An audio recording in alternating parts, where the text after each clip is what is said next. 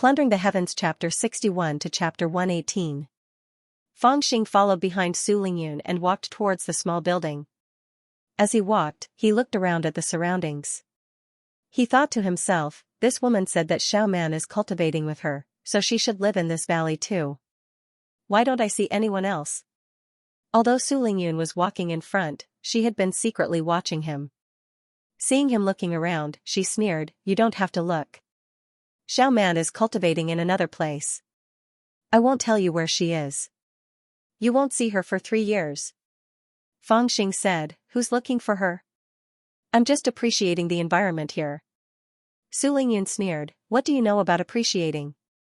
Fangxing said, "Of course I do. How about my place? It's SOSO. Su Lingyun was speechless. She blamed herself for asking this little bastard for what? Wasn't she asking for trouble? When he entered the small building, he saw that the decorations were very simple and elegant. Aside from a few pots of flowers, there were almost no decorations. However, there were many wooden shelves placed everywhere in the building. Some of them were filled with thick books, all of which were related to alchemy and cultivation.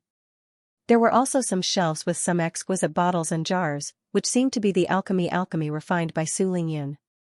And in the middle of the room, there was a cyan bronze furnace. It was antique, and there were some complicated but profound runes carved on it. It must be Su Lingyun's alchemy furnace. You want me to help you refine the level-breaking elixir? Do you know that you have to prepare all the materials yourself? Su Lingyun sat down on a chair in the north of the room and sneered. Fangxing said disdainfully, "I know the rules." As he spoke, he took out a bundle from his heavenly abode ring, placed it in front of Su Lingyun, and opened it. Inside the bag, there were 8 elixirs and a small bag of stone essence. It was a complete set. Su Lingyun was taken aback and asked curiously, "You've really prepared the materials? Where did you get the stone essence?" Fangxing rolled his eyes and said, "It's none of your business. Anyway, I have it." Su Lingyun choked and became silent. She looked at Fangxing with some scrutiny.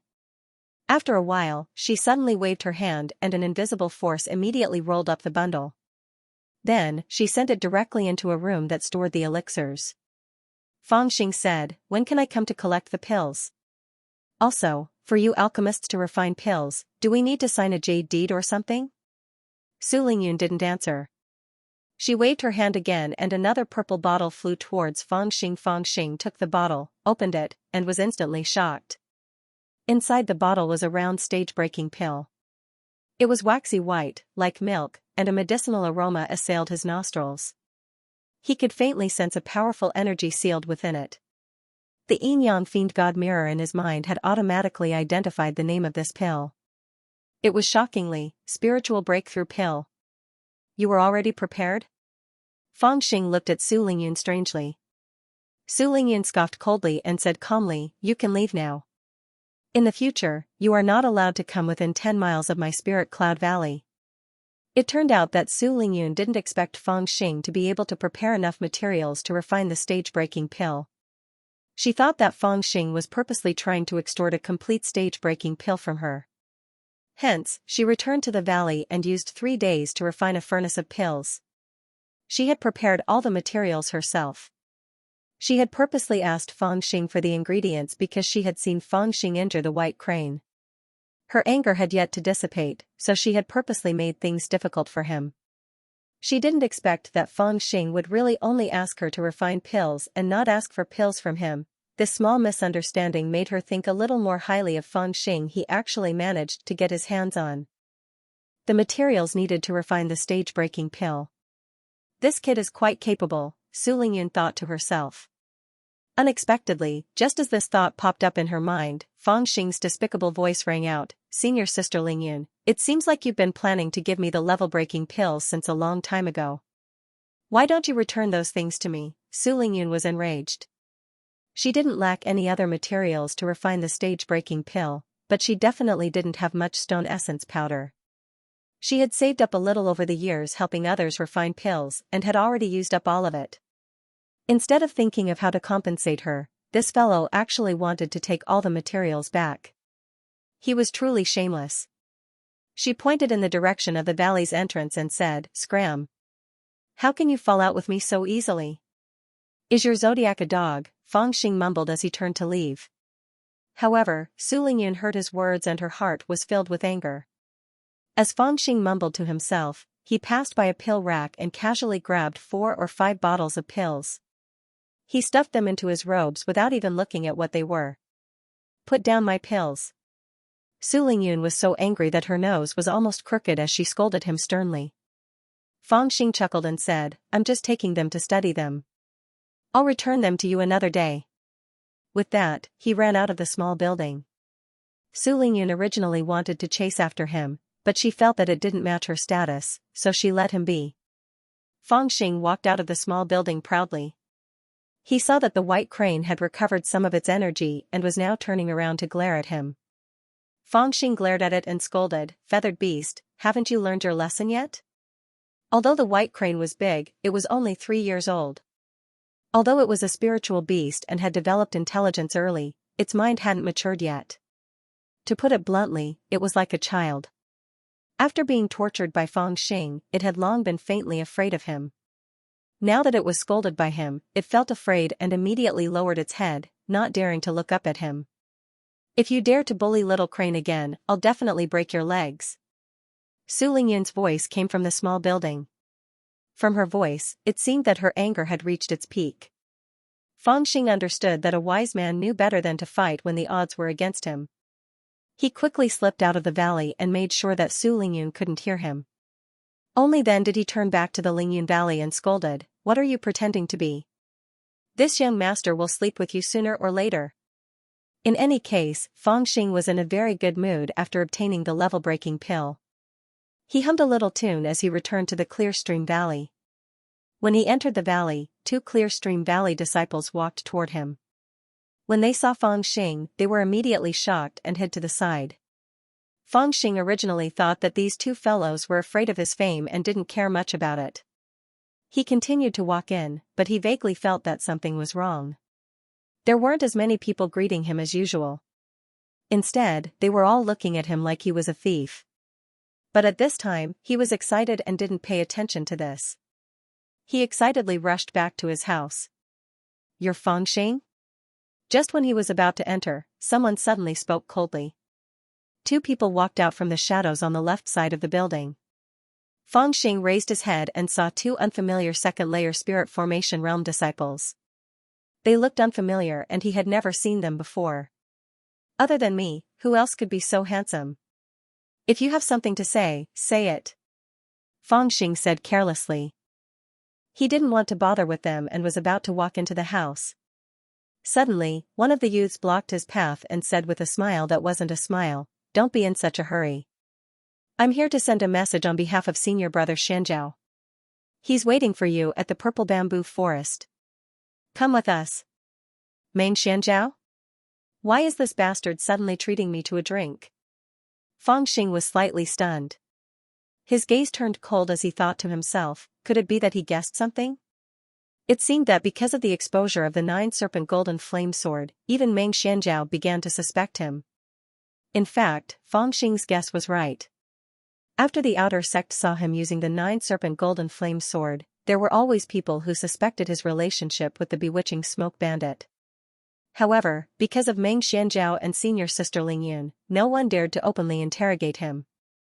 However, this rumor finally reached Meng Xuanzhao's ears. When Meng Xianzhao first heard this rumor, he only laughed it off and felt that it was impossible. After all, it was Feng Xing who gave him the stone essence powder. However, after thinking about it carefully, he found many suspicious points. Firstly, Feng Xing didn't want a single spiritual stone and gave him the stone essence powder for free. This made him feel that something was wrong. Furthermore, the appearance of the bewitching smoke bandit was too timely. Back then, when Meng Xianzhao beat up Lu Feng and interrogated him about the smoke bandit's name, Lu Feng was beaten up badly, but he insisted that Feng Xing framed him. At that time, he did not think that Feng Xing had any connection with the smoke bandit. He only thought that Lu Feng wanted to frame Feng Xing even though he was about to die. Thus, he taught him a lesson in a fit of rage. However, Lu Feng was too weak and was beaten to death in just a few punches and kicks. Helpless, Meng Xianzhao could only destroy Lu Feng's corpse and act as if he had never appeared. After all, killing an outer disciple using underhanded methods to interrogate him to death was considered a minor incident in the Dao sect. The Dao sect might allow disciples to fight and kill each other, but they would not allow disciples with power to harm other disciples through their power. This was an unfair method of competition. Once the Dao sect found out about it, they would definitely punish them heavily. Therefore, Meng Xuanzhao's uncle felt that the matter had blown up a little and ordered him to stop investigating. Since he had fallen into someone else's hands, he should just admit it. If the matter blew up, there would be unnecessary trouble. Helpless, Meng Xianzhao could only leave it at that and forcefully suppress his anger. He had almost forgotten about this matter, but now, with the news that Fang Xing had the 9-serpent golden flame sword, Meng Xianzhao also began to connect the dots. As for the smoke bandit's speculation, he only knew that the other party used a smoke pot that could release powerful smoke, but he had never seen the bandit use the 9-serpent golden flame sword. However, Ho Qing had seen it and said with certainty that the smoke bandit's flying sword was the 9-serpent golden flame sword that was stolen in the first phantom market. Since Meng Xianzhao had no other way, he could only use this as a standard. The 9-serpent golden flame sword, Lu Feng's insistence that it was Fang Xing who framed him before his death, and the speculation of the person who leaked the news that he had the stone essence powder. All these factors made Meng Xianzhao reconsider the suspicion on Fang Xing. Could it be that Lu Feng was right? The real smoke bandit was really related to Fang Xing. The one who had tipped off the smoke bandit to rob him was none other than Fang Xing. At that time, the smoke bandit didn't mention anyone else's name but Lu Feng's. Was it also to help Fang Xing frame Lu Feng? A series of questions made Meng Xianzhao more and more suspicious of Fang Xing. In his heart, he still didn't think that Fang Xing was the bewitching smoke bandit, but felt that Fang Xing was very likely to know the bewitching smoke bandit. Therefore, he quickly made a decision to capture Fang Xing and interrogate him. However, although he had the support of his uncle in the outer sect, he didn't have the guts to directly arrest someone in the outer sect. So, he just sent someone to invite Fang Xing to drink. After he deceived him, what he did next was his own business. In any case, he had already killed Lu Feng. In order to find that hateful smoke bandit, he did not care if there was another Fang Xing. Meng Xianzhao wants to buy me a drink? I don't have time, maybe another day. Of course, Fang Xing wouldn't go. With a laugh, he pushed the door open and entered the small building. Humph, kid, don't refuse a toast only to drink a forfeit. Another youth coldly said and pressed forward with another youth. They crossed their arms and their eyes were cold. The order they received was that if Fang Xing refused to go, he would be even more suspicious and they would forcefully capture him. Both of them were at the second level of spirit formation realm and thought that subduing Fang Xing would be a piece of cake. After all, the people in Clear Stream Valley only saw Fang Xing and Lin Qingshua's flying swords against each other. They didn't see the two of them fighting in the wooden house. Therefore, no one knew about Fang Xing's dragon capturing crane controlling technique. Naturally, they couldn't guess his cultivation. Even Meng Xianzhao only thought that Fang Xing might be in cahoots with the smoke bandit. He never thought that Fang Xing was the smoke bandit. Yo, only then did Fang Xing raise his head to look at them. He looked them up and down with a smile that wasn't a smile. The youth who spoke rudely said coldly, "What are you looking at?" Fang Xing chuckled and suddenly sent a slap over. This slap contained 30% of his spiritual energy. It was powerful and unexpected. With a slap, the person fell to the ground. Then, Fang Xing jumped up and opened his palm. A suction force appeared out of nowhere and pulled the other youth over. Then, he turned around and sent him flying with a kick. In the blink of an eye, both of the second level of spirit formation realm were knocked down and groaned on the ground. They didn't even have the time to summon their flying swords. Damn it, there's a need to forcefully buy someone a drink? Go back and tell Meng Xianzhao that I'll look for him tomorrow. Fang Xing sneered and went back into the small building. Not long after, he packed some things and walked out of the valley. In the valley, countless people were quietly looking at him. There were even some who were eager to try and capture him. Fang Xing's gaze swept across them and coldly said, "You bunch of trash, is there anyone who's not convinced?" As he spoke, he took out the 9-serpent golden flame sword and flew it to his side. Meeting his gaze, the disciples of the Clear Stream Valley immediately shrunk their heads back. None of them dared to look at him. Although there were some who wanted to help Meng Xianzhao capture him, but on second thought, in order to flatter Meng Xianzhao, they would offend senior sister Lingyun. This wasn't a good deal. Might as well not see it and not feel annoyed. Even Heisan was the same. He secretly watched Fang Xing leave the valley from his small building. Although he summoned his courage several times, he didn't dare to go downstairs to stop him. It wasn't until Fang Xing's figure could no longer be seen that he let out a long sigh and sat on the ground in exhaustion. Forget it, when the gods fight, the little devil suffers.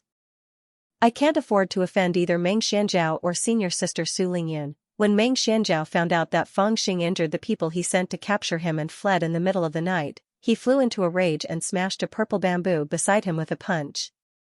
He gnashed his teeth and said, "Since this fellow fled, it means that he's guilty."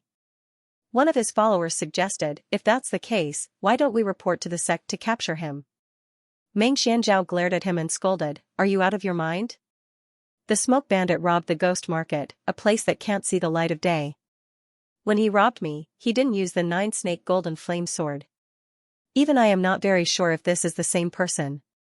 If we report it to the Dao sect, there is no evidence, what can we say? Moreover, once it is reported to the Dao sect, even if we find the smoke bandit through this little devil, everything will not fall into our hands. The only thing we can do now is to find him in private." He gritted his teeth, secretly hated for a while, and coldly scolded, search the entire outer sect, find him." A group of henchmen were immediately sent out to search the various valleys that night. Meng Xianzhao was the second generation of the Dao sect. There were not many people in the outer sect who dared to offend him. The attendants of the valleys also did their best to cooperate with him. However, after searching the entire valley, including the fat Taoist, they still couldn't find Fang Xing. This made everyone full of doubts. Where could this little devil run to in the middle of the night? Could it be that he hid in the Spirit Cloud Valley? Someone suddenly thought of this and asked with a trembling voice. Meng Xuanzhao's face darkened when he heard that. If that fellow really hid at Su Lingyun's place, even he couldn't do anything to him. Su Lingyun was a true disciple of the Blue Cloud sect, and her status was much more honorable than his uncle who was a deacon elder in the outer sect. Impossible. If this little devil is really related to senior sister Lingyun, what resources can't he get? Just a little from between senior sister Lingyun's fingers would be enough for him to cultivate. I keep feeling that there's something fishy about this rumor in the Dao sect. His relationship with senior sister Lingyun might not be as good as the rumors say. Besides, even if it's true, you guys don't have to be scared by senior sister Lingyun. You must know that senior sister Lingyun is a true disciple, and her reputation is more important than anything else. Even if they really have a close relationship, as long as the relationship between that little devil and the smoke bandit is proven, senior sister Lingyun won't be able to interfere in his affairs and will most likely try her best to distance herself from him. Meng Xianzhao pondered for a while before he gritted his teeth and said, "No matter what, we must find him. Even if we have to turn the entire outer sect upside down, we must continue to search. Also, I'll beg you to go to the Spirit Cloud sect to find out if he's there." He was obviously furious. Even if he knew that Fang Xing might have a relationship with senior sister Lingyun, he still had to find him first. To him, finding the smoke bandit was more important than anything else. Very soon, all the people that he could mobilize were sent out again to carefully search for Fang Xing's whereabouts. However, Fang Xing was still nowhere to be seen. Everyone could not help but think, where is that little devil hiding? At this very moment, in the Blue Cloud Sect's spiritual herb field, outside the wooden hut, the little Taoists were kneeling on the ground, not daring to even breathe loudly. "Alright, we're all brothers, so there's no need to be afraid of me. To tell you the truth, I've invited a female Taoist here for a rendezvous. You bastards better grow some eyesight and go wherever you want to go. However, if anyone dares to leak a single word, if I want to kill you now, I won't have to suffer." "Any punishment," Fang Xing sneered as he laid on his favorite chair and said in a half-threatening, half-laughing manner. We don't dare. Boss Fang, rest assured, we'll definitely keep our mouths shut." Wang Ji and the rest were almost scared to the point of peeing. Who would have thought that this little devil would actually return after leaving the spiritual herb field for less than a year? Go, take these 20 pieces of gold and spend them however you want. If you don't finish spending them, don't come back. Fangxing threw out 20 pieces of gold, making Wang Ji and the rest extremely happy. They nodded and bowed as they left. They're really fated to be Taoists. I've already told them the method to refine energy into qi, but none of them managed to cultivate spiritual energy. Fangxing helplessly looked at these guys and shook his head in disappointment. He sat outside the wooden hut for another day. Seeing that night had fallen and no one came, he finally entered the wooden hut. Sitting cross-legged on the bed, Fangxing poured a stage-breaking pill from a porcelain bottle into his palm, a look of anticipation on his face. Spirit formation stage 4, I'm coming. Taking a few deep breaths to calm himself down, Fangxing suddenly threw the rank breakthrough pill into his mouth. At first, nothing happened, but after a dozen breaths, Fangxing gradually felt a raging flame burning within his body. He took a deep breath and actually felt that he was spitting out a pale green flame. This made his heart tremble. He quickly gathered his thoughts and circulated his spiritual energy, waiting for the pill to completely dissolve. He didn't use the Supreme Spirit Transformation scripture, and only let the rank breakthrough pill dissolve at a normal speed. After several breaths of time, the raging flames in his body suddenly exploded, becoming several times more intense. In that instant, Fangxing felt as if he had swallowed a fireball that was constantly exploding inside his body. The fireball was releasing an intense fire power that was wreaking havoc inside his body. Furthermore, this fire power was actually alive. It was continuously drilling into his meridians. Everywhere it passed, the meridians in his body were collapsing. Piece by piece, they disappeared. Then, the spiritual energy in his body became chaotic. It was like a chaotic snake that was swimming around his body. It just so happened that this raging fire contained all sorts of powerful medicinal properties. In one moment, his meridians were being burned, and in the next, his meridians were being repaired. Throughout this entire process, Fangxing's entire body was being burned and reborn. He was reborn. Fangxing knew that this was normal, so he forced himself to endure it. The path of cultivation was a process of constantly breaking through one's limits and rebuilding oneself. The first, second, and third stages of spirit formation was a process of guiding spiritual energy into one's body and leaving it in one's meridians. Then, using spiritual energy to cleanse one's physique, removing the impurities in one's body and unearthing all of one's potential. After Fangxing reached the peak of the third stage of spirit formation, he had already reached his limit. In other words, his strength, speed, 5 senses, endurance, and spiritual energy had all reached the limit of his physique and could no longer be improved. If this dragged on, no matter how rich Fangxing's resources were, the only thing he could do was to maintain his current state and prevent his cultivation from regressing. And the effect of the rank-breaking pill was to break through and build up. It used its powerful medicinal properties to break through Fangxing's limits and rebuild his physique, allowing him to have greater potential. And because of this, the process of consuming the rank-breaking pill was the process of Fangxing's body being burned and rebuilt. A process of rising from the ashes, just like the fire of the phoenix, nirvana rebirth, so the rank-breaking pill had another name, nirvana pill. 10 breaths later, Fangxing already felt that his whole body was sitting in a ball of raging fire, like steel being calcined. The violent flame was burning his physique bit by bit before repairing it. It was as if he was changing his body. During this process, he gritted his teeth and maintained the tranquility of his mind. He did not interfere and let the process proceed slowly and naturally.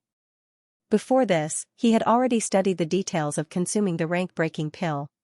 He knew that if he could not endure the torment and lost his mind, the pill fire could really burn him to death. Gradually, an hour passed, and Fangxing suddenly opened his eyes.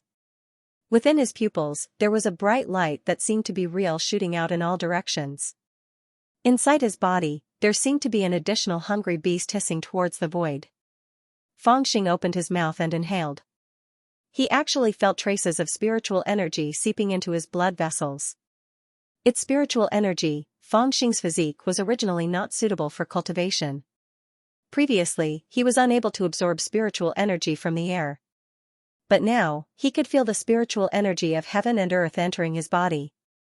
Although it was not much, it was a world of difference compared to before.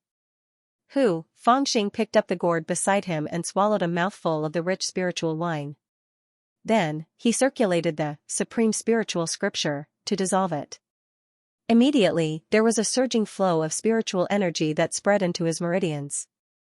Fangxing did not stop for a moment and continued to gulp it down. After a while, half of the gourd of spiritual wine was finished by him. At this moment, he felt that his body was full of spiritual energy. A feeling that he had never felt before filled his body. That was the feeling of power. Different from the third layer of spirit formation, he felt an extraordinary sense of power. Looking down at his palm, Fangxing suddenly raised his head and made a grabbing motion in the air. Suddenly, an invisible force was activated. A jar of wine under Wang Zhi's bed flew out and floated in front of him. Then, Fangxing raised his thumb and the seal on the jar was blown away by the invisible force. Then, with the guidance of spiritual energy, a pillar of wine flew out and went straight into the gourd. Until the gourd was full, not a single pillar of wine spilled out. The whole process was completed in one go. Haha, Fangxing could not help but laugh. Now that his cultivation had increased, his capturing dragon and controlling crane technique had also become more skillful. It was even more exquisite than when Ho Qing used it previously. He even had a feeling that after mastering this technique, all kinds of weapons in the mortal world would not be able to hurt him anymore. He had broken through the fourth layer of spirit formation. From now on, he had truly surpassed the mortal world and stepped into the Tao sect. Fangxing slowly stood up.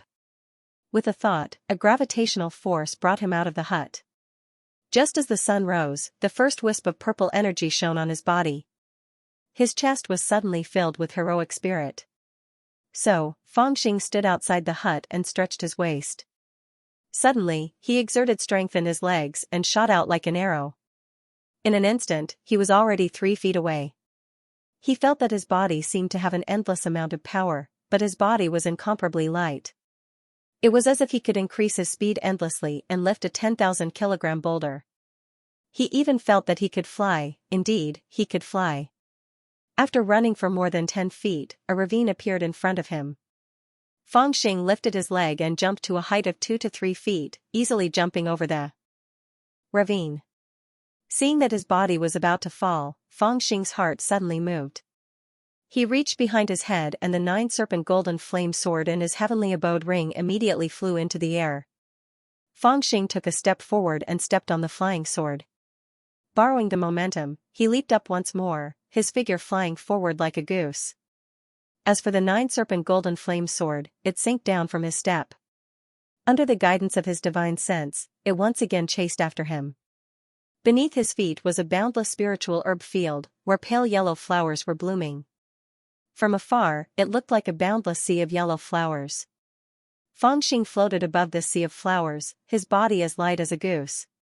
With a leap, he was able to cover a distance of 40 to 50 feet. Beside him, the 9-serpent golden flame sword seemed to have a mind of its own. Every time he descended, it would fly to his feet. On the other hand, 9 little golden snakes were circling and fluttering by his side, and they seemed like 9 loyal guards as they commanded him with ease. Haha, Fangxing couldn't help but laugh. The wind blew against his face, and his blood was boiling. Is this how it feels to be a cultivator who can fly? He looked up at the blue sky.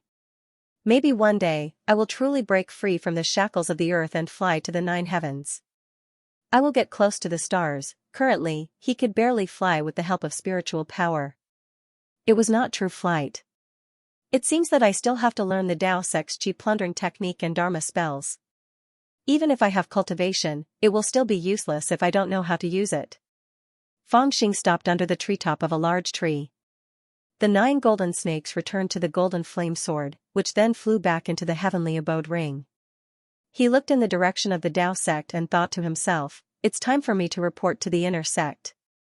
Back then, second uncle said that when a person goes to a new place, there will inevitably be some trouble and people will bully him. Unless you are more ruthless than others and make people worry. He narrowed his eyes and smiled coldly. Coincidentally, there are people who want to take advantage of me. I will use you as an example. Meng Xianzhao searched for Feng Xing for an entire night. The next day, he woke up early and continued to search for him. Sitting in the purple bamboo forest, Meng Xianzhao drank his wine in silence. Even his eyes had turned blood red. Back then, he was robbed by the smoke bandit at the edge of this forest. It could be said that he had lost all his face. He had even become a laughingstock in their small circle. Everyone said that the stone essence powder that Meng Xianzhao had just obtained was robbed, and even his personal stash was robbed. It was precisely because of this that Meng Xianzhao hated the bewitching smoke bandit to the extreme. Back then, he used private torture to kill Lu Feng. Although Lu Feng's internal organs were injured from the impact and he couldn't hold on, it was also because Meng Xianzhao was too furious and attacked too heavily. It was also precisely because of this that he decided to take the risk even though Feng Xing might be related to senior sister Lingyun. He swore that he would definitely find Feng Xing and force him to tell him about the smoke bandit's whereabouts. Time gradually came to the morning. The people that he had arranged to investigate at various intersections gradually returned with news, but they did not see Feng Xing's shadow. Meng Xianzhao could not help but be furious. He slammed his fist on the stone table and gritted his teeth. I can't find him yesterday, and I can't find him today either. Could it be that this brat has already left the sect? But I've clearly asked the people guarding the mountain gate. Brother Meng, why are you so angry? This brat can't possibly keep hiding forever. If he really doesn't show up, we might as well use our relationship in the Dao Gate and summon him with a talisman. If he doesn't show up then, he'll be expelled from the Dao Gate. At that time, we'll give him the name of a traitor to the Dao Gate. I'll see where he can hide in this world. Beside Meng Xianzhao, a woman in light yellow clothes said softly with a disdainful expression. This was a resting place in the middle of the purple bamboo forest. There was a stone table and 6 stone stools beside it. 3 people were sitting on the stone stools, 1 woman and 2 men. However, they were about the same age as Meng Xianzhao, and their cultivation was also similar. They were Meng Xuanzhao's friends in the small circle. Most of these people had connections in the Dao Gate. Of course, they did not have any major connections, but they were some low-level elders. Fish looked for fish, shrimp looked for shrimp. The friends that Meng Xianzhao made were usually the same type. Most of them were surrounded by people who were willing to work for them in order to obtain some cultivation resources from them. However, the people around Meng Xianzhao were clearly not enough for him to launch an operation to search for Feng Xing in the entire mountain. Thus, although he felt a little embarrassed, he still found these 2 friends and borrowed their manpower to launch an operation to search for Feng Xing. Meng Xianzhao was obviously not as calm as this woman. He repeatedly lost his composure and slammed his fist on the stone table.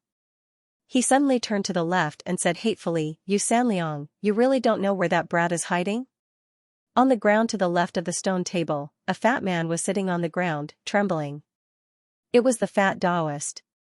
As Feng Xing's only friend in the outer sect, he was also captured and brought here.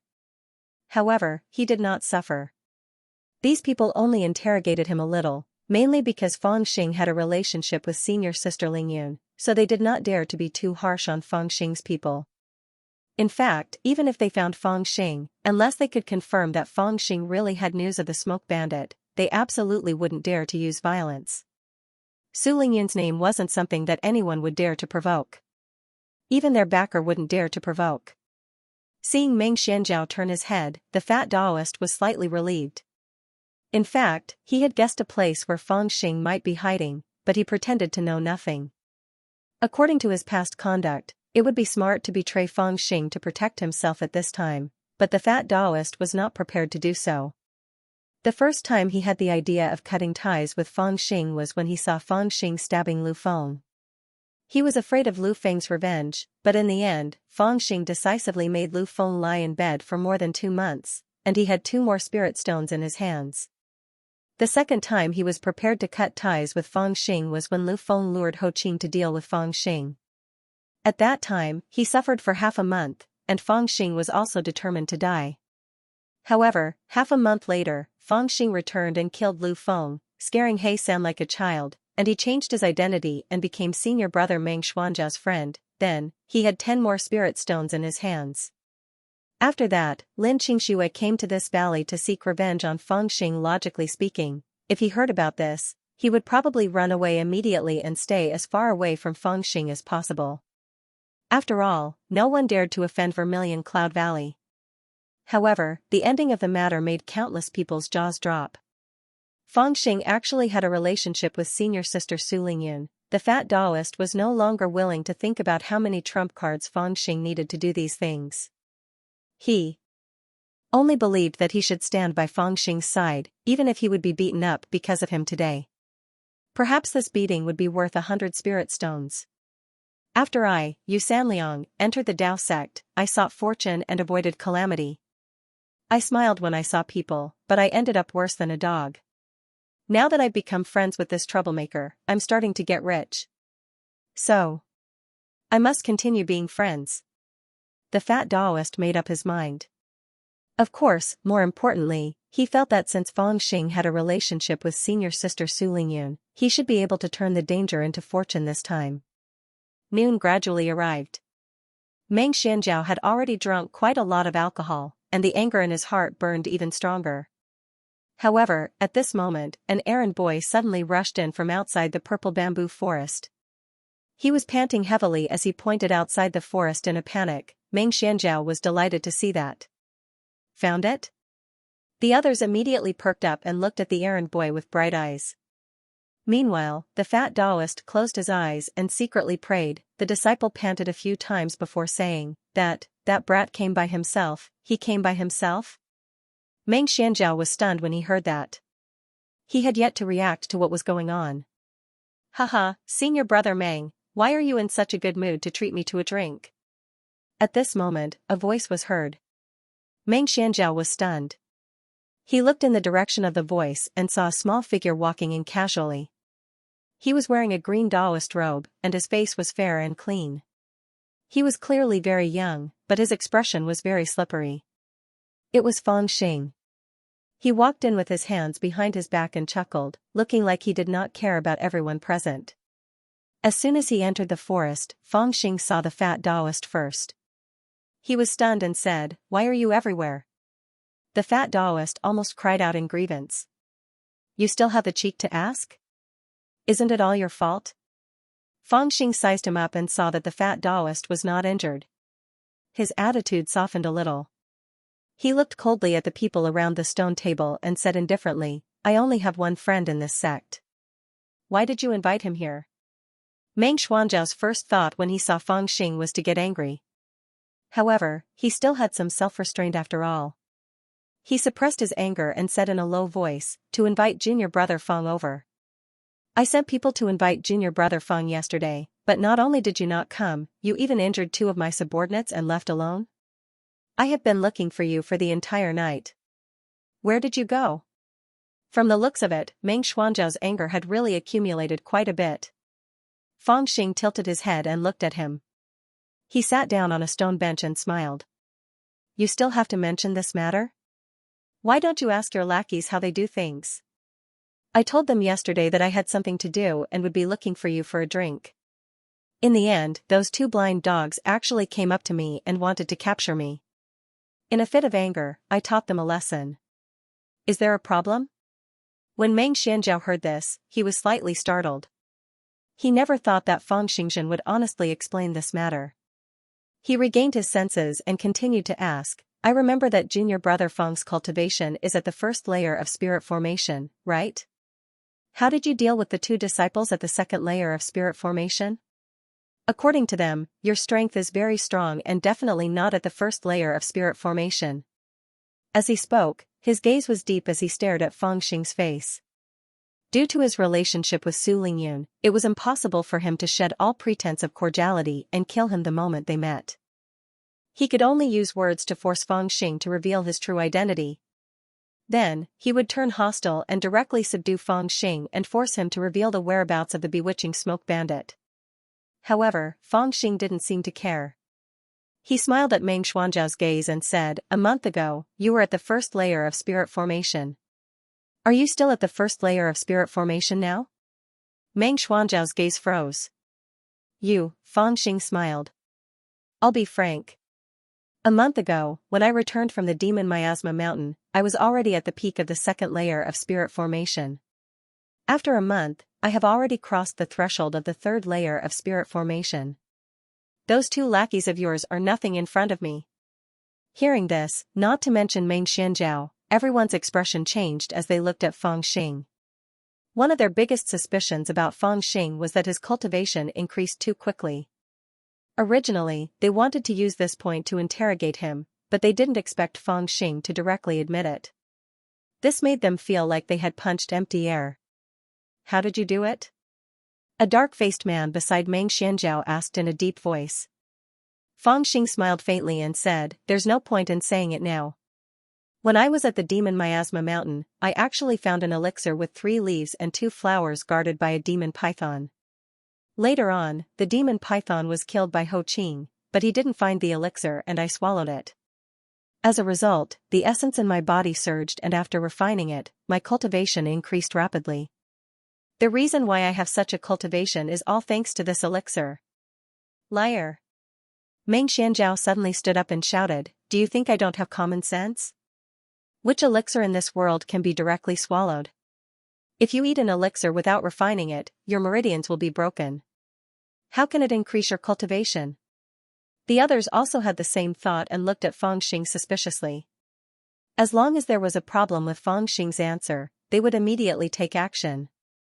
After hearing their words, Feng Xing also sensed their murderous intent, but he did not take it seriously. He glanced at Meng Xianzhao in disdain and said indifferently, "There are so many spiritual herbs in the world. How many of them do you know?" Meng Xianzhao was immediately speechless, and he felt like he had punched the air again. What Feng Xing said was right. There were 100,000 types of elixirs in the world, but only a portion of them had been discovered and recorded by cultivators. Even the most knowledgeable person wouldn't dare to say that they knew all of the elixirs. Furthermore, each elixir had different effects. If there was one that could be directly taken, no one could be sure that it didn't exist. Then why didn't my uncle mention it when you returned from the demon miasma mountain when you concealed your cultivation? Meng Xianzhao did not linger on this question and continued to ask sinisterly. He was very conflicted at this moment. He really wanted to capture Feng Xing and interrogate him with torture, but he did not dare to use violence because he was afraid of the relationship between Feng Xing and senior sister Ling Yun. At the very least, he had to get some doubts out of Feng Xing first. Haha, the spiritual herb in my body had not been completely refined at that time. Who knows if someone would covet it and use demonic methods to take my life and extract the spiritual herb to refine into a pill? Feng Xing sneered in a completely unconcerned manner. "I'm not going to blame you. That spiritual medicine is truly miraculous. At every moment, I feel that there's a gentle yet abundant spiritual energy surrounding it. I only need to refine a small portion of it to greatly improve my cultivation. I even feel that the spiritual medicine that I've refined isn't even a quarter of the spiritual medicine that was wasted." Feng Xing smiled and described the feeling he had after consuming the demonic pill. However, he described the violent demonic pill as a gentle spiritual herb. He had a deep understanding of that feeling, so it was naturally vivid after he described it. Even Meng Xianzhao could not help but believe him a little. The others even nodded lightly. They felt that it would be very difficult for him to describe it so truthfully without experiencing it for real. Could it be that this little brat was really so lucky to encounter such a spiritual herb? The few of them looked at each other and thought the same thing. They were both jealous and envious. Cultivators basically believed in fated chances. Occasionally, they would come across a certain spiritual herb, a rare treasure, or the abode of a wise cultivator. Thus, the legend of a great improvement in cultivation was very popular in the cultivation world. Almost everyone believed in this kind of inexorable good fortune. Of course, they still had some doubts in their hearts. How was it possible for them to encounter such dog-shit luck so easily? However, since Feng Xing had given such an answer, he couldn't argue any further. Otherwise, he could insist that he didn't believe Feng Xing, but Feng Xing insisted that he had found such a stock of spiritual medicine. What could he do to him? Obviously, it went against his original intentions. Seeing that Meng Xianzhao seemed to be in a mess, the dark-skinned man next to him said softly, "I have a question for junior brother Feng. I heard that you have a mid-grade flying sword called the Nine-Serpent Golden Flame Sword. Is that true? Fangxing nodded and said, yes. As he spoke, he made a hand seal and a golden light flew out. 9 little snakes coiled around the sword, looking very beautiful. The dark-skinned man's eyes focused and said slowly, it's indeed a good sword. Junior brother Fang, where did you get this sword? Fangxing smiled and said, I bought it from the ghost market. I only spent 30 spirit stones. The dark-skinned man said with a faint smile, a flying sword like this is only sold for 30 spirit stones. Junior brother Fang, don't you think it's strange? Fangxing rolled his eyes and said, stop beating around the bush and get straight to the point. I can tell that it has an unknown origin the moment I see this flying sword, but so what? The ghost market itself can't see the light of day. Am I not allowed to buy something that can't see the light of day? Let's get straight to the point. I just want to ask you, if you came across a flying sword like this, would you buy it for 30 spirit stones? As he spoke, his eyes shot straight at the dark-skinned man in an overbearing manner. The dark-skinned man was speechless and smiled bitterly. He didn't even need to ask. If he came across this sword, he would also buy it. Perhaps everyone present who could take out 30 spirit stones would buy it. Only a bastard wouldn't take advantage of such a cheap deal. However, did you really buy this flying sword from the ghost market? Meng Xianzhao said with a sullen face. Do you know that this sword was rumored to have been snatched by the smoke bandit?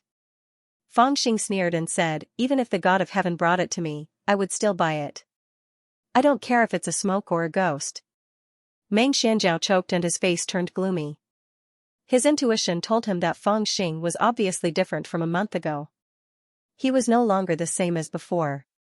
He spoke in an overbearing manner and choked him to the point that he couldn't say anything. However, now that Fangxing had a relationship with senior sister Lingyun, he couldn't do anything to him. After being choked by him, he could only forcefully endure it. Junior brother Fang, let's not beat around the bush. Someone in the outer sect said that you know the smoke bandit. Is this true or false? The light yellow-clothed woman who hadn't spoken all this while spoke softly. Her gaze lightly fell on Fangxing's face. Who said that? Fangxing said unhurriedly. The light yellow-clothed woman was slightly startled. Then, she smiled and said, does it matter who said it? Fangxing said, of course it matters. I'm going to F***ck his 18 generations of ancestors. Everyone was startled when they heard this. They didn't expect him to suddenly swear. Why are you so agitated, junior brother Fang? Meng Xianzhao asked in a deep voice. He was the one who suspected the relationship between Fangxing and the smoke bandit the most. Those words were equivalent to scolding him. Fangxing crossed his legs and said unhurriedly, why wouldn't I be agitated when someone is slandering me for no reason? Meng Xianzhao chuckled and said, to put it bluntly, I'm the one who suspects you the most. Oh? Fangxing pretended to be surprised and looked at Meng Xianzhao. He smiled and said, then wouldn't I be F***king your 18 generations of ancestors? Bam, Meng Xianzhao was furious. He slammed his palm on the table and shouted, little dog, how dare you scold me?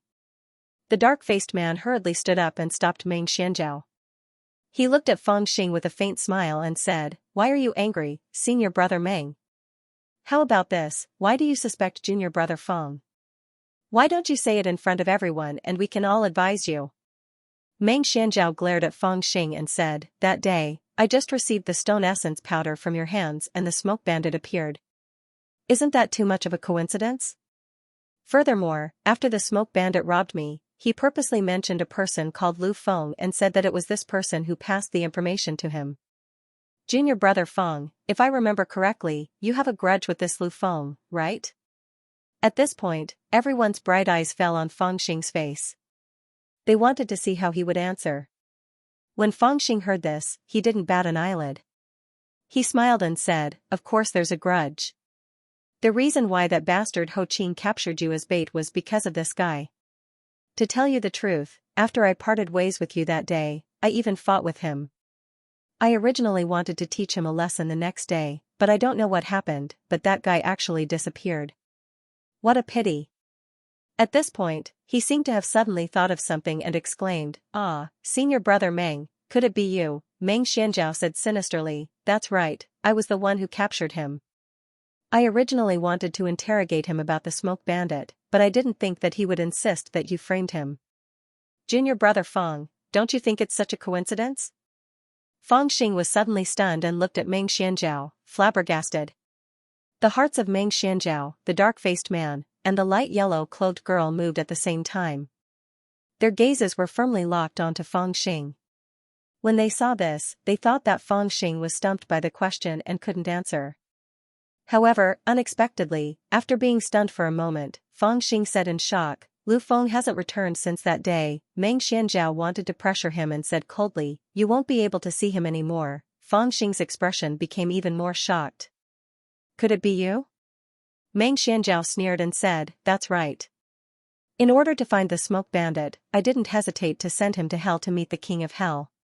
Now I heard that you're acquainted with the smoke bandit. Junior brother Feng, do you want to expose that guy? You have to think carefully, the meaning behind his words was very clear. If you want to protect the smoke bandit, I won't hesitate to send you to meet the king of hell. Feng Xing's expression became even more stunned. His eyes widened as if he was extremely terrified. Meng Xianzhao, on the other hand, smiled coldly and looked like he had the pearl of wisdom in his hands. Bam, Feng Xing was stunned for a while. Suddenly, he slammed his fist on the table and shouted angrily, Meng Xianzhao, how should you be punished? Meng Xianzhao was in the midst of threatening, but he was suddenly shouted at. He was instantly stunned and stared blankly at Feng Xing. Feng Xing's gaze was cold. He glared at him fiercely and said in a deep voice, for the sake of some lousy smoke bandit, you abused private punishment and killed your fellow disciples. Who did you give this authority to? Does the Dao faction allow you to kill people as you please? Meng Xianzhao was shocked. He suddenly thought of a very serious problem. With his uncle's protection, it wouldn't be a problem for him to kill a disciple without any background in the Dao sect. However, this matter couldn't be seen in public. If he did it in private and no one questioned it, it would naturally be over. In the cultivation world, human lives weren't valuable most of the time. However, the Dao sect still had its rules. If this matter was blown up, even his uncle wouldn't be able to handle it, let alone him. Cold sweat immediately flowed down his forehead. He hurriedly tried to think of an excuse. However, Feng Xing didn't give him the chance. He said sternly, fine. Although I have a grudge with senior brother Lu Feng and was harmed badly by him, I never thought of killing him. You Dao sect spoiled brats are really amazing. You actually don't value human lives. Such a living person was killed just like that. Meng Xianzhao, did your uncle teach you to do this? Does the Dao sect still have rules? Meng Xianzhao was frightened by his shout and staggered a few steps back. Suddenly, he thought of something and said hurriedly, nonsense. When did I say that? We're the ones questioning you now. Don't try to slander me. Pa, Feng Xing suddenly raised his hand and threw a jade tablet on the stone table. He shouted angrily, the evidence is here. You still dare to quibble? Feng Xing threw out an emerald green jade tablet. It was half the size of a palm and as thick as a finger. There were some inscriptions on it. This jade tablet was called the sound-sending talisman. It was a basic magic tool in the cultivation world. The so-called basic magic tool referred to a magic tool that was of a very low level. It was widely circulated but could be used frequently. Its function was also very simple. After spiritual power was injected into it, it could store sound for a certain period of time. Some advanced ones could even store images. This kind of jade talisman appeared when the cultivators who were contacting each other were too far away and out of the range of the sound-sending talisman. The person who sent the message would store their voice in the jade talisman and then pass it to the person being contacted. To put it bluntly, it was like a letter. Of course, sometimes it could also be used to record the surrounding sounds as evidence. Therefore, when Meng Xianzhao saw Feng Xing throw out the sound-sending talisman, his expression immediately became distorted. The fact that he had used private punishment to beat Lu Feng to death was something that absolutely could not be seen in public. It was fine if he had done it in private, but if it was brought to light, not only would he not be able to escape the sect's punishment, even his uncle would be implicated. The Dao sect's outer sect was even a screening place. Only those who stood out in the outer sect and were outstanding could enter the inner sect. Those who were outstanding could be said to have aptitude, wealth, family background, or even martial strength. They could improve their cultivation by robbing others. In short, as long as they could grow, they could enter the inner sect.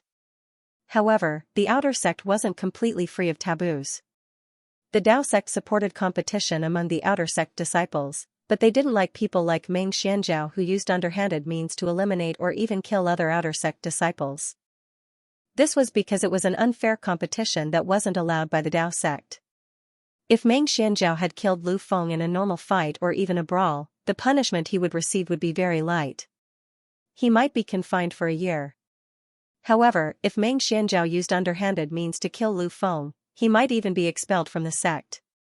If there was evidence to prove that his uncle had a hand in this matter, then even his uncle's position as an elder would be taken away. You're actually scheming against me? Give me the jade talisman. Meng Xuanzhao's expression was distorted. He suddenly roared in a low voice. His body lengthened, and his fingers turned into claws as he snatched the jade talisman on the table. Fang Xing smiled coldly and shouted, "You still dare to snatch it by force?" He immediately jumped up and slapped Meng Xianzhao with lightning speed. Meng Xianzhao never expected Fang Xing to attack so quickly. Moreover, it was a little unexpected, so he didn't block it in time. He was actually slapped hard on his face and was sent flying. Crack crack crack, Meng Xianzhao was directly hit into the purple bamboo forest. He immediately crashed into a patch of purple bamboo. The entire space was swept by a strong wind and turned into a mess. Swoosh swoosh swoosh, Meng Xuanzhao's followers were instantly shocked. They took out their flying swords and pointed them at Fang Xing from afar. However, they didn't slash at him directly. Even the dark-faced man looked nervous as he looked at Fang Xing in disbelief. Meng Xuanzhao's strength wasn't low. He was probably ranked in the entire Blue Cloud sect's outer sect. However, he was actually sent flying by a slap from Fang Xing. "Little dog, I'm going to kill you." Meng Xuanzhao's face was covered in blood. He was so angry that he almost went crazy. He almost couldn't believe that he was actually sent flying by this little bastard. He had been pampered since he was young and had never suffered. When he was robbed by the smoke bandit previously, he felt so wrong that he almost cried.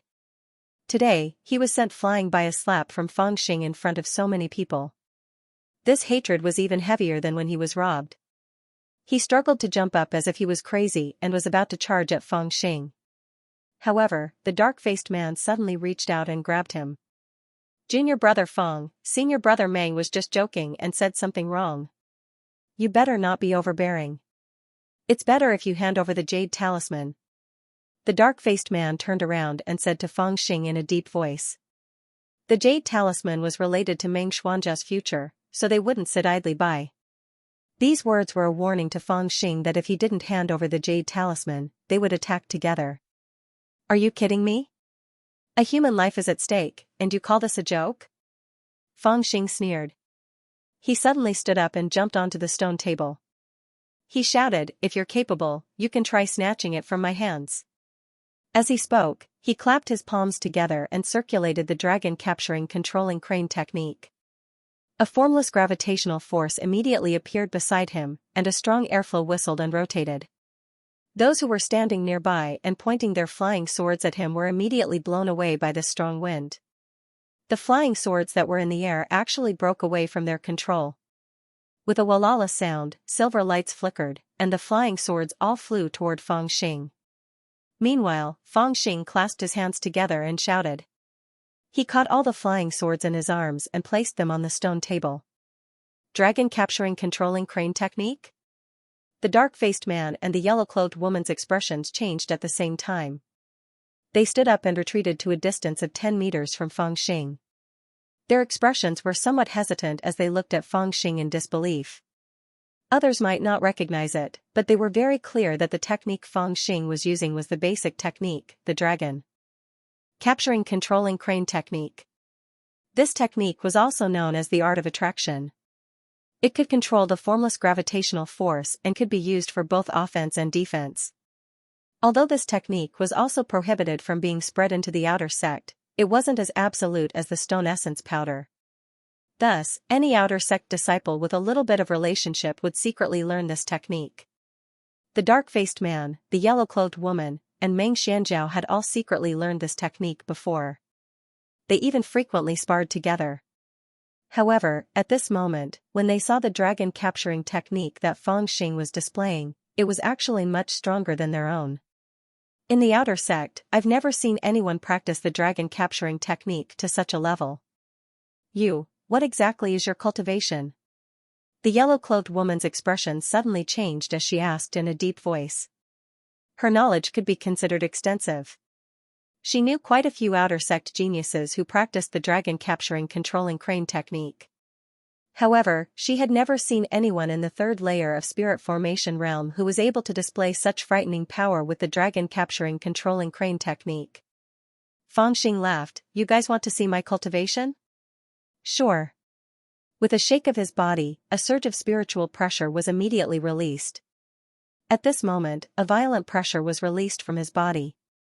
Like a wave, it spread in all directions. The disciples were immediately forced to take a step back. Fourth layer of spirit formation? His cultivation is actually at the fourth layer of spirit formation. How is this possible? At such a young age, he actually reached the fourth layer of spirit formation. Everyone's expression changed. It was hard for them to accept this fact.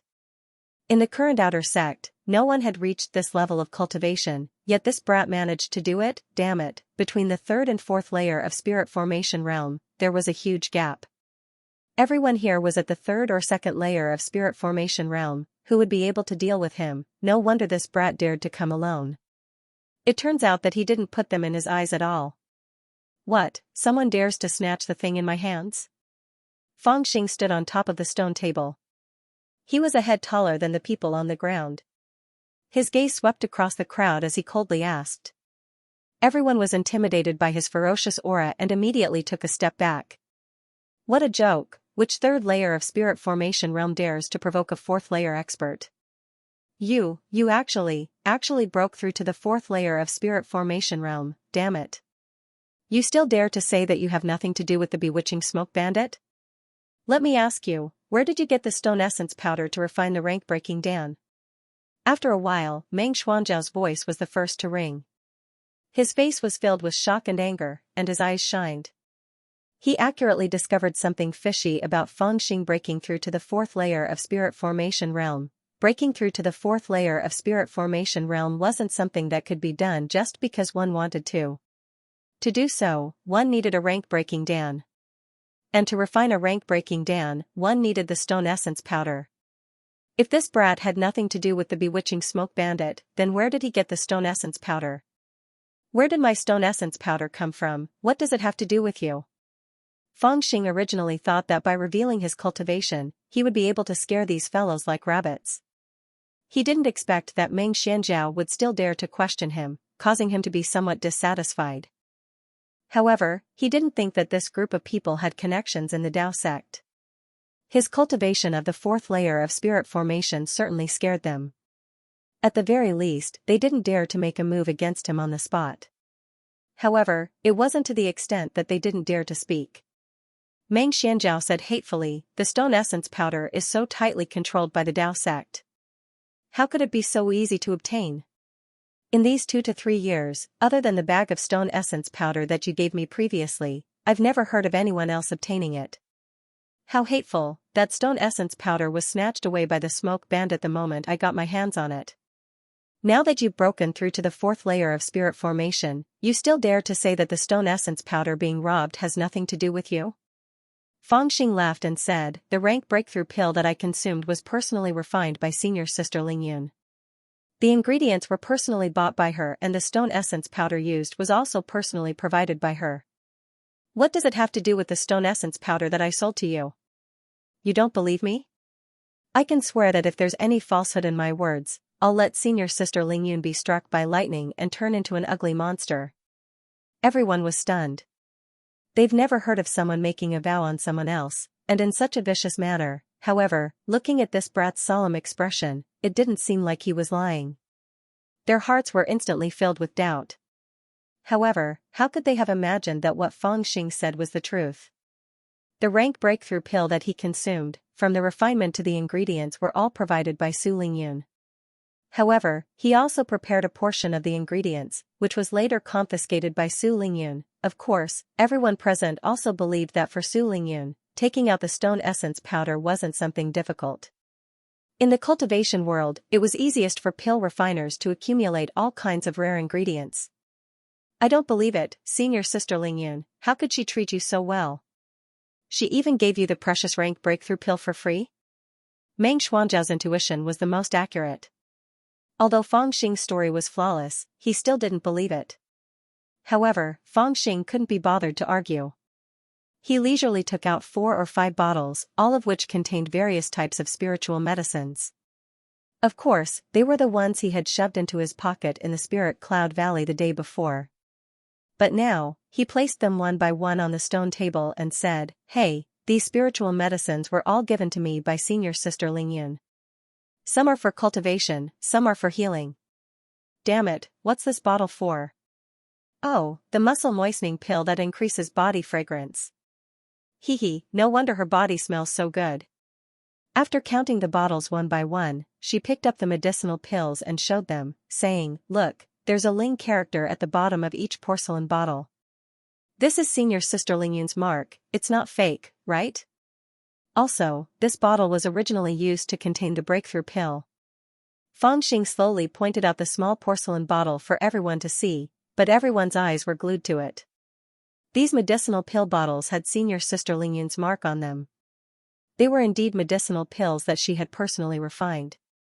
And this little brat actually brought so many with him. It was clear that his relationship with senior sister Lingyun was not shallow. Everyone fell silent. After confirming that Fang Xing had such a close relationship with Su Lingyun, they also felt a little uneasy. Even if they really confirmed that Fang Xing had a relationship with the smoke bandit, who would dare to take the risk of angering senior sister Lingyun to deal with him? Nothing else to say? Fang Xing glanced at the crowd proudly, then looked at Meng Xianzhao. At this moment, on Meng Xuanzhao's handsome face, there was a clear handprint. The expression on his face was filled with anger. He was obviously unwilling, but he forcefully suppressed his anger and looked at Fang Xing with an unfriendly gaze. Fang Xing looked straight at him and said lazily, "Actually, after I broke through to the 4th stage of spirit formation, I should be reporting to the inner sect. There's no need for me to drink with you guys anymore. Everyone's status is already different, but I still gave you guys some face and came over because of our old relationship. I never expected that you guys would actually suspect me and set up this trap to trap me." As Fang Xing spoke, his gaze turned cold. He suddenly said to Meng Xianzhao in a stern voice, "Since you guys have done this, don't blame me for returning the favor. Meng Xianzhao, you bastard, you stole my stone essence powder a month ago. At that time, I couldn't afford to offend you, so I forcefully swallowed my anger. Now, let's settle our old debts. 1 bag of stone essence powder for 300 spirit stones, return it all to me." What kind of situation was this? Wasn't this gathering in Purple Bamboo Forest because Meng Xianzhao wanted to retrieve the stolen stone essence powder? Wasn't that why he gathered people to make things difficult for Fang Xing? How did it suddenly turn into Fang Xing asking Meng Xianzhao to return the stone essence powder?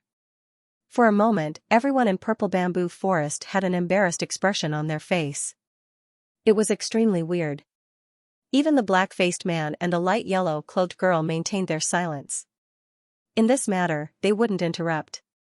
Meng Xuanzhao's face turned purple as he roared, "Nonsense, you were the one who gave me that stone essence powder." Fang Xing frowned and said, "What is stone essence powder? How valuable is it? Am I a fool? Why would I give it to you for free?" "Humph, wasn't it because you used your power to suppress me? I had no choice but to give it to you to ensure your safety? But the ways of the world have changed, and this young master has a backer now. This debt naturally has to be settled. Either return the stone essence powder to me, or 300 spirit stones, you decide." The black-faced man and the light yellow-cloaked girl frowned at the same time and looked at Meng Xianzhao helplessly. They were well aware that what Fang Xing said was most likely correct. They also knew about Meng Xuanzhao's usual behavior. Not to mention, Meng Xianzhao could really get the stone essence powder from others without spending a single coin. If he had given Fangxing some spirit stones, even if it was only 10 or 20, he could still say that he bought it. But if he really took the stone essence powder without spending a single coin, then it would be normal for Fangxing to settle this debt now. After all, in the eyes of outer disciples, 300 spirit stones wasn't a small amount. For a first-layer spirit formation cultivator to cultivate to second-layer spirit formation, it would require around 10 spirit stones. For second-layer spirit formation to cultivate to third-layer spirit formation, it would require around 30 spirit stones. Then for third-layer spirit formation to cultivate to peak third-layer spirit formation, it would require around 100 spirit stones. In other words, 300 spirit stones would be enough for 2 first-layer spirit formation cultivators to cultivate to third-layer spirit formation. That stone essence powder was stolen by the smoke bandit, and he has an unclear relationship with you, yet you're still asking me for money? Xianxia was ashamed. He couldn't raise his head from the black-faced man and light yellow-clothed girl's disdainful gaze. In addition, he already suspected that Fangxing colluded with the smoke bandit to steal the stone essence powder that was given to him for free. At the same time, he also stole the 70 spirit stones in his storage bag. Now he's asking him for money? This rage caused him to wish for nothing more than to jump up and bite Fangxing. Fangxing's gaze was unkind as he said, "My stone essence powder was given to you. If it was stolen by someone else, then it's because you're useless. I'm only asking you for money. Your uncle is in charge of the Talisman Hall and has a deep relationship. If you want to renege on your debt, I can't do anything about it. However, I'm going to report to the intersect soon. This jade talisman will definitely be handed over to the elders of the Dao Gate." As he spoke, he picked up the jade talisman and tossed it twice in his hand before stuffing it into his bosom. He sneered. Meng Xuanzhao's face turned red and he almost spat out a mouthful of blood. Fangxing said, "If you want to blame someone, blame yourself. If you didn't trick me here to scheme against me, I wouldn't have remembered this debt." The black-faced man saw that Meng Xianzhao bit his lips so hard that the skin was bleeding. He hesitated for a moment and wanted to step forward to persuade him. However, Fangxing suddenly waved his hand and stopped the black-faced man. He sneered, "Don't even think about pleading for me. If my cultivation wasn't at the 4th level of spirit formation and I didn't have senior sister Ling Yun to protect me, I'm sure you would have joined forces with your friends to capture me and interrogate me, right? At that time, don't even talk about pleading for me. Even if I beg for mercy, will you guys let me go?" As he spoke, his gaze slowly swept across the faces of the crowd. Those who met his gaze all avoided his line of sight. What Fangxing said was naturally the truth. This was Meng Xuanzhao's plan from the start. "Seems like you've made up your mind to renege on my stone essence powder. Forget it, I'll go and discuss with the elders of the Dao Gate." Fangxing glanced at Meng Xianzhao and lightly snorted. He pulled the fat Daoist and was about to leave. The surrounding followers immediately opened up a path. They didn't have the guts to block a 4th-level spirit formation cultivator. Fangxing pretended to leave, but Meng Xianzhao was still hesitating, obviously unwilling to pay the money. "Wait." The yellow-gowned girl called out to Fangxing. Then, she slowly walked in front of Meng Xianzhao and patted his shoulder, "Make up your mind quickly. The jade talisman can't be handed over to the Dao sect, or else even your uncle won't be able to protect you." Meng Xianzhao clenched his teeth. After a moment, he said in a low voice, "But I don't have that many spirit stones right now." The black-faced man also walked over and said, "I know you don't have it. Even we can't casually take out such a sum of spirit stones. Let's go talk to him. No matter what, that jade talisman must be destroyed as soon as possible." He also had a bitter smile on his face. Originally, they wanted to snatch the jade talisman as well, but after seeing Fangxing's 4th-layer spirit formation cultivation, they immediately dispelled this idea and could only negotiate honestly. Meng Xianzhao hesitated for a long time, as if he couldn't bring himself to do it. But in the end, he still gathered his courage and walked in front of Fangxing, saying in a low voice, "Junior brother Fang, this time I was too reckless. I doubted you for no reason, please, forgive me. For the price of the stone essence powder, please look at our friendship and follow our previous agreement. 30 spirit stones. How about it? 30? Feng Xing laughed and said to the black-faced man, "Hey, brother, I'll use 30 spirit stones to buy your stone essence powder. Will you sell it?" The black-faced man's expression was a little strange. He bitterly smiled and looked at the yellow-gowned girl. Unable to accomplish anything, but more than enough to spoil things. The yellow-gowned girl frowned and looked at Meng Xianzhao with disappointment. Then, she turned her head and sat down, no longer paying attention to him. From their point of view, this Meng Xianzhao was really a hopeless fool.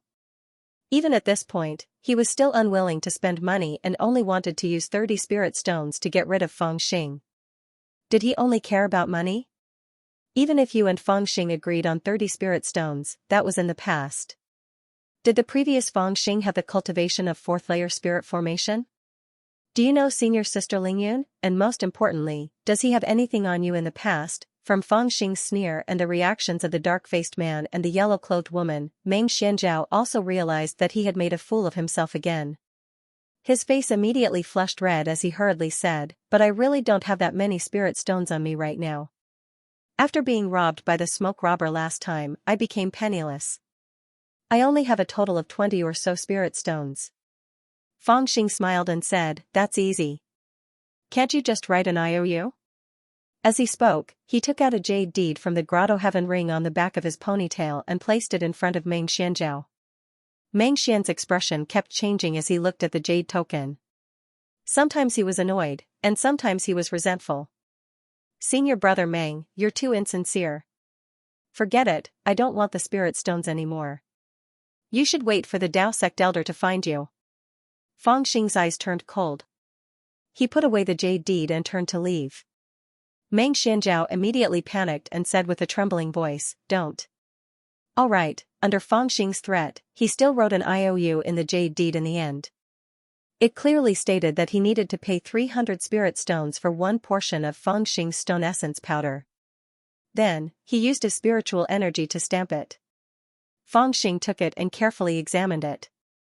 He nodded in satisfaction and said to the dark-faced man and the yellow-clothed woman, "Both of you happened to come here. Why don't you be witnesses?" The dark-faced man and the yellow-clothed woman were startled. Displeasure appeared on their faces. It was obvious that they didn't want to get involved in this mess. Feng Xing then sneered at Meng Xianzhao. Meng Xianzhao had no choice but to go over and discuss with them in a low voice. The two of them really couldn't let go of Meng Xianzhao's face, so they could only come over and inject their spiritual energy to be witnesses. Only then did Feng Xing nod in satisfaction. He casually tossed the sound-sending talisman to Meng Xianzhao and left while laughing heartily. Meng Xianzhao sat down dejectedly. After a while, he injected his spiritual energy into the talisman to see what was recorded in it. However, after he injected his spiritual energy, he was suddenly startled. His face turned from green to white, then from white to red. The dark-faced man saw that his expression wasn't right. He hurriedly took the talisman and was also stunned. He helplessly handed it to the yellow-clothed woman. The woman took it and examined it at the same time. She immediately smiled bitterly and sighed softly. How impressive. However, it turned out that there was nothing in the sound-sending talisman at all. In fact, it wasn't even activated. The so-called recording of Meng Xianzhao's words and so on was simply Feng Xing spouting nonsense. Actually, Feng Xing was just a child after all. How could he be so meticulous and make preparations to record it in advance? To put it bluntly, when he heard that Meng Xianzhao admitted to killing Lu Feng, he took the opportunity to bluff.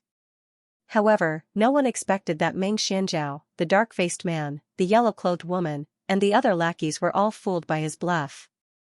They even forced Meng Xianzhao to sign an IOU of 300 spiritual stones. Damn it, don't think that you're safe just because you've broken through to the 4th level of spirit formation. I will definitely tell my uncle. After a long time, Meng Xianzhao growled in a low voice. The meaning behind his words was that he admitted that he wasn't Feng Xing's opponent. Quickly run. After swaggering out of the purple bamboo forest, Feng Xing pulled the fat Daoist and ran. Before the fat Daoist could react, Feng Xing already told him that the sound-sending talisman was fake. It was used to bluff people. Who knows if Meng Xianzhao and the others would chase after them after seeing it. The fat Daoist smiled bitterly. With your current cultivation, you're not afraid of them, right? Fangxing said, it has nothing to do with cultivation. Of course, I have to run after doing something bad. The fat Taoist was speechless and could only run after him. He faintly felt that this little devil wasn't afraid. He simply liked the feeling of running away after doing something bad. After witnessing the entire scene in the bamboo forest, the fat Taoist was really impressed by Fangxing. Actually, Fangxing didn't answer any of Meng Xianzhao and the others' questions directly. He was just pestering them endlessly. But the answers he gave, no matter how infuriating and humiliating it was hard to refute, just like how he said that the reason his cultivation soared was because he swallowed a stalk of spiritual herb. How could there be so many spiritual herbs in the world? Most of the spiritual herbs used by cultivators were cultivated by various sects and families. Occasionally, there would be 1 or 2 natural spiritual herbs that would be sold at a sky-high price. The price of a wild spiritual herb was almost 10 times the price of a cultivated spiritual herb. Moreover, if a spiritual herb wasn't refined, it would be harmful to the body. But this little devil insisted that he ate a spiritual herb that was harmless to the body. What could you do to him? Cut open his stomach and take a look. Perhaps, if Fangxing didn't have any cultivation or background, Meng Xianzhao and the others would really do that. However, his cultivation had already reached the 4th layer of the spirit formation realm, which was higher than everyone else here.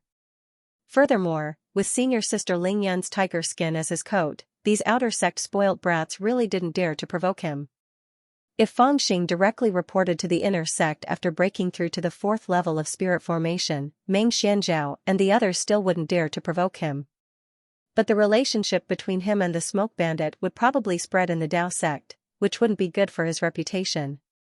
Now that Fangxing had come to the purple bamboo forest, no matter if he was pestering them endlessly or not, he had already cut off this layer of relationship on the surface.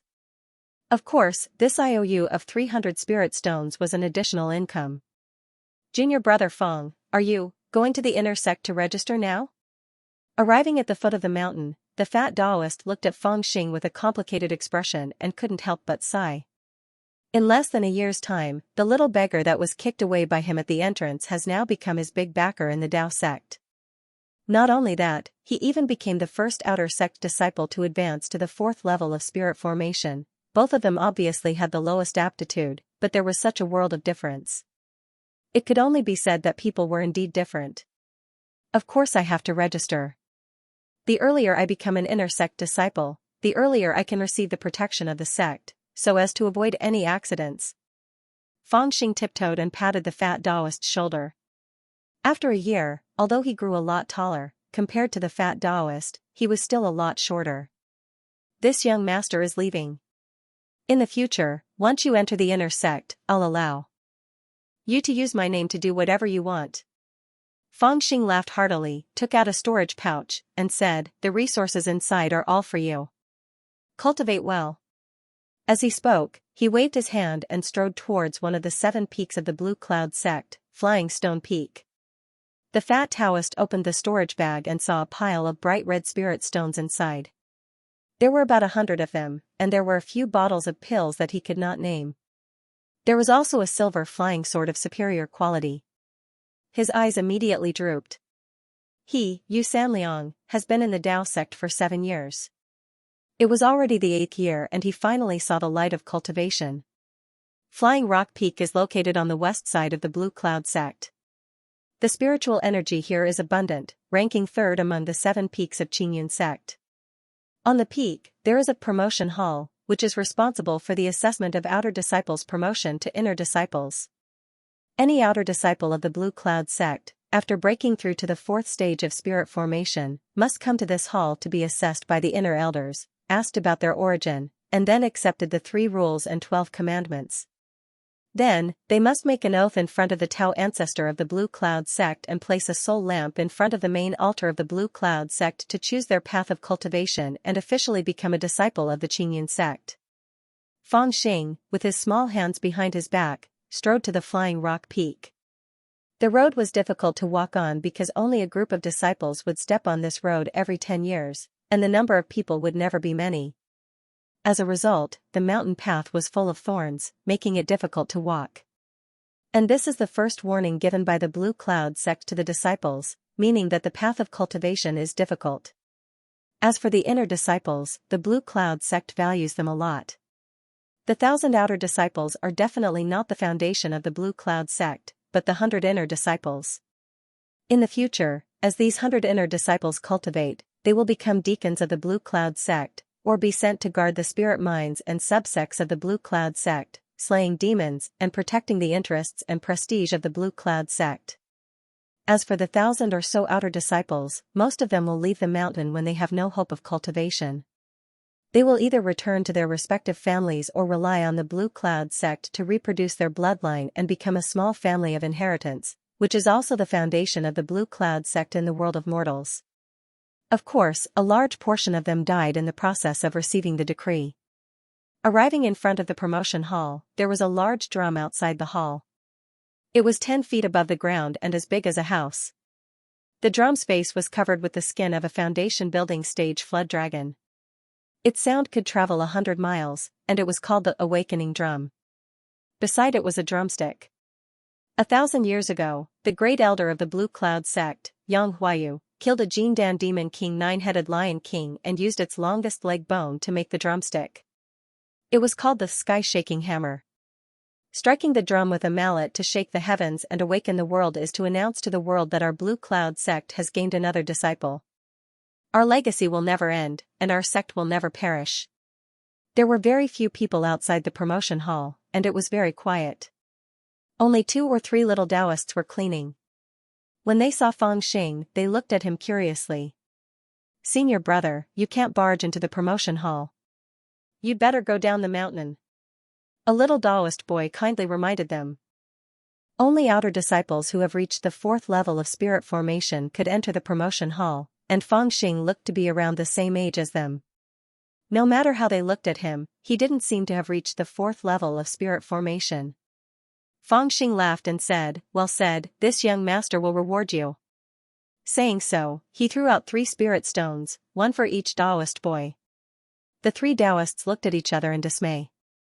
"He was just warning you not to barge in here, so what did he say?" What they didn't know was that when Feng Xing heard these words, his heart was filled with joy. Of course, no one could barge into the promotion hall. Only geniuses like him, who have reached the 4th level of spirit formation, could do so. What the little Taoist boy said was right, so he must be rewarded. The little Taoist boy wanted to say something, but Feng Xing ignored them. He suddenly jumped up, stretched out his 2 small hands, and hugged the drumstick that was as thick as a stone pillar in the hall. With a loud roar, he swung the drumstick up and hit it heavily on the surface of the drum. Pung, the dull sound of the drum was like thunder, rolling through the entire mountain gate. Feng Xing was proud of himself. His hands didn't stop, and he continued to swing the drumstick. Pung, pung, pung, pung. For a moment, the sound of thunder rumbled, shaking the earth. When the 3 little Taoists saw this scene, they immediately widened their eyes in shock. The reason why the awakening drum was erected here was because other than disciples who have reached the 4th level of spirit formation, ordinary people wouldn't be able to hit it. And this kid who looked to be around their age actually kept on hitting it.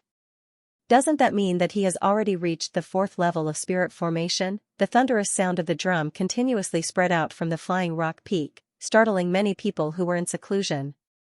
Someone is actually going to be promoted to an inner sect disciple? Who is it? Many hot-blooded outer sect disciples who wanted to fight for the honor of being the first to enter the inner sect were startled. It hasn't even been a year and someone is already going to be promoted to the inner sect? Is it a disciple from the past or a new disciple? There were also many elders who were startled and looked over at the flying rock peak curiously. The fat Taoist was walking in the valley when he heard the drum. Tears streamed down his face as he knew it was Feng Xing who hit it. When Meng Xianzhao heard the drum, his heart was filled with anger. He looked at his uncle who had a stern face in front of him with a pleading look. When the yellow-robed woman and the dark-faced man in the purple bamboo forest heard this, the dark-faced man smiled bitterly and said, "We even made an agreement to see who would be the first to become an inner sect disciple and made a bet. But we didn't expect that the first to enter the inner sect would actually be a child with no power, no influence, and no resources. This has really put us down. Senior Sister Zhao, what do you think?" The light yellow-clothed lady said indifferently, instead of being friends with Meng Xianzhao, it's better to be friends with him. If there's a chance, I will make friends with him. The black-faced man was startled and smiled bitterly, you're right. Fortunately, we didn't form any enmity this time. On the main peak of the Emerald Cloud sect, under an ancient pine tree, a black-haired old man and a white-haired young man were playing chess. The game was coming to an end.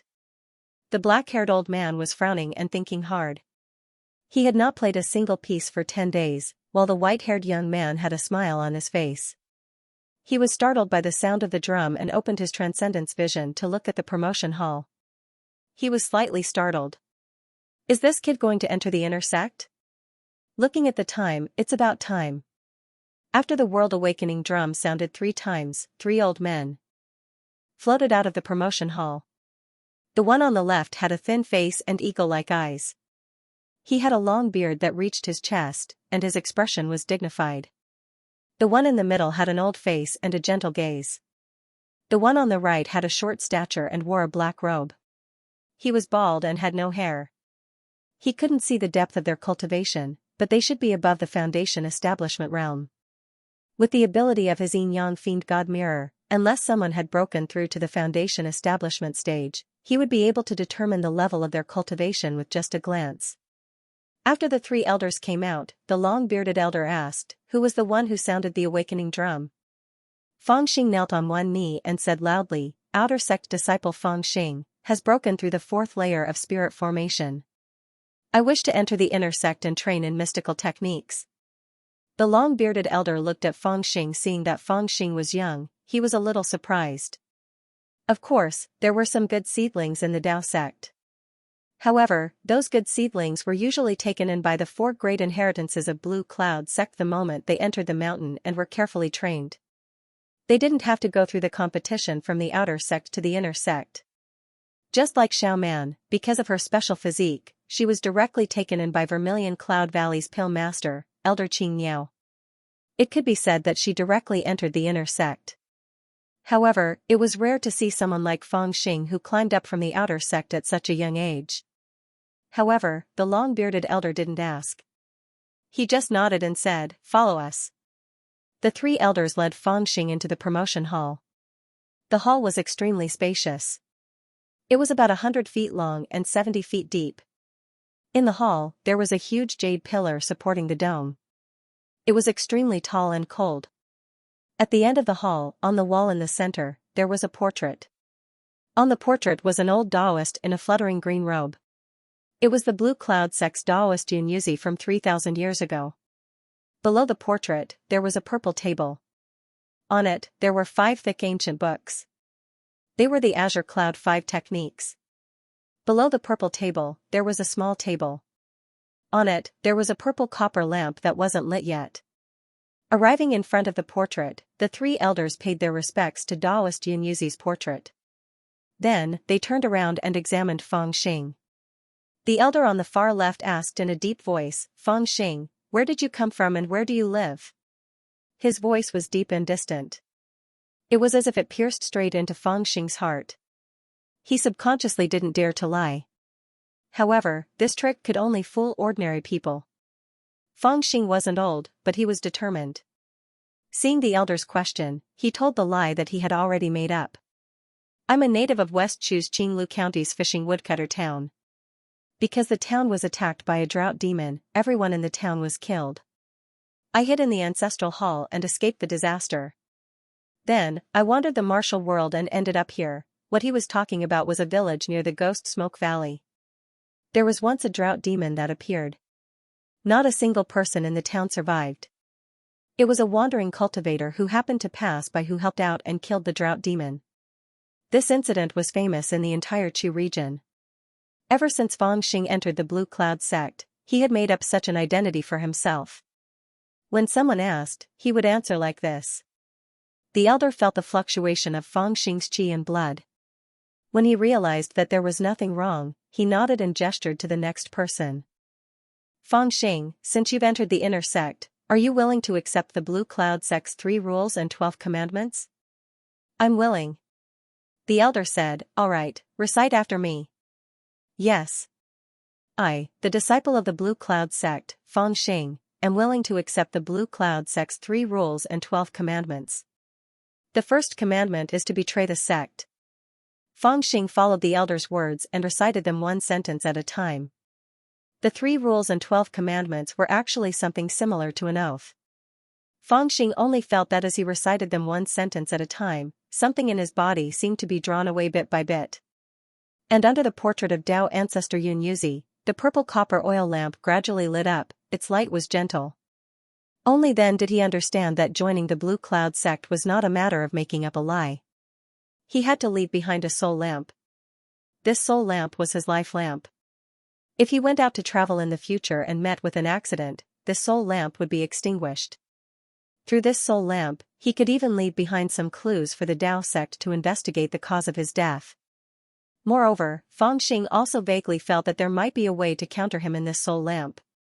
The 3 rules and 12 commandments were mostly things that the Tao sect disciples could not casually violate, such as betraying the sect, harming fellow disciples, befriending the demonic path, killing the innocent, and so on.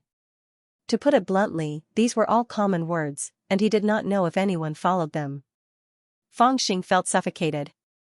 If the 3 rules and 12 commandments were really followed by every disciple of the Blue Cloud sect, Xiao Jianming would not have killed everyone in the Ghost Smoke Valley indiscriminately. Although there were indeed many villains in the valley, there were also many innocent people who did not deserve to die.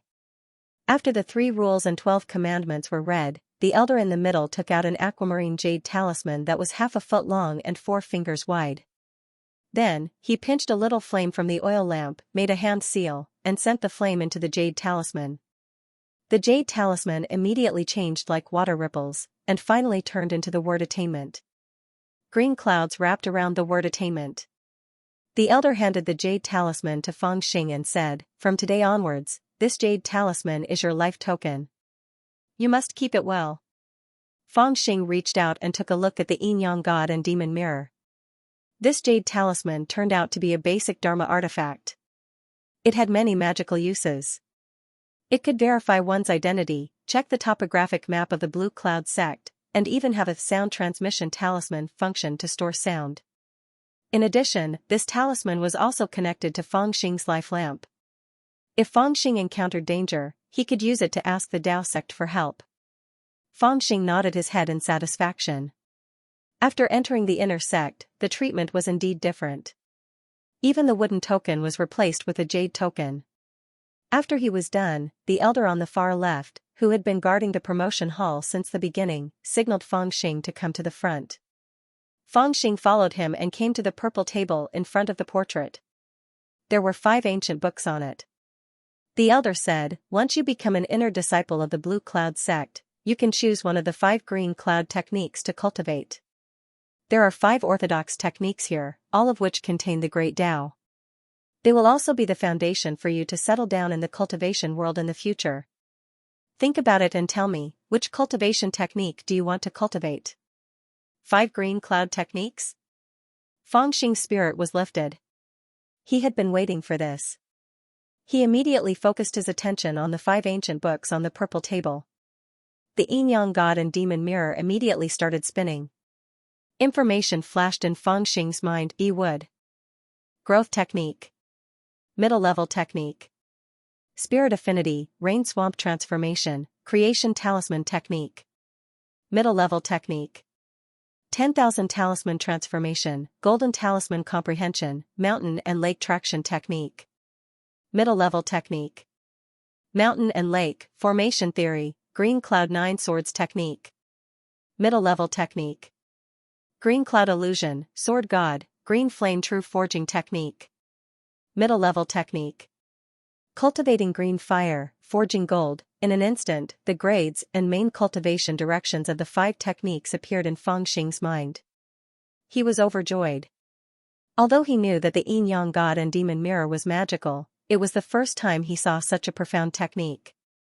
It was also the first time he used the mirror to appraise these mysterious techniques that he had never come into contact with before. Moreover, when Feng Xing saw the 5 techniques, he had an epiphany in his mind. The mysterious techniques and supernatural powers in the world were divided into different levels. The upper levels were Tao, heaven, and immortal, while the lower levels were God, mystic, law, and foundation. In other words, there were countless cultivation techniques in the world. However, according to their grades and mysteries, they were divided into 7 levels: Tao, heaven, immortal, God, mystic, law, and foundation. Each level was worlds apart. Most of the 5 techniques in the Blue Cloud sect belonged to the category of techniques. Moreover, their grades were different.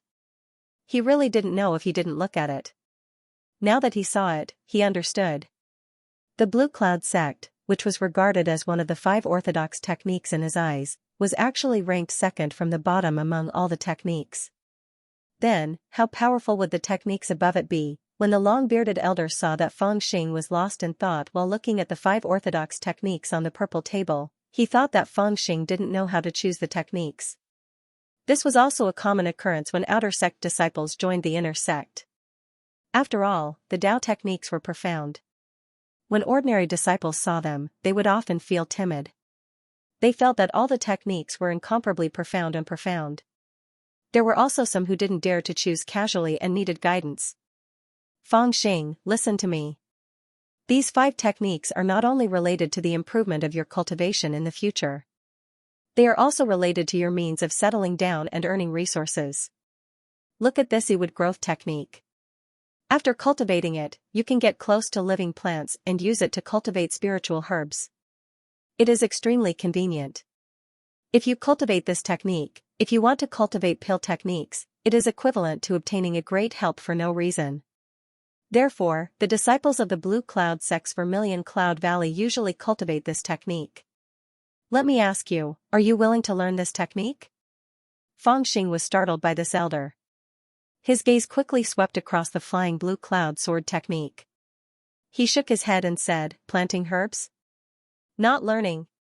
When the elder heard Feng Xing describe the Ewood growth technique as planting herbs, he was instantly stunned. He shook his head and smiled bitterly. Usually, when outer sect disciples joined the inner sect, the techniques they cultivated were all decided by the 3 of them. The cultivation techniques they chose were usually considered based on the disciples' natural endowments and conditions. Usually, no one could refuse. However, although Feng Xing's natural endowments were ordinary, he was the first among this batch of outer sect disciples to enter the inner sect. Therefore, they decided to give him the privilege of choosing. Therefore, he patiently pointed at the second talisman of all creation and said, this technique focuses on creating talismans. Through talisman arts and talisman theories, all things are created. After understanding the talisman theories, there are many uses for it. You can use it to inscribe weapons, create talismans, and even refine some special pills. It is easy to earn resources. However, cultivating this technique requires an extremely high level of attainment in calligraphy. Are you willing to learn? Feng Xing shook his head and said, my head hurts when I write. I don't want to learn. The long-bearded elder was speechless. He pointed at the mountain and river guiding technique and said, this technique focuses on observing the movement of the mountains and rivers. Using the technique of divination, one can comprehend the relationship between all things in the world. From this, one can create a formation and borrow the power of all things for one's own use. After learning it, one can refine a formation. In the future, if one were to search for spiritual herbs and strange beasts, one can also use it to break natural formation restrictions. Are you willing to learn? Feng Xing said, no way. I don't even know how to use an abacus. Divination is even worse. The long-bearded elder was speechless. He glared at Feng Xing, then pointed at the azure flame true forging technique and said, this technique cultivates spirit flames and refines all kinds of metal to forge magic tools. It's also the easiest technique to earn spirit stones in the cultivation world. Are you willing to learn it? Feng Xing grinned and said, blacksmithing, I don't want to learn it. The long-bearded elder was furious. He stretched out his hand and slapped Feng Xing's head. He scolded, you don't want to learn this, you don't want to learn that. What do you want to learn? Even though he didn't use much strength in this slap, it showed that he was really angry. Even though this long-bearded elder was angry, Feng Xing didn't do anything. He was still smiling. Growing up in an extremely dangerous bandit lair since he was young had allowed him to possess an outstanding potential, and that was the ability to judge a person's degree of danger. To a certain extent, it could be understood as judging the opponent's hostility. This wasn't some lowly observation, but rather a rather accurate intuition. Through this intuition, Fangxing could judge who was more dangerous, and not judge based on cultivation. When he first met Su Lingyun, he only said a few words. He felt that although Su Lingyun was cold and arrogant, she was a reasonable person. As long as a person was reasonable, the danger would be reduced. So even though Su Lingyun's cultivation was high, he wasn't afraid of her. At this time, facing this long-bearded elder, he felt that the other party was a person with a clear mind. So, Fangxing wasn't afraid. Hearing the long-bearded elder's question, he smiled and pointed at the green Cloud-9 sword technique in the middle. He said, "I want to learn this." He wasn't stupid. He could already see through the yin-yang demon mirror that the green Cloud-9 sword technique was a high-grade technique. The other four were all mid-grade techniques. Naturally, he wanted to learn the higher-grade green Cloud-9 sword technique. If there was a higher grade who would learn a lower grade technique, unexpectedly, the long-bearded elder took a look at the green Cloud-9 sword technique. He shook his head and sighed. "You can't afford to learn this technique." "Can't afford it?" Fangxing was stunned. He did not expect the long-bearded elder to give such a reason to reject him. The long-bearded elder nodded and said, "Young man, don't be too ambitious. You have to understand that the cultivation method you've chosen is not only for you to cultivate supernatural powers and show off your martial prowess, but it's also related to your livelihood in the future. To any cultivator, the acquisition of resources is the most important thing. I think you should understand this after staying in the outer sect for a year." He paused and said, "People in the world have a misunderstanding about cultivators. They think that cultivation is flying in the sky and burrowing into the ground, free and unfettered. They don't know that we cultivators are the most bitter people in the world. Because we need a lot of resources, we are destined to toil forever. Even Taoism can't provide you with an endless supply of cultivation resources forever. Most of the resources have to be earned by yourself. The few cultivation methods that I've told you just now focus on different aspects, but they are the easiest to earn resources. However, this green Cloud-9 swords technique is different.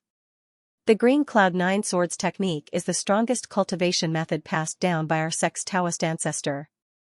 It specializes in the cultivation of swordsmanship and is naturally the strongest when used in combat. However, this technique is difficult to cultivate and consumes too many resources. It requires 3 times more resources than the other cultivation methods. After cultivating other cultivation methods to a certain level, you can earn your own cultivation resources. However, this technique can't be used for alchemy, refining weapons, or creating talismans. Before the sword technique is completed, it can only be consumed and there's no possibility of earning resources. Therefore, this technique can only be cultivated by those who are rich and don't have to worry about the replenishment of resources. At the end of his speech, he sighed softly and said, "Even in our Blue Cloud sect, there are only a few disciples who cultivate this technique from the beginning. The reason is that no one can afford to cultivate it. As you've just said, your family suffered a disaster and you're the only one left. No one gave you resources, so you can only rely on Taoism's support. Although you'll receive 10 spiritual stones every month after you become an inner sect disciple, it's far from enough to cultivate this technique, so, it's still a problem of resources." Fangxing narrowed his eyes and thought to himself. He didn't know that cultivation was divided into so many categories. However, with the long-bearded elder's words, he would not change his mind. This art is only suitable for combat. This was exactly what he needed. If he didn't have any resources, he could just steal from others. Fangxing strengthened his confidence and said, "I'll choose this. If there are no resources, I'll rob. I'll go get the talisman." The long-bearded elder was speechless. He glanced at Fangxing, thinking that this kid really didn't know the immensity of heaven and earth. In fact, this kind of situation had been encountered before. Most young people were arrogant and ambitious. They often wanted to choose the most suitable magic art for combat, but they did not consider the problem of resource consumption. They all believed that once they cultivated the strongest magic art, resources would come rolling in. This was actually a sign that their minds were too immature. They did not understand the difficulties of survival for cultivators. 9 out of 10 would regret it. In Blue Cloud sect, there was a rule. Those who broke through the 7th layer of spirit formation before the age of 21 could be promoted to a direct disciple. If they couldn't break through, or if they broke through later than the age of 21, they could only become an elder. He saw that Fangxing was still young and had hopes of becoming a direct disciple. That was why he was prepared to point out a more stable path for him. However, if Fangxing stubbornly chose the Green Cloud 9 Swords art, it's not impossible to change to another art if he couldn't cultivate it in the future. However, this would be a waste of time. Just when the long-bearded elder was considering if he should persuade Fangxing a few more words, the white-haired elder under the pine tree was also watching the whole process. When he heard that Fangxing didn't want to learn anything else and insisted on learning the Green Cloud 9 Swords art, the elder smiled slightly. He seemed to feel that Fangxing was interesting. He reached out his hand and plucked a pine needle from the branch beside him and flicked it towards the promotion hall. So, in the blink of an eye, the pine needle flew over a dozen miles and arrived in front of the promotion hall. Rays of light rose from the pine needle and gradually grew larger until it took on the appearance of the elder. It was vivid and lifelike, with a smile on his face. He waved his sleeves, placed his hands behind his back, and walked into the promotion hall. The 3 Foundation establishment elders inside the hall were startled and bowed in unison. "Welcome, Martial Uncle's avatar." Fangxing followed their gaze and was slightly startled. Using the yin-yang demon mirror, a piece of information flashed in his mind: a spiritual body, 9th layer of spirit formation, a spiritual body with a cultivation of 9th layer of spirit formation? Fangxing was speechless. Then how powerful is the real body? The white-haired youth smiled. "I find this child interesting. Let him follow me." The 3 elders were extremely respectful. It is his fortune that Martial Uncle is willing to guide him. The white-haired young man smiled faintly, then turned around and walked out of the hall. Fangxing was still in a daze when the 3 elders reprimanded him softly. "The opportunity has come. Martial Granduncle is willing to guide you. That's your good fortune. Why aren't you going?" Fangxing was startled.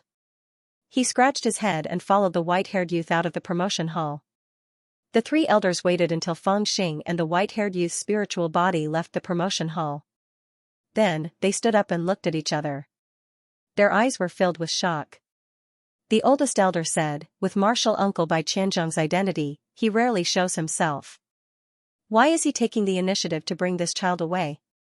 Could it be that he has taken a fancy to this little guy and wants him to inherit his legacy?" The elder on the left said, "If Martial Uncle Bai Qianzhong really has taken a fancy to him and wants to leave his legacy in Blue Cloud sect, it is a good thing. Our Blue Cloud sect will have one more technique." The long-bearded elder was silent.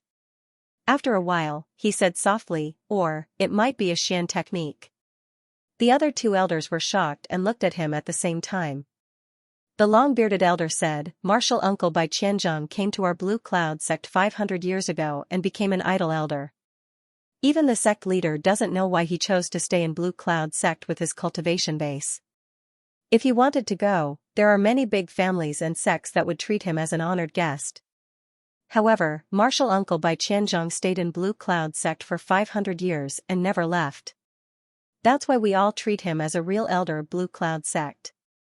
However, his real identity is still a guest." At this point, the long-bearded elder sighed softly and said, "This Martial Uncle Bai has a mysterious background and an extraordinary cultivation base. In the entire Blue Cloud sect, I'm afraid only the Grand Supreme Elder who went into closed-door cultivation 5 years ago can be compared to him.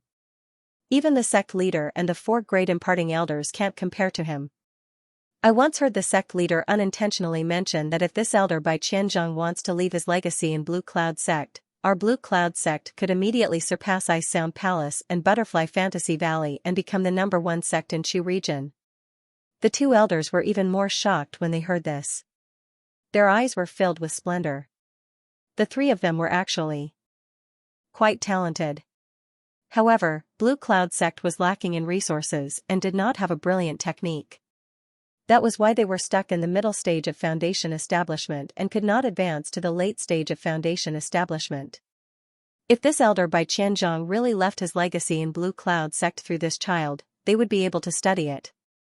Let alone the late stage of foundation establishment, they might even succeed in forming their gold core and live for thousands of years.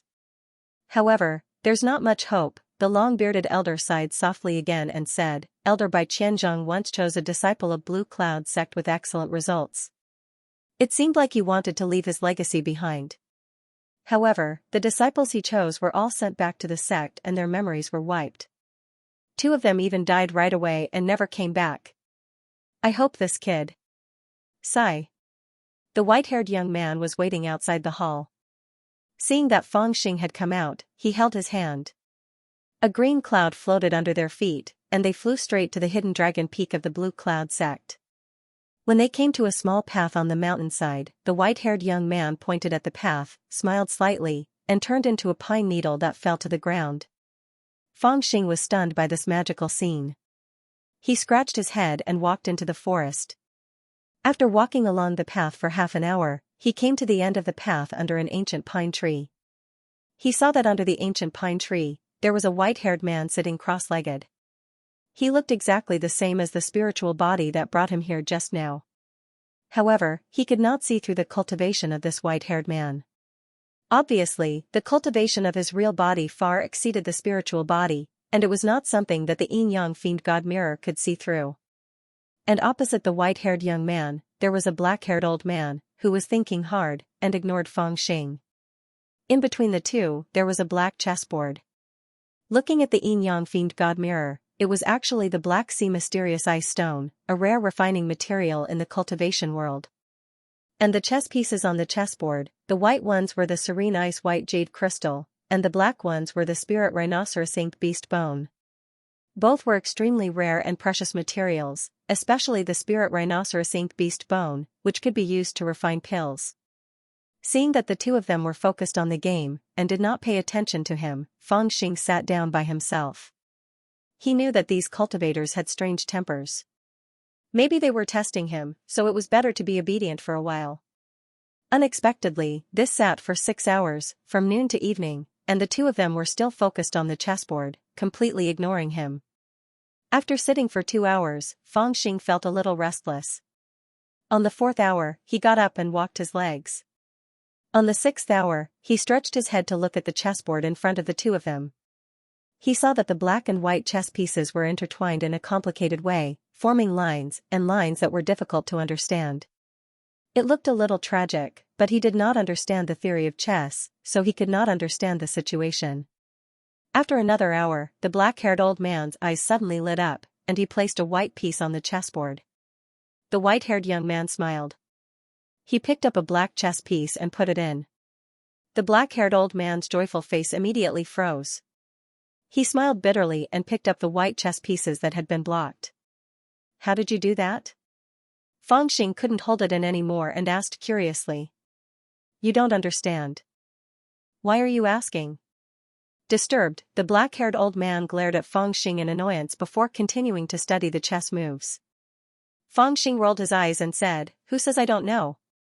Isn't it just black eating white pieces? The black-haired old man said, You make it sound so simple.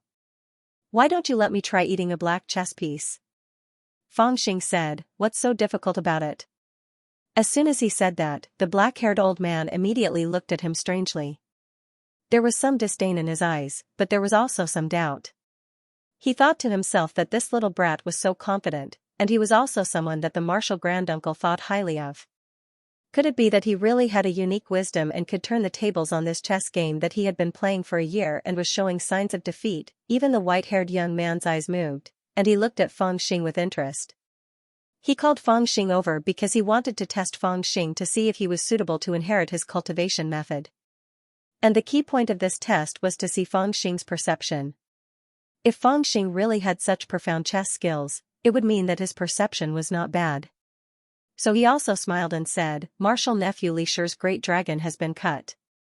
If you can solve the crisis, I will teach you a technique. Fangxing was stunned and said blankly, What great dragon slaying? The black-haired old man was speechless. He pointed at the chessboard and said, He wants to eat my pieces, and I want to eat his pieces. Now that my defeat is already set in stone, there's nothing I can do to reverse the situation. If you can help my pieces eat his, then you win. Fang Xing's eyes lit up. He looked at the white-haired young man and said, "Is this true?" The white-haired young man smiled and did not deny it. The black-haired old man scolded, "With Marshal Uncle Bai's status, would he lie to you?" Fang Xing suddenly laughed. He reached out and grabbed a black chess piece from the chessboard. He threw it into his mouth like a jelly bean and swallowed it. Then he looked at the two of them and said, "Is this enough? Do you want to eat 2 more?" The white-haired young man and the black-haired old man were stunned at the same time. Fang Xing looked back and found that this black chess piece was really good. It was made of the spirit rhino ink beast's bone and contained a lot of spiritual energy. "Is this how you eat chess pieces?" the black-haired old man asked with a wry smile. Fang Xing said, "In any case, it's all eating chess pieces." "What's the difference?" The black-haired old man was speechless. The white-haired young man suddenly smiled and threw away the chess piece in his hand. He said, "Marshal nephew Li Shi, this little featherhead ate one of my black chess pieces. It really solved your crisis. Well, if this game of chess continues, I'm afraid it will take another year or 2. Let's stop for now. When you and I have time, we can continue this game of chess." The black-haired old man was overjoyed. He smiled and said, "Thank you, Marshal Uncle." The white-haired young man smiled and said, "If you want to thank someone, you should thank this person who helped you eat one of my chess pieces." The black-haired old man laughed and patted Fang Xing's shoulder. He said, "Good boy, come to the Maxin Valley another day. I will thank you properly." He bowed to the white-haired young man. Then he flicked his sleeves and flew away on a green cloud. The white-haired young man smiled and looked at Fang Xing from head to toe. Fang Xing obediently sat up and let the white-haired young man look at him. He couldn't help but ask, "You want to teach me techniques?" The white-haired young man smiled and suddenly said, "As soon as you entered the mountain gate, you went to the ghost city and looted all the spirit stones. When the gate was distributing spirit stones, you injured a second-layer spirit formation disciple and robbed 3 C-level aptitude disciples. Later, you entered the ghost city and cheated an outer disciple Ho Qing's monster elixir. When you went to the demon miasma mountain to kill the demons, you killed 4 outer disciples." Listening to his voice, Fang Xing's hair stood up. He screamed and jumped up. "You? How did you know?" He was sweating cold sweat. These things were extremely secretive. Only he knew. How did this white-haired monster know? The white-haired young man smiled and didn't answer. Instead, he asked, "When you did these things, weren't you afraid?" Fang Xing had seen the white-haired young man's magical power. He used a pine needle to create a spiritual body. His cultivation was many times higher than his, not to mention his real body. Although he was afraid, he couldn't raise any thoughts of resistance. After the panic, he sat down dejectedly and said, "What's the use of being afraid? Who asked me to be poor? How are you going to punish me?" He directly asked the white-haired young man how to punish him. He hoped that the white-haired young man wouldn't take his life. No matter how he was punished, at least he wouldn't lose his life. The white-haired young man said, "Since you entered the outer court, you have violated the sex rules 7 times. You should be punished 7 times. Fang Xing was stunned. He secretly calculated in his heart and cried out with grievance, "No, your number is wrong." The white-haired young man was slightly startled and said, "What's wrong?" Fang Xing complained bitterly, "Robbing the ghost market twice counts as 2 times. Lu Feng robbed me, and I robbed him, counts as 1 time. Robbing that damn sissy counts as 1 time. Ho Qing forced me to enter the demon miasma mountain, it only counts as 1 time." At this point, he raised his head and looked at the white-haired young man. The other smiled and said, "Tell me the rest as well." Seeing the other person's expression, Fang Xing knew that after he entered the Blue Cloud sect, the other person probably knew everything. There was no use in hiding it now, so he might as well say it out loud. Otherwise, the other person would wrongly accuse him and add 1 more time. Thus, he made up his mind and said, "Robbing Meng Xianzhao counts as 1. Forcing him to return my spirit stones counts as another. Adding everything up, it's only 6 times, right?" The white-haired young man said, "You just ate one of my chess pieces and caused me to not win this game. Counts as 1 too. All right." Fang Xing hung his head dejectedly and said pitifully, "Senior, just look at how I've been alone since I was young, with no one to rely on." The more he spoke, the more pitiful he became. It seemed like his tears were about to fall. The white-haired young man said, "Don't pretend to be pitiful, or else your punishment will be even more severe." The haze on Fang Xing's face was immediately swept away. He put on a look of a troublemaker and said, "Then tell me what to do." The white-haired young man felt helpless when he saw that the child was acting like a hooligan in front of him. He sighed softly and said, "The outer gate has its own rules, and the elders in charge of the outer gate will deal with it. Since they didn't find out what you did, or they didn't care about it, I won't overstep my authority. I'll remember your 7 sins for now, and I won't punish you." Fang Xing let out a long sigh of relief when he heard that. He felt a chill on his back because he was drenched in cold sweat just now. The white-haired young man continued, "I called you here because I wanted to observe your comprehension ability and test your physique to see if you're suitable to inherit my inheritance. However, I have another idea now. Perhaps you might be able to see through that diagram." At this point, he pondered for a moment, as if he had made a decision. "Follow me." He stood up and brushed his palm over the chessboard. The chessboard immediately turned into a stone statue. The chess pieces were rooted to the ground, and no one could move them anymore. It seemed that the chessboard was sealed, and only when he came back would it continue to play. Then, he summoned a green cloud and stood on it with Fang Xing. They quickly flew to the back of the mountain. When they arrived at the back of the mountain, there was a forest of stones. They were ferocious, strange, and disorderly, like a cluster of stone swords pointing at the sky. At the edge of the forest of stones, there was a cave dwelling. It was quiet and simple. The white-haired young man led Fang Xing into the cave dwelling. On a stone shelf, he removed the 18 layers of seals and took out a scroll. He sighed and handed it to Fang Xing, saying, "You are evil and not suitable for my inheritance, but you might be suitable for this scroll. I'll give you 3 days to see if you can understand this scroll. If you can't, I'll erase your memory after 3 days, and you can go back to the inner gate." Scroll? Fang Xing curiously opened the scroll, and for some reason, he felt an eerie feeling, and subconsciously shrank his head. There were no people on the painting, nor were there any mountains or rivers. There was only blood. A trace of blood, bright red and dazzling, seemed to have splashed onto the scroll. This was formed when a person was beheaded, and the blood from his neck splashed onto the scroll. Therefore, this picture is called the beheading picture.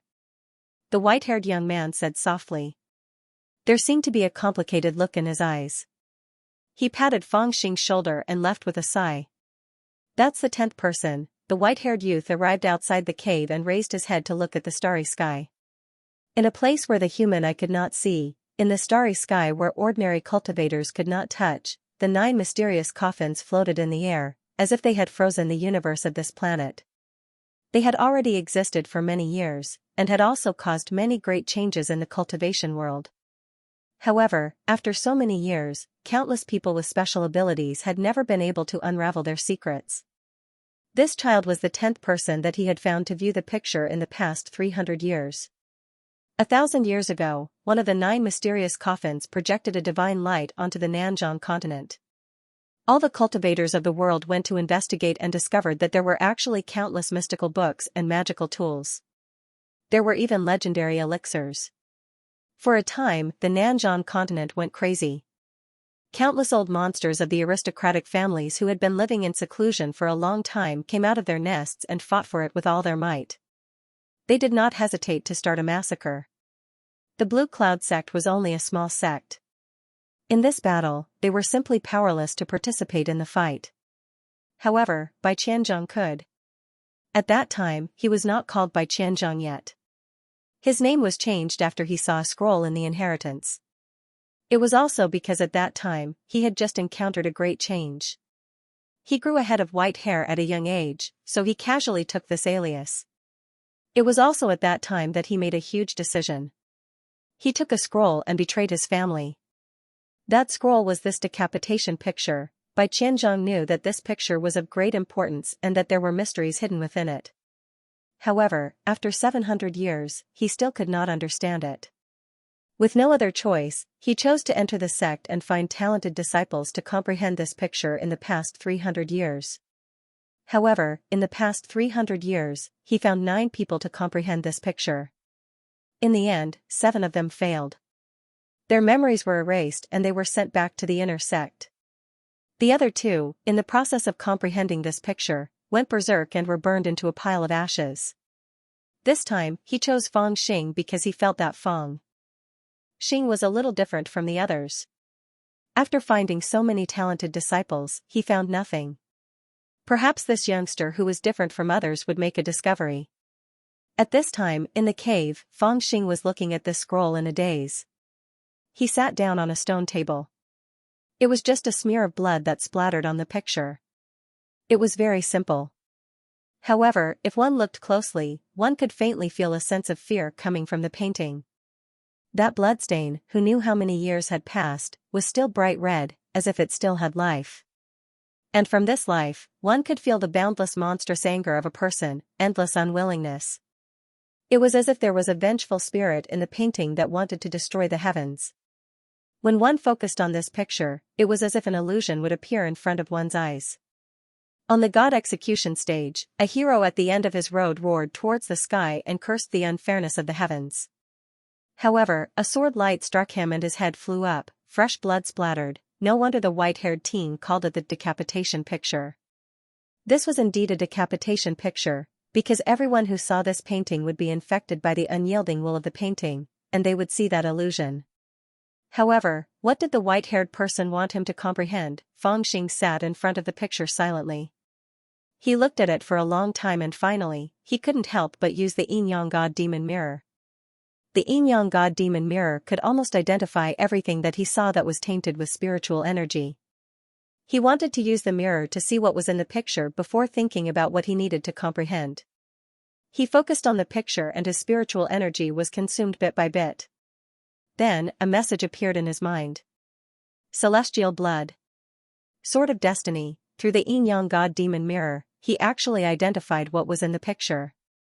One was celestial blood, the other was Sword of Destiny. Fang Xing was astonished.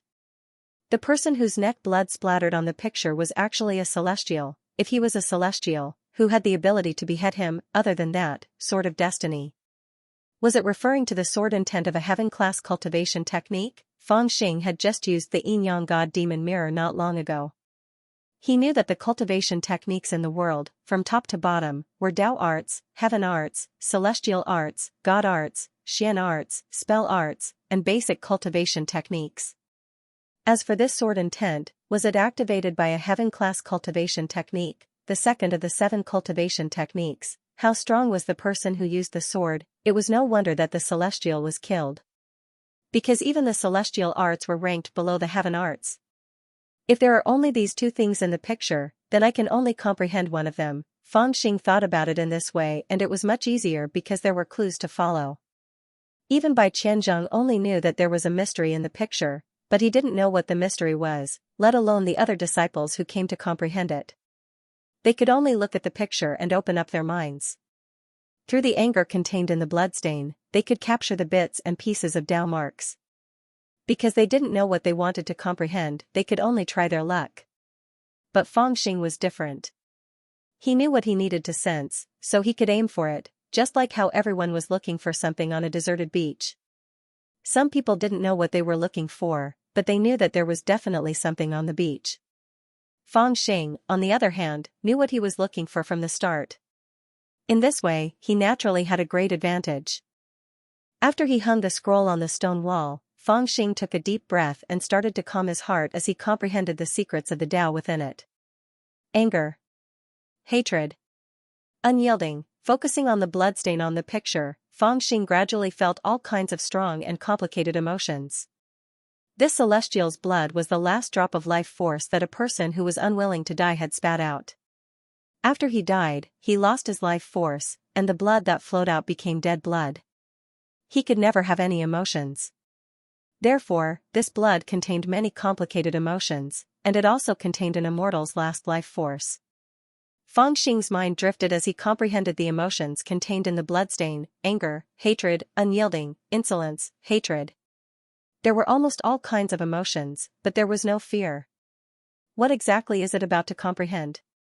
What would a person think when he's about to be beheaded? Fangxing stared at the beheading picture and slowly returned to when he was 8 years old. That time, he was also almost beheaded. When he was 8 years old, Fangxing was almost beheaded. In fact, when he was already brought to the execution ground, the executioner had already raised the ghost head blade in his hand, and Fangxing's voice was trembling as he shouted, "Other people will be a good man after 18 years, this young master.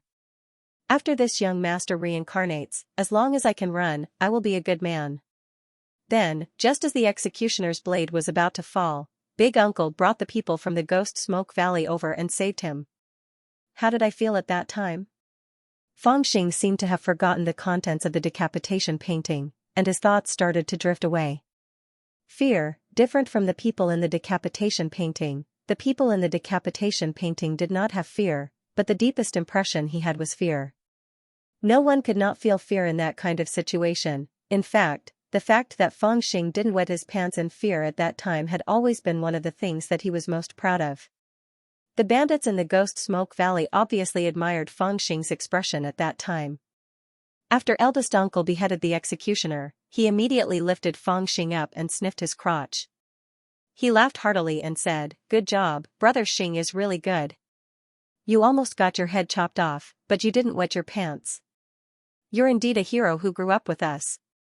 Then, the bandits who came with eldest uncle all cheered in unison, cheering and cheering for Fangxing's bravery.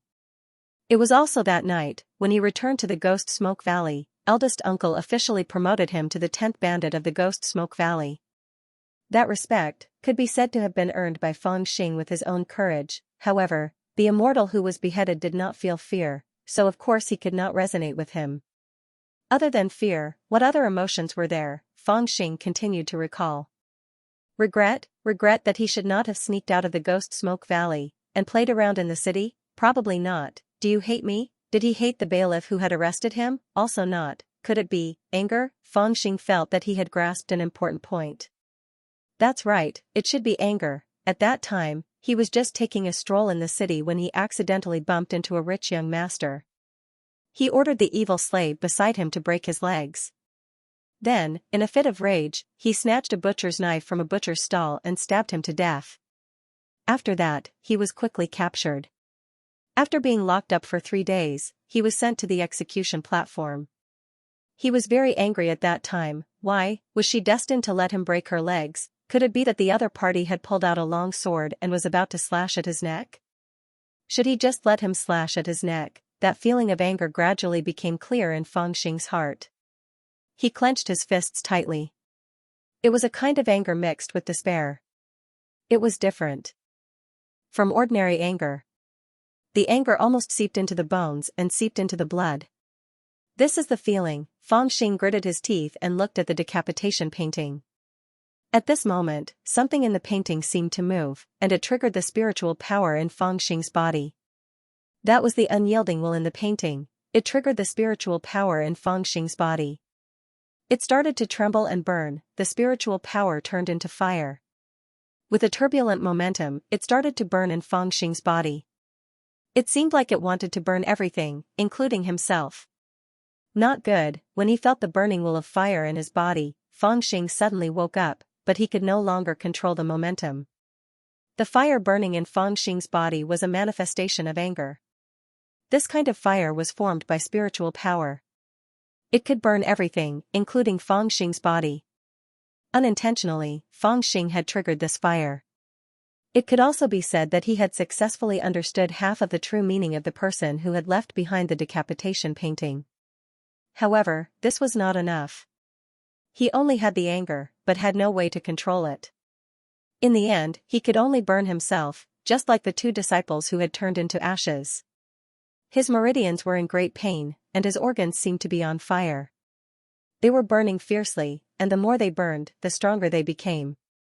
In his shock, Fangxing tried his best to calm his emotions, hoping that the flames would subside along with his anger. However, it was useless.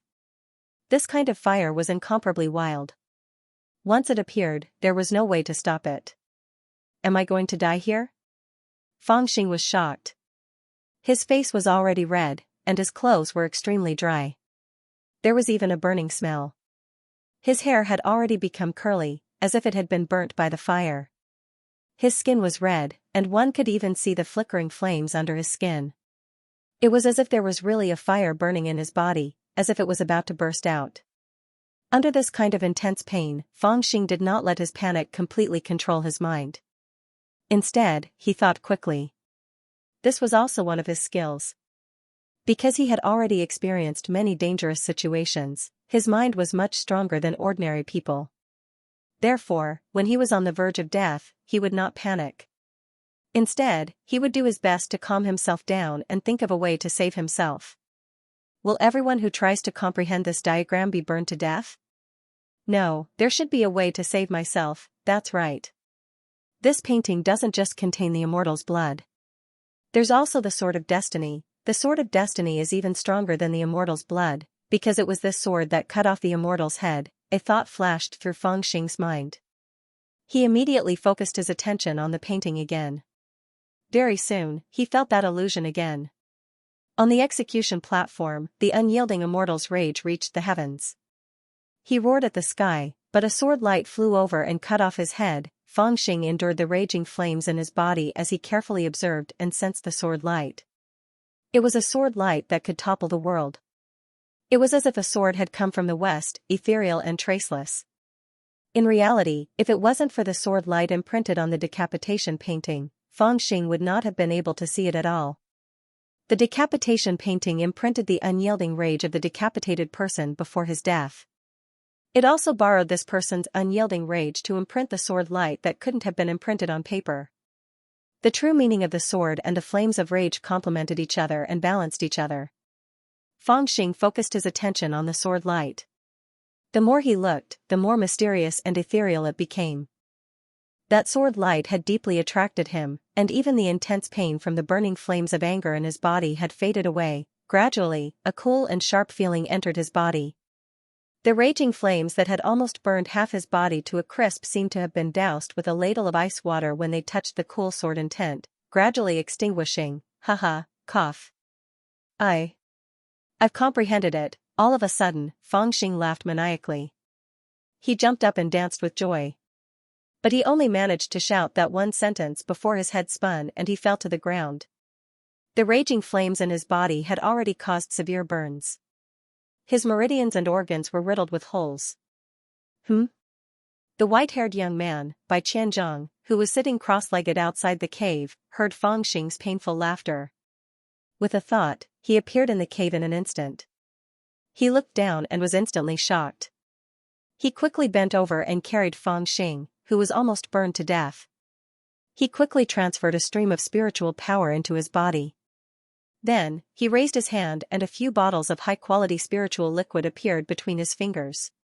He fed all of them to Fangxing. There are symptoms of being burned, but he didn't lose his life. Could it be that he really comprehended it? A hint of hope flashed across by Xianxia's heart. He carried Fangxing to a jade bed in the cave abode and his face was filled with relief. My lifespan of 1,000 years is almost up. Can I finally solve this mystery before I die? A bitter smile appeared on Bai Qianzheng's face. Will there be a chance for me to break through the bottleneck? Fangxing slept for 3 days and 3 nights before he woke up. He felt that his body was cold, but there were traces of life seeping into his body from below.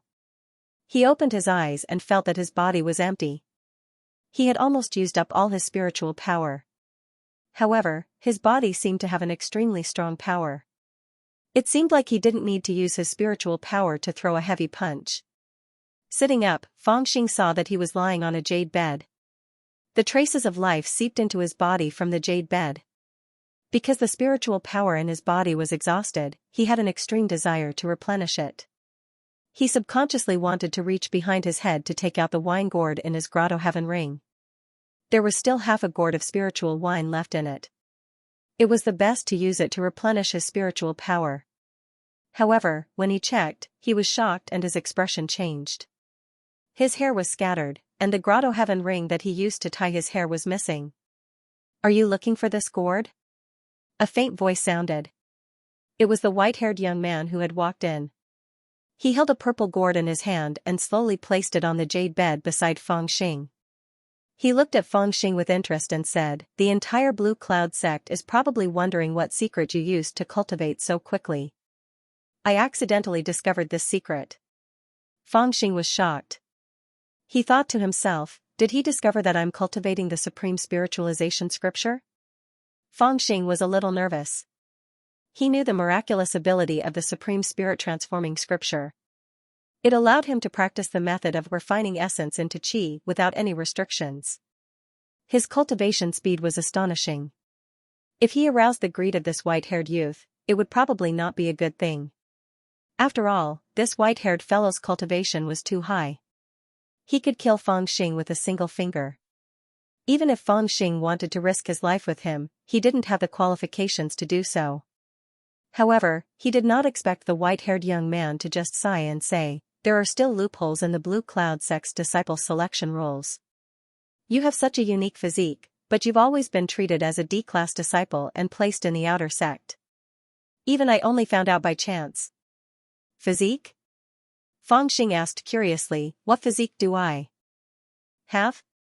The white-haired young man smiled and said, "Don't you find it strange that you can directly digest this kind of wine that is transformed from a demon core?" Feng Xing was slightly stunned, but he replied indifferently, "I should eat and drink. Who cares about this?" The white-haired young man seemed to see the flickering in his eyes. He smiled and said, "I can roughly guess what you're worried about, but it's unnecessary. When I fed you the healing elixir, I found that you could absorb the spiritual energy very quickly. I felt that it was a little strange. After careful examination, I found that your physique is different from ordinary people. Your digestive ability is more than 10 times that of ordinary people." He paused for a moment, gently rubbed his forehead, and said, "In the past few days, I've looked through some ancient records, and I feel that it's very likely that you have the hidden bloodline of the ancient Tao Tai. The ancient Tao Tai clan has the ability to devour the heavens and the earth. Your ancestor should have the bloodline left behind by the union between a Tao Tai and a human. Although the bloodline is already faint, it still allows you to directly devour spirit pills." The white-haired young man spoke very seriously. Although it was just a guess, he did not doubt his own thoughts. This was because he did not find out if there was any other cultivation method in Feng Xing's body. He could only attribute this characteristic to the uniqueness of Feng Xing's physique. From what he knew, it was only possible for those demon barbarians who had the bloodline of the Tao Tai clan to have such a physique. In this matter, his profound knowledge had become an obstacle for him at this time, and he had neglected other possibilities. "What's going on? You're the one who was born from a monster and a human. Your whole family is." When Feng Xing heard this, he cursed in his heart. "Isn't this cursing?" Of course, the white-haired young man's explanation was exactly what he wanted. Naturally, he wouldn't expose it. Bai Qianzhong saw the slight change in his expression and smiled. "The world despises the mixed-blood demons and barbarians. I understand that you want to hide this fact, but you don't have to belittle yourself so much. Demons and barbarians are also living creatures, and they often have special supernatural powers, so it's easy for them to have some special bloodlines. Therefore, the cultivation world doesn't hate the demons and barbarians too much. Moreover, your bloodline is easier to hide." Hee, that's right. If I don't say it, no one will be able to tell." Feng Xing went along with his words and admitted it. He chuckled and picked up the gourd beside him. After downing a mouthful of spiritual wine, he immediately felt the spiritual qi in his body spreading. However, he suddenly felt that there was something wrong with the taste of the wine in the gourd. It was very different from the spiritual wine that he brewed before. The white-haired young man smiled and said, "I've tried the spiritual wine that you brewed, and the taste was really too bad, so I used a new recipe to brew it. Not only does it taste much better, the effect should also be stronger than before. I'll give this recipe to you." As he spoke, he lightly tapped his finger on Feng Xing's forehead. In Feng Xing's sea of consciousness, an idea suddenly appeared. It turned out to be a recipe, and it was precisely the method to brew spiritual wine. Feng Xing was overjoyed, and said with a smile, "Oh, then I'm really grateful to you." The white-haired young man smiled and said, "Wu Feng, previously when I let you study the decapitation picture, it was also dangerous. Take this recipe as part of my compensation to you. Have you understood the profoundness of the decapitation picture? As he said this, his usually indifferent expression became a little solemn, as if he was very concerned. Speaking the truth or lying? This thought quickly flashed across Fangxing's mind. However, he quickly decided to speak the truth, because even if he said that he understood the meaning of the decapitation picture, there was no loss to him. On the contrary, if he said a lie, he would risk angering this powerful person, and it would not benefit him at all. Of course, the fact that he found this white-haired young man pleasing to the eye was also a very important reason. When he encountered danger, he was always quick-witted, but usually, he was careless and always judged people based on his intuition. Actually, it's very simple. The profoundness of this decapitation picture is the anger of the person who was beheaded. It seems that the anger can stimulate some kind of power in my body, causing my spiritual power to completely separate into a terrifying flame. Fangxing slowly recalled, and said seriously, however, if I only study that flame, I seem to be unable to control it, and I will be unlucky. I still need to study the sword intent in the picture. Sword intent? The white-haired young man was stunned. It seemed that he had already understood the matter of anger, but it was the first time he heard of sword intent. Fangxing nodded his head and said, "That's right." After all, no matter how furious the person who was beheaded was, his head was still chopped off by someone else. This means that the sword intent was stronger than his fury, and the second layer of mystery contained within the beheading picture is that sword intent. The white-haired young man became silent. After a long time, he then laughed bitterly. Is that all? What a pity. In the midst of the bitter laughter, the white-haired young man let out a long sigh and left the stone room. When he came out of the cave, he took out the decapitation picture, looked at it for a long time, and sighed. I originally thought that there would be some kind of celestial cultivation method hidden in this picture, which could help me break through the golden elixir realm, achieve yuanying, and double my lifespan. However, I didn't expect that there would only be evil fire and sword intent in this picture. They are all fighting techniques, but there is no cultivation method. In the end, there is no possibility for me to extend my life. Do I really have to go back? Bai Qianzhong pondered for a long time outside the cave. His body did not move, and he was like a statue. After a full 6 hours, he suddenly waved his sleeve, and a small purple stone tablet flew out from his sleeve. The stone tablet was 7 fingers long and 4 fingers wide, and its material was quite extraordinary. It actually emitted a faint spiritual light. As soon as it appeared in the air, the spiritual energy of heaven and earth seemed to be surging toward it as if it had a life of its own. Bai Qianzhong stared at the stone tablet with rapt attention. After a long time, his white hair suddenly moved, and a golden light flew out from the top of the sky, reaching hundreds of feet into the sky. It actually laid out a complicated and simple Dharma formation. This Dharma formation covered the stone forest, causing it to seem as if it was isolated from heaven and earth. No one could use their divine sense to probe it, nor could they use secret techniques to connect it. After doing this, Bai Qianzhong hesitated for a moment, and then suddenly stretched out his index finger and gently touched the purple stone tablet. Dense air ripples spread out from the center of the stone tablet. After a long time, the stone tablet actually became bigger, and the front side became like a jade mirror. Then the smoke on the mirror gradually dissipated, and countless voices and shadows changed from the inside, and gradually became clear. A man with a lion's face and purple eyes appeared in the mirror. His eyes were gloomy, and he was tall and wore a large purple robe. He sat on a jade throne, and his eyes were gloomy and terrifying.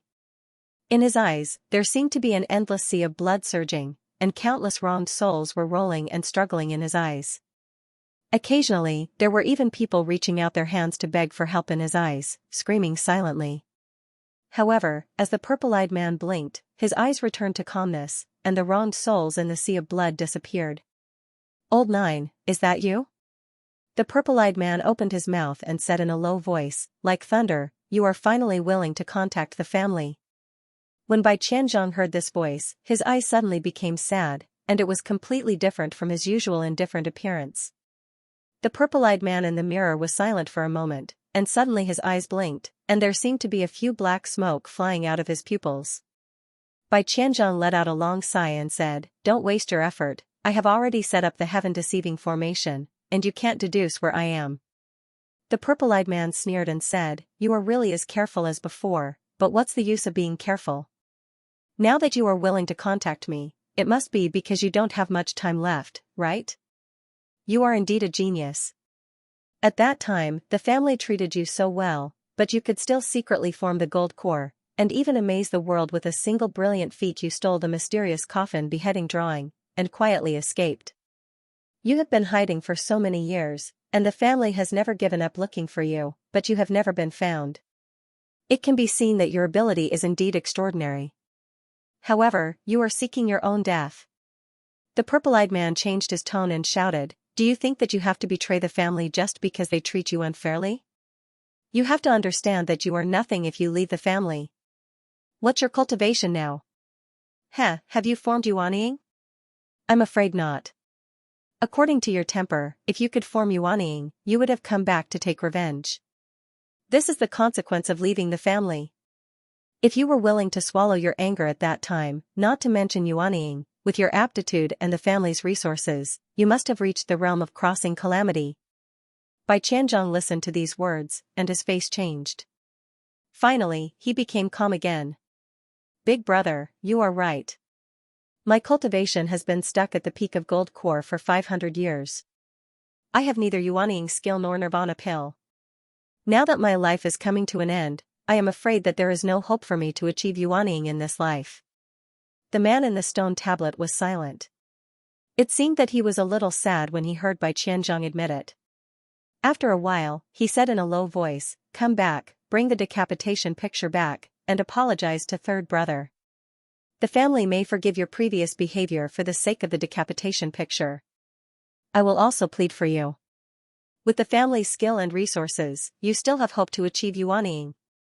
There was an indescribable anger on Bai Qianzhong's face, and he said in a low voice, "Apologize to him? Big brother, do you also think I am wrong? It was that animal who did such an evil thing, yet you want me to apologize to him. What about my son?" The man in the stone tablet was silent for a moment, and then he said in a low voice, "Is this important? 700 years can't make you forget about this matter? I thought that since you are willing to take the initiative to contact me, it means that you have thought it through." Bai Qianzhong's voice became cold, and he said, "I contacted you because I have thought it through. So what if you are the so-called heavenly favored one? Your treasure may not be able to rule the world as you wish. Now my life is coming to an end, but I am ready to use the remaining life to sharpen a good sword, to disturb your world and let you know regret." The man in the stone tablet breathed heavily, and he said in a low voice, "Old Nine, don't do stupid things, Pa." Bai Qianzhong's palm touched the purple stone tablet, and it suddenly exploded, turning into stone powder and dissipating. With the stone tablet destroyed, the last trace of his relationship with the clan was severed. Bai Qianzhong's expression returned to normal as if a great burden had been lifted from his mind. He rose to his feet, placed his hands behind his back, and slowly walked toward the cave dwelling. At this time, Feng Xing had already drunk a few mouthfuls of the spirit wine in the gourd and was slowly refining it to restore his spiritual power. As he refined it, he felt that something was wrong with his situation. His body was like a beast in heat, constantly devouring the essence after the spirit wine had melted. It was 10% more than the limit of the usual spiritual power he could contain. His cultivation didn't increase, but the amount of spiritual power he absorbed increased, as if the spiritual power in his body had been refined. After using the capturing dragon controlling crane art to feel it, Feng Xing also clearly discovered that he seemed to be more proficient in using this divine ability, and its power had also increased a little. Under the condition that his cultivation level had not changed, the power of the spell he cast was 10% stronger than before. Why did this happen? Feng Xing held the wine gourd and pondered for a while, and he gradually came to a realization. Could it be related to the flame that appeared in his body when he was comprehending the beheading painting? That flame burned his internal organs, meridians, fascia, and bone marrow. Was it equivalent to cleansing his body? The more he thought about it, the more it seemed possible.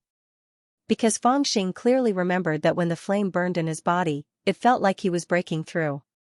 And breaking through usually had two main effects. The second and third level of spirit formation was to cleanse the impurities in his body, allowing him to reach his limit. The fourth level of spirit formation was to break through his limit, allowing him to have higher potential. The fifth and sixth level of spirit formation was another process of cleansing, and the seventh level was the second process of breaking through his limit. The 8th and 90 levels of spirit formation were also a small cycle. Now that Fangxing thought about it, when the flame burned in his body, he felt like he was breaking through. When the flame burned in his body, it felt like he had taken the rank-breaking pill and rebuilt his body. After pondering for a while, Fangxing faintly felt that he had guessed the crux of it, but he wasn't too sure. Thinking about it again, that white-haired guy should understand, so he came out to ask him. When he came out of the cave, he saw that the white-haired guy was in a daze, so he came back. Wandering aimlessly in the cave, he noticed that the cave was extremely elegant. There weren't many decorations, only a few stalks of spiritual herbs and a few books. But it was such a simple arrangement that made the cave seem to have a hidden meaning. Of course, Fangxing couldn't appreciate this so-called hidden meaning at all. As he walked, he looked at the decorations in the cave with a thieving look in his eyes. These few pills are not bad, but they're too unsightly to be placed here. I'll keep them. This jade bottle seems to be a magic tool, so it's not suitable to be placed here. I'll keep them. Oh, these books are worth a lot of money, it's such a waste to leave them here covered in dust. I'll make good use of them. Just as he was excitedly looking for treasures, a faint voice sounded, "Are you done picking?" Fangxing chuckled and put down a stalk of spiritual herb that he had just spent a lot of effort to pluck out. He said, almost, turning around, he saw Bai Qianzhong standing at the entrance of the cave with his white robe fluttering in the wind, his back facing the sun, his body seemed to be inlaid with a layer of gold. "Come with me." Bai Qianzhong didn't shout at him to hand over all the stolen goods like Fangxing was worried about. Instead, he called out to him softly. Fangxing had a guilty conscience, so he could only follow him out, pretending to be an obedient child.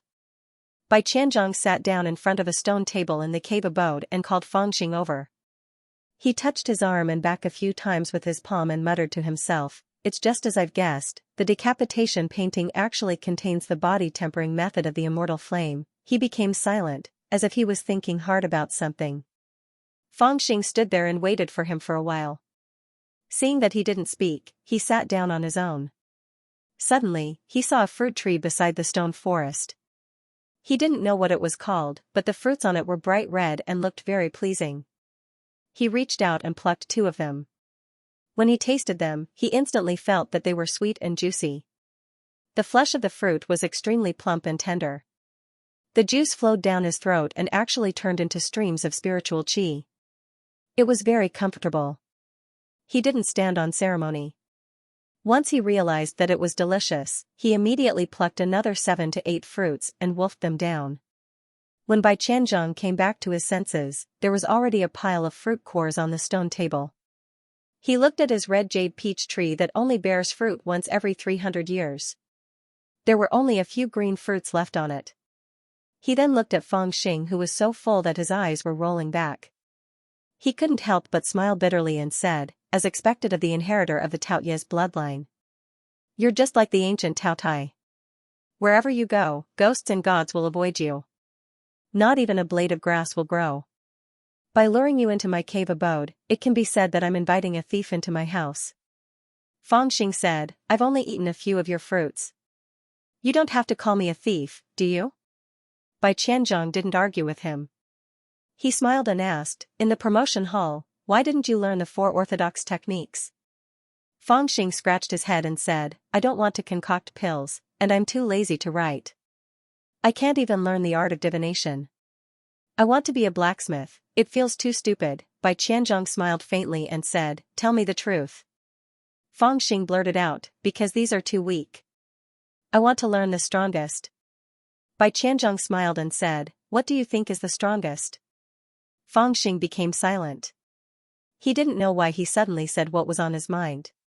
But since he had already said it, there was no need to say everything. After all, Bai Qianzhong gave him a good feeling. He was one of the few people that he felt he could speak the truth to. With this thought, he said, "The strongest is the most powerful. I feel that the green cloud 9 swords is the most powerful. Because the other techniques are either for concocting pills or blacksmithing. Only this technique is used for battle. When he said this, his expression became serious. Because he remembered that night in the Ghost Smoke Valley. A man and a crane descended from the sky. The iron sword in their hands moved like a dragon. The Ghost Smoke Valley was littered with corpses. With power, one could control the lives of others.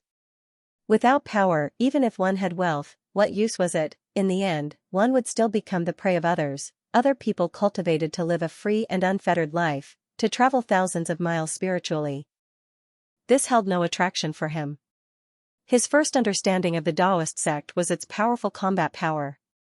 Therefore, what he sought was combat power. After listening to his answer, Bai Qianzhong let out a long sigh and said, "But you should know that the Green Cloud 9 swords might be the strongest in the Blue Cloud sect, but in the Nanzhan prefecture, it's not the strongest. In fact, it's very weak. Even in the small Chufeng continent, there are at least 2 or 3 techniques that are on par with it.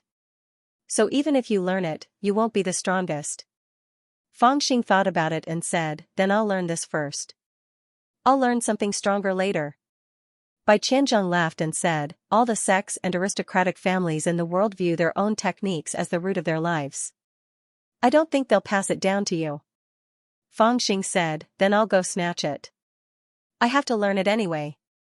Bai Qianzhong laughed and said, "But if you're not strong enough, how will you snatch it from others?" Fangxing became distressed. He pulled his hair and said, "Then what do you think I should do?" Bai Qianzhong laughed and said, "There's no strongest technique, but there are other things that are the strongest. Moreover, they're very suitable for you." Fangxing's eyes immediately lit up. He said, "What is it?" Bai Qianzhong said indifferently, "A combat cultivator." "Combat cultivator? What's that?" Bai Qianzhong smiled faintly and explained, "Cultivators have their own skills and specialties. They use it as a way to settle down, earn resources, and fight for status. Just like what the 3 elders of the promotion hall told you, some people are good at alchemy, so they are called alchemy cultivators. Some people are good at tools, so they are called tools cultivators. There are also people who are good at talismans, formations, and so on. There are many different names. This is just a rough name that only small sects like Blue Cloud sect have. When you go to a wider world, you will realize that there are even more classifications of cultivation. There are cultivators who specialize in raising spiritual beasts, so they are called spirit cultivators. There are also cultivators who specialize in planting spiritual fields, so they are called farming cultivators. There are even some cultivators who set up brothels like in the mortal world. In short, the world of cultivation is far more complicated than you can imagine. You can find cultivators of any kind in the world of cultivation. They work hard just for the sake of resources. What the hell is this? Fangxing was stunned. He thought, are there cultivators who specialize in robberies? Bai Qianzhong smiled and said, other than these classifications, there is a special kind of cultivator called combat cultivator. Those who are good at alchemy are tools cultivators, and those who are good at talismans are techniques cultivators and talismans cultivators. As for combat cultivators, as the name suggests, they are best at fighting. After all, the world of cultivation is a survival of the fittest. There are fights everywhere, and everyone is in danger. Therefore, combat strength has become a common pursuit for every cultivator other than cultivation base. As for combat cultivators, they pursue this pursuit to the extreme. They do not practice alchemy, nor do they forge weapons. They will not spend their energy on anything that will distract them. They do not even pay special attention to cultivation base. They only focus all of their energy on studying spells and martial arts to obtain the strongest combat strength. As Fangxing listened, he gradually became excited. He clapped his hands together and said with a smile, I like this. Bai Qianzhong smiled and said, it's not that simple. Before a combat cultivator reaches a certain level of cultivation, there is almost no way for them to obtain resources. This also leads to combat cultivators having almost no chance of survival.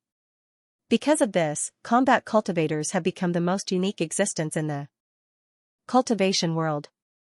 Only 2 kinds of people would choose to become combat cultivators. The first is the prodigies of the major sects and clans. They have the resources provided by the entire force behind them and never have to worry about resources. The only thing they need to do is to improve their combat ability and unleash their potential. What's the second? Fangxing became excited. He thought to himself that the first option didn't suit him at all. Bai Qianzhong glanced at Fangxing and sighed softly. He said, the second option is those who have no talent in alchemy, who are too lazy to work on smithing, who think that drawing talismans is too troublesome to write, and who think that cultivating formations is too complicated. They really can't achieve anything in other areas, so they can only put their energy into fighting with others. These people can barely be considered combat cultivators. To put it bluntly, combat cultivators are either geniuses or trash? You can say that. Bai Qianzhong nodded. Fangxing was speechless. Then you say that I'm suitable for combat cultivators.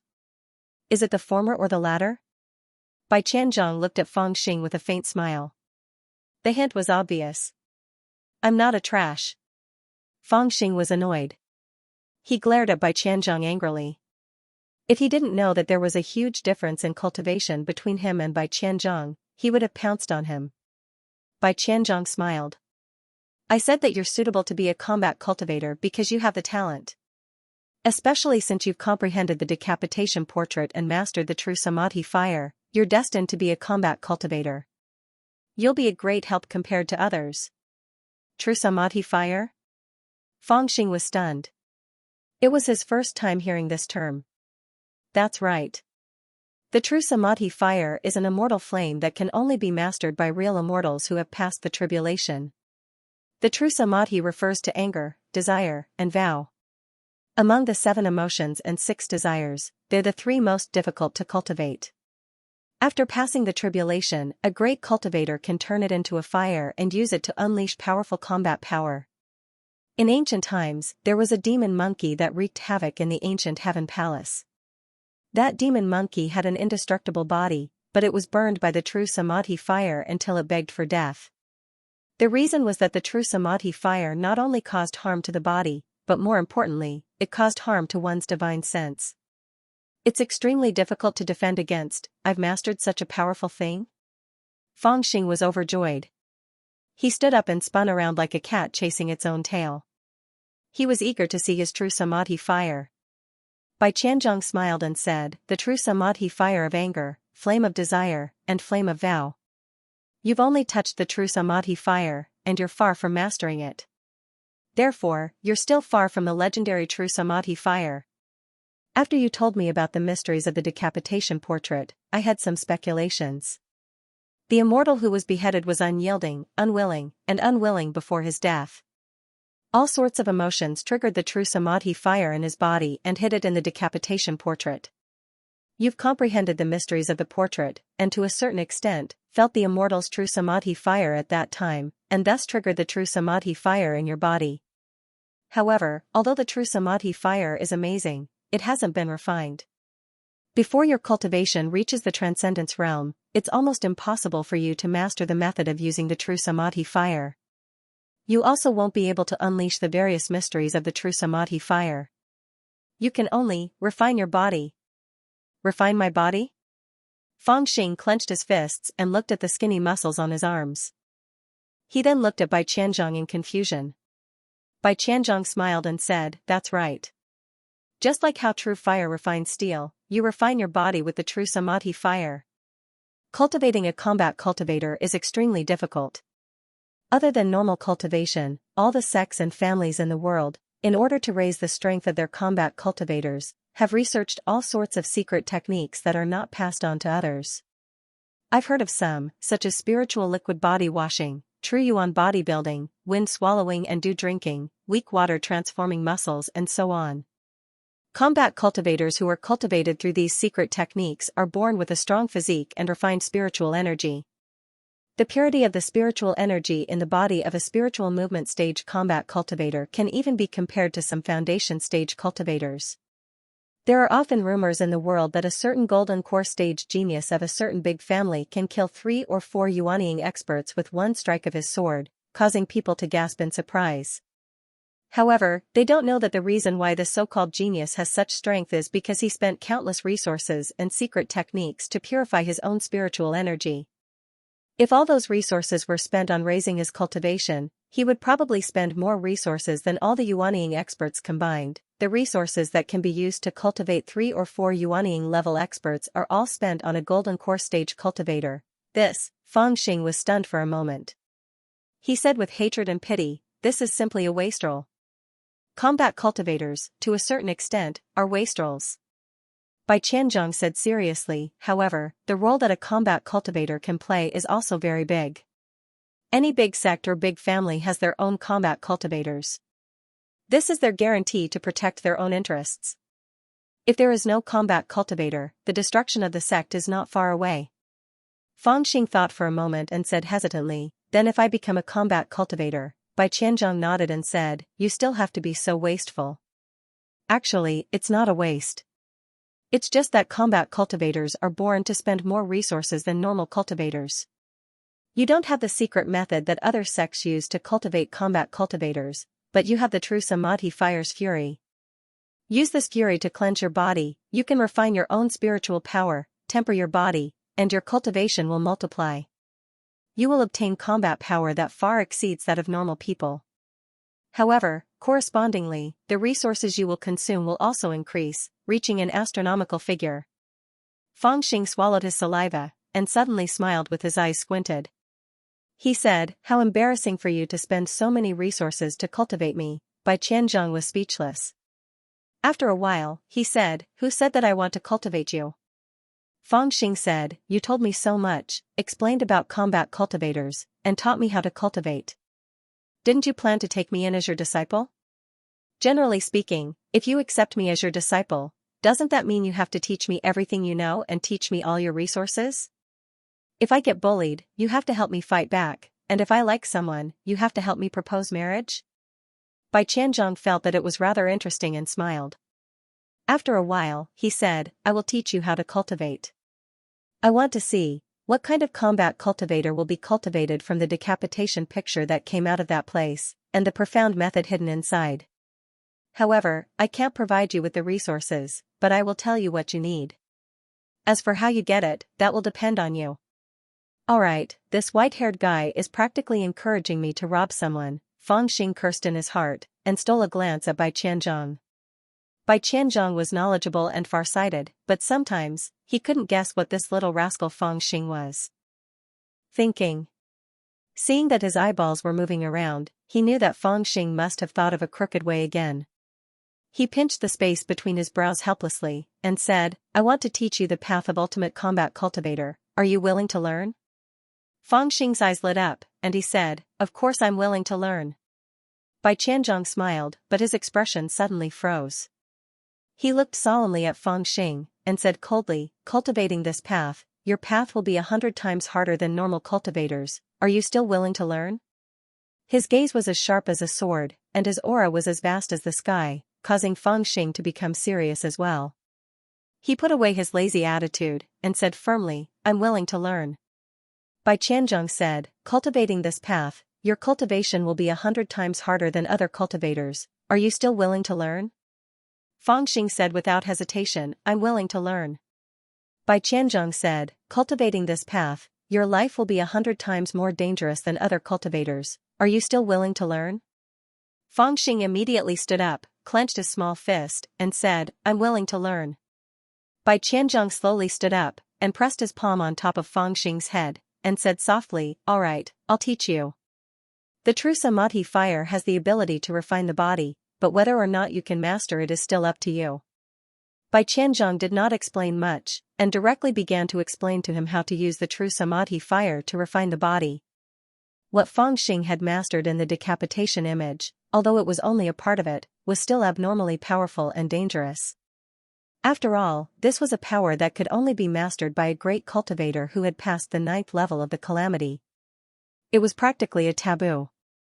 The creator of the decapitation image borrowed the final burst of power of a celestial being beheaded to seal this fury in the decapitation image, leaving it for later generations to comprehend. It was already an unimaginably ingenious move. However, being able to comprehend it and mastering this power were two different things. Before Fang Xing, there were 9 outstanding disciples of the Blue Cloud sect in the past 300 years who comprehended this image, but only 2 succeeded, and the two who succeeded all ended up the same, which was being burned by the fury and turned into ashes. It was the same for Fangxing. If he had not comprehended the second true meaning of the decapitation image at the most critical moment, the heavenly sword intent, and used the sword intent to extinguish the fire intent, he would probably have been burned into ashes by the fury in his body. However, if he wanted to use the true samadhi fire to refine his body and walk on the path of a powerful combat cultivator, he had to use this fury. Only the true samadhi fire, which could only be controlled by celestials, could refine the spiritual energy in his body and refine his body. This fire could not be out of control, nor could it be too weak. It had to be guided and controlled according to a certain pattern, just like how one cultivated a technique. Bai Qianzheng asked Fangxing to stay for a night in the cave abode, while he went to the Blue Cloud Sect's Classics Pavilion and did not return for the night. When he returned in the morning, he said to Fangxing, "I've read through the Green Cloud Sect's Classics Pavilion, but I couldn't find any technique that could fully unleash the power of the true samadhi fire. There's no other way, you can only cultivate the green flame forging technique to circulate the true samadhi fire. I will make some adjustments to it to make it more suitable for you, and also to deceive others. Although this technique can't unleash the full power of the true samadhi fire, it's safe." After saying that, he passed the improved azure flame true forging technique to Fangxing, and Fangxing silently remembered it. After Bai Qianzheng imparted all the cultivation techniques to Fangxing, the yin-yang fiend god mirror appeared in Fangxing's mind once again, and it gave an evaluation. This improved version of the green flame true forging technique had risen from the intermediate level to the advanced level. Fangxing was instantly speechless. He thought in his heart, Bai Qianzheng is even more formidable than I imagined. Bai Qianzheng was able to improve a mid-grade cultivation technique into a high-grade cultivation technique in a single night by reading through all the books. The brilliance of this is far more difficult to come by than his cultivation. While admiring him, he was also a little suspicious. Since the white-haired man had such capabilities, why didn't he hand the formula over to the Blue Cloud Sect? Looking at his appearance, he didn't seem to be an ordinary elder of the Blue Cloud Sect. What exactly is his identity? Of course, Fangxing wouldn't really ask these questions, nor would he really spend the effort to think about it. Strangely, he believed in this white-haired man, and even vaguely felt that he was somewhat similar to himself. This kind of feeling of trust rarely appeared in him, but when it did, it was incomparably strong. On the other hand, Fangxing had the ability to judge whether what Bai Qianzheng did to him was good or bad. He had the yin-yang fiend god mirror in his mind, and it could identify all kinds of spiritual treasures. If the things that Bai Qianzheng imparted to him were filled with evil intentions, he would have seen through it long ago. However, until now, whether it was the beheading illustration, the spiritual wine recipe, or the improved version of the green flame true forging technique, they were all truly good things. There was no doubt about this. Even if it was very dangerous when comprehending the beheading illustration, it was only a danger that coexisted with opportunities. Fangxing acknowledged this kind of risk. After all, wealth came from danger. If it was really something good that could be obtained without paying any price, he would instead be vigilant. As for why Bai Qianzheng was willing to impart the technique to him, and whether there was any ulterior motive behind it, Fangxing didn't really care. Why would he nurture him for nothing? It was normal for him to have some kind of motive. Moreover, even if he wanted to resist, where could he escape from the hands of this person? It was better to learn what the other party wanted to teach him as soon as possible. Even if he really wanted to force him to do something in the future, he would be able to resist when he had the strength. Therefore, under the guidance of Bai Qianzheng, Fangxing began to seriously cultivate the green flame true forging technique. When he first started cultivating the green flame true forging technique, Fangxing comprehended it very quickly. To put it bluntly, this technique was very simple. It was to transform spiritual power and turn it into a light green spiritual flame outside the body. The flame's temperature was extremely high, and it was the flame of spiritual iron used to forge magic tools. The two words true forging in the name of this technique referred to forging away the impurities of the dark steel and returning it to its original state. However, if it was used in battle, because this kind of spiritual flame couldn't reach far, and the spiritual flame burned fiercely and unruly, it would lose its agility, and its power would be average. It was even more convenient than the fire control technique in the basic magic arts. As for Fangxing's cultivation of this technique, his main attainment was not to cultivate the spiritual flame of forging iron, but to use the method of internal circulation of the spiritual flame in the green flame true forging technique. He used the mental cultivation method of the green flame true forging technique to control the samadhi true fire in his body. Then, he used the method of forging artifacts to train his body and condense his own spiritual energy. Bit by bit, he refined a crystal clear body and condensed the purest spiritual energy. This kind of body tempering method was very dangerous. When Fangxing first started cultivating it, if he wasn't careful, he would trigger the raging flames of anger that almost burned his body. There were also endless evil thoughts that almost made him go crazy and fall into qi deviation. Fortunately, Bai Qianzhong guarded him day and night while he was cultivating. Once he showed signs of qi deviation, Bai Qianzhong would immediately restrain his mind and use the divine will sword to extinguish the flames of anger. Then, he would use the most prepared spiritual medicine to heal his burns. Even so, it wasn't until half a year later that Fangxing slowly began to master the body tempering method of the samadhi true fire. At this moment, he could finally accurately control the temperature of the samadhi true fire and complete the tempering process with his own strength. In other words, Fangxing had already mastered a powerful body tempering secret technique. The reason this kind of secret technique was called a secret technique was because it was often controlled by large sects and ancient families. They used it to accompany their combat cultivators. Perhaps the cultivation technique could be shown to others, but this kind of secret technique could not be shown to others. Even if the sect was destroyed, the secret technique would definitely not be revealed. This was because this was the foundation of a sect, the strongest foundation in the cultivation world. During this half a year, even though he had failed time and time again and had only completed the tempering a few times, Fangxing's transformation was still shocking. His body was crystal clear and flawless. Perhaps from the perspective of others, at first glance, one would only feel that this youth was clean, bright, and seemed to be filled with vitality. But if one were to observe carefully, one would notice that his skin faintly emitted a jade-like luster, and it was extremely mystical. In reality, if someone was able to get close to Fangxing and study his physique, they would find that his qi and blood were different from ordinary people. It was even stronger than an adult, and the vitality of his flesh and blood was almost 3 times that of an ordinary person. As for his spiritual energy, it was also 3 times purer than an ordinary person.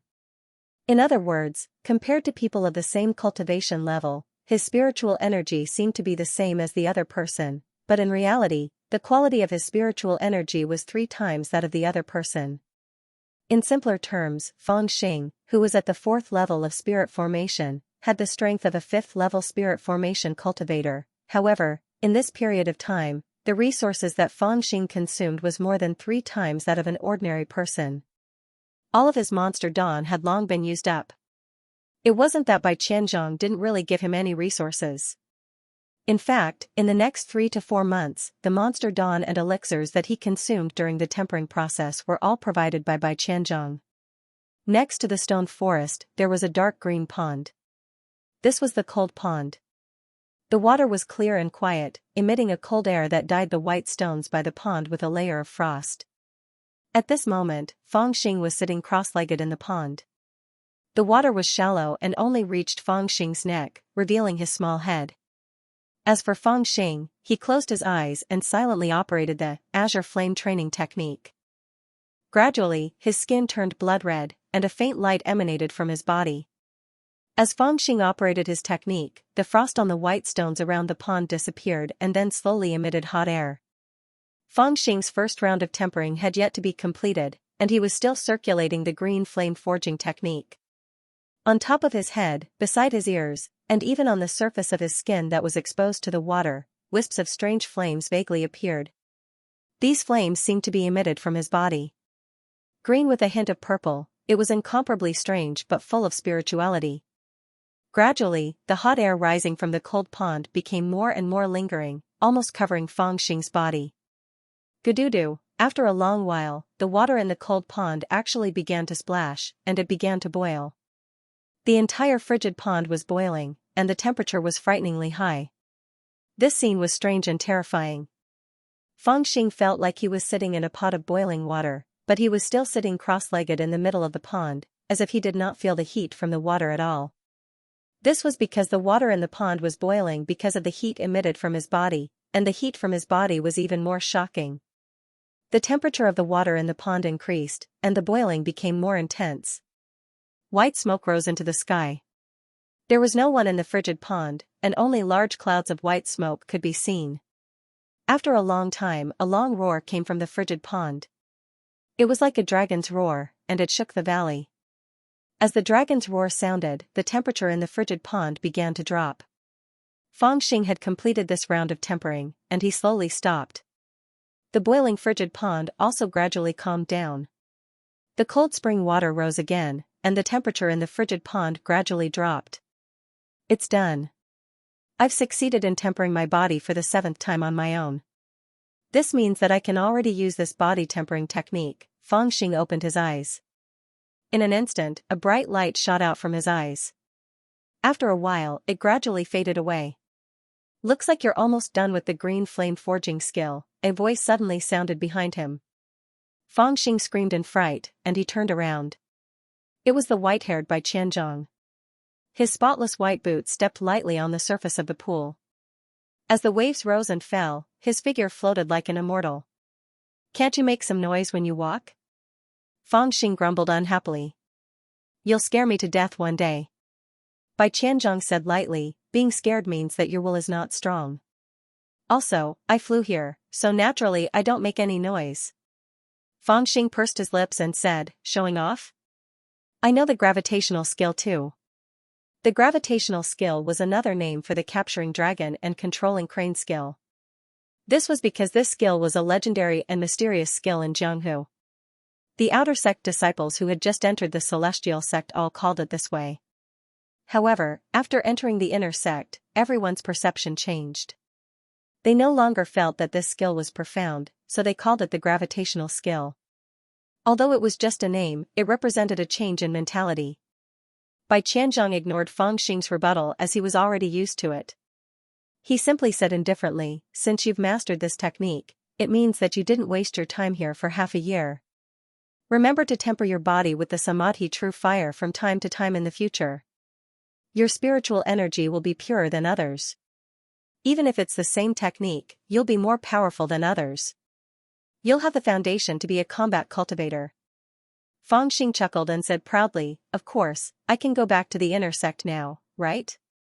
For the past month, he had been kept by Bai Qianzhong on this peak, practicing the green flame training skill. When he was tired, he would sleep in a side room outside the cave.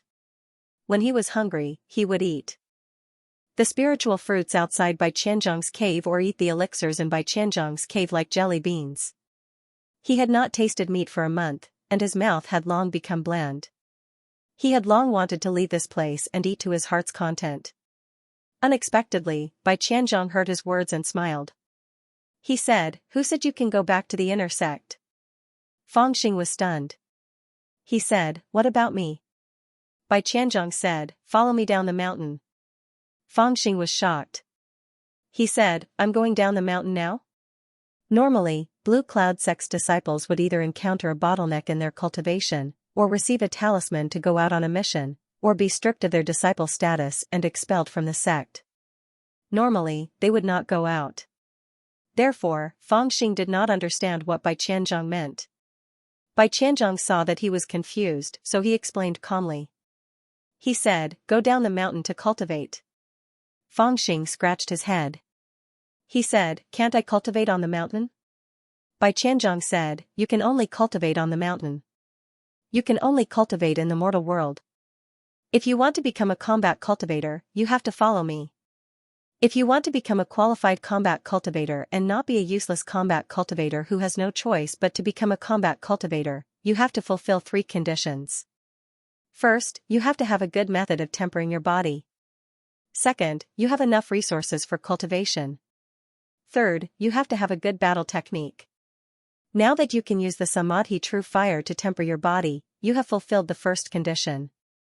However, you don't have the last 2 conditions. A green cloud carried Fangxing away from the Blue Cloud sect. On the cloud, Bai Qianzhong's expression was calm as he explained. Then what should I do? Can you teach me? Fangxing sat cross-legged on the cloud. His face was full of anticipation. Bai Qianzhong smiled faintly. He said, I have prepared the best method for you. I can guarantee that you will become a qualified combat cultivator. Fangxing was stunned. He asked hopefully, what method? Bai Qianzhong said, look below the cloud. Fangxing craned his neck and looked down. His gaze pierced through the wisps of clouds, and he saw a huge lake with rippling blue waves. A cool breeze caressed his face, and the lake stretched as far as the eye could see. Before he could ask anything, he suddenly felt a kick on his buttocks, and with a strange cry, he fell from the clouds. While he was in the air, he had already started cursing, you damned white-haired freak, how dare you plot against me. Bai Qianzhong sat on the cloud. He smiled bitterly and rubbed his nose.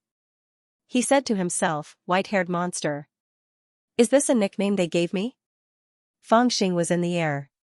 He used the gravity spell to control the force of his fall. Then, he took out his flying sword and supported it under his feet. At least he was floating in the air. However, when he looked around, he was dumbfounded. This lake was really not small. He was in the middle of the lake. If he wanted to fly to the shore, he would have to fly at least 300 meters. This was far beyond his limit. He wanted to fly back to the green cloud. That damned Bai Qianzhong actually rode the green cloud and flew another 100 meters higher. He could not reach him. There is a green snake in this lake. There is a green snake in this lake. It was struck by lightning and gained cultivation. After cultivating for decades, it has already become a rank 5 demonic beast. It usually destroys ships and devours civilians. The ignorant people worship it and call it the Azure Dragon King. In reality, it is just a snake demon that is about to transform into a flood dragon. Go into the lake and kill it. That demonic core is a very good tonic for you. Bai Qianzhong's voice came down slowly. This is the good method you prepared for me? Fangxing was furious. He shouted loudly. That's right. Then couldn't you have told me in advance? Why did you have to kick me down? You ate my spirit fruit, stole my spirit core and scolded me behind my back. Can't I kick you? Bai Qianzhong's voice was very innocent. Fangxing was speechless. You said this green snake is a rank 5 demonic beast? Fangxing was still flying in the air. He was unwilling to go into the lake. Bai Qianzhong said, that's right. I'm afraid it is only a step away from reaching the realm of a rank 6 demonic beast. Fangxing's expression trembled. He shouted, I'm only a 4th layer spirit formation. Do you want me to kill it or feed it? Bai Qianzhong was silent for a while. Just when Fangxing was about to curse, his voice sounded again, if you want to find a reason why you can't defeat it, you can find 1,000. But if you meet an enemy stronger than you in the future, you only have 1 life. Fangxing was stunned, and he fell into deep thought. A light yellow talisman floated down from the clouds. Bai Qianzhong said, if you can't defeat it, you can activate this talisman. It can save you. Fangxing was about to receive it, but Bai Qianzhong's next words made his face change. But if you use this talisman, it means you're mediocre. You don't have to follow me to cultivate anymore. Go back to the sect directly. Fangxing's expression changed. In the end, he clenched his teeth and jumped into the lake. The talisman floated in the air for a long time, and no one knew where it had flown to. Fangxing didn't bring this talisman because he didn't intend to use it, since this is a kind of training, and since the white hair monster thinks he has a chance of defeating this green snake, then he will fight. Gulp, Fangxing jumped into the lake. The lake water was cool and instantly covered his head. The bubbles in the water gurgled in his ears. Fangxing moved his hands and stabilized his body in the water. Then, he looked around. All he could see was clear green. His vision was blocked by the lake water. Even with the improvement of his cultivation, his eyesight was much better than before. But he could only see about 10 feet away. In this vast lake, where would he go to find the green snake demon? After pondering for a while, Fangxing made up his mind. He took out a short knife and cut his palm. Blood seeped out and spread along the lake water. Then, Fangxing held his breath and waited quietly in the lake. He felt the movement of the water around him. The blood of a cultivator was very attractive to demonic beasts. As long as this green snake demon is a glutton, it will definitely be attracted. Come on, Fangxing secretly gritted his teeth.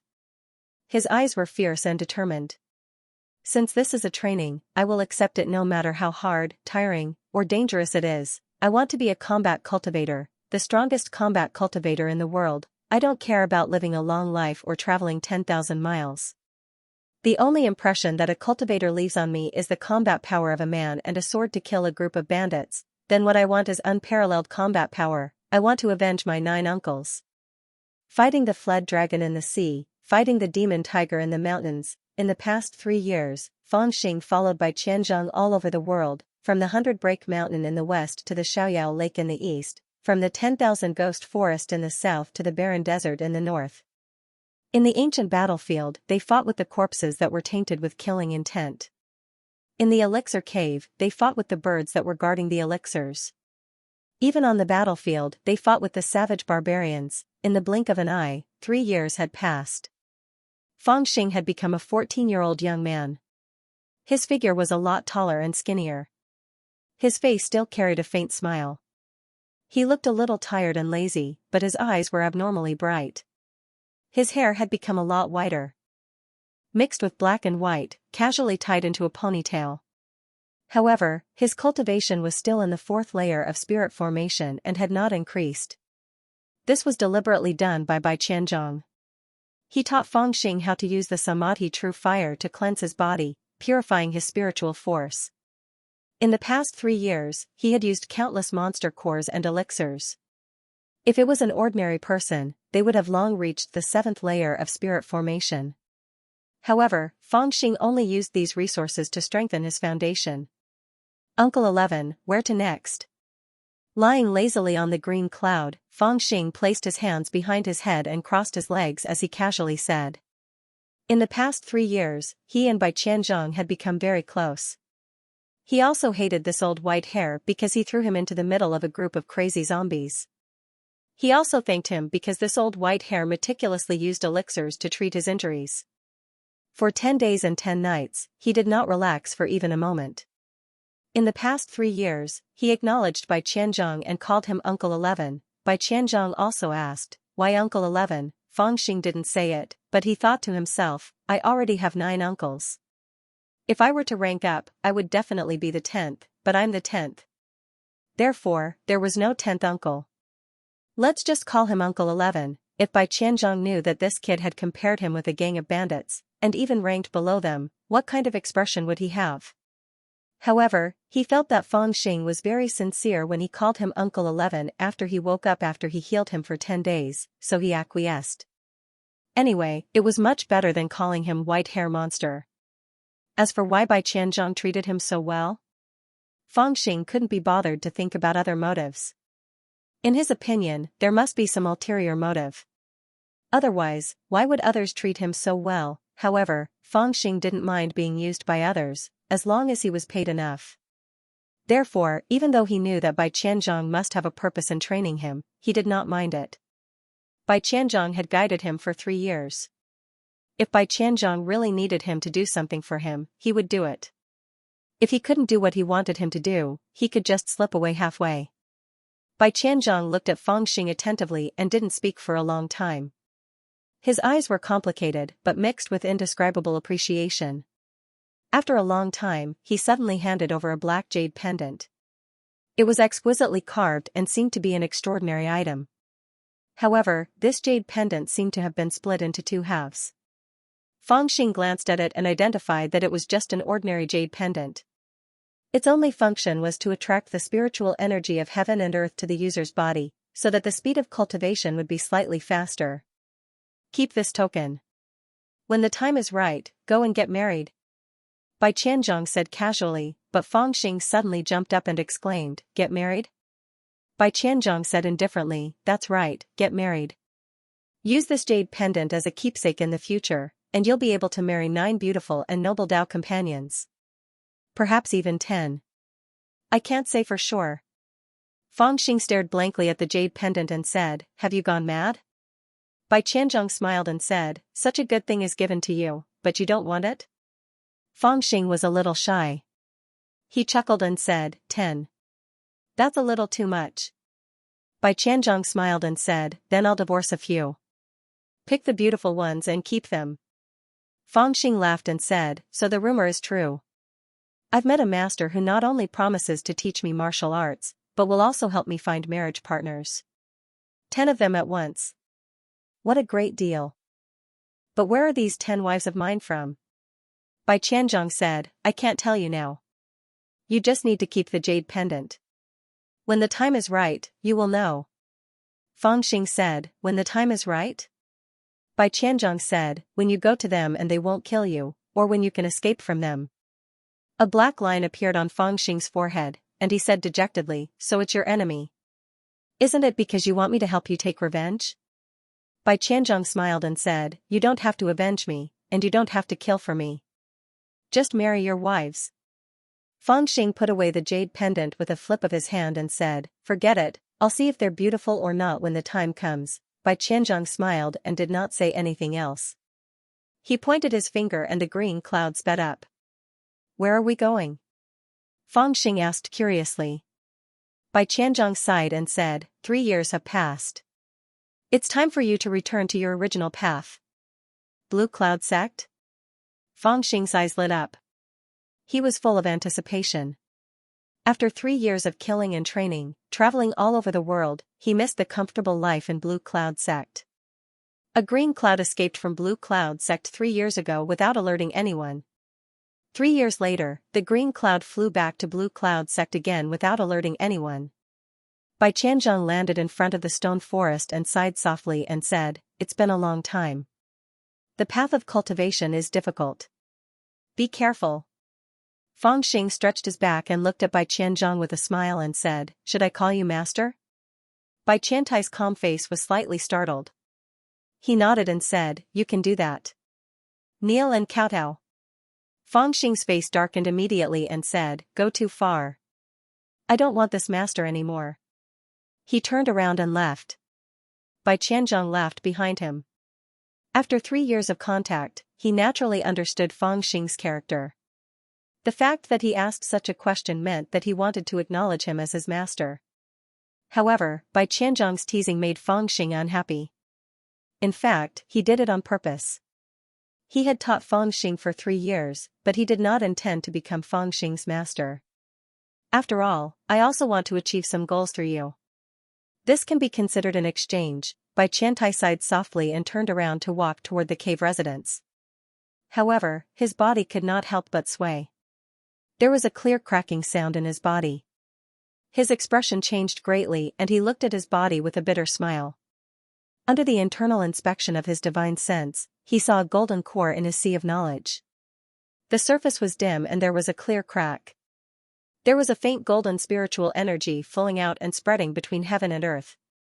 The golden core is broken and the spiritual energy is exhausted. Has my time come early? Bai Qianzhong sat cross-legged in front of the cave residence. He looked up at the sky and let out a long sigh. A comforting smile appeared at the corner of his mouth. In fact, he did not tell Fangxing that he planned to teach him for a few more years. It was just that in those 10 days and 10 nights, he had consumed a large amount of his spiritual energy to heal Fangxing. At that time, if he did not heal him, the end of his life could be pushed back for at least another 10 years. But now, he felt that he only had less than 3 years left. However, Bai Qianzhong did not regret it. If he did not do that at that time, Fangxing would have been left with internal injuries. He did not have much time. He could not use the Samadhi true fire on the decapitation painting to forge a perfect divine sword to slash the heavens. Then, he would do his best to forge a perfect sword embryo. Then, he would wait for it to sharpen itself and create chaos. I have taught you everything you can learn. The rest is up to you. Bai Qianzhong murmured to himself. After a while, he took out a talisman and raised his hand to the sky. Boom, the talisman exploded in the air. There was a burst of golden light. It was like a golden cloud hanging in the sky. In the Blue Cloud Sect, Sect Master Qin Xianxia and the 4 great imparting elders all saw the talisman and were shocked. Does Uncle Master Bai have something important to tell us? Then, regardless of whether the 5 of them were in seclusion or preaching to their disciples, they put down what they were doing and flew into the sky. 5 rays of light streaked across the sky of the Blue Cloud sect and arrived at the stone forest. I have taught that child for 3 years. Unfortunately, he is still not suitable to inherit my legacy. Bai Qianzhong sighed softly and said with his back facing the 5 of them. Qin Xianhua and the other 4 looked at each other. There was a hint of regret in their eyes. The Blue Cloud sect had always wanted to lead this mysterious elder's legacy in the sect. 3 years ago, when this elder Bai accepted Fang Xing as his disciple, they were initially relieved and thought that they had achieved their goal. They did not expect this to happen. I have decided to go into seclusion. Either I will use my remaining lifespan to form a Yuanying and double my lifespan, or I will pass away. Bai Qianzhong sighed softly. Everyone's expression immediately turned serious. Only people who felt that their lifespan was almost up and that they were about to pass away would go into seclusion. Death seclusion, entering the 2 heavens of life and death.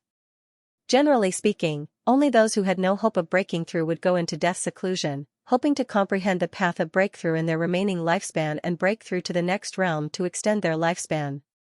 However, without the boundary breakthrough pellet and the corresponding cultivation technique, there was almost no hope of breaking through to the next realm. Out of 100 people who went into death seclusion, almost 100 never came out again. Those who successfully broke through to the next realm only existed in legends. Of course, there was also a benefit to going into death seclusion. Outsiders could not tell if the person was dead or alive, and it could deter enemies from acting rashly. This was also the last thing a cultivator could do for the sect.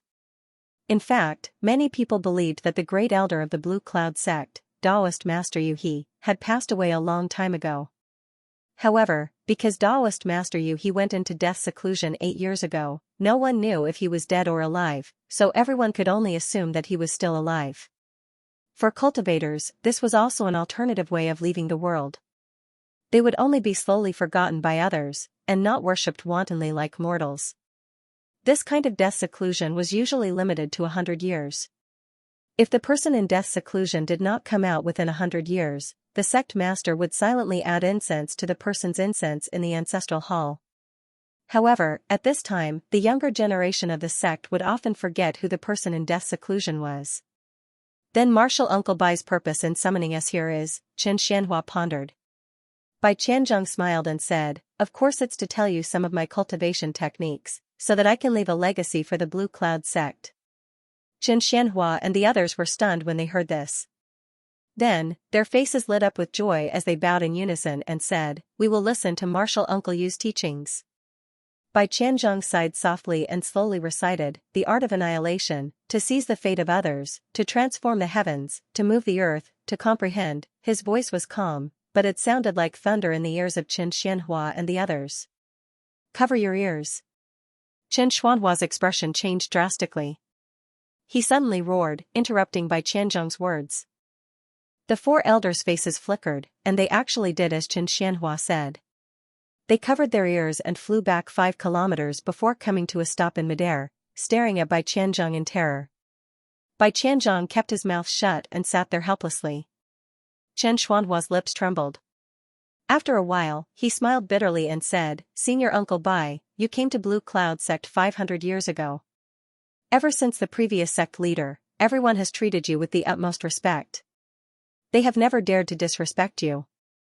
But why do you have to harm us? Bai Qianzhong softly sighed, you were the ones who wanted me to leave behind my legacy, so why are you accusing me of harming you? Qin Xianhua sighed and said, this art of annihilation is that family's inherited divine art, right? Our Blue Cloud sect is just a small sect. How would we have the guts to covet their family's martial arts?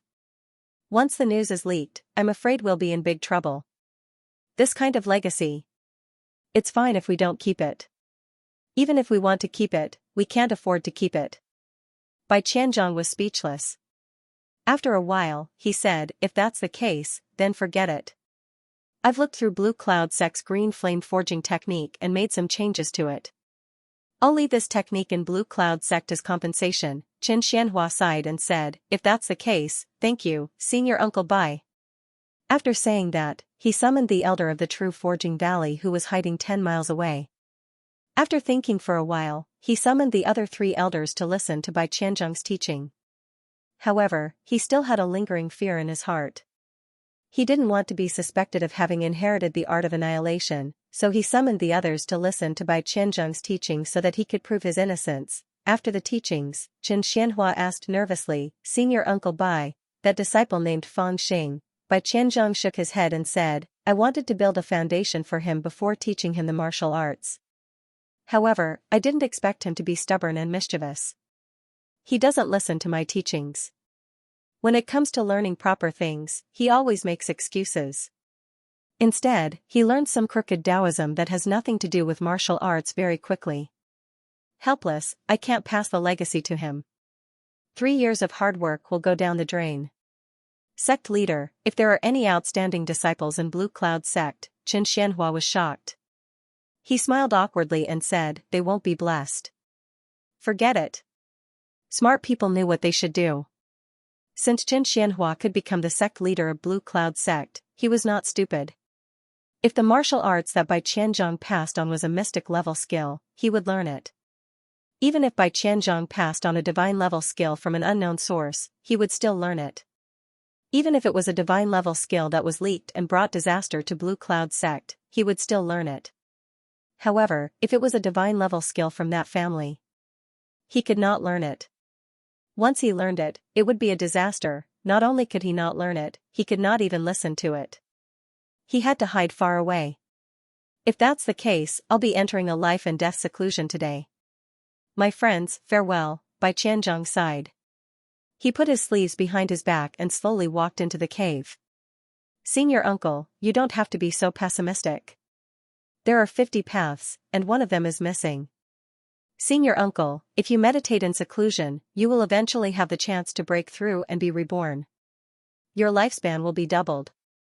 When that time comes, I will gather all the disciples in the mountain to welcome you and congratulate you." Qin Xianhua bowed to the ground and said sincerely. The other 4 imparting elders also bowed to the ground and sent Bai Qianzhang off. The door of the cave fell down and isolated the world. Although there was only one door, it was as if the white-haired master had disappeared from the 9 heavens and 10 earths. Senior brother sect leader, Elder Qing Yao of Vermilion Cloud Valley asked. "Let's go back to the main peak and talk." Qin Xianhua took the lead and left on a cloud. He went to the main peak of Qingyun Mountain where he lived. The 4 imparting elders followed behind him. "Junior brother Ruquang, bring that kid here." After sitting down, Qin Xianhua held his forehead and pondered. After a while, he said softly. The black-haired old man, iron like madness, the imparting elder of Maxshan Valley and the person who played chess with Bai Qianzhang, accepted the order and left. Elder Qing Yao of Vermilion Cloud Valley said, "Senior brother sect leader, did senior uncle Bai really teach him the divine art of annihilation?" Qin Xianhua said, "I hope not. Otherwise, our Blue Cloud sect won't be able to keep him." Elder Qing Yao frowned and said, "Senior brother sect leader, I think." Qin Xianhua suddenly looked up and glanced at the other 2 imparting elders at the same time.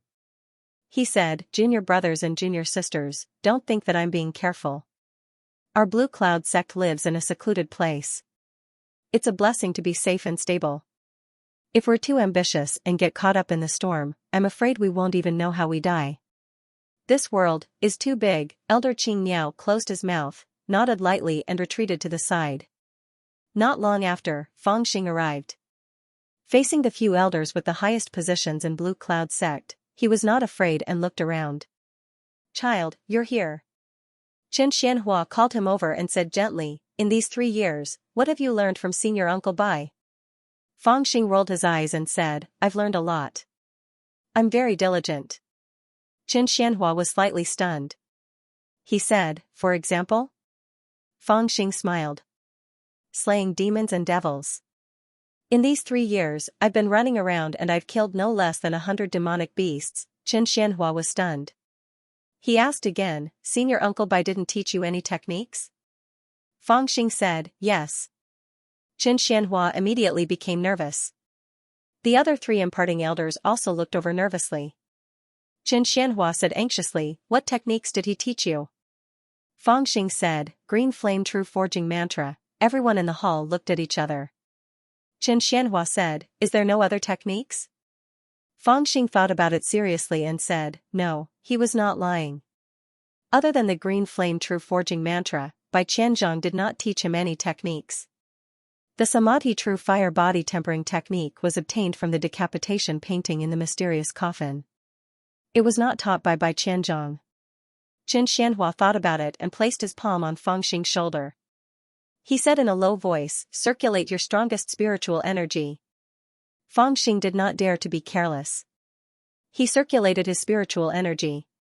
Qin Xianhua sensed for a while and retracted his palm. He nodded at the others and sighed. "I've met someone from that family before. I know the characteristics of the Annihilation Divine Secret Technique. This technique is extremely ferocious and can destroy heaven and earth. We'll know whether he has cultivated it or not. This child's spiritual energy is stable and stable. It's not fake." The other imparting elders also sighed in relief. Their expressions were relaxed but also a little regretful. Fangxing looked at them calmly. He was not worried that Qin Xianhua would find out anything. "You may leave." Qin Xianzhao asked Iron like madness to bring Fangxing away while he let out a long sigh. Elder Bluebird said, "Sect Master, what should we do with this child?" Qin Xianhua lowered his head and thought for a while. He said, "Let him be. After all, Master Bai has just gone into seclusion. Don't disturb him. Everything we heard and guessed today, don't leak a single word. Otherwise, we'll be punished according to the sect rules. Elder Shao, I'll leave this matter to you. If anyone disobeys my words today, we can forget about being brothers." "Yes." A skinny elder in hemp clothes replied in a low voice. His face was calm. He was a Ray Understanding Valley's imparting elder, Xiao Shanhe.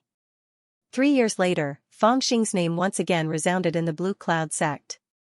After entering the inner sect 3 years ago, no one had heard any news about Fangxing. This was because after Lin Qingxue was imprisoned for half a year, she had once crazily tried to find Fangxing for revenge. However, she had not been able to find him, causing a huge uproar. Many inner sect disciples knew about Fangxing, but they had never seen him. This guy who was used to causing trouble seemed to have disappeared. It was only now that Fangxing had reappeared. Elder Bai Qianzhong had taken a liking to Fangxing, who had taken him under his wing and taught him for 3 years. Fangxing had been chosen to be Elder Bai Qianzhong's successor, but he had been too naughty and mischievous, and had wasted 3 years of Elder Bai Qianzhong's time.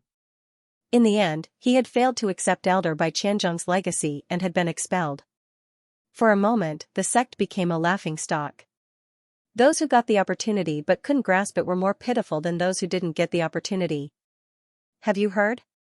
It's said that this fellow's innate talent isn't very high, only at D-grade aptitude. It's only because he unintentionally broke one of Elder Bai's chess games that Elder Bai agreed to give him a chance. Who would have thought that this fellow actually didn't grasp the opportunity? In the span of 3 years, Elder Bai has been teaching him diligently, but he's still playing poorly. In the end, he angered Elder Bai and was directly expelled. Isn't that so? He followed the heaven-defying Elder Bai Qianzhong and cultivated for 3 years, but he's still in the 4th level of spirit formation. That kid was the first to enter the inner sect. He's still young and has a bright future. But now, he's lost in the crowd. Although he's smart, he might not be good." Similar discussions gradually spread out in the Blue Cloud sect. At this time, Fangxing had already found a cave in the Baici cliff and drank leisurely all day. In these 3 years, he fought countless battles and never had a good rest.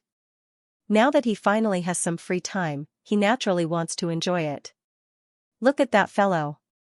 He's lying on the hillside drinking wine in broad daylight, not bothering to cultivate at all. No wonder he was chased out by Elder Bai. This person has already given up. If he misses this opportunity, his future path will be difficult.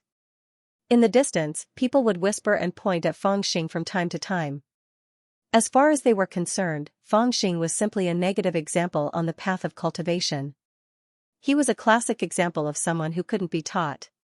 "What are you looking at? I'll dig your eyeballs out." Fangxing sat up and shouted at the guys who had been secretly giving him pointers. What a fierce guy. Why don't we teach him a lesson together? Don't cause trouble. Although this guy is young, he entered the inner court 3 years earlier than us after all.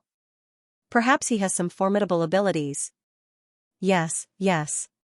This guy caused trouble before he entered the inner court. Senior Sister Lin Xianxia of the Vermilion Cloud Valley said 3 years ago that no matter who killed this boy, she would reward them generously. This boy can live for who knows how long, so why provoke him? When the disciples saw this, they immediately turned their gazes away in fear. Even though there were a few who looked rather unconvinced, they were pulled away by others. After all, the people who lived in the Baici Cliff were all disciples who had just entered the inner court not long ago. Their cultivation was not high. The Baici Cliff was where the outer court disciples lived when they first entered the inner court. Once they entered this place, they would begin to cultivate one of the 5 techniques of the Blue Cloud sect. When they had cultivated it to a certain degree, they could enter the 4 valleys and 1 hall of the Blue Cloud sect to continue cultivating according to the characteristics of the technique. The 4 valleys were the Vermilion Cloud Valley for alchemy, the Maxin Valley for forging, the Scripture Valley for inscriptions, and the Mountain Valley for array research. And that hall was the Hall of Worship of Heaven. The meaning of the 2 words worship of heaven originated from the words of the ancestors, worship heaven to establish the Tao. Obey the mandate of heaven to exterminate demons. The demons referred to in this sentence were not only demons, but also enemies of the Blue Cloud sect. For cultivators, anyone who could not get along with them was a demon. To put it bluntly, it could also be understood that the disciples who cultivated in the Hall of Worship of Heaven were the combat power cultivated by the Blue Cloud sect. The Hall of Worship of Heaven was the hall where the Blue Cloud sect's combat cultivators gathered. All the disciples who wholeheartedly cultivated the Tao of fighting would enter this hall. However, the number of disciples was very small. The other 4 valleys had at least 100 disciples, but in the Hall of Worship of Heaven, there were only about 10 disciples. Moreover, these 10 disciples were all elites who were selected from the other 4 valleys. The disciples of the Blue Cloud sect rarely chose to cultivate the Blue Cloud 9 Swords technique directly. No matter how much they liked combat cultivators, they would usually first cultivate other techniques and master the ability to establish themselves in the cultivation world before turning to study the Blue Cloud 9 Swords technique. Feng Xing planned to enter this hall and continue his path as a combat cultivator until the end. Forget it, I have to take it one step at a time. I'll go borrow some basic techniques to comprehend. Holding the wine gourd, Feng Xing slowly walked toward the scripture depository on the Flying Rock Peak. Basic spells were spells that people with cultivation had to master. It was similar to basic skills. Perhaps they were not very useful in a battle between cultivators. However, if one did not know how to use them, it would be very difficult to further cultivate other techniques. In the past 3 years of traveling in the human world, Bai Qianzhong had asked Feng Xing to slay demons and cultivate himself. However, he did not give him any pointers on his techniques. Now, not only did he not make a breakthrough in his cultivation, his mastery of techniques did not increase either. He had to borrow these basic things first and slowly comprehend them, just like when he first cultivated the gravitational spell. Following the mountain path around the Flying Tiger Crag, he could see a large hall hidden between the green pines and cypresses in the distance. The large hall was extremely tall and majestic. It was about 100 feet in size and about 100 feet in height. It was built entirely of black rocks and appeared cold. In front of the large hall was a square with a circumference of 100 feet. It was paved with white jade and was extremely spacious. On the main door of the large hall, there was a huge horizontal board with the words Scripture Depository Hall. From time to time, he could see disciples dressed in blue robes chatting and laughing as they walked in and out of the hall. A hint of anticipation rose in Feng Xing's heart as he strode towards the Scripture Depository Hall. Upon entering the Scripture Depository Hall, he saw a long passageway at the front. On the walls of the hall were simple stone carvings, depicting famous cultivators slaying demons and devils throughout the ages. For example, Hong Yi killing his father, Yifan covering the sky, Miaoyi stealing his wife, and so on. Although the carvings were crude, they were vivid and lifelike. At the end of the passageway, he saw an antique long table with an elder in the 9th level of spirit formation standing guard behind it. After Feng Xing showed his jade token, he entered the side hall where low-level techniques were stored. Sweeping his gaze across, his eyes were filled with jade books. They were all low-level mystic artifact jade books that were used to record techniques. The number was astonishing. Picking up a gravitational technique book, Fangxing inserted his spiritual energy into it. Very quickly, words appeared on the jade book: basic technique of gravitational technique, commonly known as capturing dragon and controlling crane technique. If you wish to cultivate it, your spiritual energy must revolve 9 times. The contents were no different from the secret manual that Fangxing had seen before. Fangxing casually glanced through it. Seeing that there was no new content, he threw it away. Continuing to look, jade books were placed on the wooden shelves in the side hall. It was dazzling and dazzling: gravitational technique, fire manipulation technique, Dharma eye technique, ghost beating technique, breath-holding technique, shadow-splitting technique, barrier technique. Fangxing looked left and right. The more he looked, the more he liked it. He felt that every single one of them was useful and he wanted to learn them all. With a swift eye, he picked up the jade books one by one and piled them up high in his arms. Then he excitedly went to the guard elder to register them. The guard elder's eyes widened when he saw it. He shouted, "So many? Kid, don't you know that you need to pay to copy the jade books?" With a crash, Fangxing piled the jade books on the long table. He said, "Copy as many as you want. There's money." In the past 3 years that he had been slaying demons, the resources he had consumed were basically the demon cores that he had obtained from slaying demons. Some of the spiritual medicines that he had used were unknown whereby Xianxia had found them. Therefore, the spirit stones that he had saved up were still there. There were at least 200 or 300 of them. He thought that it would not be a problem to pay for a few jade books. The elder didn't say anything. He looked at Fangxing and slowly counted the number of jade books. When he was done, he looked at Fangxing and said, "Copying 1 jade book costs 100 spirit stones. You have a total of 13 jade books. That's 1,300 spirit stones." Fangxing jumped in fright and exclaimed, "It can't be, it's so expensive?" The elder said slowly, "Not to mention the value of these techniques, just these jade books cost a lot of money. Charging you 100 spirit stones for each book is already very low." Fangxing was stunned. He complained, "I can't afford it." The elder said, "Then pick a few more important ones. Kid, you can't become fat in one bite. These jade books can only be kept for 7 days. After 7 days, they will automatically disappear. In these 7 days, how many spells can you learn? When the time is up, all the jade books will become blank. Those that you haven't read will be equivalent to wasting your money." Fangxing scratched his head. He said, "All right, I'll pick." After flipping and choosing for a long time, he finally chose 3 books. They were the Dharma eye technique, the barrier technique, and the sensing technique. The elder took out 3 blank jade books and made a hand seal. Very quickly, the contents of the 3 jade books were copied into the blank jade book. Then, he threw it in front of Fangxing and stretched out his hand. 300 spirit stones, it's still too expensive," Fangxing muttered. He poured out all the spirit stones from his heavenly cave ring and counted them one by one. After he finished counting, he was suddenly stunned. He was still short of 9 spirit stones? Only now did Fangxing realize that his vision was too narrow when he was in the outer sect. At that time, he thought that having a few hundred spirit stones would make him a millionaire. Now that he thought about it, if he were to use it in the inner sect, he wouldn't even be able to support the most basic expenses for a long time. No wonder the 3 elders in the promotion pavilion advised him to cultivate a method to earn money. Without money, it's hard to do anything. Right now, he had no choice. He thought he should have 300 spirit stones, but he didn't expect that he was still short of 9. Helplessly, Fangxing looked at the old man and smiled, "Can you make it cheaper?" The elder stared at him and said, "I've never seen anyone haggle in this place."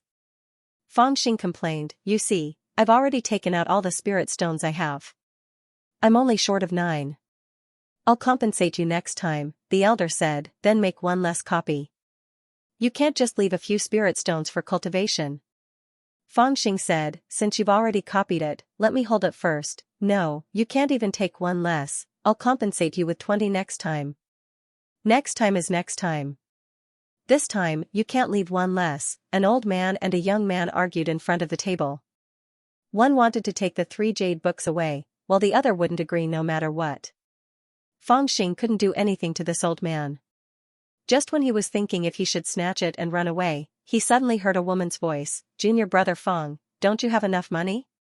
I can lend it to you for the time being. Fangxing turned around and saw a woman in a light yellow robe standing on top of him. She had a faint smile on her face as she looked at him. This woman was about 20 years old. Her facial features were very elegant, and her long black hair hung straight down. She was tall and slender. To put it bluntly, she had no breasts or buttocks. However, she had a romantic air about her, which was quite attractive. Beside her, there was a man in spirit formation 5th layer. His clothes were luxurious, but his appearance was a bit ugly. He had a pair of vertical eyebrows, protruding eyes, a wide mouth, high cheekbones, dark skin, and a fierce expression on his face. Being at the side of this woman, he became an excellent reflection, imperceptibly making people feel that this light yellow-clothed woman was extremely beautiful. It could be said that 30% of the yellow-clothed woman's appearance was contrasted by this man. Who are you?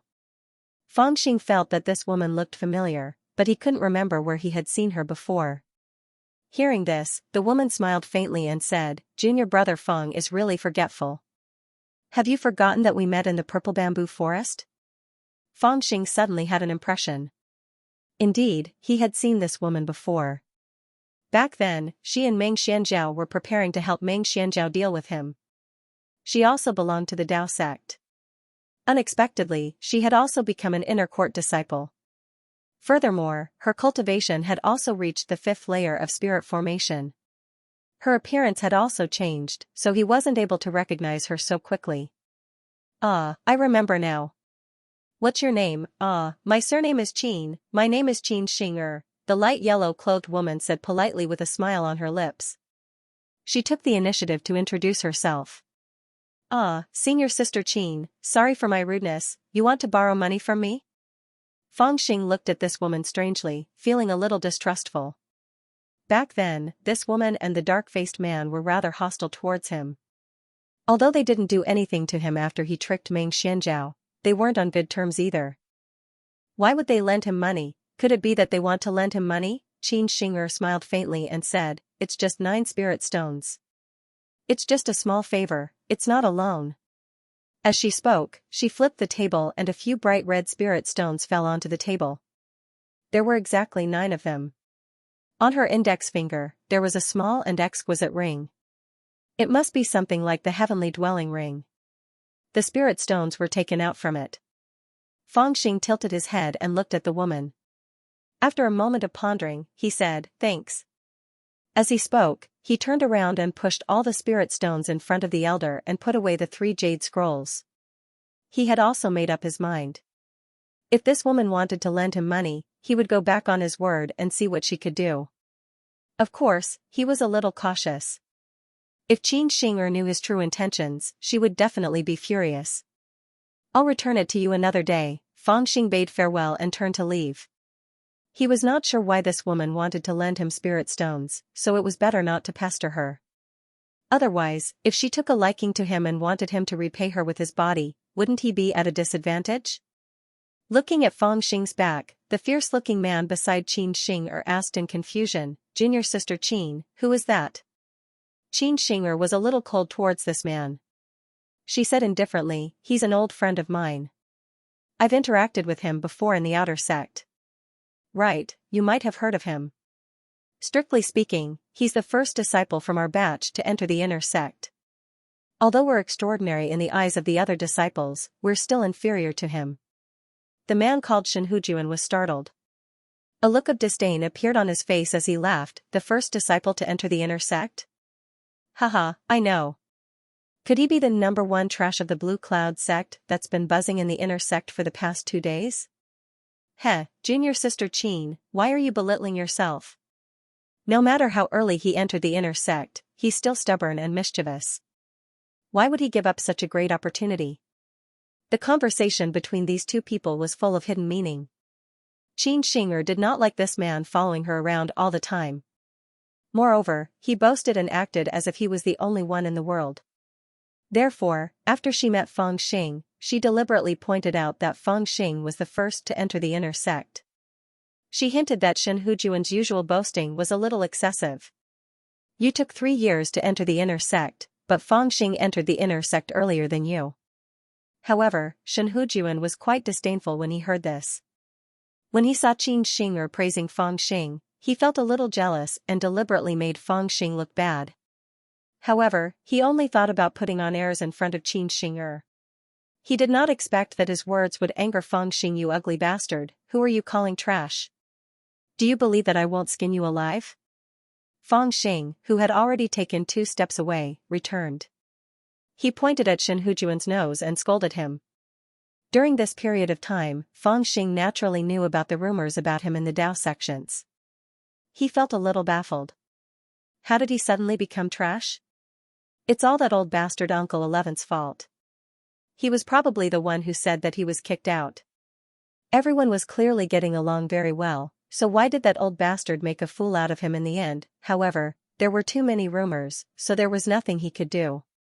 But hiding in the dark and pointing fingers at him was different from saying it in front of him. I clearly haven't gone far yet, but this ugly bastard is already scolding me. Does he think that I can't hear him? Or does he think that I don't have the means to deal with him? He was naturally unwilling to suffer such a loss, so he turned back around. Little bastard, who are you scolding? Shen Hujun was so angry that his face changed. He shouted fiercely. He was really ugly, but he hated it when people called him ugly, especially when he was scolded in front of the girl he liked. Naturally, he was flustered and exasperated. Feng Xing placed the 3 jade scrolls in his robes and placed his hands on his waist. I'm just scolding you, you ugly bastard. If you don't like it, let's spar? Shen Hujuan's knuckles cracked as he growled, do you want to die? Feng Xing rolled up his sleeves. Come, come, come.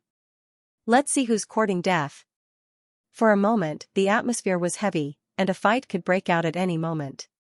Even Qin Xing'er was stunned by this sudden turn of events. For a moment, she could not interject any words to mediate. Who would have thought that this little demon, who had already left, would hear their words? Furthermore, he had such an explosive temper that he immediately returned to scold them, seeing that the 2 of them were about to start fighting in the scripture depository. The elder behind the table knocked on the table and said, if you want to quarrel, go outside. If you want to fight, then find a place with no one. Do you really think I don't exist? This elder was a spirit formation 9th layer cultivator, far higher than Feng Xing and Shen Hujuan. Furthermore, Shen Hujuan was not like Feng Xing, who was not afraid of anything. He knew the rules of the scripture depository. Anyone who dared to cause trouble here would definitely be severely punished. Thus, he forcefully suppressed his anger and sinisterly said to Feng Xing, little bastard, just you wait. I'll definitely play with you. Qin Xing'er helplessly pulled Shen Hujuan and said, don't say any more. With eyes filled with guilt, she looked at Feng Xing and said, Junior brother Feng, I'm very sorry. Please give me some face and let this matter end here. How about it? Humph. Without saying a word, Feng Xing turned around and walked out of the scripture depository. Qin Xing'er helplessly sighed. This time, she actually wanted to befriend Feng Xing. Although the Dao sect had been spreading rumors about how he was a good-for-nothing and was expelled from the stone forest by Martial Ant Bai, which was equivalent to falling from the clouds into the mud and destroying his own opportunities, she did not think so. She felt that based on this little demon's performance 3 years ago, he might even shine brightly in the future. There was no harm in befriending him in advance. Moreover, this was a very good opportunity. It was only 9 spirit stones, but it made Feng Xing owe her a favor. However, she did not expect that the impetuous Shen Hujuan would ruin her plans. Maybe Feng Xing already hated her. However, when Feng Xing directly left, she let out a sigh of relief. This little demon's temper was much better than 3 years ago. At least he knew how to take the initiative to avoid. If he really fought with Shen Hujuan, with his spirit formation 4th layer cultivation, he would definitely be at a disadvantage. Humph, you might be able to escape this time, but you won't be able to escape next time. Sooner or later, I'll teach you a lesson. Shen Hujuan was still furious as he watched Fangxing leave. He gritted his teeth and cursed. A cold light flashed in his eyes, as if he was calculating how to teach Fangxing a lesson. After cursing, he turned to Qin Xing'er and said, "Junior sister Qin, it's not that I want to criticize you, but do you have so many spirit stones that you don't know where to spend them? Are you going to just throw them to that little bastard?" Qin Xing'er was even more displeased. She indifferently said, "It's my business who I give my spirit stones to. Senior brother Shen, you said you would accompany me to the scripture hall. I'm already here, and now I'm going to read the notes left behind by the predecessors. Please help yourself." As she spoke, she handed over the spirit stones and turned to enter the side hall. Shen Hujuan was a little embarrassed. The anger in his heart burned even brighter, and his hatred for Fangxing increased. Could it be that because that little bastard called me ugly, junior sister Qin also dislikes me? Damn it, little bastard, no one has dared to call me ugly in the past 3 years. How dare you call me that? I'll teach you a lesson. After leaving the scripture hall, Fangxing did not return. He directly sat down under a weeping willow by the side of the road and waited angrily. That ugly bastard actually dared to provoke me. I must stop him and give him a good beating. Fangxing thought hatefully. He couldn't help but ponder, even though that bastard is ugly, his clothes are really luxurious. Furthermore, he's actually wearing an expensive robe. This means that he must have quite a lot of wealth. As he pondered, he could not help but chuckle. After more than an hour, Shen Hujuan and Qin Xing'er finally came out. They saw Qin Xing'er in front, her brows tightly furrowed. She did not say a word as she walked quickly. Shen Hujuan followed behind her, a bitter smile on his face as he repeatedly said something, as if he was apologizing. The two of them did not notice Fangxing. They quickly walked out of the square in front of the scripture depository hall and directly turned onto the mountain path. As they approached, Fangxing jumped up and shouted, "Ugly bastard, I've been waiting for you." Shen Hujuan and Qin Xing'er stopped at the same time and looked up. They were immediately stunned and looked at Fangxing. "Junior brother Fang, what are you doing here?" Qin Xing'er asked in surprise. She glanced at Shen Hujuan behind her and frowned even harder. Fangxing directly jumped onto the mountain path and stood in the middle of the road with his arms crossed. "I'll teach that ugly monster a lesson." Qin Xing'er was stunned, and thought she had heard wrongly. She did not know whether to laugh or cry when she saw the serious and angry expression on Fangxing's face. Could it be that the reason why this little bastard was able to walk so nimbly in the scripture depository hall was because he was waiting on the mountain path outside?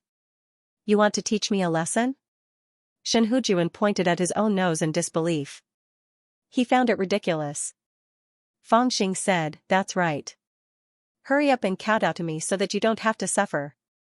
Ha ha ha ha, Shen Hujuan suddenly threw his head back and laughed. His gaze turned cold. "I've been in the Blue Cloud sect for 3 years, and no one has ever dared to stop me. Little bastard, I was going to let you go for junior sister Qin's sake, but you're the one who asked for it."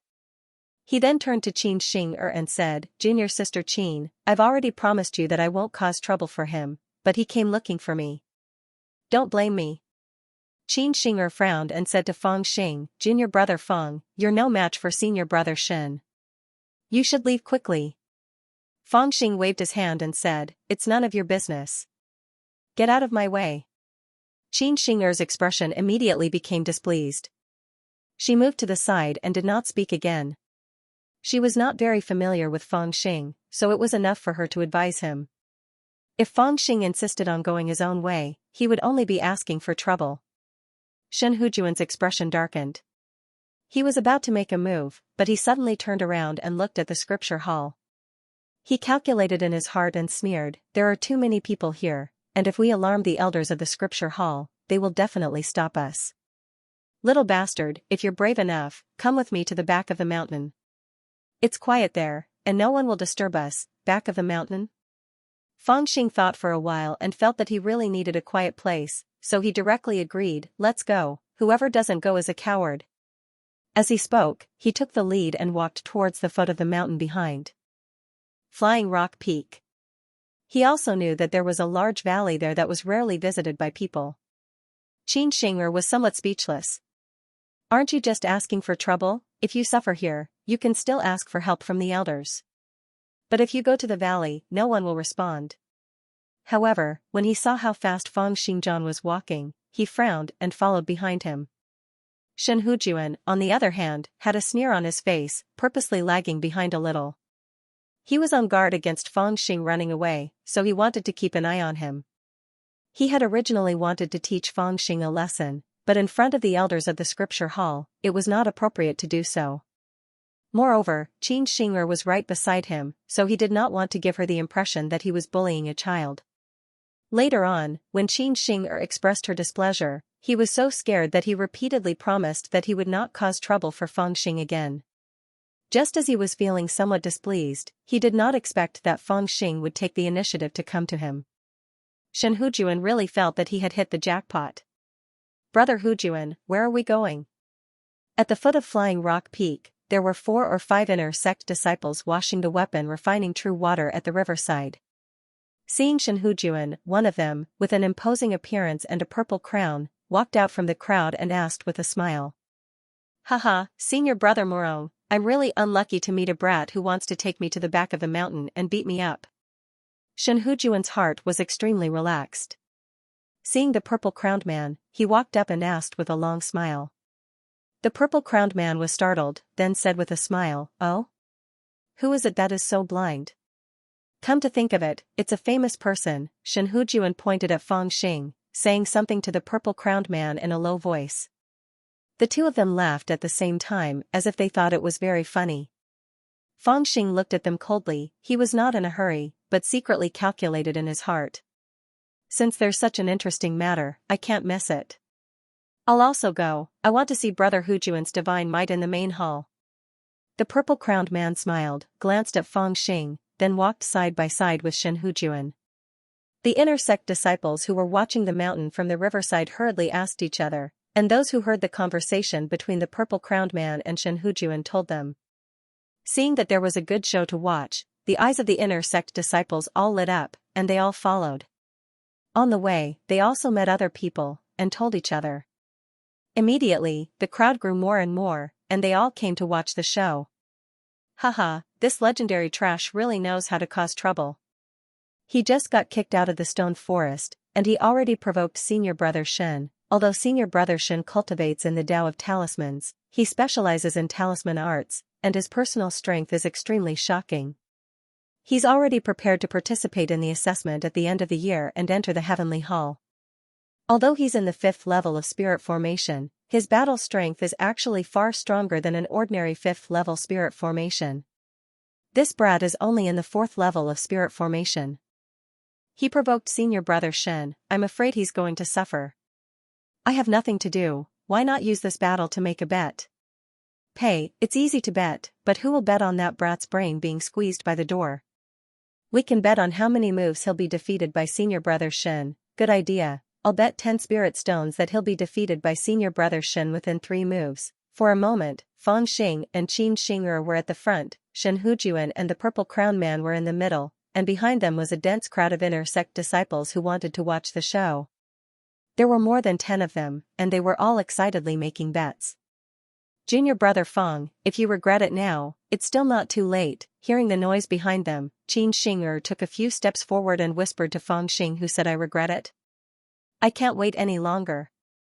Feng Xing didn't seem to care, but Qin Xing'er sighed and said, "Just now in the scripture depository, it's not like I didn't see you copying the basic techniques. It seems that you've really wasted these 3 years.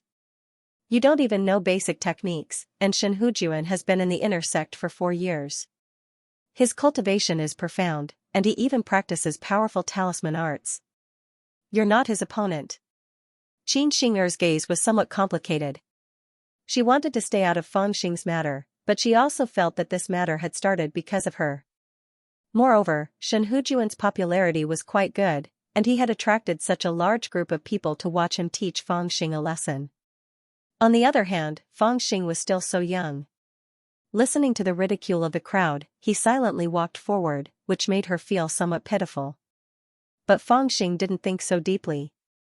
He looked honest, but his ears were pricked up as he listened to the people behind him discussing the bets.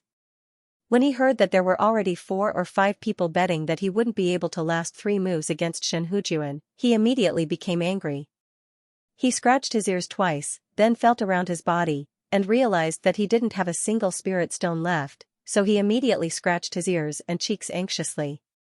Qin Shinger thought that Feng Xing was afraid, and was about to persuade him again, but Feng Xing had already turned around and said in a low voice, "Do you still have money?" Qin Shinger was slightly startled, then smiled and said, "I can persuade him, you don't need to spend money to apologize to him." "Apologize to him, I want to use money to bet that I'll win." Feng Xing's face was full of disdain, but Qin Shinger was stunned. She suddenly felt that she couldn't understand this kid anymore. "Do you have money? Lend me 1,000 spirit stones first, bet it all on me winning." Feng Xing heard that the people behind him were becoming more and more enthusiastic, and he found it hard to suppress the itch in his heart. 1,000? Qin Shinger was speechless. This guy really dared to ask for such an exorbitant price. Even if she had 1,000 spirit stones, she couldn't just throw it away. Feng Xing knew that Qin Shinger didn't trust him with a single glance, so he sneakily approached Qin Shinger. With a flip of his palm, a yaocore immediately appeared in his hand. He showed it to Qin Shinger and chuckled. "Are you afraid that I can't pay up? These yaocores are not cheap. How about this, you lend me your spirit stones. If I really lose, I'll use the yaocore to pay up. How about that?" Qin Shinger glanced at it and said, "A 6th rank yaocore probably isn't worth 1,000 low-grade spirit stones, right?" Feng Xing was a little angry and said, "Take another look." He held the heavenly abode ring in his hand. With a swipe of his left palm, 3 or 4 yaocores appeared in his right hand, glowing faintly. Qin Shinger's eyes suddenly widened as she subconsciously sucked in a breath of cold air. 6th rank yaocore, 7th rank yaocore, wood attribute yaocore, metal attribute yao. Core, heavens, where did you get these? These were all high-quality yaocores. If he offered them to the Dao sect or directly sold them to Vermilion Cloud Valley disciples, they would be worth a lot of money. Generally speaking, beast cores had a fixed price. A rank 3 beast core was worth 50 spirit stones, a rank 4 beast core was worth 150 spirit stones, a rank 5 beast core was worth 450 spirit stones, and a rank 6 beast core was worth 1,350 spirit stones. With every increase in rank, the value increased by 3 times. It could be said that the beast cores in Feng Xing's hands, even in the inner sect, would be an astonishing amount of wealth. She originally thought that Feng Xing was a pauper who couldn't even gather 300 spirit stones, but when she saw so many yaocores, it was as if a beggar had suddenly taken out several priceless gems. Qin Shinger couldn't help but be shocked. "I earned them by slaughtering the yao beasts myself. Are you going to lend them to me or not?" Feng Xing put away the yaocores and said impatiently. He was actually very helpless. These yaocores were needed for cultivation, but he couldn't exchange them for money. Qin Shinger let out a long sigh and looked at Feng Xing seriously. "Did you really kill these yao beasts?" Feng Xing said, "Did you?" Qin Shinger asked doubtfully, "Then why didn't you use these yaocores to bet?" Feng Xing was very impatient. "I have a use for it. Otherwise, why would I need you to teach me?" Qin Shinger was at a loss for words. She did not ask any further and simply said, "Fine, I don't have 1,000 low-grade spirit stones, but I can still take out 10 mid-grade spirit stones. However, there's one thing I have to say first, we'll split it 50-50. Feng Xing stared blankly for a moment, then muttered in a low voice, "Why? Give me the spirit stones, I'll go pay for it myself." Qin Shinger grunted and said, "I won't lend it to you. Either we cooperate, or we break up." Feng Xing gritted his teeth as he glared at Qin Shinger. However, Qin Shinger was not afraid of him. She pouted as if there was no one else around. Feng Xing sulked for a while before saying, 280. Qin Shinger said, 46. Feng Xing said, "You win. 370, I'll take 70 and you take 30. Qin Shinger thought for a moment, then said, "Fine, I'll take the loss this time. If I lose, you'll have to return the spirit stones to me." As she said this, she smiled and was about to go to the back to place her bet when she suddenly felt a pain on her butt. She had been slapped. You, Qin Xing'er's face was red as she angrily turned around to glare at Fang Xing. Fang Xing said nonchalantly, I don't do things where I'm at a disadvantage. You took advantage of me, so I'll take advantage of you. Let's call it even. Qin Xing'er really wanted to go up and give this little bastard a good beating, but she gritted her teeth and only glared at him fiercely before turning to leave. She spat out a few words, I'll go bet on you losing, you'll be the one losing money if you bet on me losing anyway. Fang Xing did not seem to care at all, causing Qin Xing'er's teeth to clatter in anger. However, she was not really angry. The main reason was that Fang Xing was too young. He looked to be only 13 or 14 years old, which was 7 or 8 years younger than her. If he was the same age as her, she might really fight with her life on the line. Speaking of which, Qin Xing'er had always been an extremely intelligent girl, and only knew how to do intelligent things. Back in the purple bamboo forest, when she first met Fang Xing, she had already decided to be his friend and not his enemy. This time, in the Great Scripture Hall, she had taken the initiative to lend Fang Xing 9 spirit stones. The reason was because she knew how to judge people, and knew which ones were only superficial, and which ones were worth befriending. This time, when she saw Fang Xing's handful of Yaodan and his confident expression, she suddenly thought that from what happened in the purple bamboo forest, this little bastard was not someone who was willing to suffer losses. Although it was not to say that he would make a move after planning, he would only make a move when he was confident. Since he dared to block Shen Hujuan on the mountain road to find trouble with him, he must have something to rely on. Moreover, Fang Xing had been by the side of the legendary senior ancestor by a Blue Cloud sect for a long time. It was possible that senior ancestor Bai did not pass down his inheritance to him, but it was a little ridiculous to say that he did not teach him anything at all. Therefore, she concluded that Fang Xing was not as simple as the rumors made him out to be. There was indeed a possibility that he could win. Shen Hujuan did not see the way Fang Xing slapped Qin Xing'er's buttocks. This was because Fang Xing's movements were very secretive. It was a secret technique that he had learned from his fourth uncle. Otherwise, Shen Hujuan would have gone mad with anger. He only saw that Qin Xing'er and Fang Xing were talking nicely, but suddenly became angry and turned to walk towards the back of the crowd. He thought that they had quarreled, but his heart relaxed. Brother Hujuan, it is said that this little demon has some relationship with senior sister Su Lingyun. You must hold back. The purple-crowned man swept a glance at Fang Xing and said indifferently. Shen Hujuan sneered, I know. I won't take his life. I'll just teach him a lesson. As the two were talking, they suddenly heard a burst of noise and exclamations behind them. Curious, they called someone over to ask what was going on. That disciple's eyes widened, and he stammered, Senior Sister Qin wants to bet 10 middle-grade spirit stones, on that little boy to win. Shen Hujuan's expression changed, and his eyes turned red. Xing'er, she wants me to lose so badly?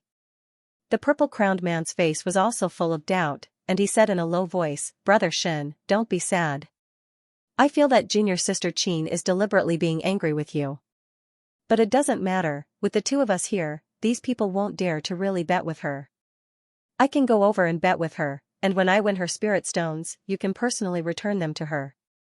Maybe she will be grateful to you. Shen Hujuan's mind calmed down, and he nodded repeatedly, thank you, Senior Brother Mu Rong, thank you. The purple-crowned man smiled slightly, and came to the back. He saw that Qin Xing'er had already taken out 10 middle-grade spirit stones and was about to give them to the banker, but that disciple did not dare to accept them. Although he was confident that he would definitely win, these 10 middle-grade spirit stones were worth 1,000 low-grade spirit stones. If he really won against Qin Xing'er, wouldn't that fellow Shen Hujuan skin him alive? The purple-crowned man came closer, and said with a smile, why does Junior Sister Qin have to be angry with Senior Brother Shen? 10 middle-grade spirit stones is not a small number. Hearing the word angry, Qin Xing'er was a little unhappy. This word was usually used between lovers, but she had never thought of having any relationship with Shen Hujuan. She frowned and said, I'm betting on my own, what does it have to do with him? The purple-crowned man shook his head speechlessly, and sighed, you think that it has nothing to do with Senior Brother Shen, but he can't bear to see you lose these 10 spirit stones. That's why he specifically asked me to bet with you. This way, if you lose, I can be lenient. The tone of his voice was really like that of an older brother who was angry with his younger brother and sister. But the way he treated Qin Xing and Shen Hujuan as a couple made Qin Xing feel even more depressed. She coldly smiled and said, "Senior brother Mu Rong wants to bet with me? Fine, I'll also add this redbud three-headed phoenix hairpin to the bet." As she spoke, she plucked a purple phoenix trouser from her hair. It was exquisite and simple, and contained traces of spiritual energy. If one were to carefully sense it, they would discover that there seemed to be spiritual energy whirlpools around the phoenix trouser. It turned out that there was a spiritual energy gathering array inside, which could attract a certain amount of spiritual energy to one's body and increase the efficiency of one's cultivation. This Qin Xing is really anxious. She actually took out such a rare item that even if she had the money, she wouldn't be able to buy. Fine, I'll take this opportunity to win from her. At that time, I can return these 10 middle-grade spirit stones to her, but I can't return this phoenix trouser to her. Thinking of this, the purple-crowned man smiled slightly, and took out a small wooden box the size of a fist. He said, "It's rare for junior sister Qin to have such an interest. Fine, I'll use this azure dragon blue flame saber that I bought for 100 middle-grade spirit stones to bet with you." Hee. This saber was specially bought for the sake of entering Heaven Worship Hall to increase my strength during the examination. I didn't disgrace your phoenix trouser, did I? The small wooden box opened, and inside was a large saber that was half a foot long. It had the same proportions as an ordinary saber, with 3/4 of the handle and the remaining 1/4 of the blade. The long hilt was engraved with fine patterns, and there was a coiling green dragon on it.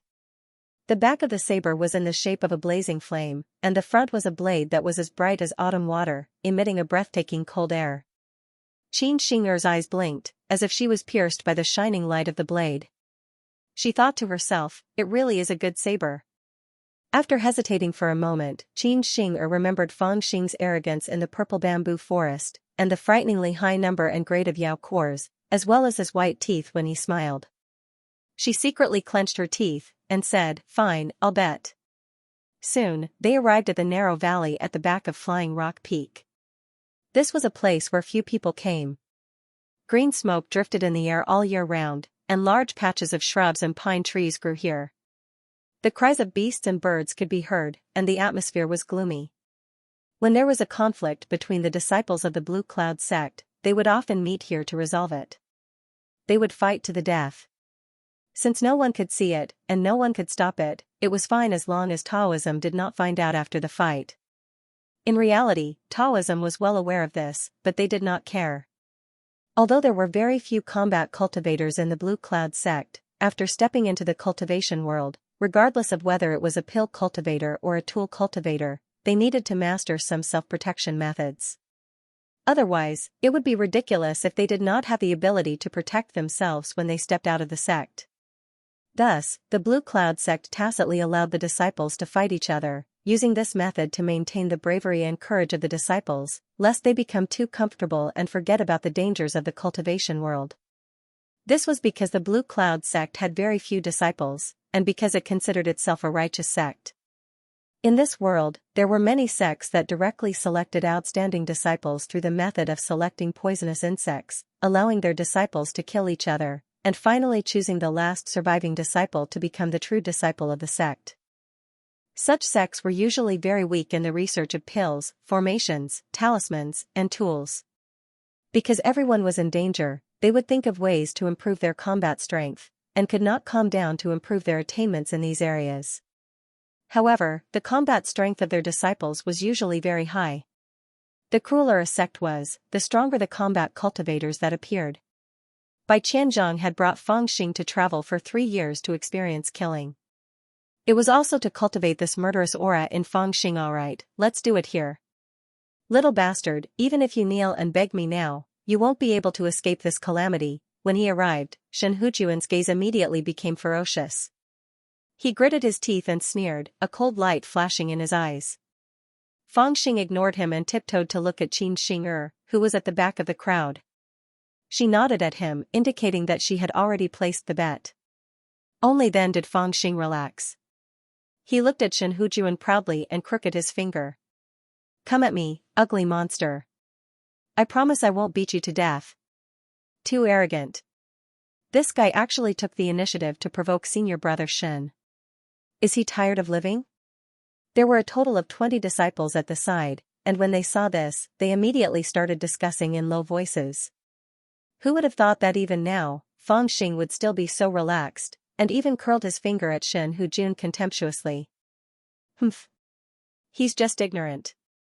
He probably thinks he's a genius and thinks he's unexcelled in the world just because he entered the inner court 3 years in advance. But he never imagined that senior brother Chen's cultivation would completely suppress him. Moreover, senior brother Chen has cultivated talisman techniques, which greatly increases the might of his magic techniques. Most people didn't think highly of Fang Xing at all, thinking that he was courting death. Kneel down first. Shen Hujun couldn't take it anymore. He roared, stretched out his 5 fingers, and pressed down on Fang Xing. When he made his move, a flame actually appeared in his palm.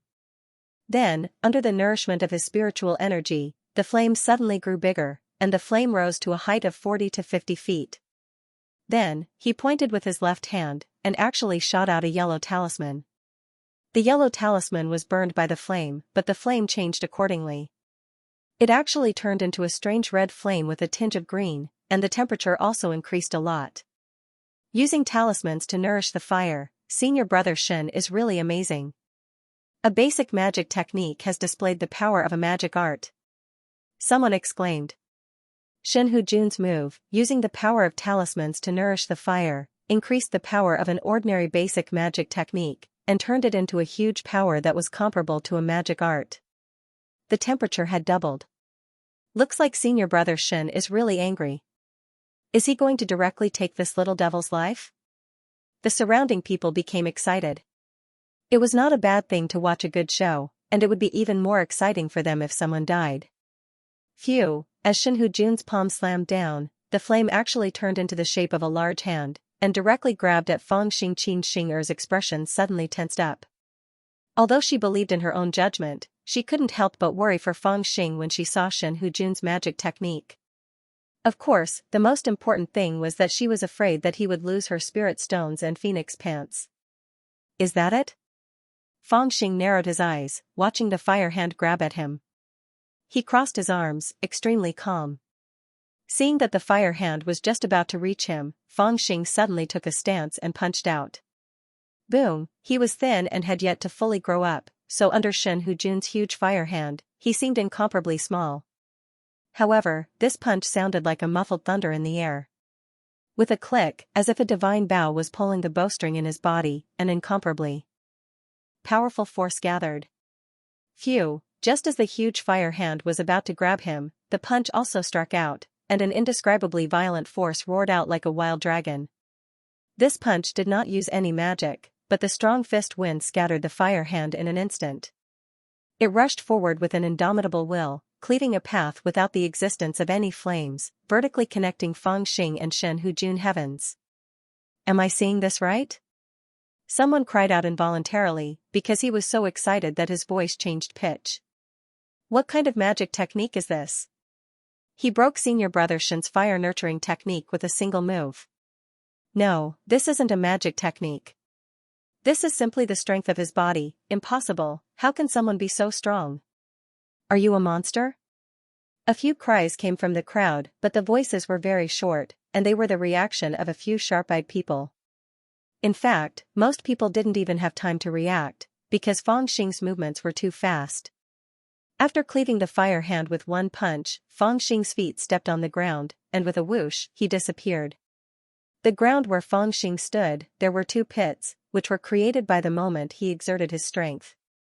At this time, Shen Hujun had just recovered from the shock of his magic technique being broken by Fang Xing.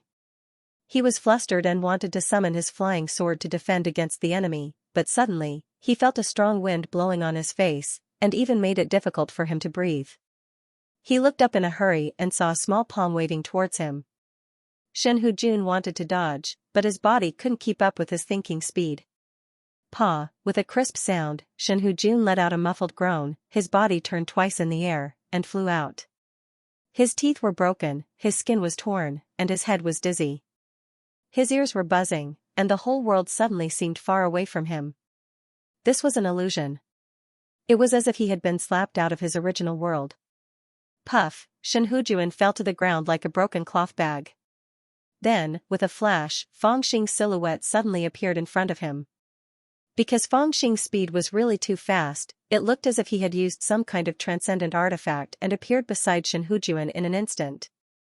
Damn you, using a talisman to raise fire, will you die if you don't act cool? Honestly, summon your flying sword, isn't it better than this? Fangxing directly stepped on Shen Hujuan's head, and scolded him disdainfully. In his view, Shen Hujun was really too stupid, using the dazzling talisman to raise fire technique in front of him. It looked quite powerful, showing his familiarity with basic magic, and also showed his attainments in talisman techniques. More importantly, it looked really awe-inspiring, such a big fire hand floating in the sky, as if a hand covering the sky was terrifying. But, it was useless. The flame was fierce but not condensed, fierce but not fast. It was useless. Fuck. After a short moment of silence, one of the inner court disciples suddenly let out a breath and cursed. Other than these two words, there was no other words to describe his current mood, because the scene in front of him was too shocking.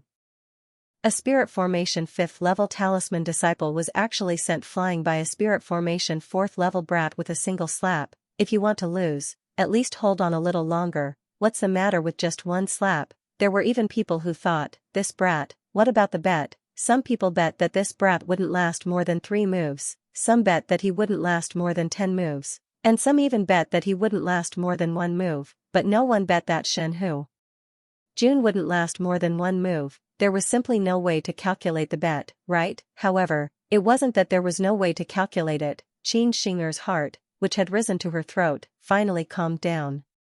She looked at the purple-crowned man with a smile and said, Senior Brother Mu Rong, I've won 10 mid-grade spirit stones and the Azure Dragon Jade Flame Blade. Hand it over.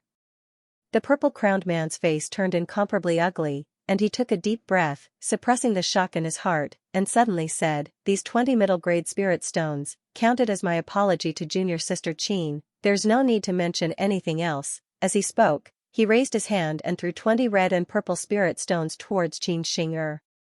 At the same time, he pulled a long face, turned around and left. Even using the Qi plunder technique, it could be said that in an instant, he disappeared without a trace. He was not stupid. He would rather give Xianxia 10 middle-grade spirit stones than give her the Azure Dragon Jade Flame Saber. After all, this was what he relied on to enter the heavenly worship hall. Moreover, he thought in his heart, if he gave 10 middle-grade spirit stones, Xianxia would definitely know what's good for her and wouldn't go overboard. Of course, he forgot that there was still someone here who didn't know what's good for her. Let me see what good stuff you have. Fangxing lowered his head and searched Shen Hujuan's body for a long time. Finally, he took out his storage pouch and poured it on the ground. His eyes immediately widened. He's really rich. This round thing with a hint of red and purple, it must be mid-grade spirit stones, right? There are actually more than 20 of them. I've struck it rich. I'll put it away. What grade is this flying sword? It actually looks even more handsome than the 9-serpent golden flame sword. I'll put it away. Damn, there's even a robe. It's cold to the touch and as smooth as water. It's said that it can repel dust and is impervious to fire and water, as well as swords and spears. Even if it's a little too big for me, who cares, I'll still put it away. Not long after, all the good stuff in Shen Hujuan's storage pouch had been picked out by Fangxing. He didn't go too far either. He even left a few low-grade spirit stones for him. After picking out these things, Fangxing raised his head with a smile. Suddenly, he saw that the surrounding people were dispersing and immediately raised his voice to shout, "Motherfucker, don't go." The sudden shout startled everyone. They all stopped in their tracks, waiting to see what he was going to do. Fangxing turned to Xianxia and shouted, "Have they all paid their bets? Don't miss a single one." Xianxia said with a smile, "I've already gotten Senior Brother Mu Rong's 20 mid-grade spirit stones." Fangxing pointed at the disciples who were about to leave and said, "What about these people? I've remembered all their bets. This bastard bet that I wouldn't last 3 moves, that bastard bet that I wouldn't last 10 moves. Motherfucker, and that shorty, that's right, it's you. Don't run, you bet that I wouldn't last even 1 move, and now you want to run?" Everyone was speechless when they heard this. This little brat actually remembered everything. Isn't he too vengeful? At the same time, everyone was speechless. They thought to themselves, we didn't bet with you, so why should we give you the stakes? Laughing coldly, the crowd continued to disperse. Among them, the shorty named Bai. Fangxing said disdainfully, are you crazy? Junior brother Liu and I bet on whether you can withstand one move from Shen Hujun. If you can't, then I win. If you can, then he wins. But we both bet that you will lose. In the end, you win. Naturally, this bet is invalid. Why should I give it to you? Everyone nodded. Because there were so many of them, they weren't afraid of Fangxing smiling coldly, they turned and left, ignoring Fangxing. Damn it, run away after losing money, no way. Fangxing was infuriated. He suddenly made a grabbing motion in the air and used the gravity technique to pull the shorty over. The shorty was shocked and shouted, I don't have any enmity with you. Do you still dare to hit me? Before he finished speaking, his face was punched by Fangxing. The pain caused tears and snot to flow. Fangxing grabbed his storage bag, then waved his hand and threw him away. He directly rushed toward the second disciple. This little bastard is crazy. Everyone, let's deal with him together. The second disciple saw Fangxing rushing over, but he wasn't afraid of him.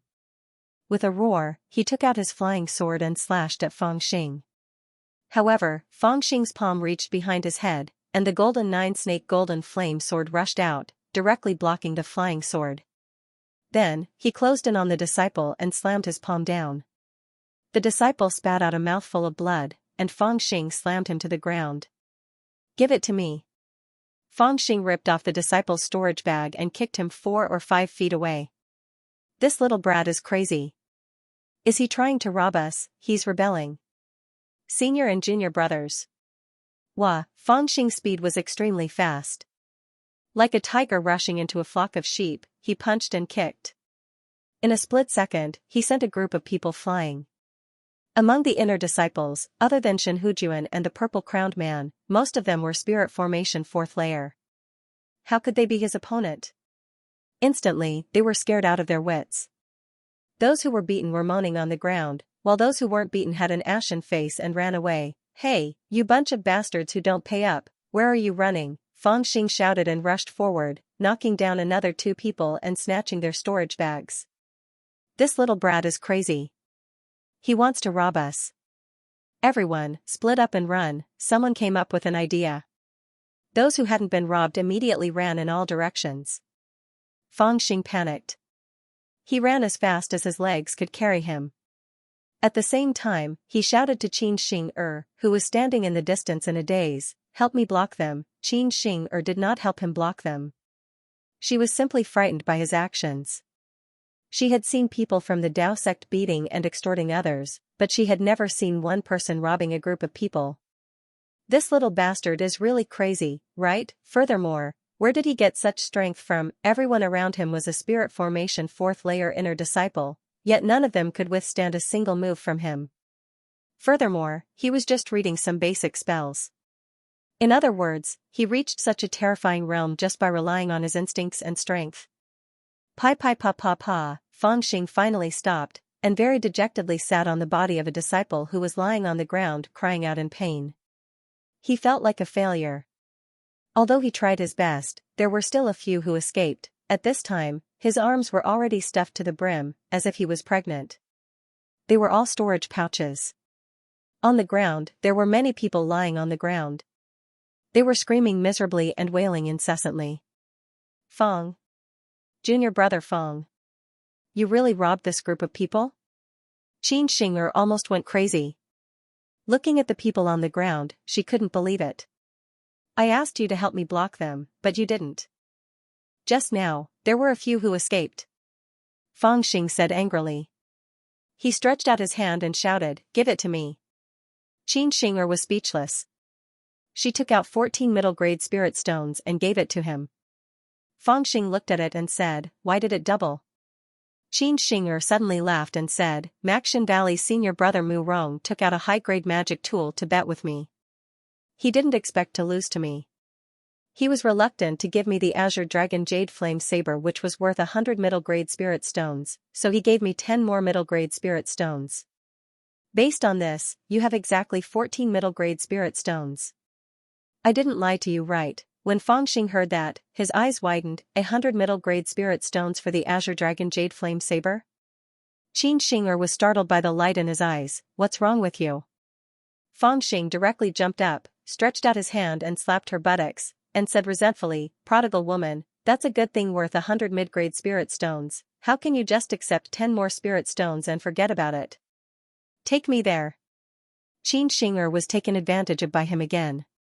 She frowned and was about to turn hostile, but when she heard Fangxing's words, she was stunned. Where to? Fangxing said, to collect the debt. Xianxia was at a loss for a moment. After a while, she reacted, you want to go to the Maxian Valley to collect the debt from senior brother Mu Rong. Fangxing said, it's only right and proper to pay back the money you owe. Reneging on a bet and not paying it back is bullshit. These are the words of a saint. Haven't you heard of them? Only your family's saints would say that, right? Xianxia didn't know whether to laugh or cry. Forget it. It's already very rare for senior brother Mu Rong to lower his head like this today. Fangxing said, it's not yours, of course you won't feel bad about it. I have to go, lead the way. I'm not going. Xianxia didn't want to get into trouble. I'll go. Suddenly, a weak voice sounded from under Fangxing's butt. It was the unlucky guy he had sat on.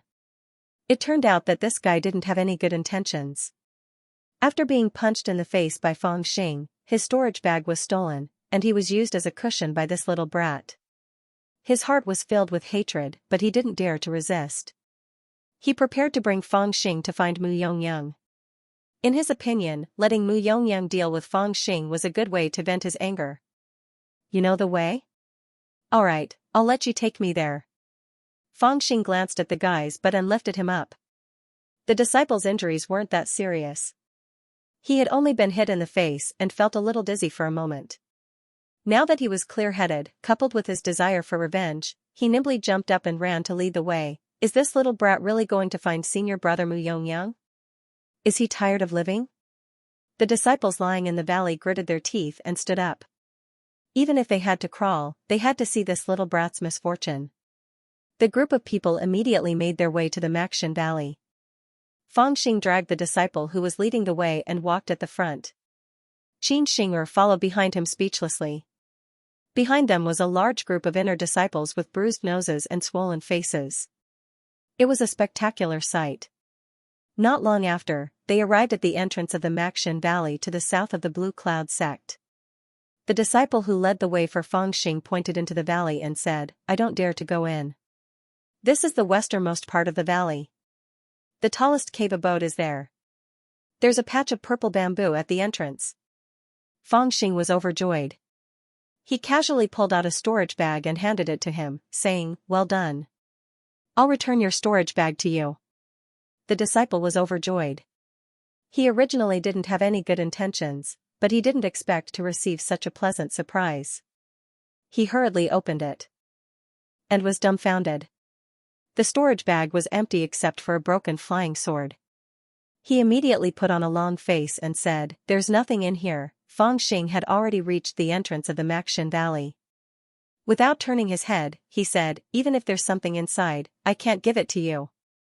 As he spoke, he strode into the Maxian Valley and shouted, Mu Yongyang, you shameless gambler, Master Fang is here to collect the debt. The Maxian Valley was not as beautiful as the Vermilion Cloud Valley, but it appeared to be quaint and solemn, with strict order. Rows of ancient pine trees covered the valley, and a bluestone path extended into the depths of the valley.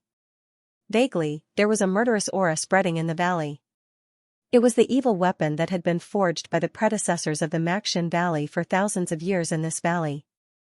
After all, although there were many magic weapons forged in the Maxian Valley, a large part of them were flying swords or other kinds of weapons. They were forged for killing, so they naturally contained evil chi. At this time, it was already night, and the valley was extremely quiet. The bright moon hung high, and the birds were not startled. Mu Yongyang, you shameless bastard. Master Fang is here to collect the debt from you. Suddenly, Fangxing's roar shook the entire valley, breaking the silence in the valley. Countless people poked their heads out of their caves to have a look. Who are you? Why are you looking for senior brother Murong? Someone who was closer to Fangxing asked. It's none of your business to collect the debt from him. Fangxing walked directly to Mu Yongyang's cave residence. When someone asked, he turned back and scolded. Where did this wild boy come from? How dare he come to the Maxian Valley? The disciple was furious. Seeing that Fangxing was young but arrogant, he wanted to bully him. In addition, as soon as he entered the valley, he disrespected the outstanding disciple of the Maxian Valley, Mu Yongyang. There was no need to be polite, so he directly attacked. His figure swept over like a wild goose. Halfway, his flying sword flew out of his sleeve, like a silver light, and stabbed straight at Fangxing. Get out of here. Fangxing struck back, and the nine-snake golden flame sword came out with his fingers. Dang! The two swords collided. The disciple only felt a surge of energy. Not only did it knock his flying sword away, but it also affected the spiritual energy in his body. Suddenly, his chest felt stuffy, and he staggered back. Mu Yongyang, where are you hiding, you bastard? Master Fang is here to collect the bet from you. Without stopping, Fangxing put away the nine-serpent golden flame sword and headed straight for Mu Yongyang's cave dwelling. The rest of the Maxian Valley disciples looked at each other in dismay. Fangxing was able to repel a spirit formation 5th layer disciple in their valley with a single strike. They didn't dare to underestimate him and couldn't guess Fangxing's cultivation. Could it be that senior brother Mu Rong owes someone a gambling debt, and they're waiting at the door to ask for it?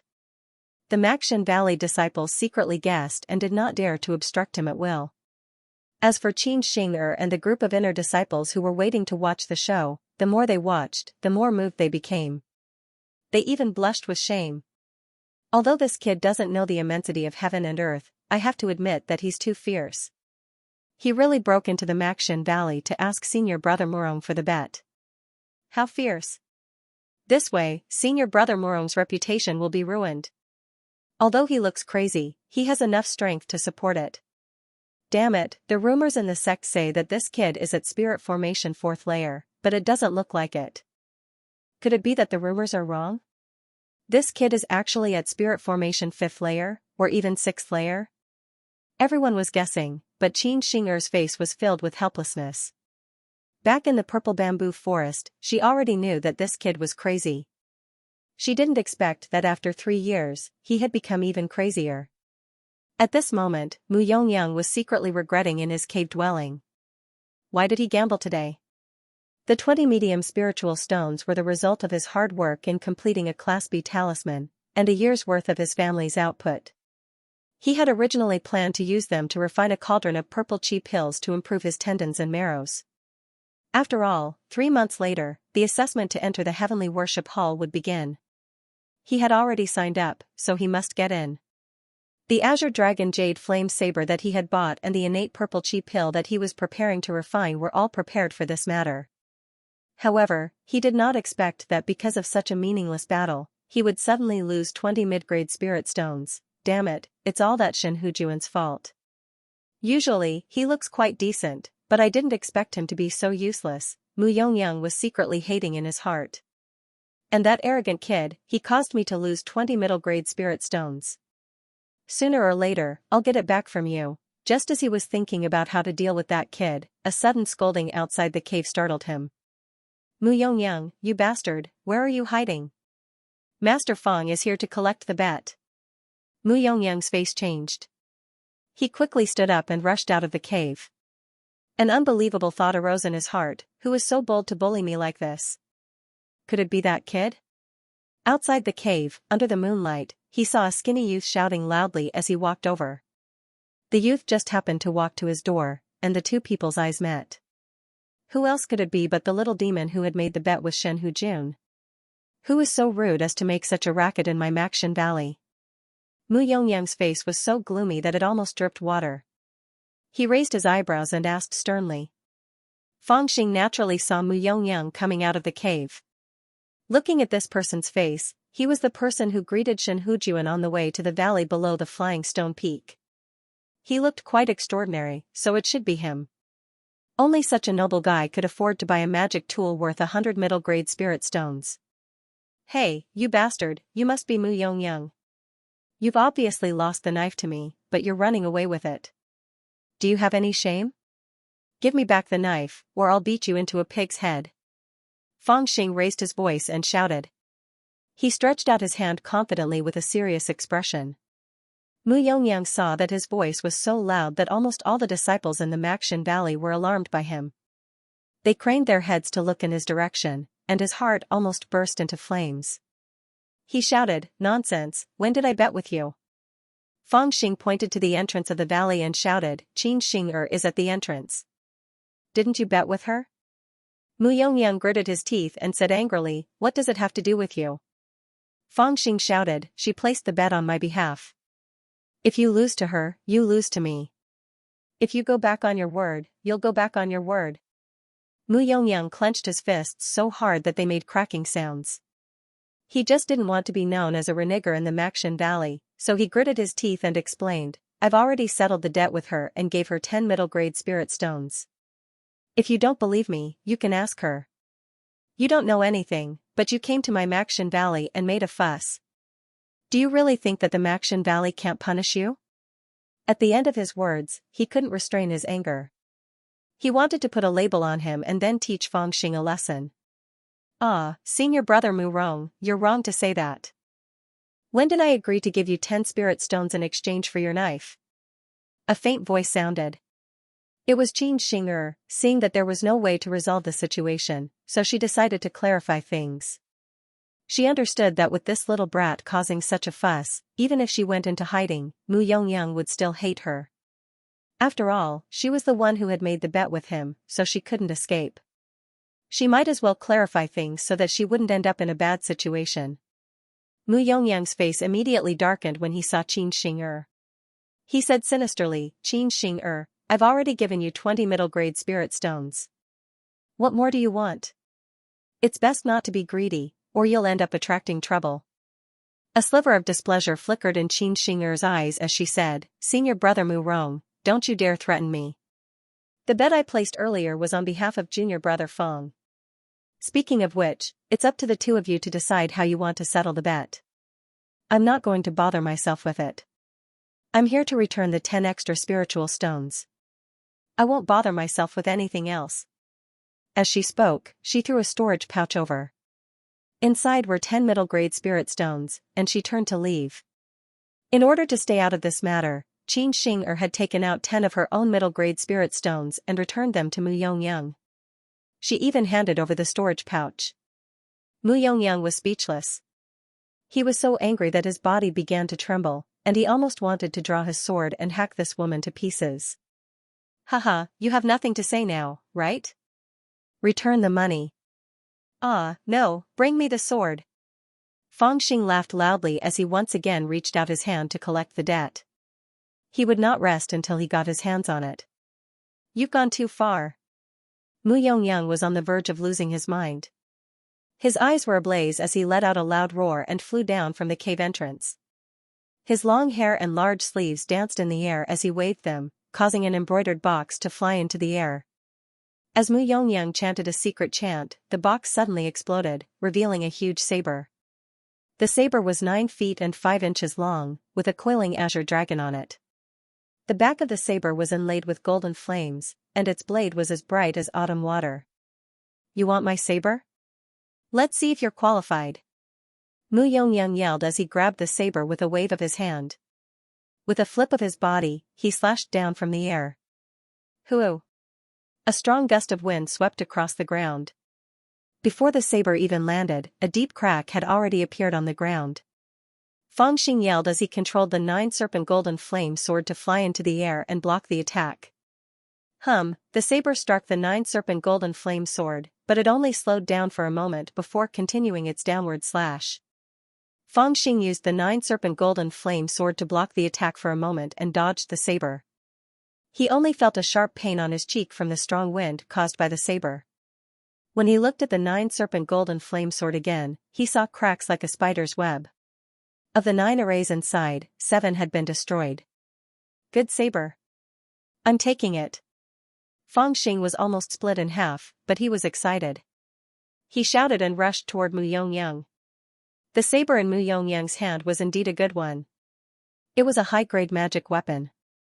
100 mid-grade spirit stones was equivalent to 10,000 low-grade spirit stones, which was 100 times more valuable than the Golden Flame 9 Serpent Sword. It was no wonder that he could almost destroy the Golden Flame 9 Serpent Sword with one slash. This kind of magic tool was practically extinct in the mortal world, and only cultivators possessed it. People without cultivation couldn't use this kind of high-grade magic tool at all, and they couldn't even lift it up. After avoiding the first slash, Fangxing's eyes lit up. He directly grabbed the hilt of the Golden Flame 9 Serpent Sword that was about to break and rushed toward Mu Yongyang. He had learned martial arts in the Ghost Smoke Valley, and in the past 3 years, he had fought many monsters in close combat. Therefore, he was better at close combat like ordinary people compared to spells. In addition, Mu Yongyang used a big saber. The bigger the saber, the more powerful it was. Therefore, Fangxing directly chose to fight in close combat. He first tried to find a way to get close and then wait for an opportunity to win. His speed was extremely fast. Taking advantage of Mu Rongying's missed attack, he suddenly got close to her, and the 9-snake golden flame sword went straight for Mu Rongying's throat. It was a sinister and ruthless move. Unexpectedly, although Mu Rongying did not have time to withdraw her saber, she kept roaring and crazily poured her spiritual chi into the green dragon green flame saber.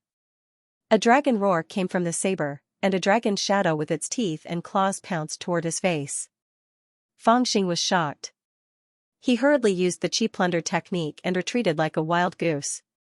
Taking a closer look, Mu Yongyang was holding the azure dragon green flame saber, surrounded by a dragon's shadow as thick as a human arm. Its body was black, like black smoke. It was impressively the same nature as the evil aura accumulated in the Maxshan Valley. No one knew who had forged such a divine weapon, but a large amount of evil aura was sealed in the saber. During battle, it could be used to injure the enemy. With Mu Yongyang's cultivation, he was still unable to materialize it to attack his enemies. However, Mu Yongyang's baleful chi was able to affect the thoughts of his enemies. Once someone came into contact with Mu Yongyang's baleful chi, they would feel fear, tremble, and their thoughts would become chaotic. Thus, it would be easy for him to seize the opportunity to kill them. In other words, with this baleful chi protecting his body, he wouldn't have to worry about anyone getting close to him. This saber is too good. I must have it. Fangxing couldn't help but drool. Looking at the 9-serpent golden flame sword in his hand, it really looked like a piece of junk. Little dog, didn't you want my azure dragon jade flame saber? Come and get it. Mu Yongyang grinned and swung his saber again. A strong wind whistled, and the baleful weapon rushed over with this saber. Its power was extremely terrifying. Haha, good. I must have this saber. Fangxing laughed.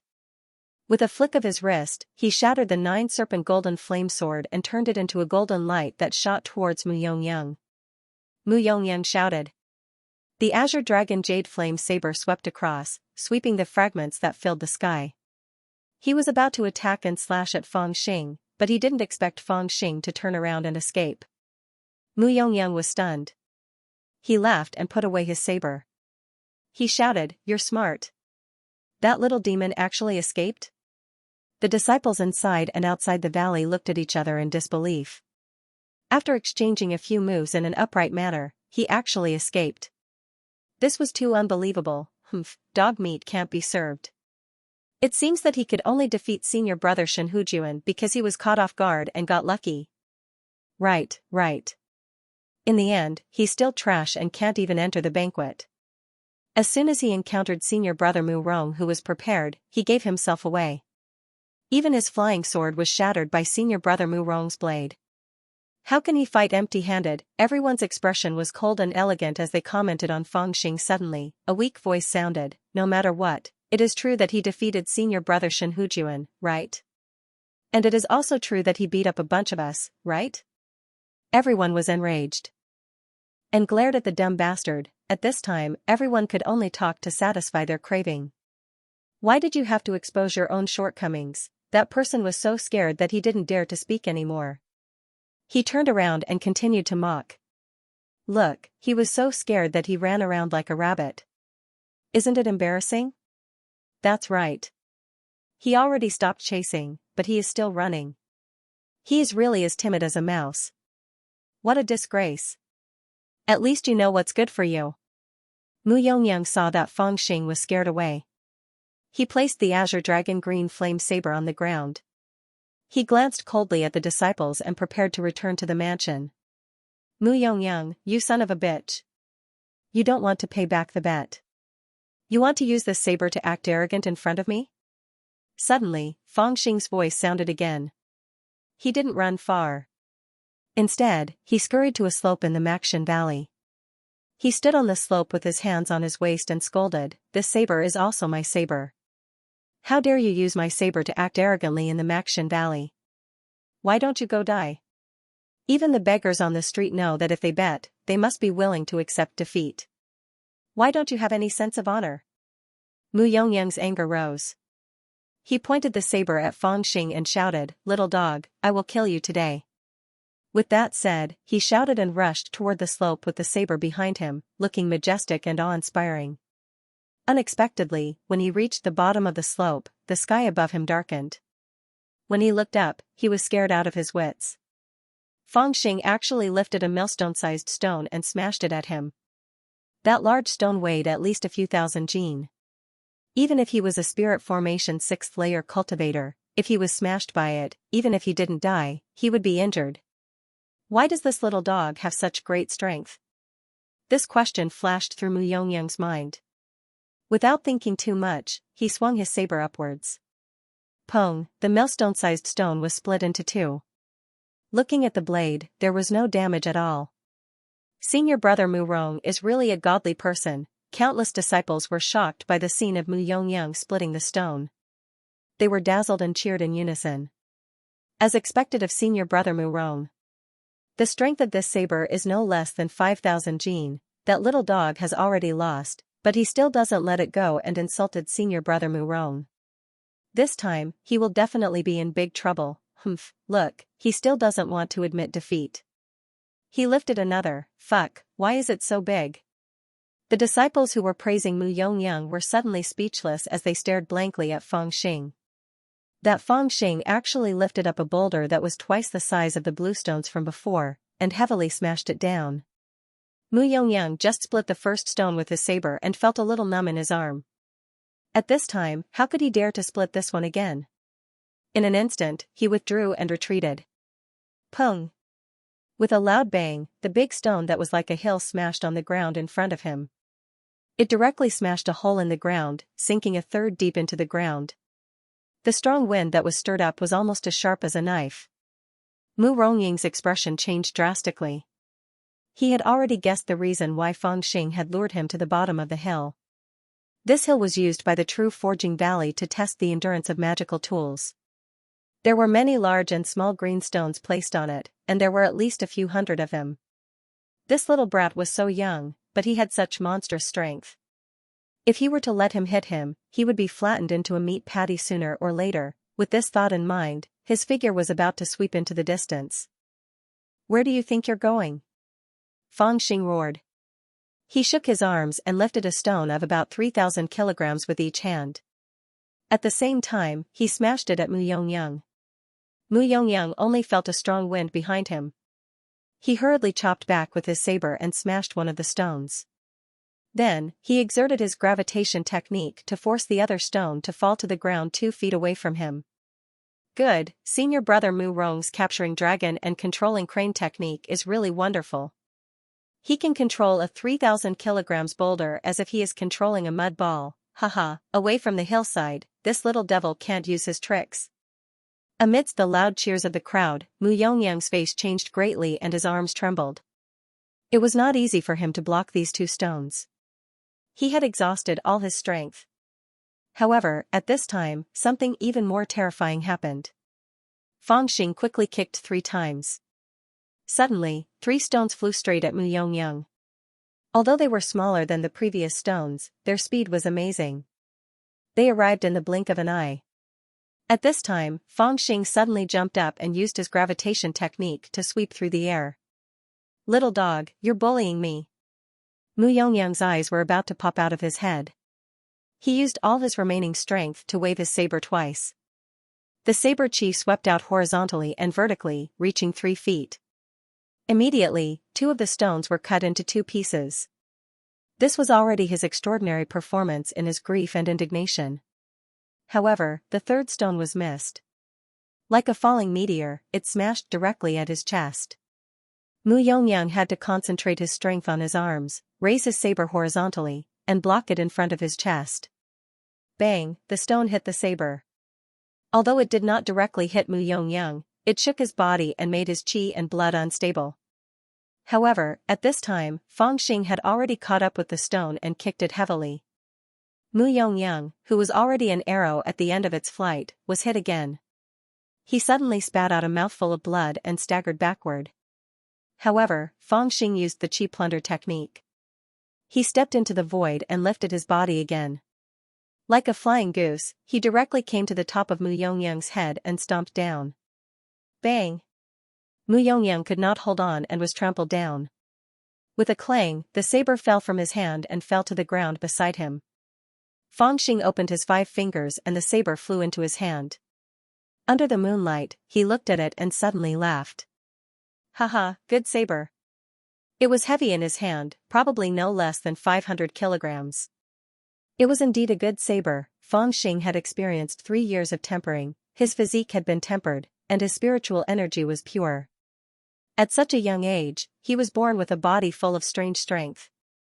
Ordinary weapons were originally not suitable for him, and the various flying swords in his possession all emphasized on the 2 words graceful and sharp, so they were even more unsuitable for him. Now, this azure dragon jade flame saber was long and heavy, and when it was used, its might was impenetrable, as if it was tailor-made for him. Whoosh, Fangxing swung his saber and used the river-treading dragon-slaying style of the common martial arts. It was awe-inspiring and domineering. Son of a bitch, if you have the guts, kill me if you have the guts. Mu Yongyang was defeated by Fangxing in front of everyone and was trampled under his feet. He was so ashamed and angry that he wanted to go crazy. At this moment, he was completely disheartened. He really had the thought of seeking death. You want to die? Fine. Fangxing sneered. Suddenly, he waved his saber and chopped directly at Mu Yongyang's head. Boom, the saber was waved, vibrating the air. It actually triggered the sound of thunder, like a thunderbolt streaking across the sky. Mu Rong was shocked. He screamed and opened his eyes, waiting for death. He did not expect that this little bastard would really swing his saber at him. Looking at his posture, it did not seem like he was bluffing at all. The surrounding people were also shocked. The timid ones directly covered their eyes. Is he really going to kill someone? This is the Maxian Valley. In an instant, this was the only thought that flashed in everyone's mind. Enough, stinking brat. Stop. All of a sudden, an old voice was heard. A golden straw rope flew down from a mountain peak on the north side of the Maxian Valley. Like a snake, it directly tied Fangxing up with his saber and pulled him into the air. A black-haired elder flew down from the mountain peak and grabbed Fangxing's collar. It was none other than the elder of the Maxian Valley, Iron like Madness. With his monstrous strength, Fangxing was unable to budge an inch under the binding of the straw rope. Greetings, Master, paying respects to Elder Tai. For a moment, the disciples inside and outside the valley knelt on the ground, not daring to raise their heads. Only Fangxing shouted, "Let me go, I knew you were watching from above, I deliberately lured you out." Iron like Madness had a strange look in his eyes. He looked at Fangxing, who was in his hand, and asked strangely, "You can find out I'm up there?" Fangxing said, "After fighting for so long, if you still can't find out, then you don't look like a master." Iron like Madness was speechless. Although this guy's words were not pleasant to hear, they were the truth.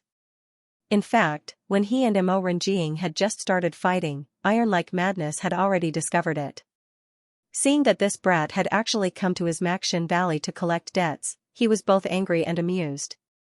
He wanted to stop the 2 of them, but suddenly changed his mind and let them fight anyway. After all, he had followed Master Bai for more than 3 years. Although he had not received the inheritance, Iron-like Madness did not believe that Feng Xing had really learned nothing, so he decided to borrow Mu Yongyang's hand to test Feng Xing's strength. In the end, the result of the test was also somewhat unfathomable. Feng Xing did not use any strange Taoist techniques to win, but won with his strange strength and clever tricks.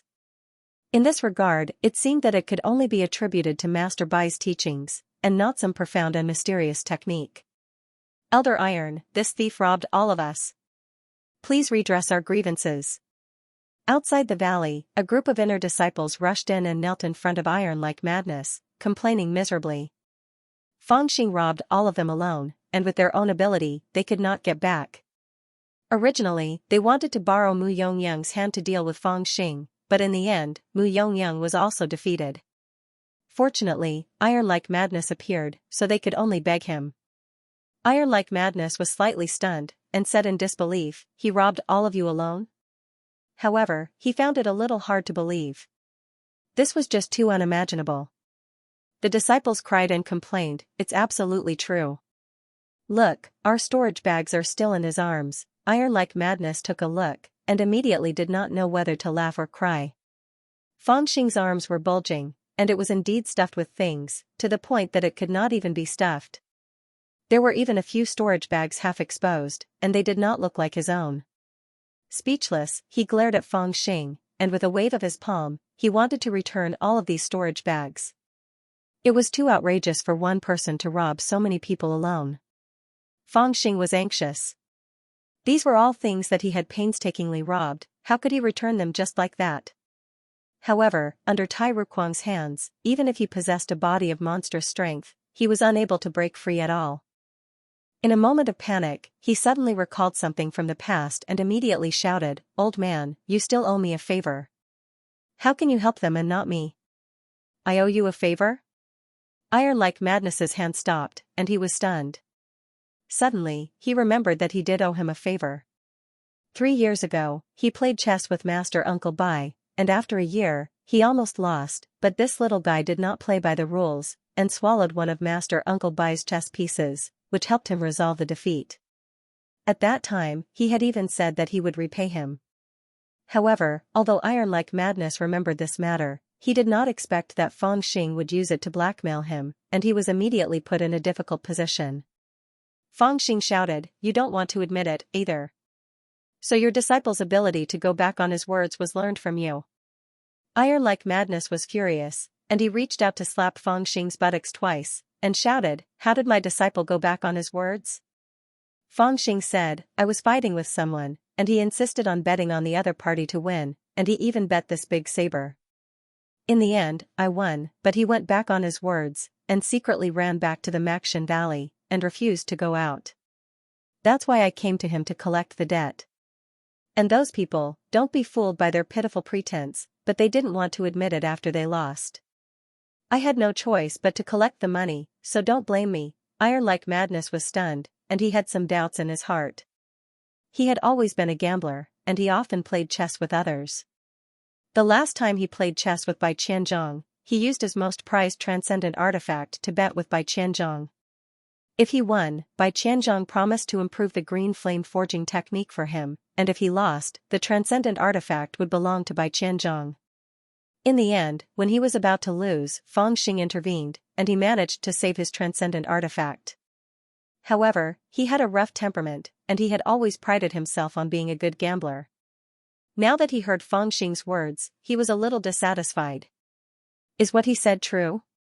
Iron-like Madness's gaze swept across the disciples.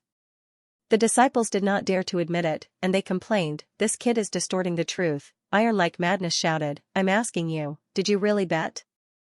The disciples were immediately scared out of their wits, and they whispered, "Yes, we did." Iron-like Madness glared at them resentfully, and then looked at Mu Yongyang, who had just gotten up. "Did you bet?" Mu Yongyang hurriedly knelt on the ground again, and shouted, "This disciple knows his mistake." Iron-like Madness was speechless, and he shouted to the crowd, "All of you, wait here." After saying that, he carried Feng Xing, stepped on the blue cloud, and flew straight to his cave abode on the peak. When he arrived at the cave abode, he threw Fangxing into the cave, and at the same time, withdrew the immortal binding rope. Now that Fangxing was free, he twisted his body in the air, and stood firmly on the ground. He crossed his arms, and smiled at Iron like Madness. "How is it? I didn't lie to you, did I? I'm here to collect the debt." Iron like Madness looked at the kid speechlessly, and said, "You're really good at stirring up trouble. Master Bai has just gone into seclusion, and you've already stirred up such trouble. What if someone in the sect has bad intentions and wants to punish you for this? How are you going to deal with that?" Fangxing thought to himself, it's precisely because Uncle 11 has just gone into seclusion, and his deterrence hasn't disappeared yet. That's why I'm trying to blow this matter up as much as possible to see how the Blue Cloud sect treats me. Otherwise, once Uncle 11's deterrence is gone, I'll be in trouble. However, on the surface, he pretended to be indifferent, and said, "Who asked them to renege on my bet? It's only right and proper to repay a debt. Reneging on a debt is bullshit. This is a famous saying of the saints. Haven't you heard of it?" Iron like Madness was speechless, and he scolded, "Bullshit, did your saints say that?" Fangxing said, "Confucius said it." Tai Ruhuang almost sent this ignorant and incompetent little bastard flying with a kick. It would be strange if Confucius said that. However, Fangxing squatted on the ground and poured out all the storage bags in his arms. Then, he quickly emptied the contents of the storage bags onto the ground. He picked up the good ones and stuffed them into his grotto heaven ring, and those that were tattered or worthless were stuffed back into the storage bag. His movements were very agile, and in just a short while, he had already picked up 3 or 4 items, and he threw the ones he had picked to the side. Iron like Madness asked curiously, "What are you doing?" Fangxing said, "You're an elder, and since they've come to you for a favor, I have to give you face. However, I can't bear to return them directly, so I'll pick out the good stuff first, and then return the rest to them." Iron like Madness didn't expect him to be so honest, and he said speechlessly, "Looks like you're not stupid after all."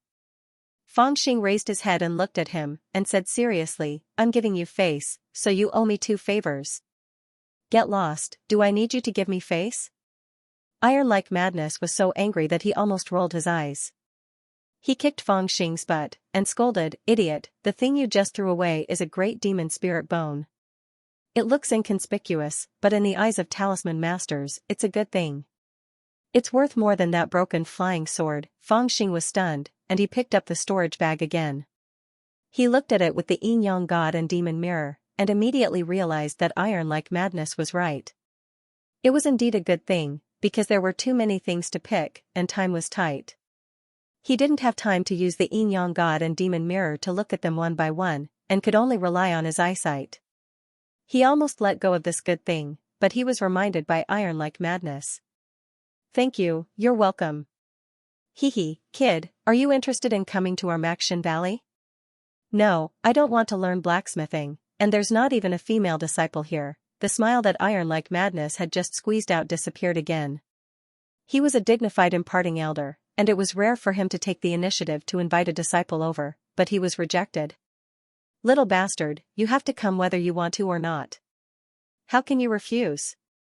Iron like Madness really wanted to bring Fangxing to the Maxian Valley for 3 reasons. First, it was because Fangxing seemed to have some talent. With a 4th level spirit formation cultivation defeating a 6th level spirit formation disciple, it showed that this child's talent in fighting was really good. Second, Fangxing was still young. If he received his careful training, there was hope for him to break through to the 7th level spirit formation before the age of 21. This way, he could be considered as a true disciple of the Maxian Valley. Second, it was because in the Blue Cloud sect, Bai Qianzhong didn't have any good friends other than the Great Elder. Only because he often played chess with him, Iron like Madness thought that it was necessary for him to guide this kid. Although he was expelled from the Stone Forest by Bai Qianzhong and didn't get the inheritance, no matter what, there was still a bit of a master-disciple relationship. Of course, the third reason was that Iron like Madness found that he really owed Fangxing a favor. If he promoted him to the Maxian Valley and carefully trained him, not only could he add a young general to the Maxian Valley, but he could also return the favor. Why not? It must be known that the 4 valleys and 1 hall of the Blue Cloud sect were interdependent but also secretly competitive with each other. Although the 4 valleys mainly focused on alchemy, forging, talisman research, and understanding formations, and didn't compete with each other in terms of combat strength, the disciples in the sect would often secretly compete with each other for status and face. In this aspect, the Maxian Valley had always lost more than they won. Even he, as the patriarch, couldn't stand it anymore. With this kid, maybe the next time someone bet with him, he would be able to give him a slap in the face. Of course, after he mentioned this matter, this kid actually refused, which was also out of Iron Like Madness's expectation. In a moment of anger and embarrassment, he wanted to beat this kid up. As soon as Fangxing saw that he was about to suffer a loss, he hurriedly jumped up and shouted, "How can you force people to do this kind of thing? Let me tell you, if I want to enter, I will only enter the Hall of Heavenly Worship. I won't enter anything else. It's useless even if you force me. Even if I come here, I won't learn." When Iron Like Madness heard this, he lowered his hand. He looked at Fangxing with interest and asked, "You want to enter the Heavenly Worship Temple?" Fangxing said resolutely, "That's right." Tai Ruquang thought to himself, no wonder this little brat's strength is so strong despite his low cultivation base. It must be because when Martial Uncle Bai was nurturing him, he didn't learn anything else and only picked the tricks related to combat. Kid, if you want to enter the Hall of Heavenly Worship, it won't be that easy. If you want to enter the Hall of Heavenly Worship, you have to fulfill a few conditions. First, your cultivation must be at least at the 6th layer of spirit formation. Second, you must have been in the sect for more than 10 years. Third, you must be in the top 3 in the sect competition that happens once every 3 years. Only then can you enter the Hall of Heavenly Worship. After entering the Hall of Heavenly Worship, even if you aren't a legacy disciple, you won't be much different from one. Fangxing was stunned for a moment. There were actually 2 conditions that he couldn't fulfill. What should he do? The condition of the 6th layer of spirit formation was simple. If he really wanted to increase his cultivation, it would be quite fast. However, entering the sect for 10 years was really difficult. At most, he had only entered the sect for 4 years. Could it be that he had to wait for another 6 years? Iron Like Madness said again, "Of course, this is only a written rule, but it doesn't mean that there's no way to change it." Fangxing rejoiced in his heart and said, "You have a way?" Iron Like Madness smiled and said, "If there's an elder in the sect acting as a guarantor, then there's no need to wait for 10 years. You also don't need to be at least at the 6th layer of spirit formation. As long as you feel that your strength is sufficient, then you can participate in the assessment." Fangxing was overjoyed and said, "Then do you know the elder?" But after asking, he suddenly realized that he was being silly. The old man in front of him was a law-transmitting elder. His position was much higher than the elder, so naturally, his words carried more weight. Sure enough, Iron Like Madness smiled and said, "As long as you enter my Maxian Valley and perform well, I guarantee that you'll enter the Hall of Heavenly Worship within 3 years. 3 years? That's too long." Fangxing shook his head. Iron Like Madness was speechless and said, "If you have the ability, then participate in the assessment at the end of the year." Fangxing smiled and said, "All right, deal." Iron Like Madness kicked his butt and said, "Deal my ass, I'm just saying it casually." Fangxing patted his butt and got up to negotiate with Iron Like Madness seriously. "All right, we can discuss the time. I can also join your Maxian Valley, but you have to promise me a few conditions." Iron Like Madness was startled and said, "What conditions?" He was really a bit confused. As a law-transmitting elder, although he was optimistic about Fangxing, this only accounted for 30% of the reason why he invited Fangxing to join the Maxian Valley. The other 30% was because he didn't want to go back on his words and wanted to return the favor of Fangxing for helping him solve the chess game. The other 40% was because of Bai Qianzheng's face.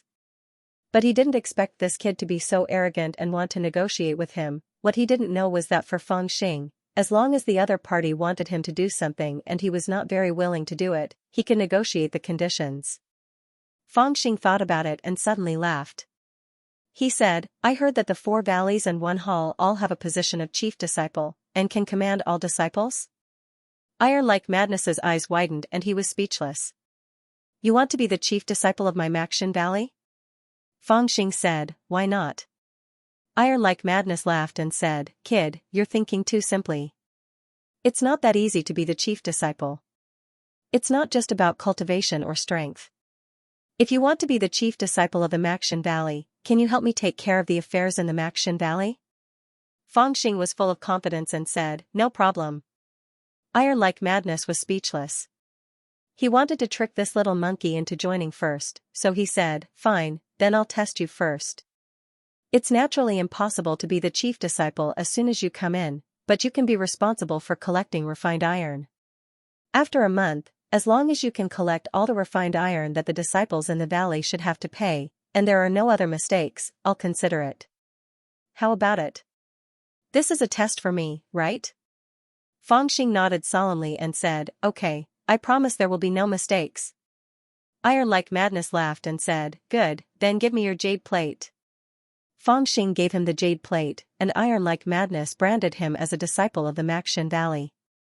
In this way, Fangxing was promoted from an ordinary inner disciple to a disciple of the Maxian Valley. Iron like Madness said, after entering the Maxian Valley, I'll be your Dharma master. Tonight, you can choose a cave residence in the valley to stay.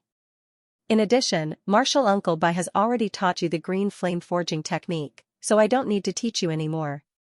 But if you have any questions about cultivation or refining, you can ask me.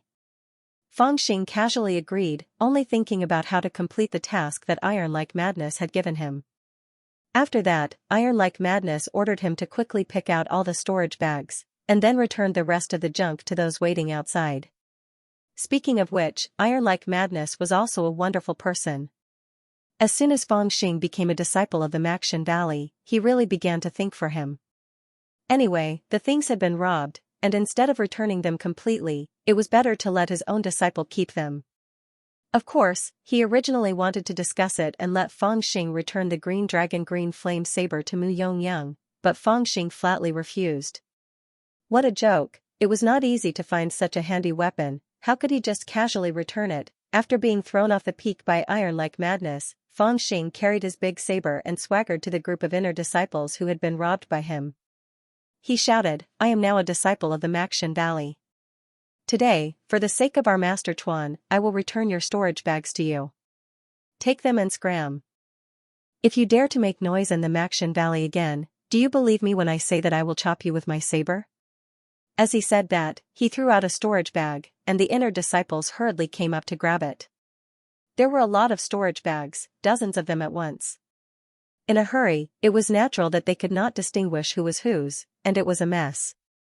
However, there were still a few disciples who found that the situation in the storage bags was not right. All the good things were gone, and only a few pieces of junk were left. They immediately shouted. Fangxing directly slashed down with his big saber, pointed at the disciple, and shouted, I just said not to make noise. Are you provoking the dignity of the Maxian Valley? Dignity my ass. Weren't you the one who took the lead to ask for money? The inner disciple wanted to cry but had no tears. He wanted to complain to Iron like Madness, but he saw that Iron like Madness did not show up at all. However, he was unwilling to give up after losing so many things. He wanted to work harder. However, Fangxing was annoyed. He did not talk nonsense with them.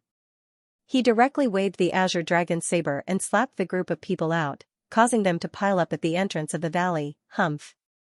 Fangxing glanced at the group of disciples majestically and carried his big saber back to the valley. Seeing that many disciples of the Maxian Valley were looking at him outside the cave with unfriendly eyes, he pointed his saber around and shouted, You bastards, listen to me. In the future, I will be in charge of collecting refined iron. Hand over your share honestly, or you will suffer. When the disciples heard this, they suddenly showed a hungry sneer. Does this little devil really think that the disciples of the Maxian Valley are soft persimmons? The reason why there has been no eldest senior brother in the Maxian Valley is because there is no one who can convince all the disciples. The 4 valleys and 1 hall of the Blue Cloud sect had their own duties. They enjoyed the resources of the sect, but they also had to provide corresponding returns. Usually, after cultivating, the disciples of the Maxian Valley had to refine weapons for the sect as a form of repayment. This kind of refining was divided into 2 types. One was an obligation to repay the sect for free. The other was when the disciples of the sect, or even people from other sects, came to the sect to refine weapons for them in return. The disciples of the Maxian Valley used this second method to earn resources. What iron-like madness put Fangxing in charge of was to collect a batch of refined iron that the disciples had to submit to the sect every month. This type of refined iron was the basic material used for forging weapons. Using a secret method to refine ordinary steel 9 times, it would become a type of refined iron that was rarely seen in the mortal world. Any piece of it could be forged into a godly weapon. In the true Forging Valley system, refining refined iron was the most basic step in forging weapons. Only the 20 or so disciples who had just entered the true Forging Valley would be responsible for this task. That night, Fangxing picked an empty cave residence in the Maxian Valley and stayed there. Early the next morning, a little Taoist boy delivered a jade booklet. There were 21 names on it, all of which were disciples of the Maxian Valley who had to submit refined iron. The little Taoist boy said, "Under the orders of the master, this list is for you. There are a total of 21 people. Every month, they have to be responsible for submitting 3 caddies of refined iron to the sect. This month 63 caddies of refined iron will be collected by you. The master will personally check the collected refined iron. If 1 or 2 taels are not suitable, he will deduct your resources for this month. You do it yourself." After that, he stood at the entrance of Fangxing's cave and stared at Fangxing without saying a word. Fangxing looked at the jade booklet with his teeth clenched. When he turned his head and saw that the little Taoist boy was not leaving, he said, "I know, you can go back." The little Taoist boy said, "I worked so hard to deliver this jade booklet to you. Don't you have anything to say?" Fangxing's eyes widened. "Hey, you're trying to blackmail me? Do you think I won't beat you up?" The little Taoist boy said, "Master said that you've made a fortune, so it's only right that you give me a few rewards." Only then did Fangxing realize that iron-like madness had deliberately sent this little Taoist boy to take advantage of him after seeing that he had robbed a lot of good stuff last night. Feeling helpless, Fangxing took out a medium spiritual stone and threw it at him. "Little bastard, get lost." The little Taoist boy's eyes widened as he received the middle-grade spirit stones with trembling hands. He sighed and said, "Good senior brother, you're so generous." Although iron-like madness had said that he could ask Fangxing for a reward, he did not expect Fangxing to be so generous. However, he did not know that Fangxing's collection was quite rich last night. At least 30 to 40 medium-level spirit stones had entered his account, so he really did not lack this one. In addition, he was born in a bandit's lair and was used to living a life of drinking big bowls and splitting gold on a large scale, so he had no concept of money. Usually, when he had money, he would spend it extravagantly. Only when he had no money would he realize the value of money. "Stop sucking up to me and get lost." With a wave of his hand, Fangxing took the jade booklet and was about to return to his cave abode. However, the little Taoist boy said again, "Senior brother Fang, since you're so generous, I'll tell you another little secret. Master said that after you get the name list, you'll definitely think of using force to force them to hand over the refined iron. However, if you really do that, you'll most likely not be able to complete the task. You still have to use your brain." "Alright, that's what I said. Pay more attention." As he spoke, he skipped away. Fangxing was stunned. Was there anything in this world that could not be solved by force? For a moment, he could not understand what the little Taoist boy's last sentence meant. Fangxing did not care about him and directly carried the azure dragon bluish flame saber out of the door. He came to the second cave abode at the entrance of the Maxian Valley. This was one of the names listed in the jade booklet. It was an inner disciple who entered the Maxian Valley half a year ago. The stone door was not closed. Fangxing walked directly in and shouted, "Is Lu Huazhang here?" Inside the cave abode, behind a stone table, a man in his 30s raised his head and said with a smile, "May I ask who you are?" Fangxing waved the azure dragon bluish flame saber in his hand in a half circle and made a feint. He shouted, "You don't know me? Then listen to me, I am Fangxing who just beat up Mo Renjing yesterday. Now I am also a disciple of the Maxian Valley. From today onwards, the refined iron that you need to submit every month will be checked by me. Before the deadline, if there is less than one tael, I will take your life. Lu Huazhang was stunned for a moment, then he smiled and said, so it is this matter. Little senior brother, don't worry. This is a task handed down by the Taoist sect. It must be done every month. How can I dare to make any mistakes? I will definitely deliver it before the deadline. It's good that you know. Fang Xing was also stunned. He did not expect the other party to be so easy to talk to. He sheathed the saber embarrassedly. He thought that after last night's trouble, the Maxian Valley would not be on good terms with him. Maybe someone would use this matter to get rid of him. Therefore, he came in an aggressive manner. He wanted to show his thunderous methods and establish his power, so that no one would take advantage of this matter and cause him to be unable to complete the task. However, Lu Huazhang's performance surprised him. Well, I'm leaving. Good for you, good for me, and good for everyone. As long as the task is completed on time, I will definitely repay you. Fang Xing carried the saber and told Lu Huazhang about it. Then, he walked out. Little senior brother, take care, Lu Huazhang sent him off politely, which made Fang Xing look at him suspiciously. After leaving Lu Huazhang's cave residence, Fang Xing walked to the second person's cave residence on the Jade Book. Hey, is Wang Datong here? I am a new disciple of the Maxian Valley. Oh, it turns out to be little senior brother Feng. Are you talking about the refined iron? I heard you say it yesterday. I promise there will be no problem. It's good that there is no problem. Hand it over on time, of course, of course. I will never delay such a big matter. Little senior brother Feng, don't worry. After leaving the second cave residence, Fang Xing was even more confused. He thought that the people in the Maxian Valley were so easy to talk to. If that was the case, then what was the difficulty of this task? It was too easy, wasn't it? The doubts in his heart grew stronger. Fang Xing entered the third cave residence. It was still the same. The disciple who lived in this cave was even easier to talk to. As soon as he came in, he served elixir tea and politely invited Fang Xing to sit down.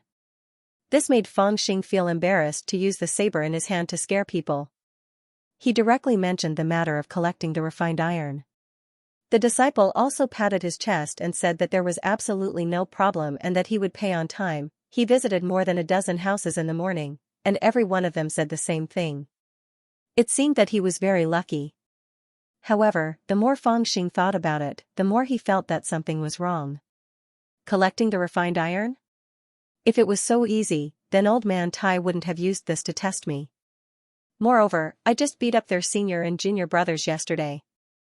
Even if this group of people is not courageous, it is impossible for them to be so polite to me. Carrying the saber, Fang Xing squinted his eyes and thought as he walked. Since it is impossible, this group of people must have some shameful thoughts and want to plot against me. In this area, he was never stingy with thinking that others were worse. The more he thought about it, the more he felt that it was possible. How will this group of bastards plot against me? Fang Xing silently thought about it. He felt that there might be countless kinds of tricks, and he didn't know which one the other party would use. In the end, he made up his mind and walked back to the first cave residence. The disciple in the first cave residence, Lu Huazhang, was slightly startled when he saw Fang Xing turn back. Fang Xing smiled and said, "Junior brother Lu, master just gave me a new order. He has an urgent need for this batch of refined iron, so the time has been brought forward by 10 days. On the 13th of next month, the refined iron will be collected." Thank you. The disciple named Lu Huazhang was slightly startled and said, "Isn't there still a few thousand kilograms of refined iron in the valley? Why would master be in such a hurry to use the few kilograms we have just refined?" Fang Xing said, "How would I know so much? Anyway, the time has been brought forward." Lu Huazhang smiled bitterly and said, "Little senior brother Fang, I'm afraid we can't finish it in 13 days. We also need to cultivate." Fang Xing glared at him and slashed with his saber. He shouted, "I don't care if you cultivate or not. Before the 13th of next month, you must hand over the refined iron. If there is no problem, you will be rewarded handsomely. If there is a problem, I will talk to you."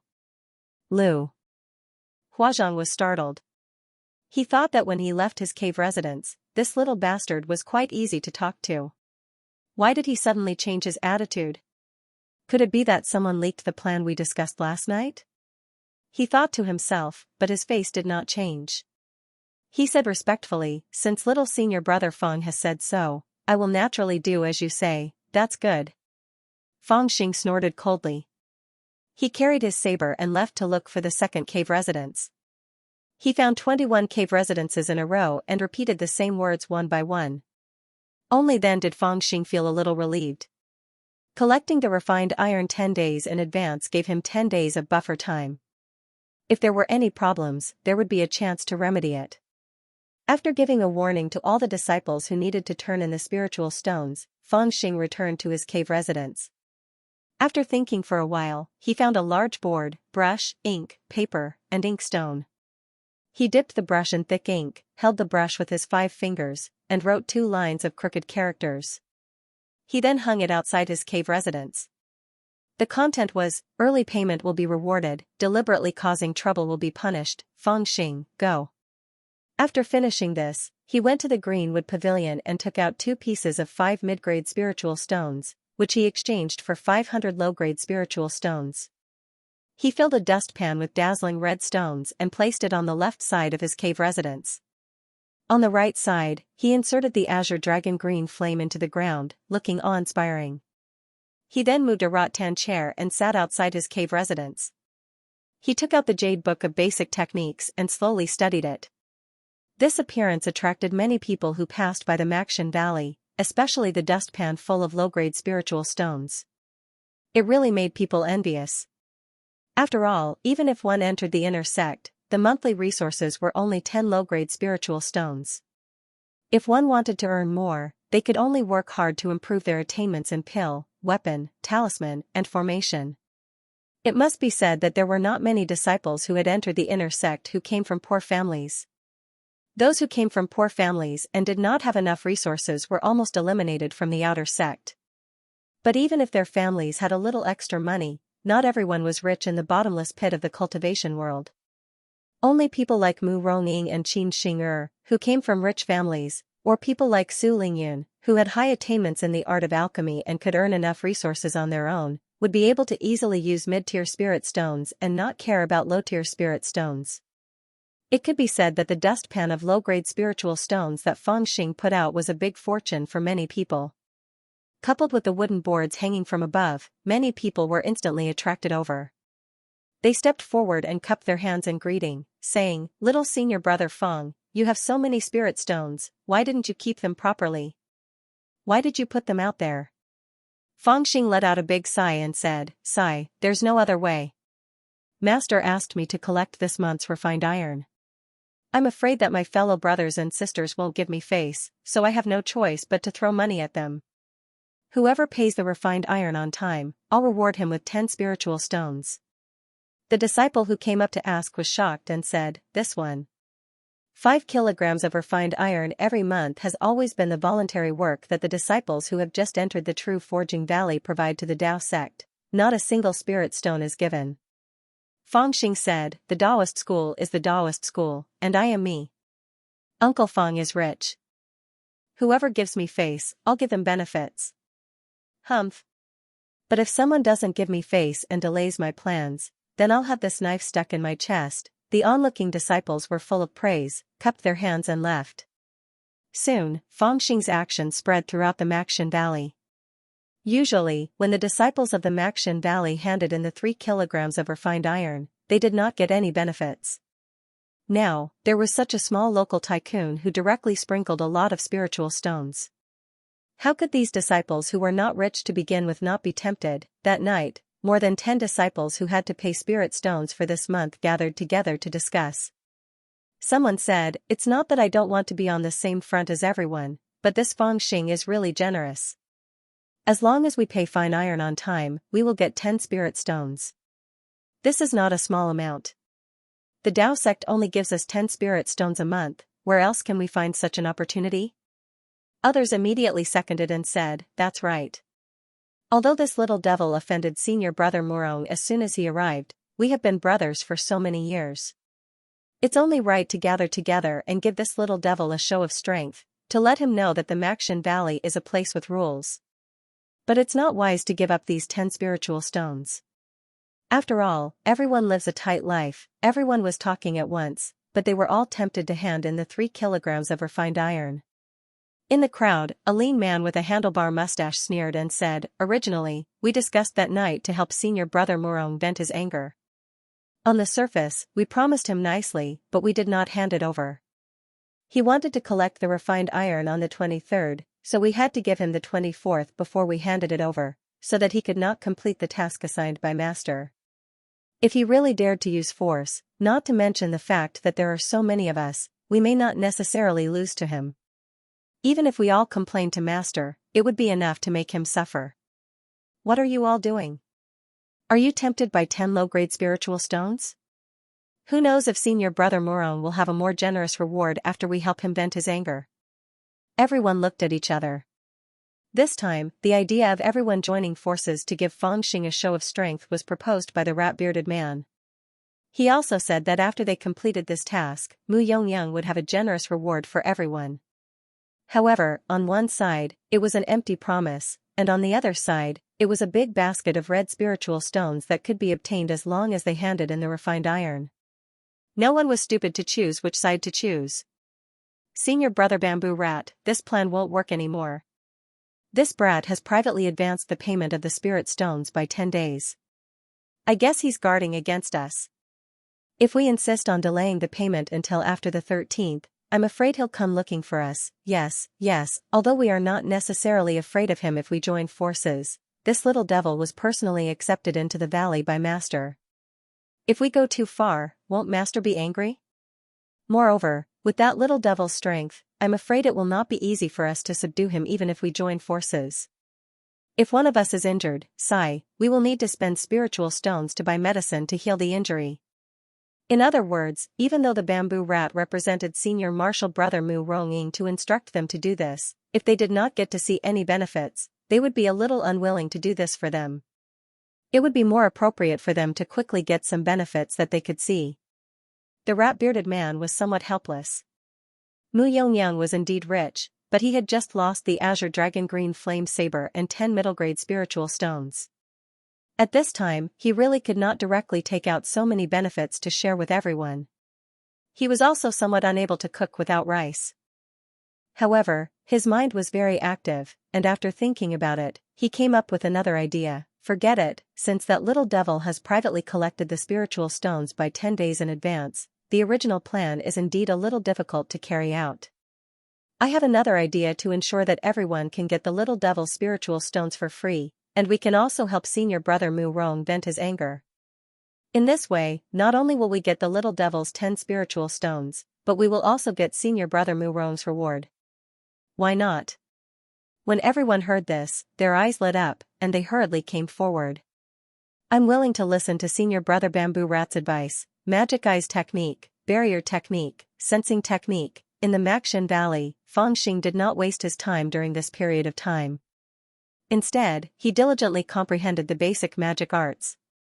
The reason why low-level magic arts were called basic magic arts was that they were simple yet very practical.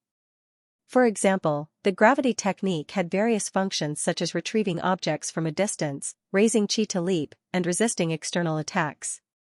Although it was the simplest magic art, it could be used even when one reached the Gold Core realm or even the Yuanying realm. It was simply a kind of magic art that could be practiced for a lifetime. In addition to the Magic Eyes Technique, Sensing Technique, and Barrier Technique, they were known as the 4 basic magic arts that cultivators must practice. Among them, there was no need to mention the role of the gravity technique. The Magic Eyes Technique consumed spiritual energy to greatly improve one's eyesight. Not only could one see some distant things that one could not see in a short period of time, but one could even distinguish some phantoms. The Sensing Technique was a kind of magic art that used spiritual energy to sense and probe. For example, an object placed in a wooden box might not be seen through even with the Magic Eyes Technique. At that time, the Sensing Technique would be used. It could be used to see the object inside the wooden box. It could also be used to see the contents of an unopened book. In addition, when using this magic art, One could also feel the circulation of spiritual energy in a person's body when they came into contact with him. Xianxia, the leader of the Blue Cloud sect, had used this method to detect Fangxing's cultivation. The barrier technique, as the name suggested, was to form a barrier around the body. As long as the barrier was not broken, the cultivator would not suffer any harm. All magic arts were based on spiritual energy and needed to consume spiritual energy. The stronger the spiritual energy, the more obvious the effect of the magic art. Of course, the more times the magic art was used, the more proficient the practice would be, and the better the effect would be. 10 days passed by in the days of practicing magic arts. The small stall that Fangxing had set up to collect refined iron finally began to welcome the Maxin Valley disciples who came to pay the spirit stones. These people even came together. Little senior brother Feng, the leader, was Lu Huazhong. He first took a deep look at the basket of low-grade spirit stones on the left side of Fangxing. His eyes were full of greed. He then said, "I heard that if we pay the refined iron on time, little senior brother Feng will have spirit stones as a reward." Fangxing put away the jade booklet and said lazily, "That's only natural. Your uncle Feng has always been a man of his word. Since you've handed over the refined iron in advance, you'll receive 10 spirit stones. But if you deliberately cause trouble, you'll be fined 20 spirit stones." Lu Huazhong was startled and said with a smile, "I would never dare." When little senior brother Feng said that you would collect the refined iron 10 days in advance, I traveled day and night with a group of brothers and sisters. I didn't even have time to practice, but I managed to refine it in advance. As he said this, he stepped forward and handed a piece of shiny, black jade-like refined iron to the front of Fangxing. He said, "This is the refined iron I refined this month. There are 3 caddies and 1 tael in total. You don't have to count the extra. Little senior brother Feng, please pay." Fangxing glanced at the spirit stones in his hand and said without batting an eyelid, "You take 10 spirit stones yourself. Next." After Lu Huazhong received the 10 spirit stones, he was beaming with joy and felt that he had earned it for free. When the others saw this, they also stepped forward to pay the refined iron. All of them were extremely cooperative, docile, and honest. Even the refined iron that they handed over was 1 tael more, 2 taels more, or 3 taels more. After paying the refined iron, they took the spirit stones from their baskets and watched happily from the side. Some of them even revealed imperceptible disdain in their eyes. "Hee, it's my turn." A lean man walked over with a smile. He was also holding a piece of refined iron in his arms. When they saw him coming, the other disciples made way for him to walk forward and respectfully addressed him as Senior Brother Bamboo Rat. The Bamboo Rat came to Fangxing and said with a smile, "Junior Brother Feng, this piece of refined iron of mine has 4 taels more. Why don't you reward me with a few more spirit stones?" After the others had seen Fangxing's awe-inspiring battle with Mu Yongyang that night, even though they were older than Fangxing, they all addressed him as Junior Brother Feng when they met. However, the Bamboo Rat called him Junior Brother Feng the moment he met him. It had a cheeky smile on its face and did not look like an honest disciple. When Fangxing saw it, he felt a little disgusted, but he smiled and said, "No problem, you can take 12 spirit stones." The Bamboo Rat laughed and said, "Can you give me 13 pieces?" Fangxing snorted and said, "You can take 14. The others could tell that Fangxing was a little unhappy, but the Bamboo Rat laughed. It put down the refined iron and really went over to take 14 pieces. "Junior Brother Feng, you go ahead with your work. I still have something to do, so I'll go back first." The Bamboo Rat laughed and glanced at Fangxing with disdain. It then laughed and wanted to leave in advance. Fangxing said with a smile, "Wait a little longer, I still have something to say." When the Bamboo Rat saw this, it did not leave. It stood lazily in the crowd and gave the other disciples a smug look as if it was saying, "How is it? Listen to me, right? No matter how fierce this brat is, he still has to drink Master's foot-washing water." Before long, all 21 of them had paid the required amount of refined iron. Half of the 500 spirit stones in the baskets were gone. Fangxing lazily stood up, picked up a piece of refined iron, and looked at it. A cold smile appeared on his face, and he put it down again. Then he picked up another piece of refined iron, looked at it, and put it down again. He didn't say anything the entire time. Everyone looked at each other in dismay. Junior brother Feng, we've already paid the fine iron. Can we go back and cultivate now? The bamboo rat took a step forward and said with a smile. Feng Xing did not say anything and continued to examine the refined iron. Junior brother Feng? Upon seeing this, the bamboo rat took another step forward and called out tentatively. Whoosh, Feng Xing suddenly spread his 5 fingers and used the attraction spell.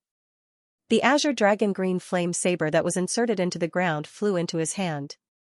He pointed at the bamboo rat from afar and said, "Stand back there obediently, you." The bamboo rat was a little unhappy, but it knew that it was no match for him, so it swallowed its anger and stood back in the crowd. After checking another 4 to 5 pieces of refined iron, Feng Xing gradually became annoyed. All of a sudden, he flipped the long table and pointed his saber at the disciples. He shouted coldly, "You bastards, I paid for all of you with my own money. This is the first time I've done something like this, but you don't even appreciate it. Instead, you used these trash to deceive me. Do you think I'm easy to bully?" As he spoke, his eyes turned red, and he was really angry. It turned out that although Feng Xing used the excuse of having a spirit stone in his left hand and a saber in his right hand, and the disciples were very cooperative, he was still worried. Therefore, when this group of people handed over the refined iron, he checked it with the yin-yang god-fiend mirror. It did not matter much, but he was surprised to find that the refined iron that this group of bastards handed over was actually shoddy. This kind of refined iron was used to cast magic tools. It required the 9 revolutions of the spiritual fire to refine away the impurities and turn it into pure refined iron. If the 9 revolutions were not enough, there would be more impurities in the refined iron. It was difficult to find them with the naked eye or even with the sensing spell. Only masters with extremely profound attainments in the art of casting could use certain special techniques to detect them. However, Feng Xing could directly see through it with the yin-yang god-fiend mirror. Therefore, when Feng Xing discovered that almost all the refined iron was substandard, he immediately lost his temper. This group of bastards is really bold. Do they really think I'm easy to fool? If he did not have the yin-yang god-fiend mirror, he would really have been fooled by them. This brat just took a look at it. How could he see that we've done something to the refined iron? When the disciples saw this, they immediately panicked and subconsciously looked at the bamboo rat. This method was taught to them by the bamboo rat. When refining the refined iron, they needed the 9 revolutions of the spiritual fire. They would deliberately make one of the fires unstable or directly omit it. Such refined iron could not be regarded as real refined iron. If they wanted to use it, they could only refine it again. Moreover, ordinary people could not see anything fishy about the refined iron that was refined using this method. Even they themselves could not tell the difference. They originally thought that it was enough to fool Feng Xing, but they did not expect him to see through it. When the bamboo rat saw everyone looking at it, it was also shocked. However, it forced itself to remain calm and thought to itself, "This brat has just entered the Maxian Valley, so how could he tell if it's substandard or not? Could it be that he's deliberately deceiving us?" When it thought of this, it took a step forward and said in a deep voice, "Junior brother Feng, don't slander us. In order to cooperate with your decision to collect the refined iron 10 days in advance, we didn't even care about cultivating and worked day and night to refine this batch of refined iron. How could there be any problem? If you falsely accuse us, aren't you afraid that our senior and junior brothers will be bitterly disappointed?" Feng Xing glanced at it and said, "No one else said anything except for you. Does this mean that you're the mastermind?" The bamboo rat's face turned red, and it shouted, "Nonsense. I'm just speaking up for my senior and junior brothers." Feng Xing looked at the others and said, "He thinks there's no problem with the refined iron that he handed in. Does anyone else think there's no problem too?" Most of the other disciples looked at each other. They already suspected that something was fishy, so they did not dare to stand out at this time. However, there were a few people who had the same thoughts as the bamboo rat. They felt that Feng Xing was deceiving them. In addition, they were usually happy to be in the limelight, so they looked down on Feng Xing even more. Thus, they said, "Senior brother bamboo rat is right. There's no problem with the refined iron that we handed in." Feng Xing remembered these people's appearances. Without batting an eyelid, he looked at the refined iron all over the ground. He kicked a piece of refined iron under his feet and said, "This piece has 5% more impurities. He then kicked another piece and said, "This piece has 3% more impurities." He then looked at the third piece and frowned. He could not help but curse, "Damn it, this piece has 10% more impurities." His eyes turned cold as he looked at the crowd and shouted, "Do you really think I'm a fool and can't tell?" The disciples' expressions changed drastically. They did not expect Fang Xing to clearly tell them the amount of impurities in each piece of refined iron without any mistake.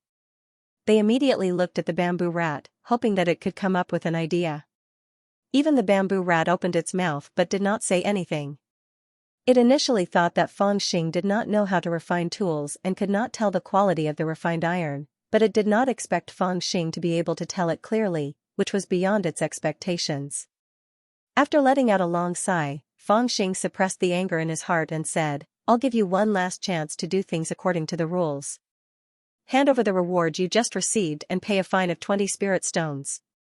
Go back and refine the refined iron and hand it over to me." As he spoke, his gaze swept across the crowd coldly.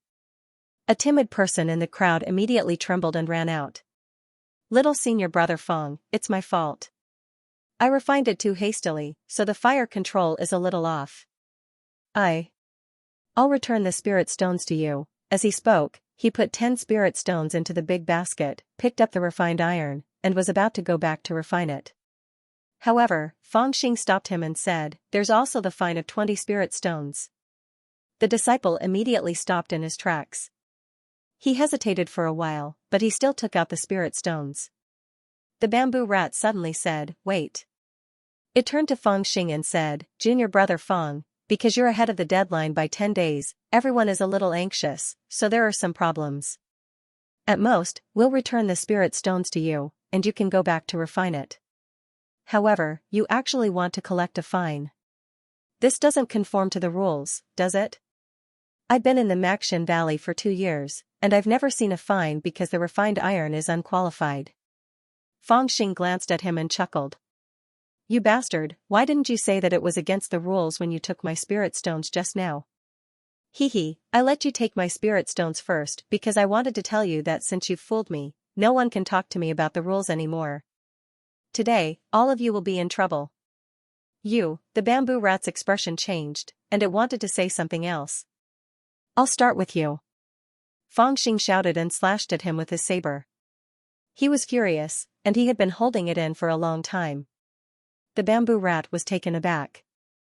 It didn't expect this fellow to really dare to use a knife. Furthermore, when it saw that the knife was slashing down at it with full force, it looked like it was really going to split it into 2 halves. It screamed in fear and quickly cast the barrier technique. At the same time, it made a gesture with its fingers, and 2 flying swords flew out of its waist pouch. The quality was actually pretty good. One of the flying swords protected its body while the other stabbed at Fang Xing. Fang Xing let out a "heh" and poured his spiritual energy into the azure dragon green flame saber.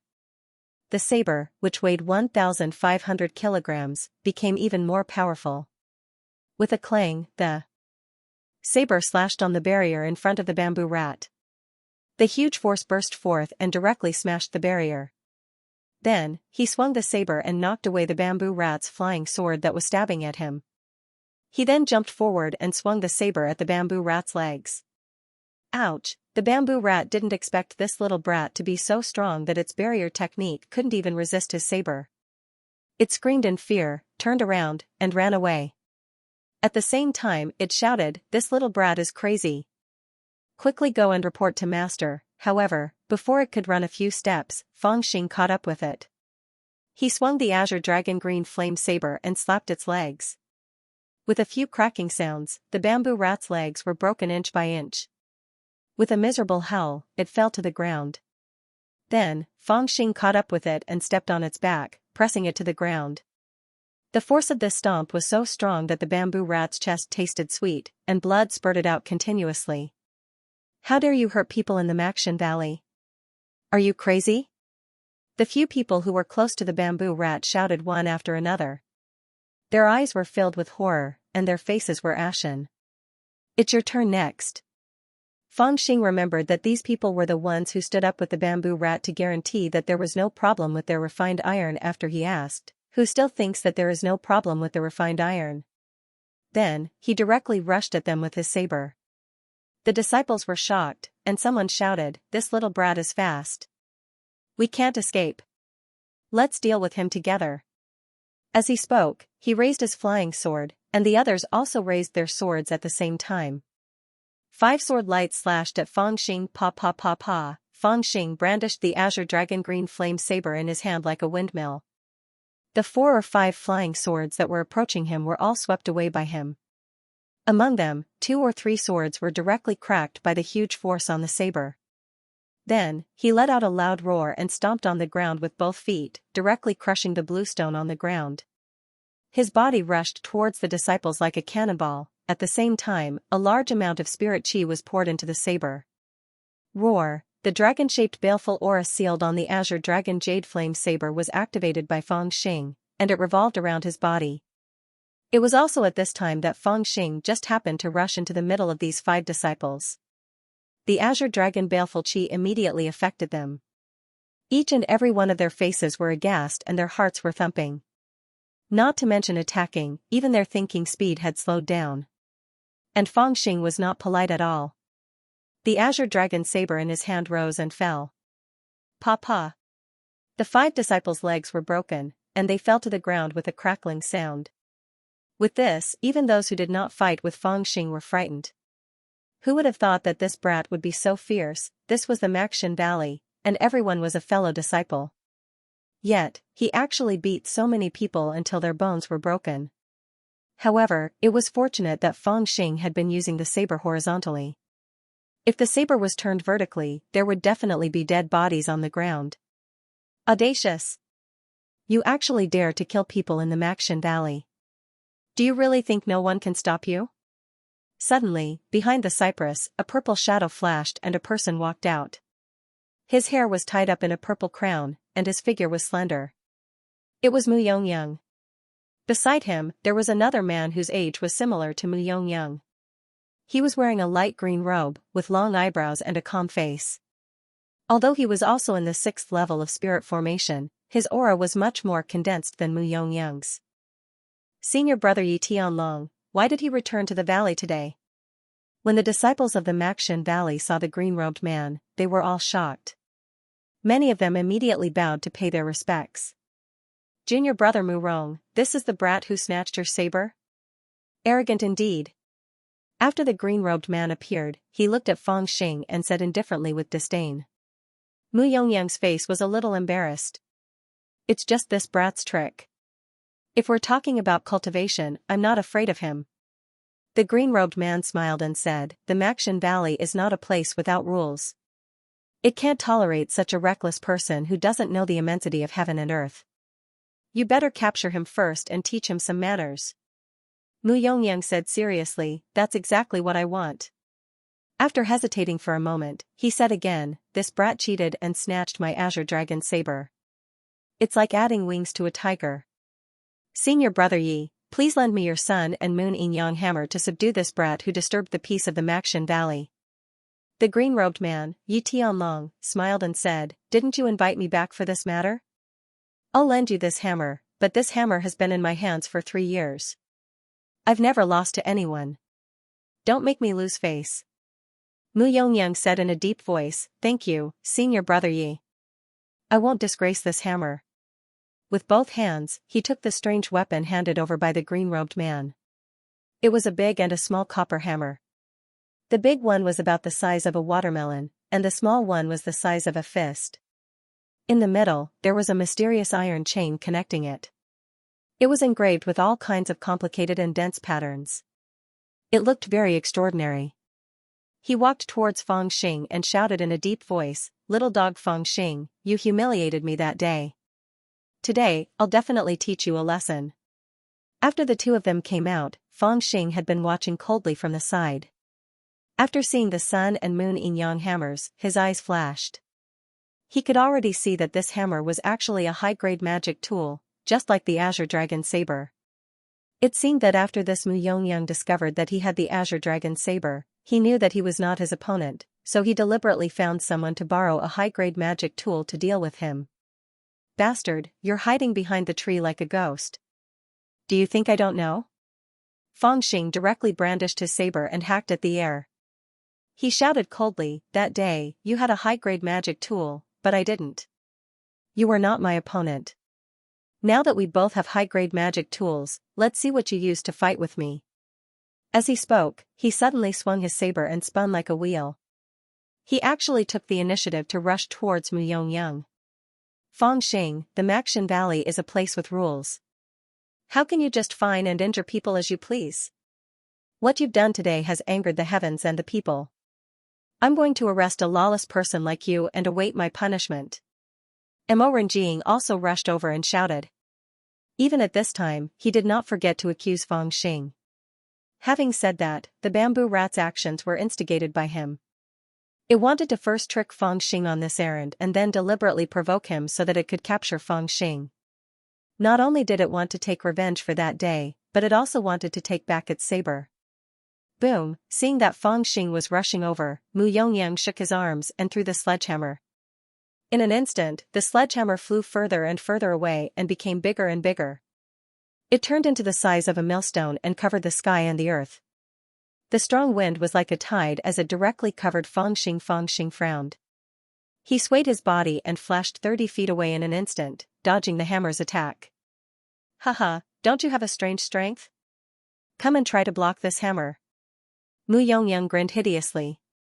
He retracted the iron chain in his hand, causing the sledgehammer to shrink and retract it. He then swung it again, but it grew bigger again and smashed down on Fangxing's head. It turned out that the sledgehammer could actually change its size at will. When it was used to attack the enemy, it would grow bigger and its weight would change accordingly. Naturally, its power was endless. When it was retracted, it would shrink so that it could be used flexibly. This son of a bitch is forcing me. Fangxing narrowed his eyes and tightly gripped the Azure Dragon Jade Flame saber in his hand. He crazily poured spiritual chi into it. Boom, seeing that the sledgehammer was once again swinging towards him, Fangxing suddenly roared. He moved like lightning and no longer dodged. Instead, he directly rushed towards the sledgehammer. Almost in an instant, he had already met the sledgehammer in the air. At this moment, the sledgehammer had just been thrown from Mu Rong's hand. It was not even 30 feet long and had only shrunk to the size of a water bucket. Its weight was also only about 500 kilograms, and it was still increasing. However, at this moment, Fangxing had already rushed over. He swung the Azure Dragon Jade Flame saber and spun it like a windmill. With a hoo sound, he smashed it down and actually hit the sledgehammer. The sound of metal clashing was deafening. Everyone covered their ears with incomparably astonished expressions. Using a hammer to break a saber was a rule that all martial artists in Jianghu understood. They didn't expect that this little demon would actually use a saber to hit a hammer. Wasn't he afraid that the blade would break? When they saw Fangxing's movements clearly, they suddenly realized that Fangxing wasn't using a saber to hit the hammer. Instead, he was using the hilt of the saber, which was more than 20 feet long, to hit the hammer. He was using the Azure Dragon Jade Flame saber as a staff. Pa! Sparks flew everywhere. The sledgehammer was smashed by Fangxing's tremendous force and immediately flew back like lightning, smashing straight towards Mu Yongyang. Mu Yongyang jumped in fright.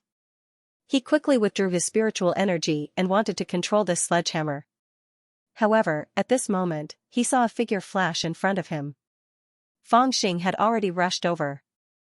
With a loud roar, the Azure Dragon Jade Flame saber turned into a full moon and slashed horizontally.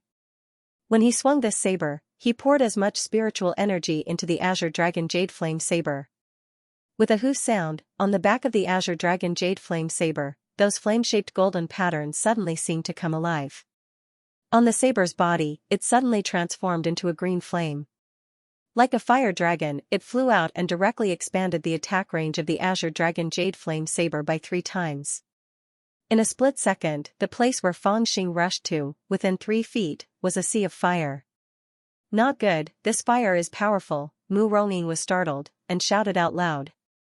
He was the one who had bought the Azure Dragon Green Flame saber, so he had a deep understanding of it.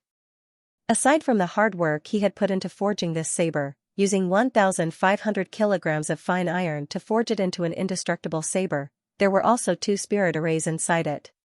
One was the spirit array that sealed the azure dragon evil chi, which could be used to protect the body and deal with enemies that got close to him. The other was the green flame spirit array.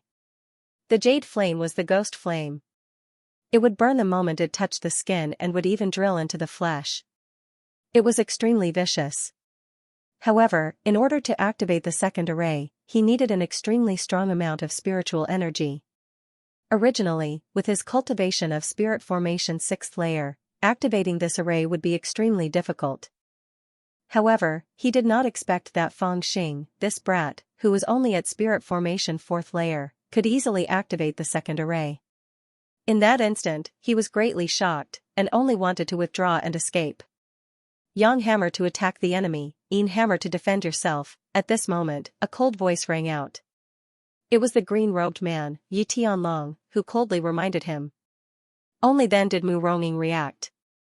She poured her spirit chi into the small hammer without any care for her life. With a series of cracking sounds, the small hammer actually changed shape in an instant.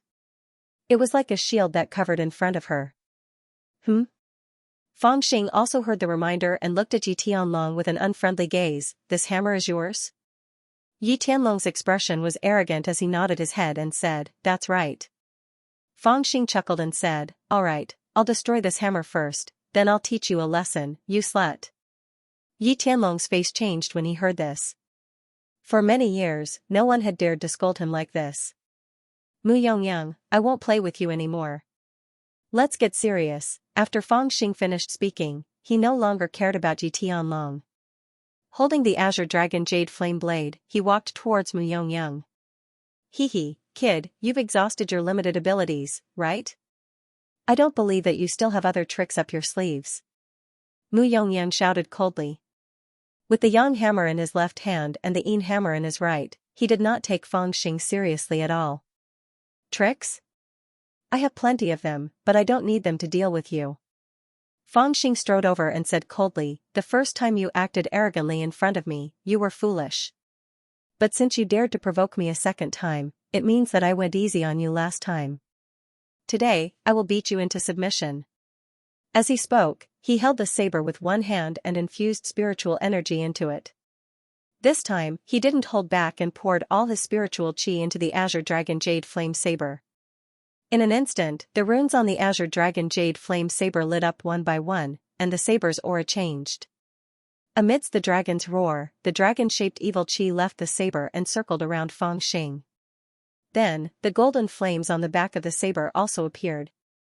One green and one gold, like two giant dragons, danced around Feng Xing. How is this possible? Mu Yongyang originally wanted to say a few harsh words, but seeing this scene, his voice began to tremble. He couldn't believe the scene in front of him, feeling like he had seen a ghost. He understood the azure dragon jade flame saber, or else he wouldn't have spent so much money to buy it.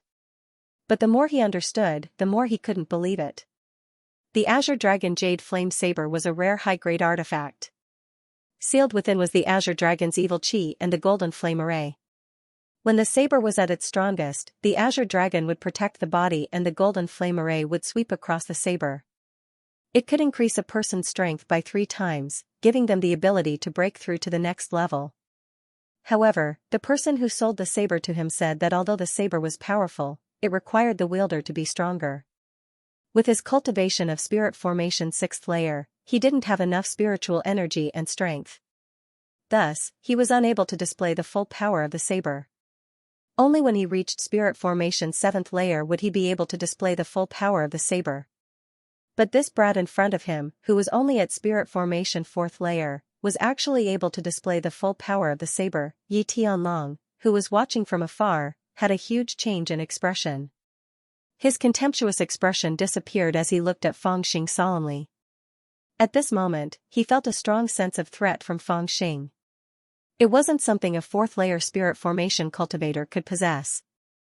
The other disciples of the Maxin Valley were even more shocked, not daring to breathe loudly. Feng Xing, who was holding the saber with one hand, was surrounded by evil chi and golden flame array. He was like a demon descending to the mortal world. Break! When Feng Xing was 10 feet away from Mu Yongyang, he suddenly shouted. Without any fancy movements, he raised the saber and slashed. Boom, on the azure dragon jade flame saber, a 10-feet-long golden flame roared out. Under the influence of the saber's aura, it turned into a huge saber shape. Vivid and lifelike, it slashed towards Mu Rong. Ah, Mu Yongyang screamed in fear. He desperately used his hammer to form a shield above his head. Boom, boom, boom, when the flames fell, they were all dissolved by a strange force on the shield. Like flowing water, the flames flowed in all directions, not injuring Mu Yongyang.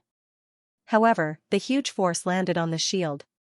The fierce impact made Mu Yongyang, who was under the shield, let out a muffled sound. His whole body was in pain and his blood and qi were reversed. At the same time, he felt his legs loosening and his calves sinking into the ground, up to his knees. When a person is holding an umbrella under a waterfall, the water will not directly fall on the person. However, the force of the waterfall will be borne by the person holding the umbrella. Puff, Mu Yongyang spat out a mouthful of blood. His lungs were injured from the impact. Bang, bang, bang, Fangxing found it interesting and waved his saber 4 or 5 times in a row. Every saber strike was like a sledgehammer smashing down. Qi, qi, qi, every time Mu Yongyang was hit by him, he drilled a little deeper into the ground like a nail. Even his chest was sunk into the ground. As for him, his face was even paler. Blood spurted from the corner of his mouth. There was no room for him to struggle. After all, he was not a nail, but he was smashed into the ground like a nail. He didn't know how many bones in his body were broken. With a powerful magic tool, one must know how to use it. Although the Sun Moon Yin-Yang hammer was a magic tool not inferior to the Azure Dragon Green Flame Saber, Mu Yongyang had just borrowed it and didn't even have the process of familiarizing himself with it. It could not operate well. Under Fangxing's strong attack, it could only be used as a shield. In the end, it was hit by Fangxing and drilled into the ground like a nail. Crash, when Mu Yongyang was seriously injured, the infusion of spiritual energy naturally stopped. The twin hammers also returned to their original state and slid to the ground. Hey, this thing is quite solid. I can't break it? Fangxing raised the saber. He was surprised to see that after so many slashes, the shield was actually not damaged at all. Looks like my twin hammers are not owned by a human. Yi Tianlong sneered. He slowly walked forward and said, Junior brother Mu Rong, you're not familiar with my magic tool. Even if you take it, you're not this brat's match. It's better if you return it to me. Although he said it casually, he was actually afraid. This brat was really too fierce. If he really destroyed his twin hammers, it would be a great loss. You still want to take it back? I said I'll destroy your magic tool, so I'll destroy it. Fangxing looked at the twin hammers with rapt attention. The yin-yang fiend mirror started to revolve, looking for the weakness of this magic tool. Very quickly, his gaze fell on the iron chain between the twin hammers. So that's how it is. Hee, the twin hammers are made of bronze mixed with black iron. It's incomparably hard, but the iron chain is only made of black iron, Fangxing sneered. He had already found the weakness of the Sun Moon Yin-Yang hammers. Suddenly, he waved his saber and the twin hammers flew into the air. Then, he waved his saber backhandedly. Qi. The saber struck the iron chain between the twin hammers. Although the Sun Moon Yin-Yang hammers were hard and indestructible, the iron chain was relatively weak. Adding the sharpness of the Azure Dragon Jade Flame Saber, it was instantly cut into 2. You actually dare to destroy my magic tool? From afar, Yi Tianlong, who was slowly walking forward, suddenly had a change of expression. At first, he didn't believe that Fangxing could destroy his magic tool. After all, the Sun Moon Yin-Yang hammers were incomparably hard.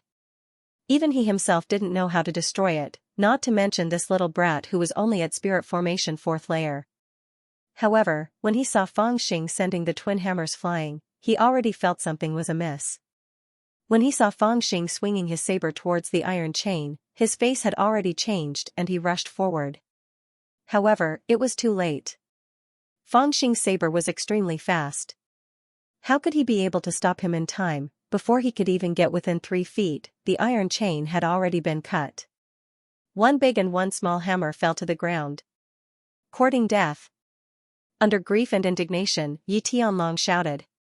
With a wave of his hand, a flaming sword was shot towards Fang Xing's back. After the flaming sword hit Fang Xing's back, it immediately spread and wrapped Fang Xing like a big fireball. This little brat, is he burned to death? Yi Tianlong was a little surprised. He didn't expect Fang Xing to be unable to dodge the flaming sword. He was invited by Mu Yongyang from outside the valley. Originally, he only wanted to watch the show and didn't intend to personally make a move. Of course, from the bottom of his heart, he didn't think that Fang Xing was that powerful. After all, he was only a spirit formation 4th layer youngster.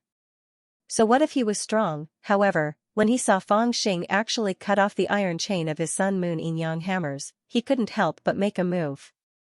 That iron chain was the link between the Yin and Sun hammers. It contained an array inside, allowing spiritual energy to circulate within. It could also be lengthened or shortened. With it, the Sun Moon Yin Yang hammers would become a high-grade magic tool.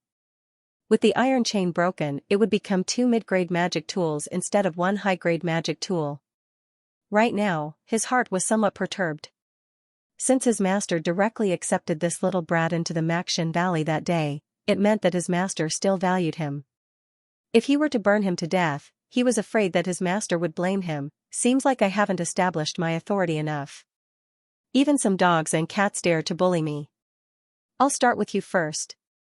Just when Yi Tianlong was feeling perturbed, a cold shout came from the fire.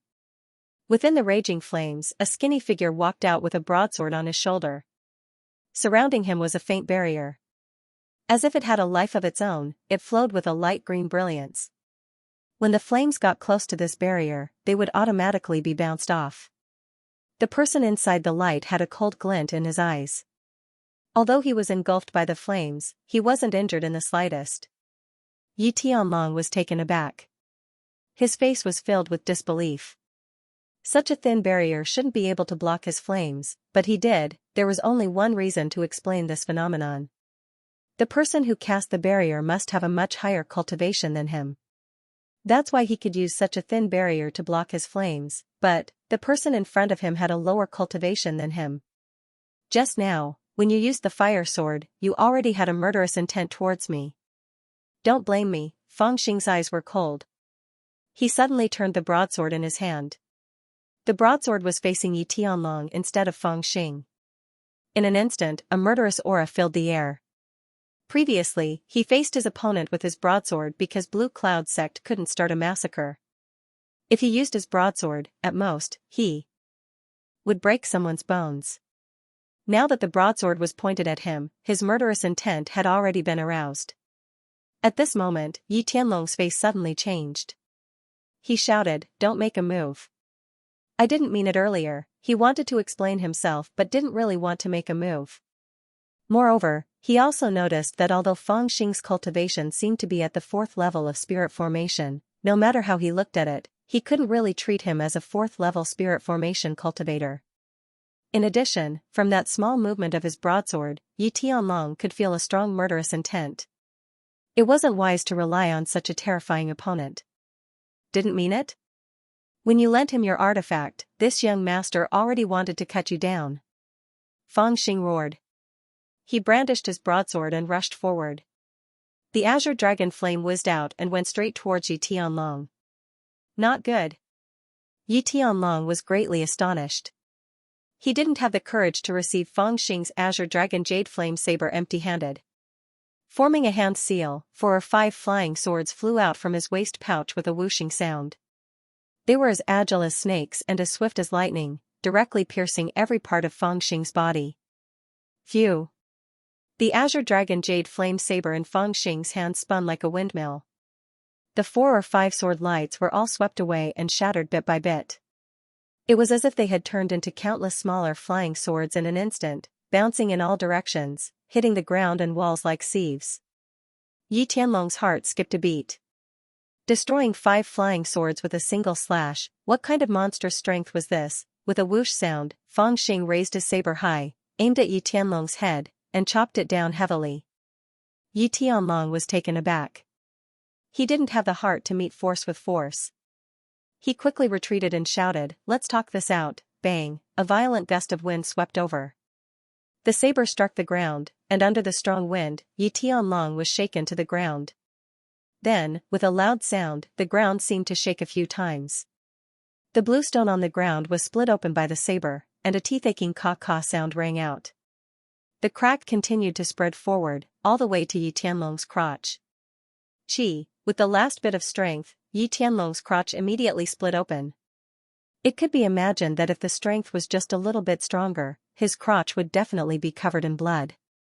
Are you crazy? I have no enmity with you, yet you want to kill me like this. Yi Tianlong was so shocked that his expression changed, and he screamed. Crazy your grandpa. He had only shouted half of the sentence when Feng Xing had already rushed towards him with his saber. Yi Tianlong swallowed the second half of the sentence back into his stomach. He quickly jumped up, turned around, and fled. He didn't dare to stay any longer because he had already found the murderous look in the kid's eyes when he looked at him. If he had the sun and moon yin-yang hammers in hand, he would still dare to fight with Feng Xing for a few moves. But now the sun and moon yin-yang hammers had been destroyed. Even if it was destroyed, it was not in his hands. Fighting with this kid empty-handed was courting death. The disciples of the true Forging Valley learned blacksmithing and also learned how to control artifacts. Most of their strength was in their artifacts. With an artifact, it was like adding wings to a tiger. Without an artifact, their strength would greatly decrease. Because of this, Yi Tianlong accurately judged that he was in danger and turned to flee. Want to run? Feng Xing was also stunned for a moment, but his heart was full of hatred, and he immediately chased after him. He was not big, but he was strong. Carrying a big saber that weighed 3,000 pounds, he ran very fast. Hearing the sound of footsteps behind him, Feng Xing chased after him with a whooshing sound. Yi Tianlong inadvertently looked back and was immediately scared out of his wits. Countless flying swords were released and stabbed at Feng Xing behind him. Crack, crack, crack, Feng Xing slapped away all the flying swords and chased after him. However, although these flying swords could not hurt him, they hindered his speed to a certain extent. Master! Master, save me! Although Yi Tianlong pulled a little distance away from Feng Xing for a while, he was unable to get rid of Feng Xing. In fright, he repeatedly shouted, wanting to ask his master, Tai Ruquang, to stop this brat. Otherwise, once he was caught up by Feng Xing, he would definitely be on the receiving end of a knife. However, for some reason, after calling several times, iron-like madness did not appear. Yi Tianlong was even more frightened, and his legs were almost numb. Senior brother Yi, come here. Suddenly, someone shouted and stood at the entrance of the cave, waving at Yi Tianlong. Seeing this, Yi Tianlong quickly rushed into the cave abode without thinking. The person standing at the door calling out to Yi Tianlong was a good friend of Yi Tianlong. As soon as he saw him come in, he immediately poured spiritual energy into the cave abode's seal and closed the cave door. Clang, Feng Xing arrived and slashed the door with his saber. Sparks flew everywhere, but the cave abode did not change at all. He actually escaped into the cave abode. Feng Xing gritted his teeth. If the distance was a little farther, he would definitely be able to catch up with him. However, he escaped into the cave, and once the door was closed, he could not enter. Clang, clang, clang, clang, Feng Xing still refused to give up. He brandished his saber and slashed wildly at the entrance of the cave. Sparks flew everywhere, and a saber mark appeared on the stone door, but there was no sign of it opening. The cave abode in the Maxian Valley was made of black iron. Not to mention Feng Xing, even true disciples could not open it from the outside. Son of a bitch, how dare you hide in the cave abode? Get out of here! Feng Xing slashed the door violently and cursed.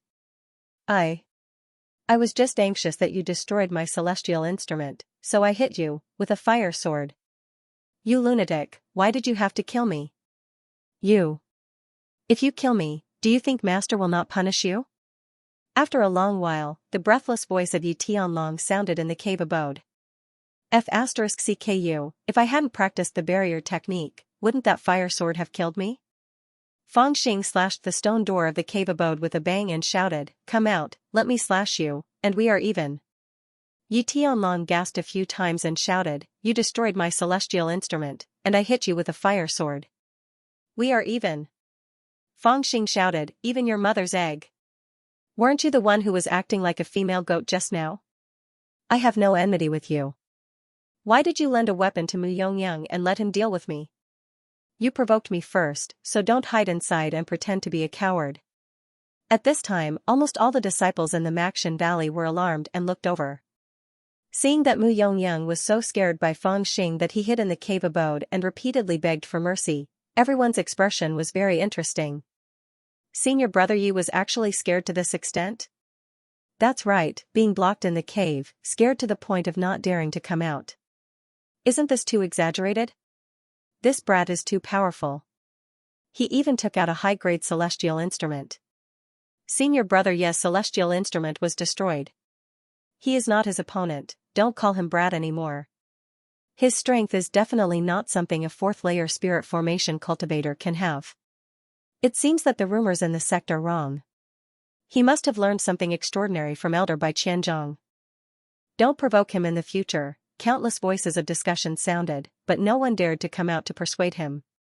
Yi Tianlong, open the door. If you have the ability to find trouble, open the door. Fang Xing was still jumping and shouting at the cave entrance.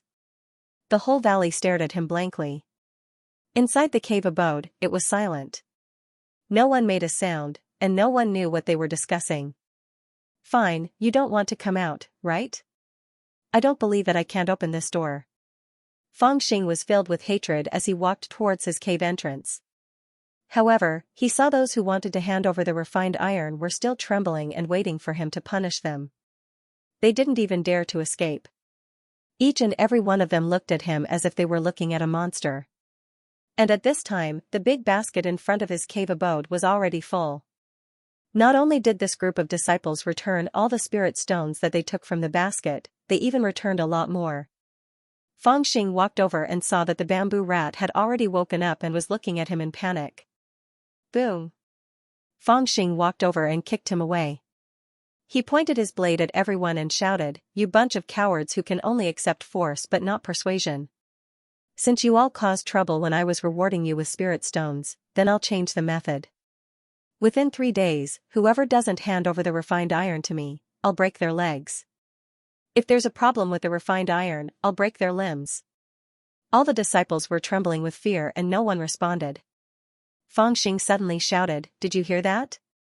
Clatter, the disciples all knelt on the ground and shouted in unison, "Yes." Fang Xing shouted coldly, "Get lost." Only then did all the disciples get up and pick up the refined iron one by one. They didn't care whether it was their piece or not and ran back with it. Bah! A bunch of bastards who won't repent until they see the coffin. Fang Xing cursed angrily. Seeing that Yi Tianlong's son, Moon, and Yin Yang hammer, whose chain had been cut off by him, was still on the ground, he picked it up and went to the entrance of the cave abode where Yi Tianlong was hiding. He poured his spiritual energy into the sun hammer, and the hammer immediately became as big as a small mountain. Fang Xing grabbed the iron chain with both hands, waved the sledgehammer, and smashed it at the stone door of the cave abode. Boom! It was as if the entire stone door had trembled, and the soil rustled and fell.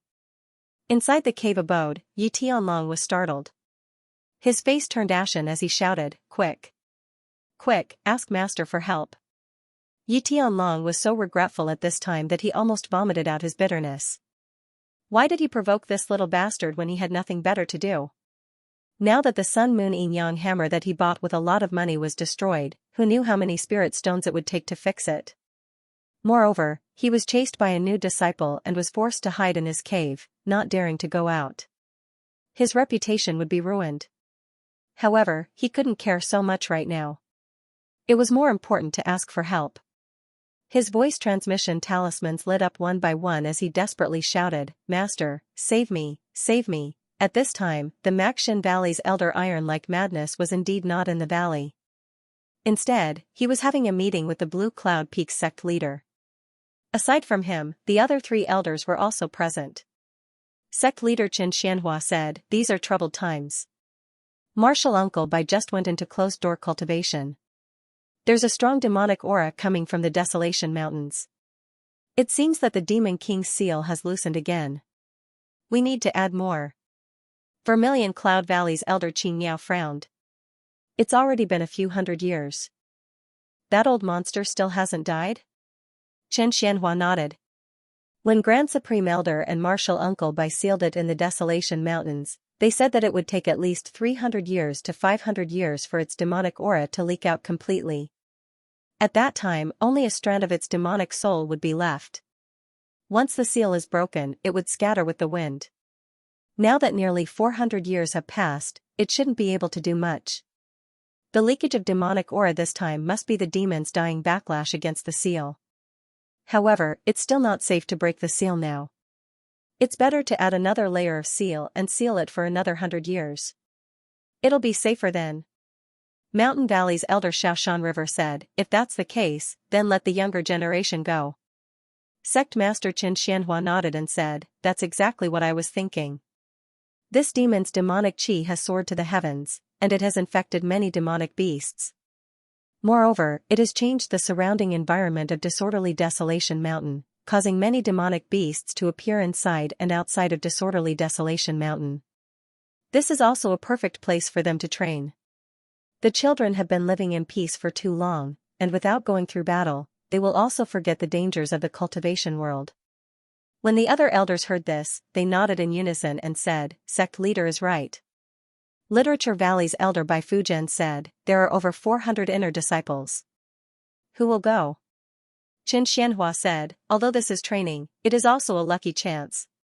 That monster king has been sealed and its demonic qi has leaked out. Who knows how many demonic cores and rare grasses have appeared, and they are all resources waiting to be harvested. Ordinary disciples do not have the qualifications to obtain these resources.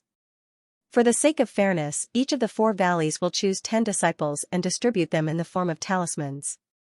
The resources they obtain in the desolate mountains will be their reward. This, Elder Blue Bird's eyes flashed. He seemed to have caught the sect leader's true intention. Qin Xianhua sighed. That's right. We, the Blue Cloud sect, will have to borrow the demonic sect's method of selecting talents. There are only the 5 of us here, so we can speak openly.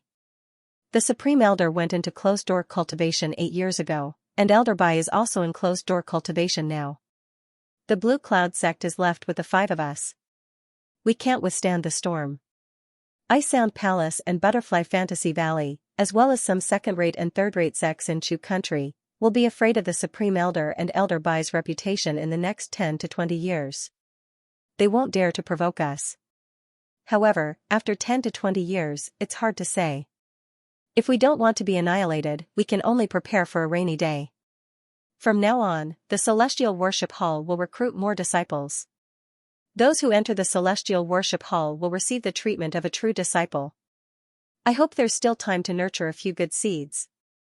The elders fell silent. Although Qin Xianhua said it calmly, he pointed out a very serious problem.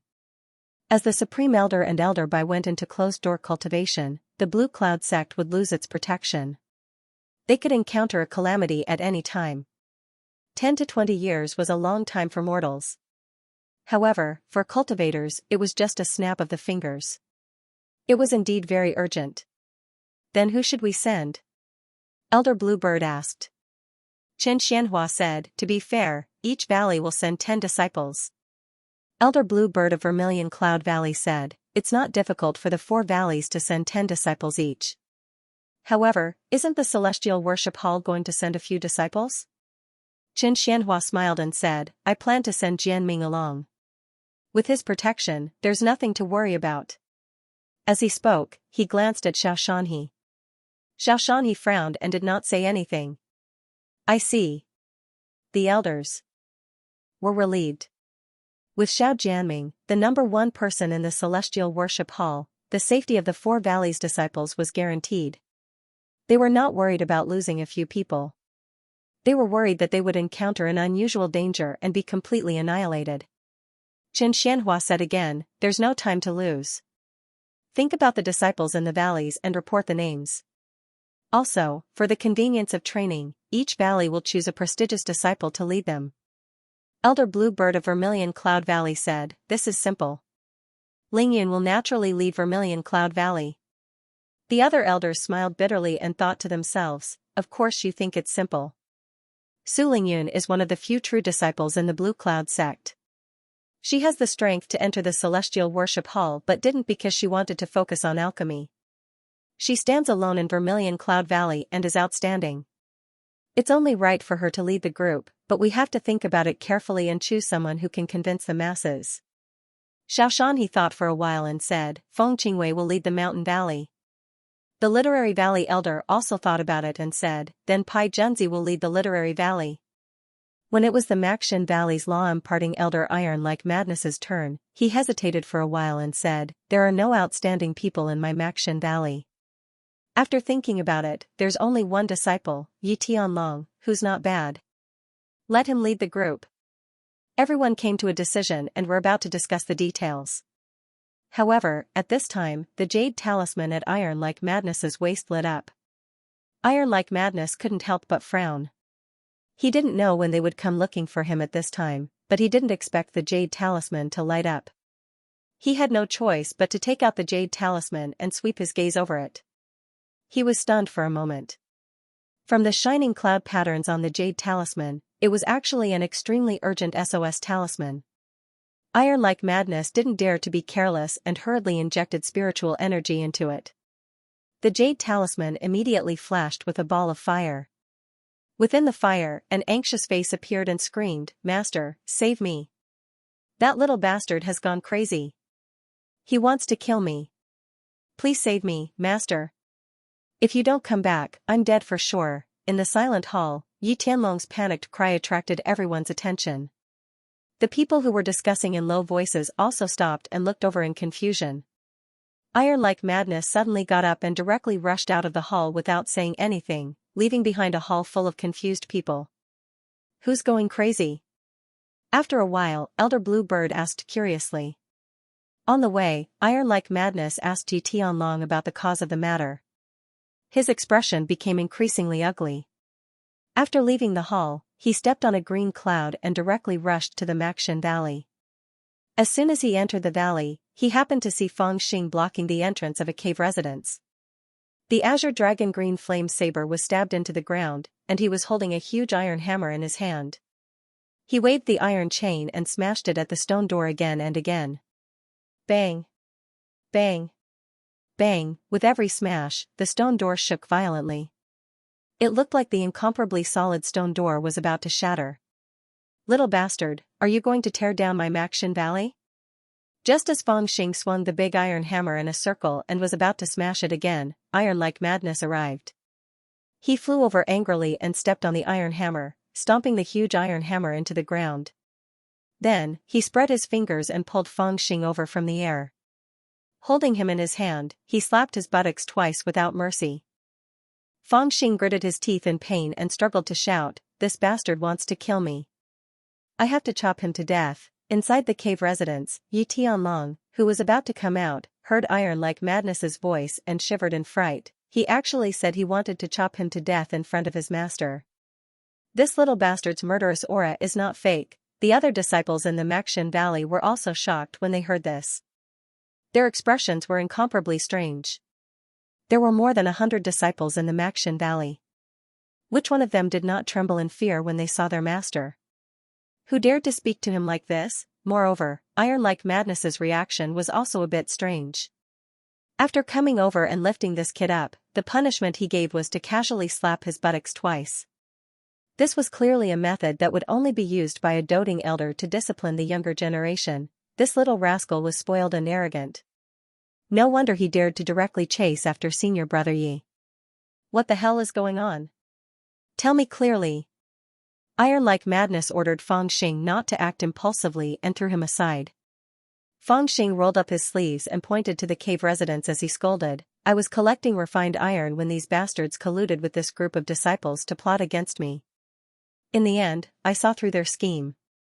Then he and that bastard, Mu Yongyang, jumped out again and said they wanted to teach me a lesson. I fought with Mu Yongyang and defeated him. Then this bastard sneaked up on me again and hit me with his fire sword. The more Iron Like Madness listened, the tighter his brows furrowed. He shouted, Feng Xing, Yi Tianlong, Mu Yongyang, the three of you, come with me. His shout was heard by the whole valley. All the disciples were so scared that they shivered and did not dare to make a sound. Feng Xing didn't care at all.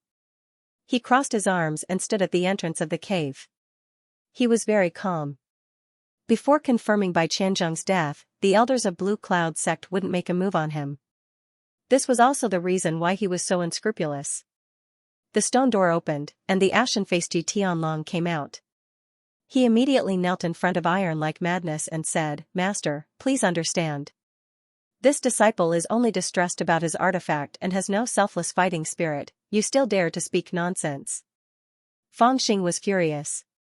He turned around to grab his broadsword. Yi Tianlong was shocked. He subconsciously jumped up and wanted to hide behind Iron like Madness. "Little bastard, you'd better behave yourself." Iron like Madness waved his sleeves and kept the green flame blade into his sleeves. At the same time, he kicked Fangxing's butt. Fangxing was helpless. He could only stare at Yi Tianlong with indignation. He might be able to defeat Yi Tianlong, but he wouldn't be able to do anything in front of Iron like Madness. At this moment, two disciples carried a stretcher over. On the stretcher was Mu Yongyang, whose bones were all broken. He no longer looked like a human. Although his cultivation had reached spirit formation level 6, his physique wasn't that strong. After being smashed into the ground by Fangxing's broadsword, it was unknown how many bones in his body were broken. His 5 viscera and 6 bowels were all injured. Seeing this, Iron like Madness was also shocked. He shouted, "What's going on?" Yi Tianlong hurriedly explained how Fangxing smashed Mu Yongyang into the ground. The more Iron like Madness listened, the more shocked he became. He couldn't help but look at Fangxing again. "This little brat is stronger than I thought." After ordering Fangxing to stand aside and not to frighten Yi Tianlong any further, Tai Ruquan then dragged a few disciples over and questioned them in detail. In front of him, these disciples did not dare to lie. Although they always deliberately put themselves in an innocent position in their words, they still told him everything that had happened. When Tai Ruquan heard it, he felt even more shocked in his heart. He looked deeply at the green dragon green flame blade and was moved. With a cultivation of the 4th level of spirit formation, he actually used all his strength to activate this blade? Iron like Madness was a master refiner. With just one look, he knew the origin of this green dragon green flame blade. He knew that if one wanted to fully utilize the power of this blade, one would need to be at least in the 7th level of spirit formation. However, Fangxing was able to do it at the 4th level of spirit formation. Doesn't this mean that other than his strange strength, even the purity of his spiritual energy was far above others? When Fangxing defeated Mu Yongyang, he was also watching. He thought that Fangxing only had a strange strength and used a trick during the fight. Thus, the shock he felt at that time wasn't as strong as now. After all, cultivators were judged by their cultivation. Whether it was a strange strength or a smart fighting mind, it didn't help much in cultivation. However, when he found out that Fangxing, with a cultivation of the 4th level of spirit formation, was able to use a magic tool that could only be used by a 7th level of spirit formation, he couldn't help but be shocked. He directly called Fangxing to follow him and ignored Yi Tianlong and Mu Yongyang. He only told them to quickly return to Yun country to treat their injuries. Returning to the cave, he waved his hand and a grass rope appeared in his palm. He solemnly handed it over to Fangxing. "Let me see how you use this magic tool." "Immortal binding rope?" Fangxing took it and couldn't help but swallow a mouthful of saliva. He knew that although this grass rope wasn't eye-catching, it was a good treasure. Following the words, he poured his spiritual energy into the grass rope. Not long later, he had a feeling that he was connected to the grass rope. It was as if he could freely control the grass rope. The grass rope also seemed to have a life of its own. The end of the rope was raised like a spirit snake. Seeing this, Iron like Madness was a little shocked. He asked in surprise, "The spiritual energy is actually so condensed. How did you do it?" Fangxing replied, "Purifying spiritual energy. It's in the Azure Flame training art. Don't you know?" Iron like Madness was slightly startled and felt a little awkward. He suddenly remembered that before Elder Bai Qianzhang went into closed-door cultivation, he did pass on the Azure Flame training art to him. It was a little different from the original cultivation art. It had an additional method to purify the spiritual energy in his body. However, it wasn't very useful to him now that he was in the Foundation establishment realm. Thus, he didn't delve too deeply into it. He only thought that if he had the chance, he would find another disciple to practice it and observe the effect. He didn't expect that the effect of practicing this art would be so obvious. Although the current Feng Xing was in the 4th level of spirit formation, his spiritual energy was as condensed as an ordinary 7th level spirit formation cultivator. Using wine as an analogy, if one bottle of wine was equivalent to 1 level of cultivation, Feng Xing seemed to only have the capacity of 4 bottles of wine. However, the difference was that other people's wine was rice wine, while his wine was Shaozi. Although it looked similar, it was much stronger. After confirming one thing in his heart, Iron like Madness let out a long sigh and smiled bitterly. So that's how it is. Martial Uncle Bai wasn't actually perfunctory with us. He really did leave behind a valuable treasure. Unfortunately, it's different from what we imagined. He didn't leave behind a method to help me condense my golden core, but a method to nurture disciples. After sighing for a long time, he stared at Feng Xing and scolded him. If the Azure Flame training art is so magical, why didn't you say it at Qingyun Peak? You guys didn't ask, Feng Xing said matter-of-factly. Iron like Madness was speechless and let out a long sigh. This was also his fault. He had already obtained the Azure Flame training art for almost half a month, yet he didn't realize that the body refining method inside was so mysterious. To think that he had relied on the Azure Flame training art to enter the Tao, at this moment, he was blaming himself.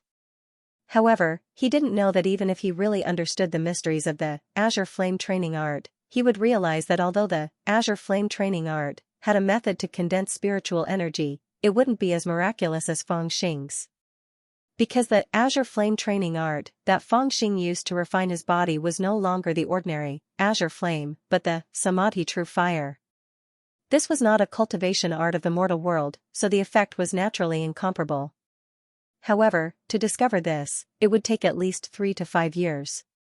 Feng Xing wasn't worried that he would be exposed soon. Iron like Madness pondered for a long time. He knew that he couldn't keep this kid.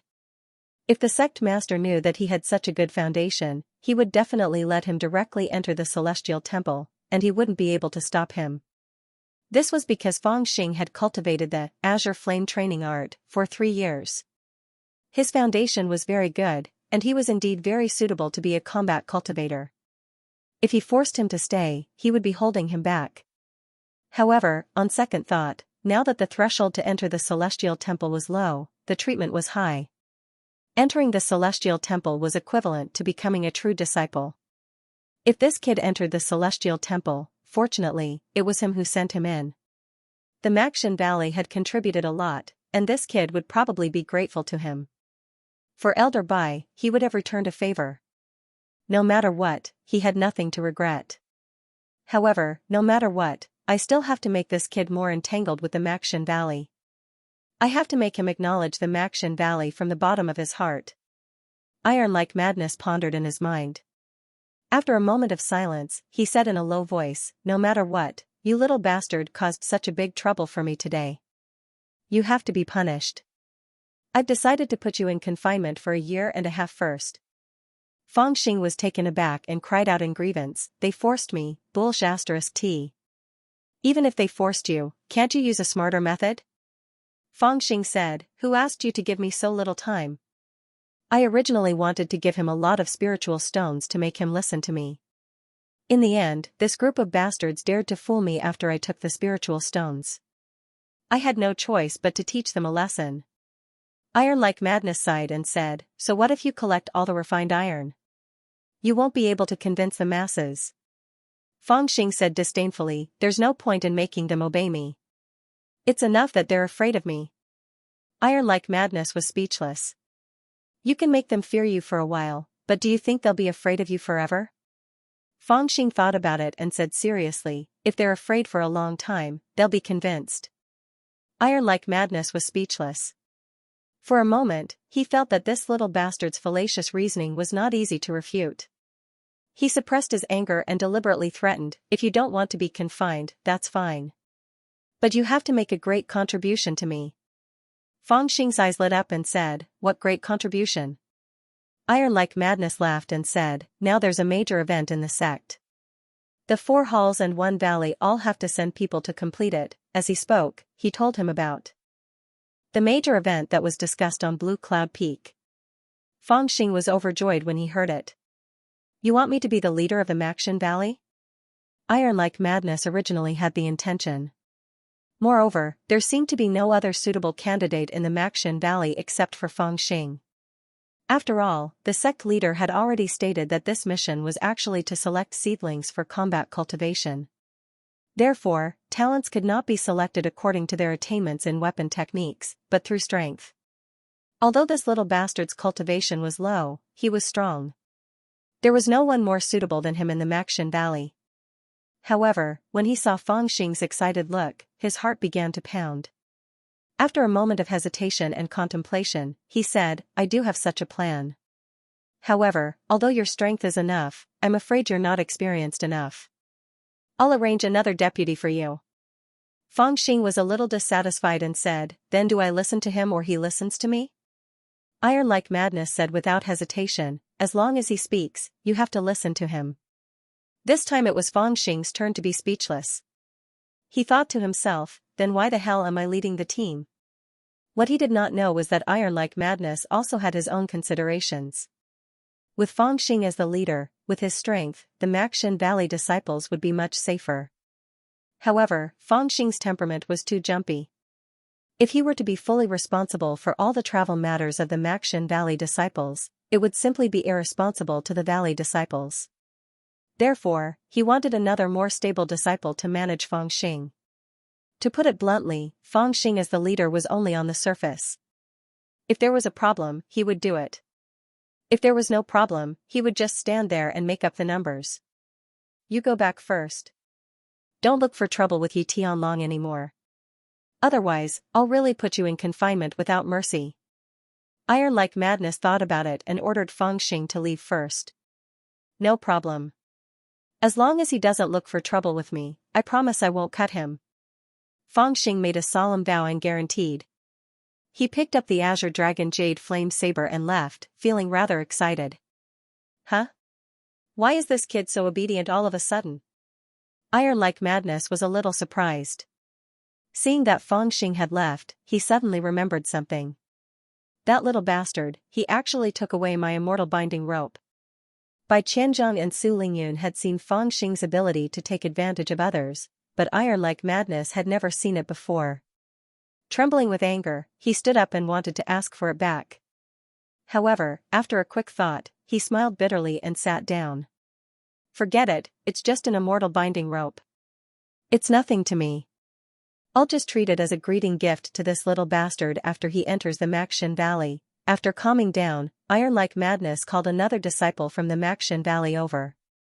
This disciple had a sturdy build, dark skin, and a pair of inverted eyebrows.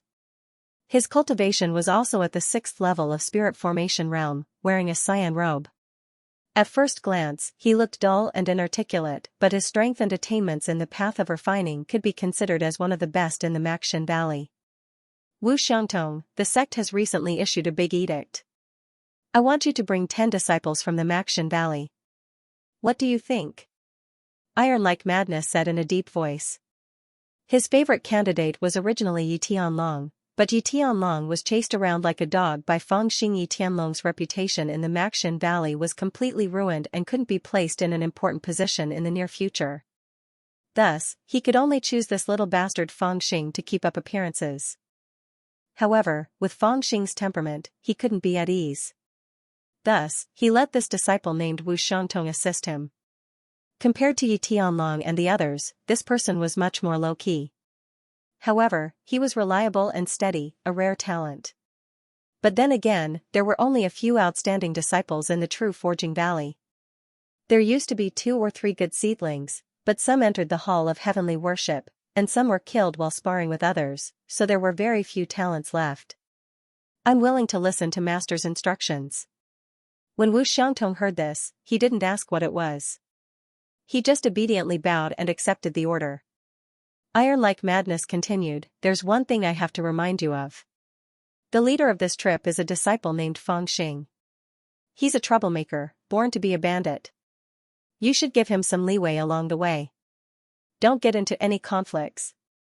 Wu Xiangtong nodded and said, Is it junior brother Feng Xing who was expelled from the stone forest by Elder Bai Qianzhong? I've heard of him. When Iron Like Madness heard this, he smiled bitterly and said, I don't know who spread this rumor, but it's wrong. It's true that this kid didn't receive Martial Uncle Bai's inheritance, but it's false to say that he didn't learn anything. Don't look at how he's only at the 4th layer of spirit formation. He has a strange strength and condensed spiritual energy. When he fights, even the 6th layer of spirit formation, Mu Yongyang, isn't his opponent. Wu Xiangtong was also slightly startled and said, Oh, then I should call him Senior Brother Feng. Iron Like Madness declined to comment and said, This kid is stubborn and mischievous, but he won't cause trouble for no reason. Before we leave, I will remind him. Although he's the leader, it's only in name. In reality, you'll be the one in charge. This time, our Maxian Valley will be in charge of equipment forging, sealing, and inspection. He doesn't understand equipment forging, so he won't be able to make proper arrangements. Wu Xiangtong agreed again. Iron Like Madness gave a few instructions and returned to the clear sky peak. Returning to the main hall, everyone asked what happened. Iron Like Madness didn't hide anything and told them about Feng Xing chasing after Yi Tianlong in the Maxian Valley. All the elders looked at each other in dismay. They never thought that a 4th layer kid would be so overbearing to chase after a 6th layer spirit formation cultivator. Did Martial Uncle Bai teach him some techniques that made him so amazing? Elder Xiaoshan River of the Mountain Valley asked in a deep voice. The other elders were also moved and their eyes lit up. After hearing such a miraculous thing, who wouldn't be moved? Iron Like Madness smiled bitterly and said, Of course there's a technique, quickly say it, Xiaoshan River and Elder Qing Miao urged at the same time. Iron Like Madness shook his head helplessly and said, Martial Uncle Bai has already passed the technique to us. Sect Master Qin Xianhua was startled and said, Could it be the green flame forging technique? Iron Like Madness nodded and said, That's the technique. I'm ashamed to say it, but I saw that this technique doesn't have much effect on us Foundation Realm cultivators, so I didn't delve into it. But after seeing this kid, I realized that this technique has a great effect on refining spiritual energy. If it's given to the spiritual movement realm disciples to practice, their chi will be condensed and their strength will increase by a lot. It won't be a problem for them to suppress the same level disciples of Ice Sound Palace and Butterfly Illusion Valley. It's for the spiritual movement realm disciples to practice? Several elders were slightly startled and seemed to be a little disappointed. The method to refine spiritual energy was only suitable for the spiritual movement realm disciples. They were at the Foundation realm and the spiritual energy in their body had already formed into a seal. It was impossible to refine it again. Unless the seal was broken and the spiritual energy returned to its scattered state. But that would be destroying one's foundation, which was equivalent to crippling one's cultivation. However, Sect Master Qin Xianhua lightly nodded and said, The spiritual movement realm disciples are the foundation of our Blue Cloud sect. Since this technique is beneficial to them, it's also a good thing. How about this, we'll study it together. If there's no problem with this technique, we'll first put it into the Heavenly Worship Hall. Together with the Green Cloud 9 Sword technique, it will be one of the 2 techniques that the inner sect disciples must practice after entering the Heavenly Worship Hall. As he said this, he cupped his hands towards Bai Qianzhong, who was in seclusion, to show his respect. That's how it should be. Several elders said so, but between Xiaoshan River's eyebrows, there was still a trace of unwillingness. After dispersing, Xiaoshan River returned to the Mountain Valley. After entering the quiet room, he immediately ignited a talisman. The talisman actually reflected the figure of a person. His eyebrows were like swords and his eyes were like torches. His eyebrows were somewhat similar to his uncle. The person in the firelight bowed towards Xiaoshan River from afar. He was very respectful. Jianming, you've already stayed in that area for 4 years. Do you still not have any clues? Hearing this, the young man sighed and said, No. In these 4 years, I've killed all the people who could possibly be related to the treasure. I've resorted to every means possible, but I haven't found a single clue. Uncle, do you think that the treasure that came out of the mysterious coffin could really have wandered into this Jianghu? Why can't I find any clues? Xiaoshan River sighed and said, back then, I also got a clue from an old friend. There are a total of 7 places that the treasure could be found. The other 6 places are places that you and I can't get our hands on. Only around the Ghost Smoke Valley is unknown to outsiders. We can get our hands on it, but after all, there's only a 1 in 7 chance. If we can't find it, then forget it. Xiao Jianming frowned even more and asked, Uncle, you said that the treasure could help me transcend. What is it? Xiaoshan River sighed and said, as far as I know, it's very likely that it's a treasure refined from the memory of a cultivator from the upper realm. As for what it looks like, I don't know either. However, if you obtain it, you might directly inherit the memory of that cultivator from the upper realm. You might even be able to use it to form a trace of karma with the legendary 9 coffins. In the future, transcending might be because of this. Xiao Jianming's eyes lit up, then I will continue to look for it. I won't stop until I find it. Xiaoshan River shook his head and said, there's no need for that. If you can't find it in 4 years, then the possibility of finding it is very small. Instead, it will delay your cultivation. You should come back first. The sovereign has already given the order to prepare for you to enter the desolated mountains. Maybe he has seen you outside and became suspicious. But that's good too. There is a fortune left behind by your grandfather in the desolated mountains. It's no longer useful to me, but your future hopes of reaching the foundation building realm depend on it. Go and get it. Hearing the words foundation building, Xiao Jianming's eyes turned cold and he immediately said, okay, I'll go back now. Oh right, after entering the desolated mountains, there's a disciple called Feng Xing. That year, I wanted you to be a disciple of Bai Qianzhong, but he didn't agree. This kid followed him for 3 years, I wonder if he got anything. Got it, uncle. Xiao Jianming's eyes lit up and he smiled confidently. The trip to the desolated mountains was quickly decided. 3 days later, the outstanding disciples of the Blue Cloud sect set off together. On the morning of the 3rd day, outside the Blue Cloud sect's mountain gate, there were dozens of disciples divided into 3 groups. Some were sitting, some were standing, some were whispering, and some were silently resting. These people were the disciples of the Blue Cloud sects Vermilion Cloud Valley, Literary Valley, and Mountain Valley Valley. Each valley had 10 people. There were both men and women with different ages. The older ones looked to be 40 or 50 years old while the younger ones looked to be only 18 or 19 years old. Although there was a big difference in age between the inner disciples, their cultivation was about the same, around the 5th or 6th layer of spirit formation realm. Disciples at the 4th layer of spirit formation realm weren't qualified to carry out this kind of task. All the disciples were screened at the 5th layer of spirit formation realm and above. They were all outstanding disciples selected from the 3 valleys. Formation, Dan, and Talisman Dao each had their own specialties. Why haven't the Maxian Valley disciples arrived yet? Are they going to make us wait for them? Someone in the crowd suddenly spoke, seemingly displeased with the Maxian Valley disciples' tardiness. I just contacted the Maxian Valley disciples. I heard that their leader drank too much and woke up late. Someone sneered disdainfully. Everyone was a little stunned. Someone said, since when did senior brother Yi Tianlong not know the rules? The person in front sneered, I didn't say that senior brother Yi Tianlong is the leader. Someone said, could it be Wu Shangtong or Mu Yongyang? The 3 heroes of the Maxian Valley are the 3 of them.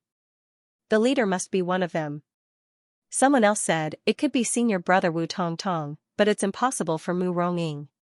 Half a month ago, Mu Ronging was kicked to the ground by a little monkey kid, and his mystic instrument was taken away. He was humiliated, so the leader this time is definitely not him. It turned out that the incident of Mu Yongyang being defeated by Feng Xing in front of everyone had been seen by many. Word of mouth had spread throughout the Blue Cloud sect. As for the incident of Feng Xing forcing Yi Tianlong to escape into the cave, it was deliberately suppressed by iron-like madness. After all, Yi Tianlong was also an outstanding disciple of the Maxian Valley. For the sake of his face, he forbade disciples from discussing it. Although such a method of blocking the news couldn't be hidden from everyone, ordinary disciples of the 4 valleys indeed didn't know. Who is senior brother Wu Shangtong Seal? Send him a message and urge him. No need, they're here. The disciples looked up and saw a group of disciples rushing over from the mountain gate. They were all wearing black robes, which was the uniform of the Xianxia Valley disciples. When they saw them coming, everyone couldn't help but look at the person at the front. Because they were discussing who was the leader of the Xianxia Valley disciples, everyone was a little curious. They didn't know if it was Yi Tianlong or Wu Xiangtong. However, when they looked around, they were a little stunned. There was indeed Wu Xiangtong in the group, but that honest guy was only ranked second. The one walking at the front was a fair-skinned young man with a big blade on his shoulder. He had a smile on his face and looked somewhat likable. Who is this person? Could he be the one that was rumored not long ago? Outside the mountain gate, a group of disciples looked at each other. The leader of the Xianxia Valley disciples, Fangxing, is here to collect the edict. There are a total of 10 people, please count them, Marshal Uncle. Fangxing came to the elder in charge of issuing the edict and said loudly. After confirming his identity, everyone was even more puzzled. Although there was a rumor that this kid defeated Shen Hujuan and Mu Yongyang with insidious means, his cultivation was only at the 4th level of spirit formation realm, right? With this kind of cultivation, he didn't even have the qualifications to carry out such a mission, and he was actually the leader, Elder Iron-like madness of the Xianxia Valley. What was he trying to do? Alright, I believe your ancestral master has already explained the rules of this trip, so I won't repeat it. The edict is here, you guys can go now. The mission is very important, you need to slay demons, so you must be careful.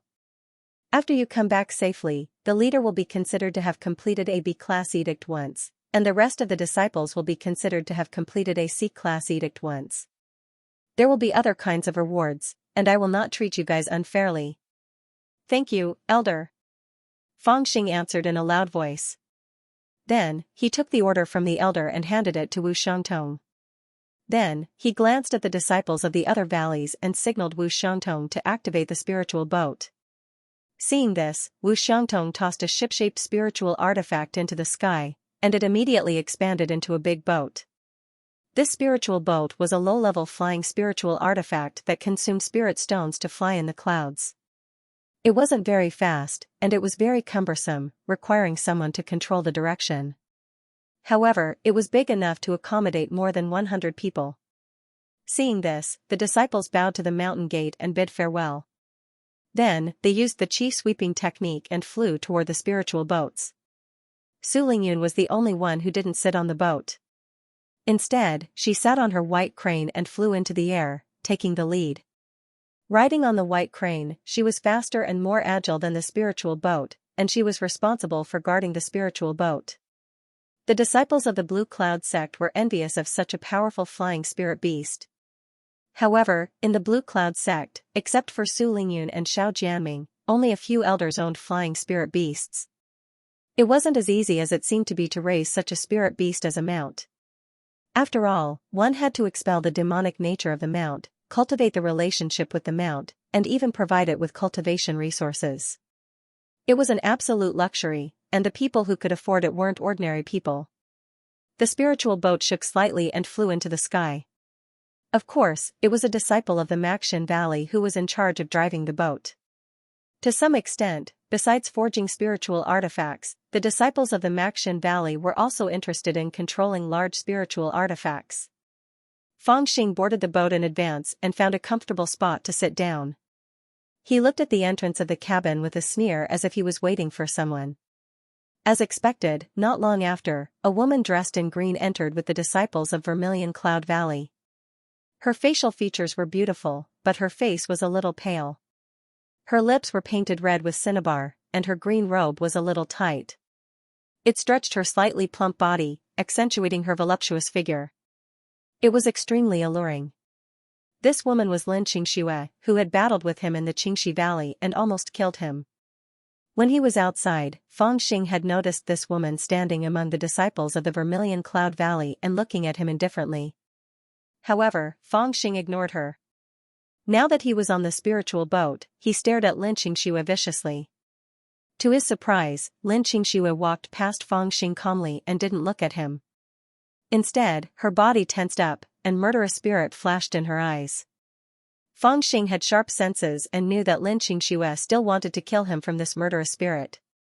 Hee. Seeing Lin Qingxue walk past him, Fang Xing chuckled and turned to Wu Xiangtong. Senior brother Wu, look at this chick's big butt. Since she didn't want to let him go, he wouldn't let her go either. Therefore, he decided to provoke her first. It wasn't his style to wait passively for the other party to find trouble with him. Swoosh, hearing Fang Xing's voice, dozens of people in the spiritual boat instantly looked toward Fang Xing. Their gazes were filled with shock and astonishment as if they were looking at a monster. As someone in the cultivation world, they had never heard anyone say something like this. Although cultivators couldn't control their emotions, they pursued detachment and calmness. Even young people usually kept a straight face and acted like old masters. Even if they saw someone with a big butt, they would at most sneak a few glances. Who would say it out loud? Wu Tongtong, who was slowly polishing an artifact in his hand, dropped it to the ground. He hurriedly picked it up and said in a low voice, "Little senior apprentice brother Fang, please don't say that." In Blue Cloud sect, there was no accurate ranking of fellow disciples. Usually, they called each other by age or strength. Therefore, it was common to see two people call each other senior brother. Wu Xiangtong and Fang Xing did the same. Fang Xing looked at Wu Xiangtong in surprise and said, "Why? You still think it's small?" Wu Tongtong glanced at Fang Xing from the corner of his eyes, and his face turned red. But remembering his master's words, he didn't dare to reprimand Fang Xing. He could only advise in a low voice, "We're all from the same sect. Don't call her big or small." "That's not good." Fang Xing glanced at Wu Xiangtong in disdain and said, "I can tell that you have no life experience.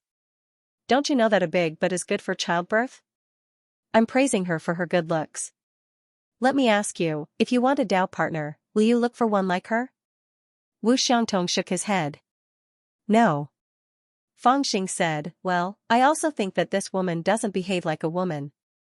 She will become a tortoise if she marries you." Wu Xiangtong was anxious and said, "No." Fang Xing looked at him in surprise. "You think she's good? Then hurry up and confess." Then, he said to Lin Qingxue, "Fat girl, our senior brother Wu from the Maxin Valley likes you. Let's sleep together someday." Blushing, Wu Xiangtong covered his face and ran toward the head of the spiritual boat, unwilling to sit with Fang Xing. It was quiet in the spiritual boat except for Wu Xiangtong's footsteps. Everyone was glaring at Fang Xing angrily. It was an insult to tease a female disciple with such words. It was worse than insults. There were many disciples who hated each other, but none of them talked to others like this. In the distance, Qin Xing'er and a dark-skinned man wanted to come over and greet Fang Xing, but they stopped and retreated to the side with a frown. With these few words, Fang Xing's name became infamous. Anyone who dared to get close to him would become infamous as well. You're shameless." Although Lin Qingxue was trembling in anger, she didn't get angry.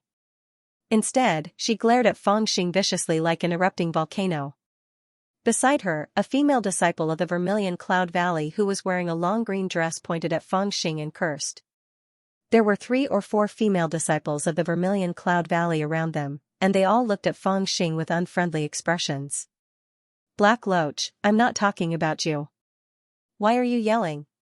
Fang Xing glanced at the female disciple of the Vermilion Cloud Valley and scolded her in disdain.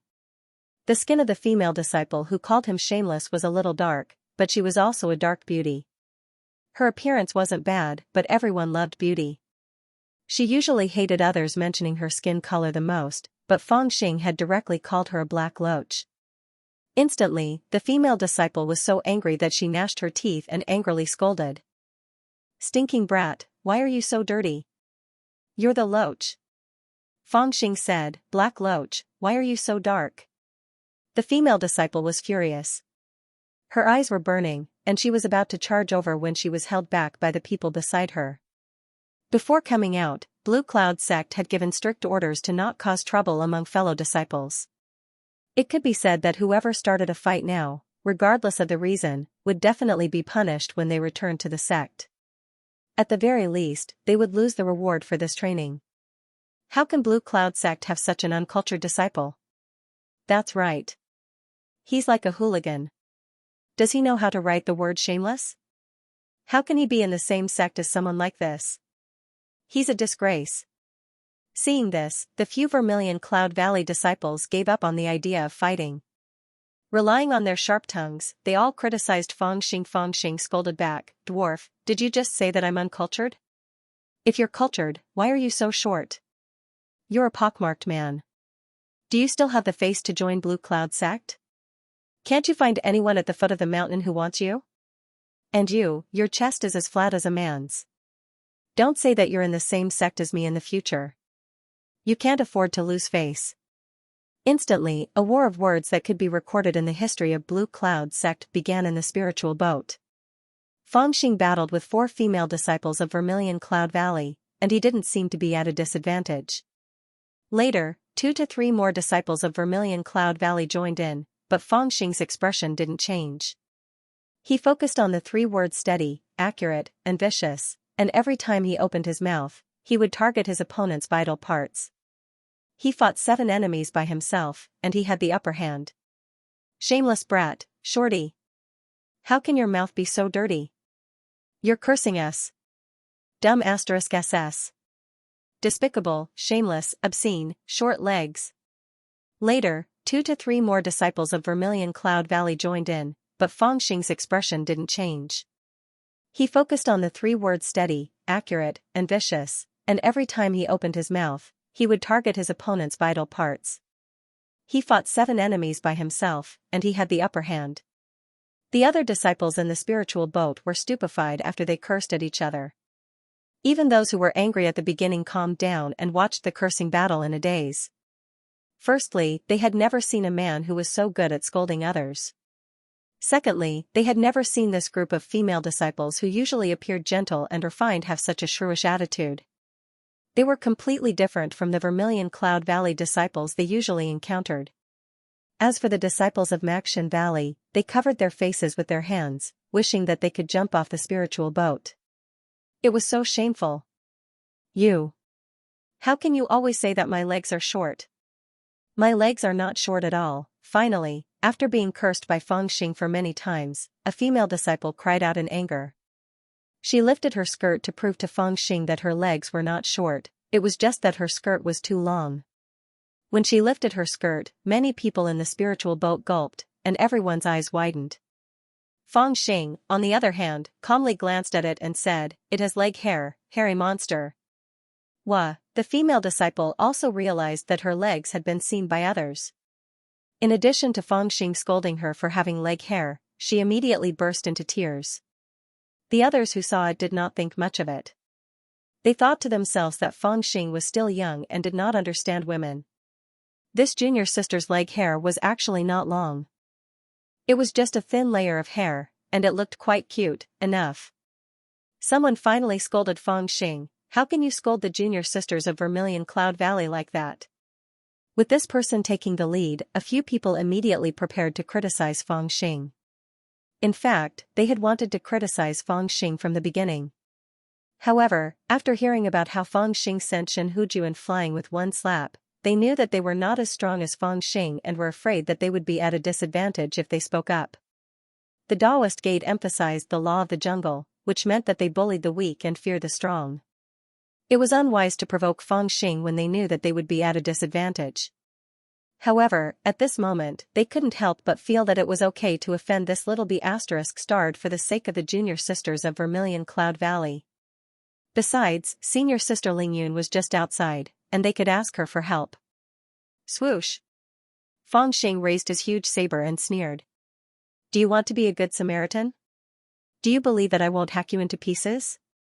Instantly, he turned from a calm general who scolded others into a fierce general with murderous intent as he locked his eyes on the person who scolded him.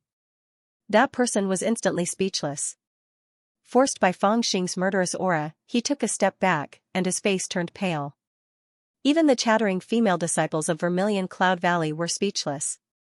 Fangxing was all smiles when he scolded people, but his murderous aura had been thoroughly tempered and was not to be trifled with.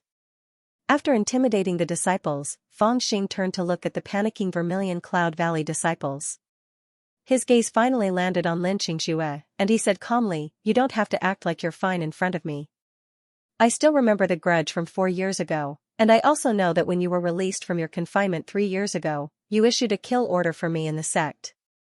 Hee, why don't you be a little more straightforward? Everyone was speechless as they looked at Lin Xianxia.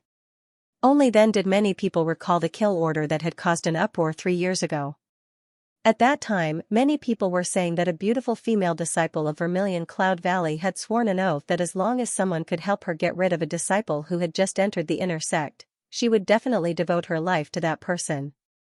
Furthermore, she would refine pills for the person who helped her for all eternity, and she would not accept a single cent. From the looks of it, this brat was not just looking for trouble, but had a reason for doing so.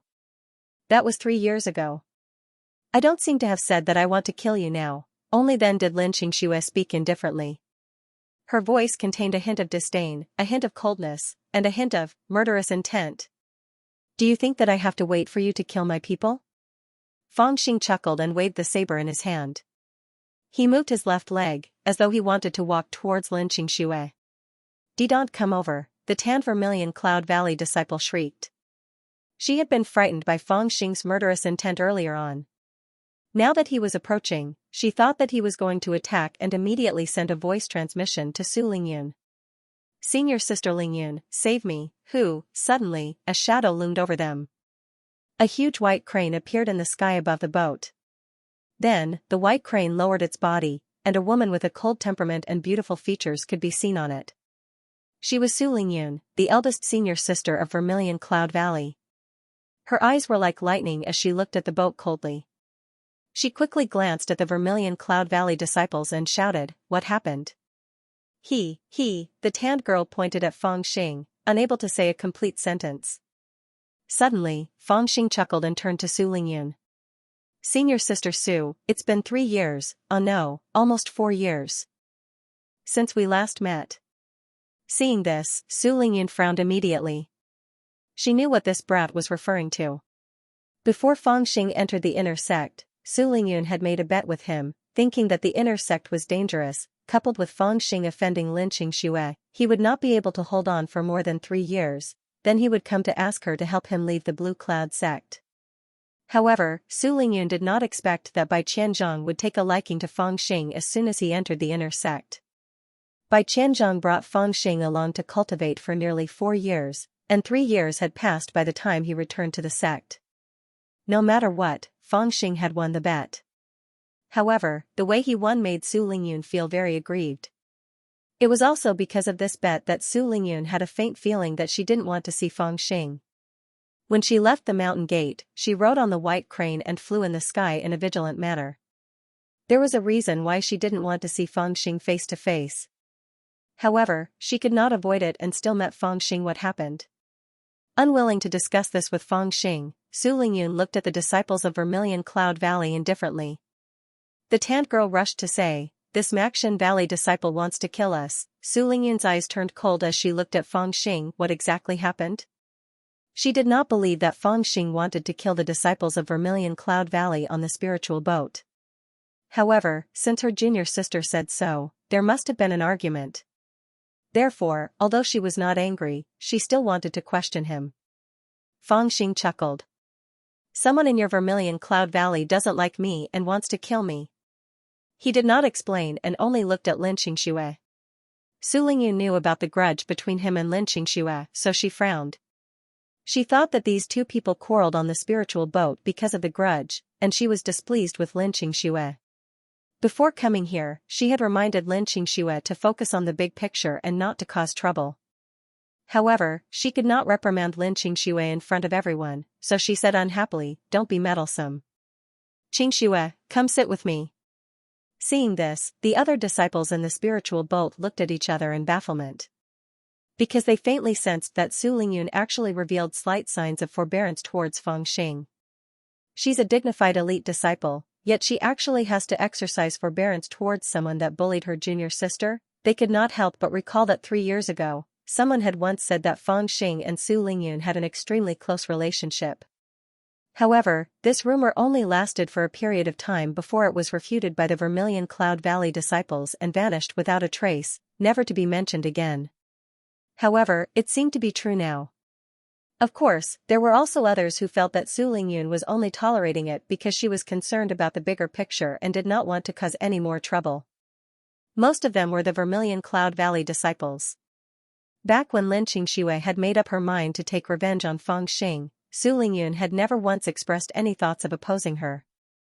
If it really was related to Fangxing, she would definitely think of a way to mediate. The Barren Mountains were located in the southeast of Blue Cloud Sect, and they belonged to the same branch as Taihang Mountain where Blue Cloud Sect was located. Hidden in the vast forest, even people from Blue Cloud Sect would have a hard time finding this place if they didn't have the positioning jade token. Due to the Demon King's seal, the demonic energy in this sealed place had invaded it for hundreds of years, and it had turned into an evil realm with many demon beasts and strange plants. Of course, to some extent, this evil realm was also a bountiful harvest in the eyes of cultivators. After killing the demon beasts, they could get their demonic cores, and the strange plants could become spiritual herbs if they were used correctly. The Demon King sealed in the middle was the fertilizer for all of this. According to the legends, the big families and factions all had many such sealed places as the trial grounds for their disciples. The spiritual boat wasn't fast, but it was much faster than riding on horses on the ground. After 1 day and 1 night, they arrived above the Barren Mountains. Boom, the spiritual boat shook and stopped, and the disciples of Blue Cloud Sect jumped off and landed slowly with the Qi plundering spell. After sleeping for 1 day and 1 night, Fangxing woke up and jumped off with his big saber. Wu Xiangtong was responsible for the cleanup. After injecting a streak of spiritual essence into the spiritual boat, he put it into his storage bag and became Fangxing's responsible assistant. The other disciples of the 4 valleys stood on the ground and looked around. They found that they were at the edge of a huge basin. The basin was surrounded by ghostly mist, and they couldn't see the end of it. There were many barren mountains and dangerous forests, and it didn't look like a good place. In the sky above the basin, there were big demonic clouds that transformed into all kinds of strange shapes. Some strange birds circled above the basin and let out shrill cries. In the sky, there was a white crane, and sitting on it was Su Lingyun. She was observing the terrain of the basin, trying to find a suitable entrance. After observing from the sky for a while, Su Lingyun's voice came from the sky. There are many evil winds and evil energies in the Barren Mountains. Disciples of Xianxia Mountain, make the heart-calming and soul-consolidating pills quickly and give them to the senior and junior brothers without delay. As he spoke, he threw a white jade bottle into the basin with a wave of his hand. Not long after, he retrieved the white jade bottle and threw it down. A Vermilion Cloud Valley disciple caught it and poured out a wisp of the aura of the disorderly desolate mountains. He cast a spirit art to distinguish it, then closed his eyes and said, "On the mother core, add 3 portions of clear blue stamen, 9 drops of clear flower fruit liquid." When the Vermilion Cloud Valley disciples heard that, they immediately sat down cross-legged and each took out a green cauldron from their storage pouches. They then took out white pills and threw them into the cauldron. Then, they began to use the cauldron to refine the pill, adding in new materials from time to time. The disciples of the other valleys found it interesting. They knew that this was Xianxia Valley's pill refinement method, which was rarely seen. This kind of pill refinement method was to add some special spirit medicines to the foundation of the original pill, and then refine the pill again, so that it had a specific purpose. For example, in the basin of the Desolation Mountains, there was a lot of evil wind and evil qi. Even if a cultivator was infected, they would be affected, unless they entered the Desolation Mountains and constantly used their spiritual energy to resist it. However, if they kept using their spirit qi to defend against it, the consumption of spirit qi would be terrifying. If they encountered a demonic beast when their spirit qi was almost used up, wouldn't that be terrible? However, with this pill, they could keep it in their mouth and use its medicinal properties to defend against the evil winds and evil energies. They wouldn't have to waste their spirit qi. Of course, this kind of pill could not be refined in a short period of time. Thus, they all used the mother pill to refine it. This kind of pill was also refined from various precious spirit medicines. It had the effect of clearing the heart and detoxifying the body. However, it was not specific. In reality, the legendary pill that could cure all poisons did not exist. All things in the world reinforced and countered each other. Even the medicinal properties and toxicity were interchangeable. How could there really be a pill that could cure all poisons at once? Even if they had the mother pill, they still needed to distinguish the aura in the barren mountains before adding some spirit medicines to carry out the second refinement. The pill refined this way would save time and have a more obvious effect. In about the time it took to brew a cup of tea, the Vermilion Cloud Valley disciple had already put away the pill furnace, having finished refining. Then, the Xianxia Valley disciples stood up and took the pill, distributing it to the disciples of the other 3 valleys. Everyone was full of smiles as they received the pill and thanked them politely. However, when the disciples of Literature Valley and Mountain River Valley all received the pill, when it was the turn of the Maxian Valley disciples, the Xianxia Valley disciples seemed to have discussed it in advance and directly skipped it, ignoring it. Ugh, some of the Maxian Valley disciples had already reached out their hands, but they were ignored. They were instantly embarrassed. Humph. You still want the pill? A Xianxia Valley disciple purposely whispered with obvious mockery. Seeing this, the disciples of the other 2 valleys also looked over as if they were watching a show. Everyone knew what was going on. On the spiritual boat, Fangxing had scolded them to his heart's content, but he had also offended the Xianxia Valley disciples. Most of the disciples in this valley were women, and they were narrow-minded to begin with. Now that they wanted to bully him with the pill, what could he do? This, Wu Tongtong glanced at Fangxing with some difficulty and sighed helplessly. In the end, he still walked over to where the disciples of the Vermilion Cloud Valley were gathered by himself with a bitter smile on his face. He cupped his hands together and bowed as if he was apologizing. Humph. You still want the pill? Ask that kid to come and apologize to our senior sister Lin Xingxue.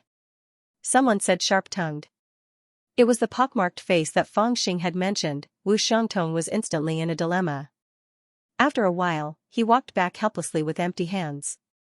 Obviously, he had failed. He didn't dare to ask Fangxing to apologize to them since it was obvious that Fangxing wouldn't do such a thing.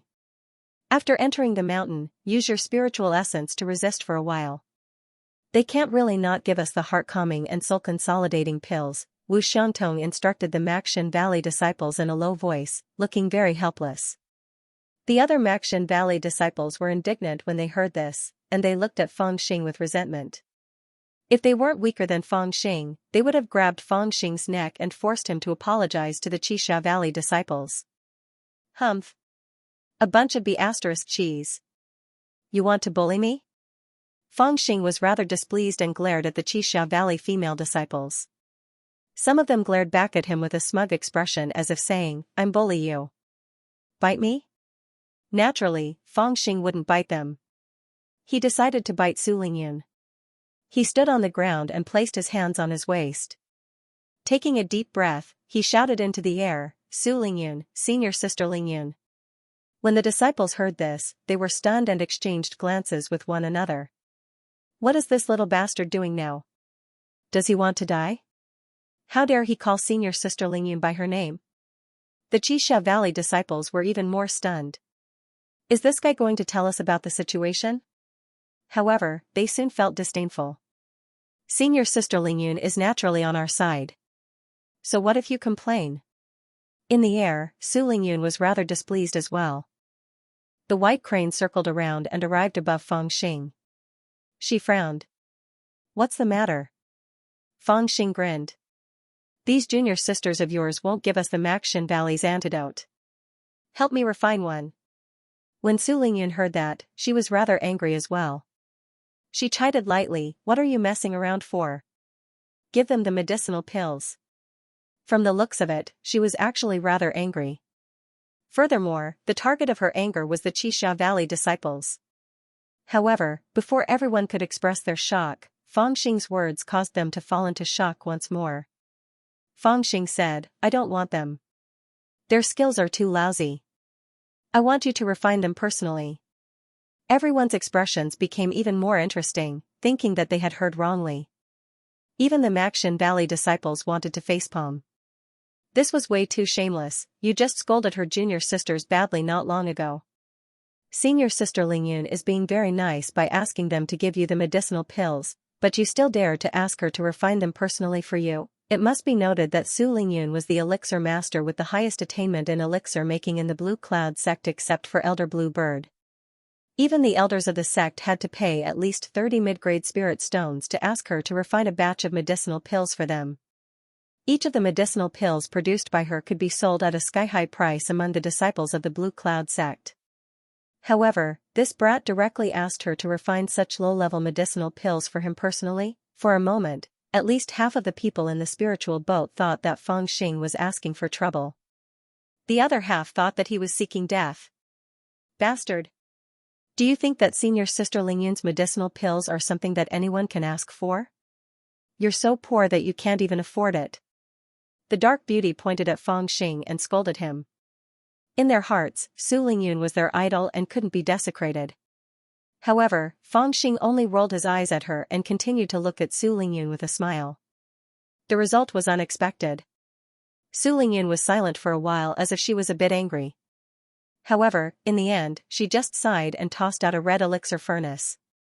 Then, she flicked her fingers, and a series of white elixir pills flew into the furnace. Then, she opened her red lips slightly, and a spiritual flame shot out from her mouth. The spiritual flame surrounded the white elixir furnace and added some spiritual herbs. In less than 9 seconds, the flame stopped, and a white porcelain bottle containing all the elixir pills was tossed toward Feng Xing. Meanwhile, a faint voice sounded in Feng Xing's ears, "You don't have to test me like this. Su Lingyun will keep her promise." Su Lingyun said the last sentence with a little spell so that only Feng Xing could hear it. The others didn't know what was going on. When they saw that Su Lingyun had personally refined the detoxification pill for Feng Xing, their faces were almost distorted with shock. Su Lingyun actually refined the detoxification pill for this little bastard? Was she crazy? If she wasn't crazy, then I must be the one. Feng Xing took the pill and looked a little surprised. He put away his mischievous attitude and said, "Senior sister Lingyun, I really like you a little. I didn't know that you're so beautiful, but you're also a good man." When the people around heard that, they looked like they had been punched again. How could anyone praise someone like that? You even like her a little. Does senior sister Lingyun need you to like her? However, no matter how strange they felt, they didn't dare to talk nonsense at this time. At this time, everyone was very sure that senior sister Lingyun and this little brat must have had an affair. They were very sure. Bastards of the Maxin Valley, get over here. Feng Xing opened the porcelain bottle and took a look, then shouted at the disciples of the Maxin Valley unceremoniously. All the disciples guessed that he was going to distribute the heart-calming and mind-consolidating pill. They were stunned for a moment and immediately ran over.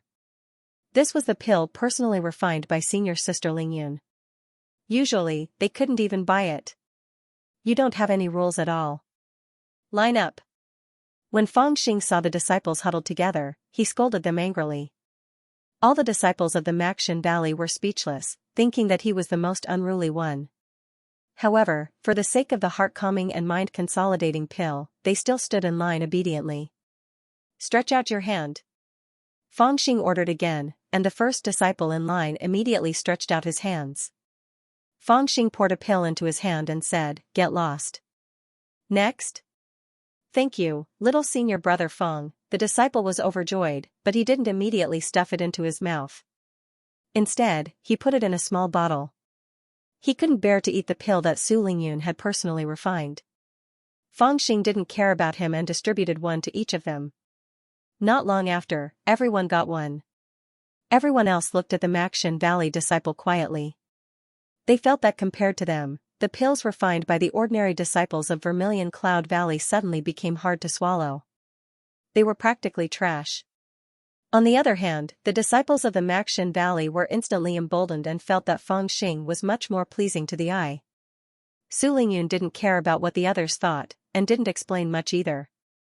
After observing for a while, she flew down and discussed with Feng Qingwei, the disciple in charge of the Mountain Valley sect. Then, she called Feng Xing and Pai Zhenzi, the disciple in charge of the Literary Valley sect. She said, "The two of us have already discussed it.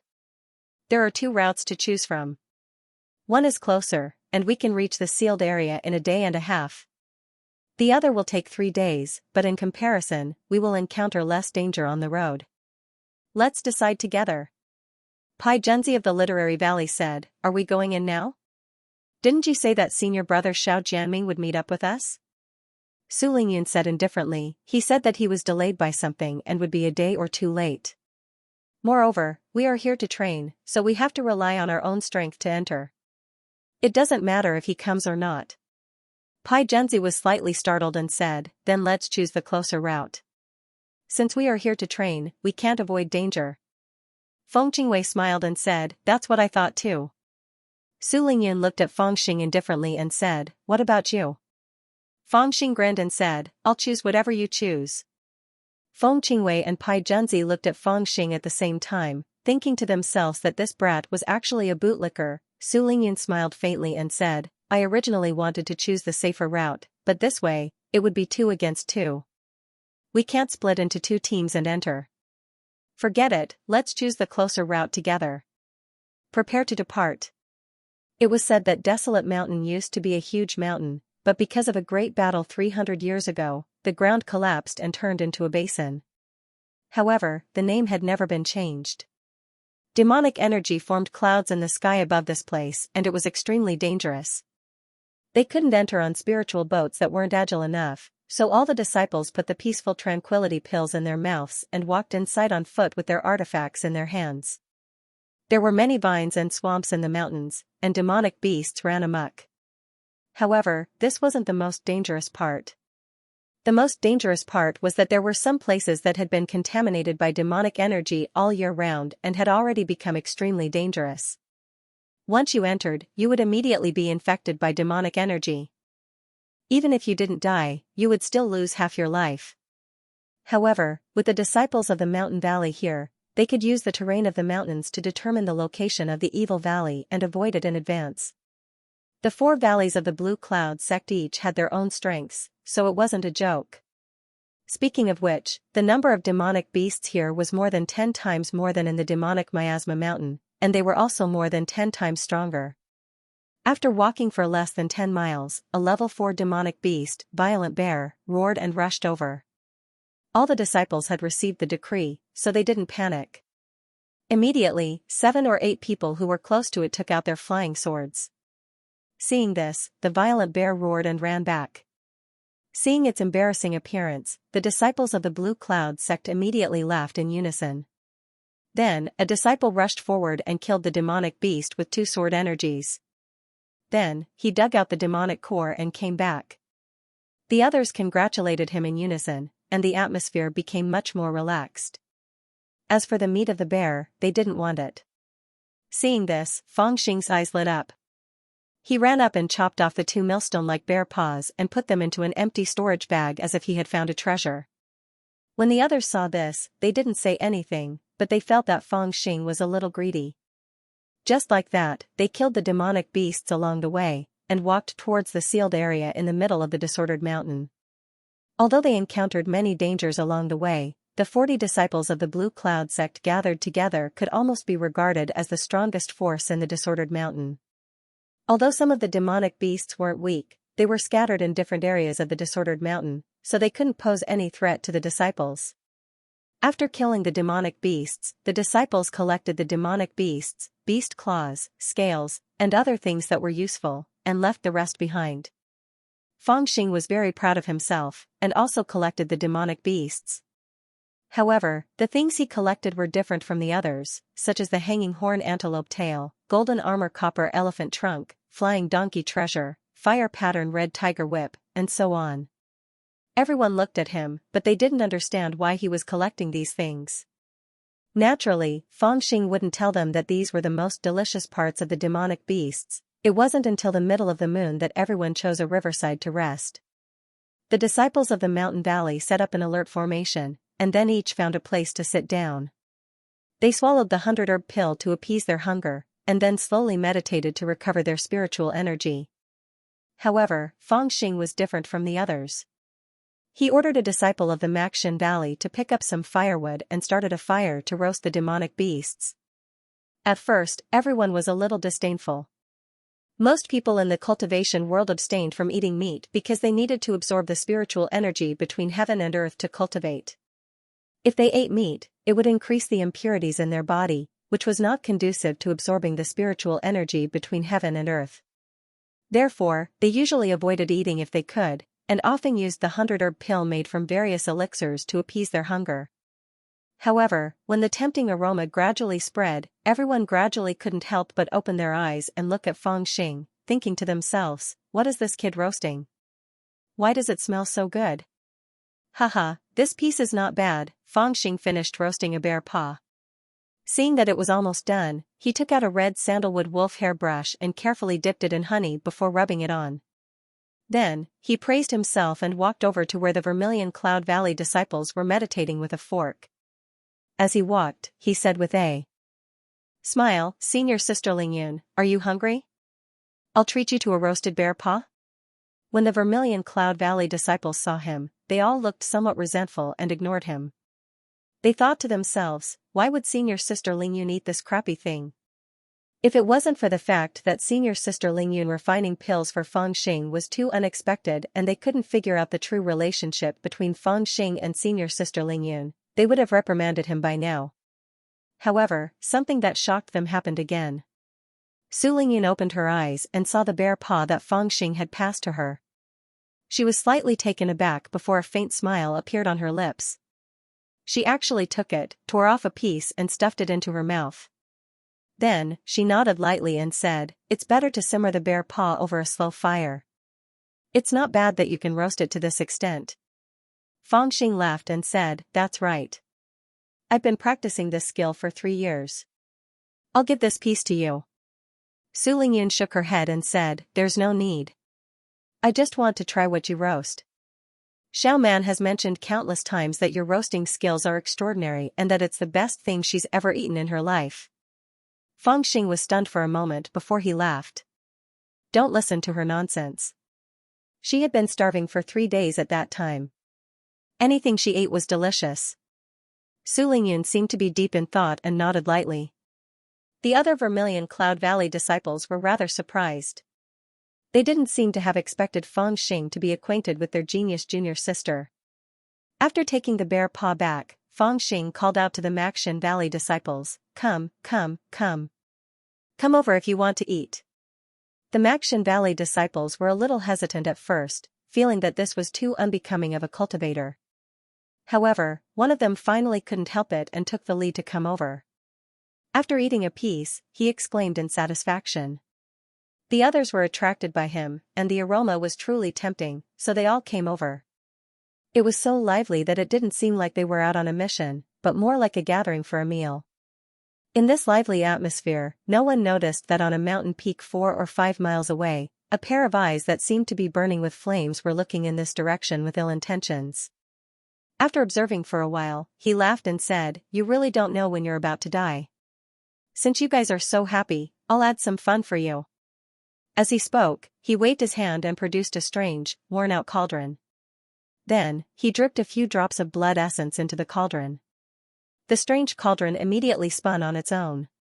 After a while, several strange auras suddenly flew out of the cauldron and scattered into the forest within a radius of several hundred miles. Go. Even if you can't kill them, you have to scare them away. Don't let them come in and ruin Grandpa's business. Humph, what's so great about it? The liveliness of the Maxian Valley reflected the desolation of the other valleys. A disciple of the Literary Valley glanced at Feng Xing with some disdain. When he saw the other disciples glancing over at him from time to time, as if they were somewhat envious, he sneered, "Let's go hunt a few demonic beasts and come back to roast them. After all, we've been fighting for so long, there's nothing wrong with relaxing." When the other disciples heard this, they immediately jumped up in excitement. 2 or 3 of them volunteered to go into the forest to catch a few demonic beasts. The others also gathered firewood and started a fire. They all seemed to be a little livelier. "Little Senior Feng, I really can't take it anymore. How about I ask you for a piece of meat to eat?" Someone walked over with a smile. When he looked up, it was Qin Xing and a dark-faced man. This man also looked familiar. Feng Xing quickly recalled that he was also there when he fought against Meng Xianzhao in the purple bamboo forest. In the Blue Cloud sect, a person's status was linked to their strength. When they first met, Qin Xing called Feng Xing junior brother. Later, when she saw Feng Xing defeat Mu Yongyang in the Maxian Valley, she naturally called Feng Xing senior brother. However, Fangxing was really too young. Like the others, she added the word little in front of senior brother. Haha, there's a share for those who come. This tiger penis has just been roasted, do you want to eat it? Fangxing laughed and straightforwardly invited them to sit down. He then handed over the black strip on the tree branch. Xianxia's face immediately darkened. She said stiffly, I'm not eating it. Give me a piece of the bear paw. You have no taste. Fangxing muttered. He had no choice but to give her his bear paw. Only then did Xianxia accept it with a smile. She pulled the dark-faced man to sit down with her. After they sat down, the atmosphere became even better.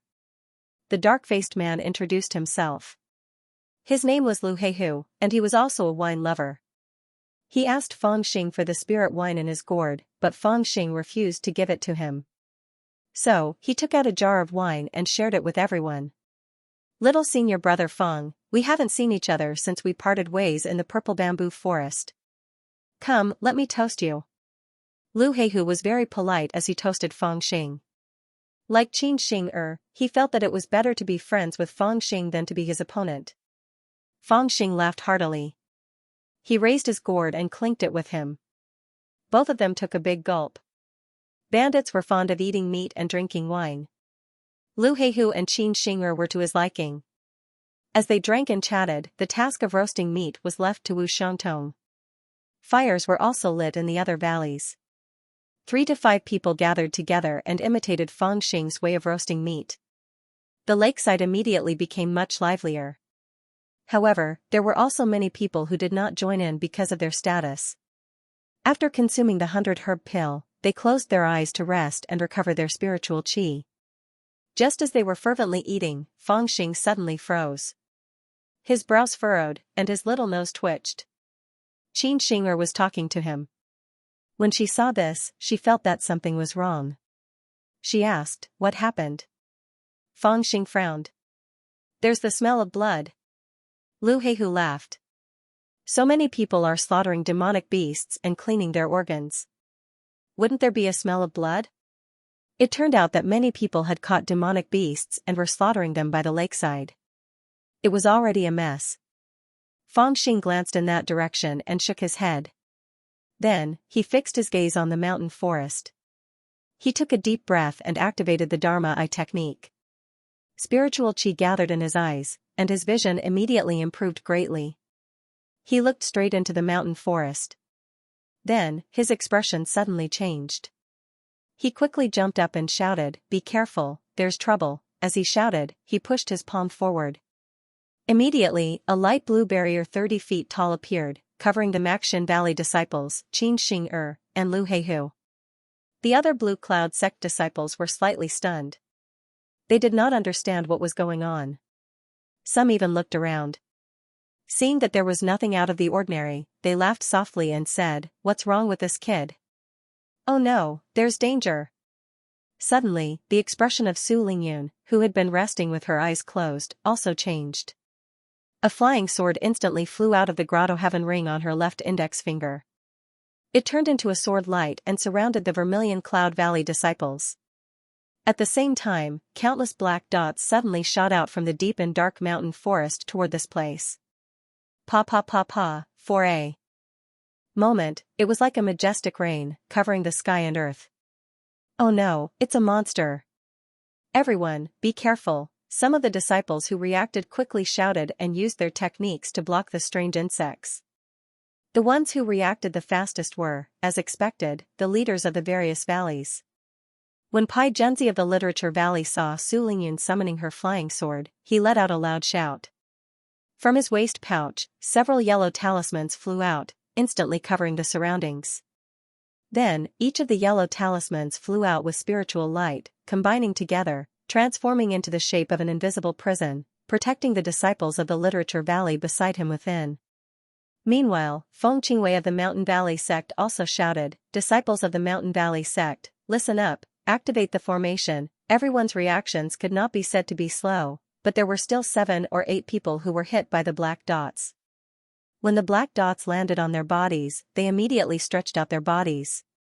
They were actually insects the size of a finger. Once they landed on their bodies, they immediately opened their sharp mouths and tore through their skin and flesh. These 7 or 8 disciples did not even have the chance to put up a barrier before the insects burrowed into their bodies. After that, they went berserk. Living things burrowed in and out of their bodies, forming a bump on their bodies. Not long after, they were completely dead. The only ones who completely protected the disciples around them were Fangxing and Su Lingyun. Fangxing's barrier was put up early enough, so all the insects were blocked. Meanwhile, Su Lingyun's sword was unstoppable. A flying sword danced nimbly like a brush and actually cut down all the insects that were charging at her and the Vermilion Cloud Valley disciples. A thick layer of strange insects with half their bodies were spread out 10 zhang around them. Demonic beasts are attacking. Get ready, the Blue Cloud sect disciples were not to be trifled with. They reacted very quickly and immediately used their artifacts to protect themselves. Although the rain of insects was strange, they were not high-level demonic beasts. After everyone was prepared, they were no longer of any use. Why are there demonic beasts attacking? Damn it, that brat must have lured the demonic beasts over when he was roasting meat by the lake. While they were preparing, someone shouted in panic and immediately blamed Fangxing, who was the first to roast meat. Thank you, little senior brother Feng. Qin Xing'er and Lu Heihu also took out their artifacts to protect themselves. Both of them still had lingering fear on their faces. They were the closest to the opposite forest. If not for Fangxing putting up a barrier to save their lives, it would be hard to say what would have happened to the two of them. It's still a little early to thank me. There's still more to come, Fangxing sneered. Before he finished speaking, an earth-shattering roar suddenly rang out from the surrounding forest. The huge sound wave was formed by the roars of countless demonic beasts. It was like a tidal wave, surging towards the crowd. It was as if there were countless demonic beasts surrounding the crowd. Those who were timid had already been frightened by the roars of the beasts. They were trembling in fear, but before they could do anything, they could only hear countless chaotic sounds. From within the forest, a wave of demonic beasts rushed out. Not good, we've been surrounded by demonic beasts, damn it, why are there so many demonic beasts? Since when did they team up to attack us? The disciples all moved closer to the center and squeezed into a group. They were naturally not afraid of encountering a single demonic beast, but it was extremely terrifying to encounter so many at once. Who would know that there were hundreds of demonic beasts in the surroundings? Mountain River Valley disciples changed the defensive formation to the 9-yang spirit convergence formation. The leader of the Mountain River Valley disciples, Feng Qingwei, shouted and immediately made the most correct decision. With so many demonic beasts, the defensive formation would not be able to defend against them. They could only fight. After changing the formation to the 9-yang spirit convergence formation, the surrounding spiritual energy would be much denser. The Blue Cloud sect disciples would be able to quickly recover their spiritual energy, which would benefit them in a protracted battle. Literary Valley disciples, quickly use the Vajra talismans to strengthen our senior brothers. As the Literary Valley disciples used the Vajra talismans, a faint Vajra light appeared on the bodies of the Blue Cloud sect disciples. In an instant, everyone's barrier technique was strengthened by 30%. Even their strength was strengthened. Vermilion Cloud Valley disciples use the Ewood growth technique to destroy the natal small reversion pill to heal the injuries of our fellow disciples. Su Lingyun's voice also sounded. The Vermilion Cloud Valley disciples immediately used a round black pill of various sizes. They were as bright as black pearls. Wave-like vitality spread out from the surface of the pearls, but it was almost tangible gross spiritual energy. If anyone was injured, they would quickly recover within the range of this spiritual energy. The 4 valleys of the Blue Cloud sect each had their own strengths. They could help each other, and their strength would increase greatly when fighting against enemies. Seeing that the other disciples were shouting, Fangxing felt that he should shout something too. He casually shouted, "Listen up, bastards from the Maxian Valley. Try to hide behind others. You only have one life, so be careful not to lose it." Swoosh, swoosh, swoosh. Even though the battle was imminent, everyone's gazes turned to Fangxing in unison, full of disdain. Even the Maxian Valley disciples face-bombed. They felt that their own disciple leader was too embarrassing. Rumble, everyone didn't have the time to say anything before the horde of demonic beasts had arrived. Charging at the very front was shockingly a herd of barbaric bulls with blood-red eyes and bodies as sturdy as a small hill. Their horns were like spears, and they charged towards everyone with a loud bang. This herd of raging bulls was fourth-rank demonic beasts. Their overall strength was not strong, but they possessed unparalleled strength. Their momentum was astonishing as they charged forward. Under normal circumstances, everyone would only need to dodge. However, they could not do so now. The Qingyun Valley disciples were surrounded by the horde of demonic beasts.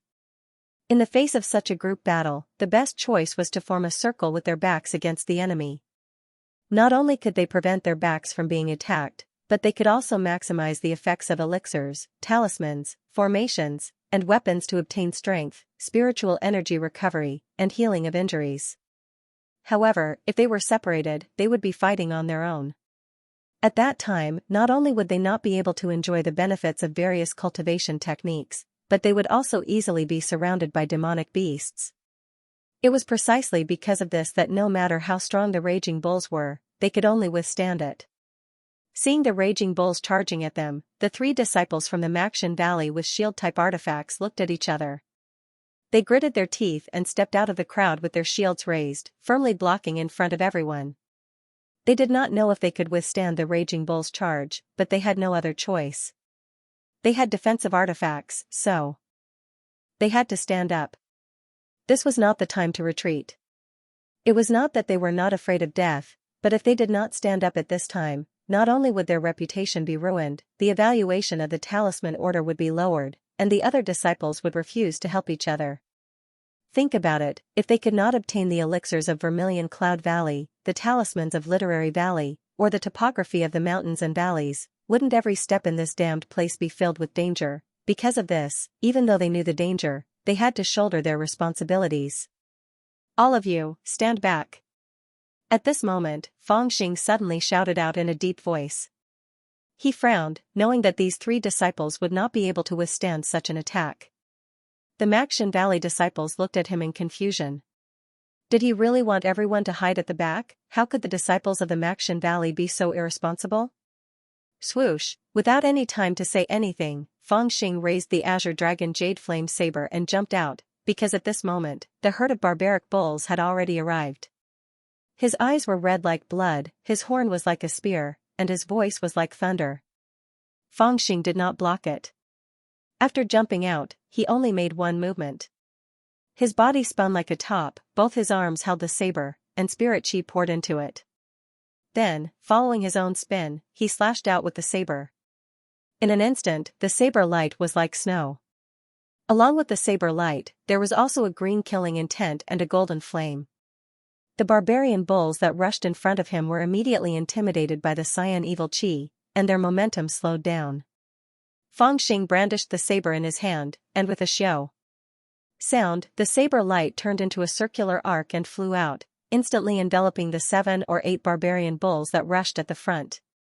With a chi-chi sound, demon blood splattered, body parts flew everywhere, and 7 rank 4 barbarian bulls died at the same time. Hiss, the Maxian Valley disciples all sucked in a breath of cold air. Such a majestic barbarian bull was actually killed by his saber, although the barbarian bulls were only rank 4 demon beasts. When 7 of them rushed together, the impact was enough to make one's heart tremble. Feng Xing faced the 7 barbarian bulls head-on, and with a single slash, his strength had already exceeded the 6th level of spirit formation realm. The 3 Maxian Valley disciples holding the shields were filled with gratitude. The closer the barbarian bulls got, the stronger the pressure they felt.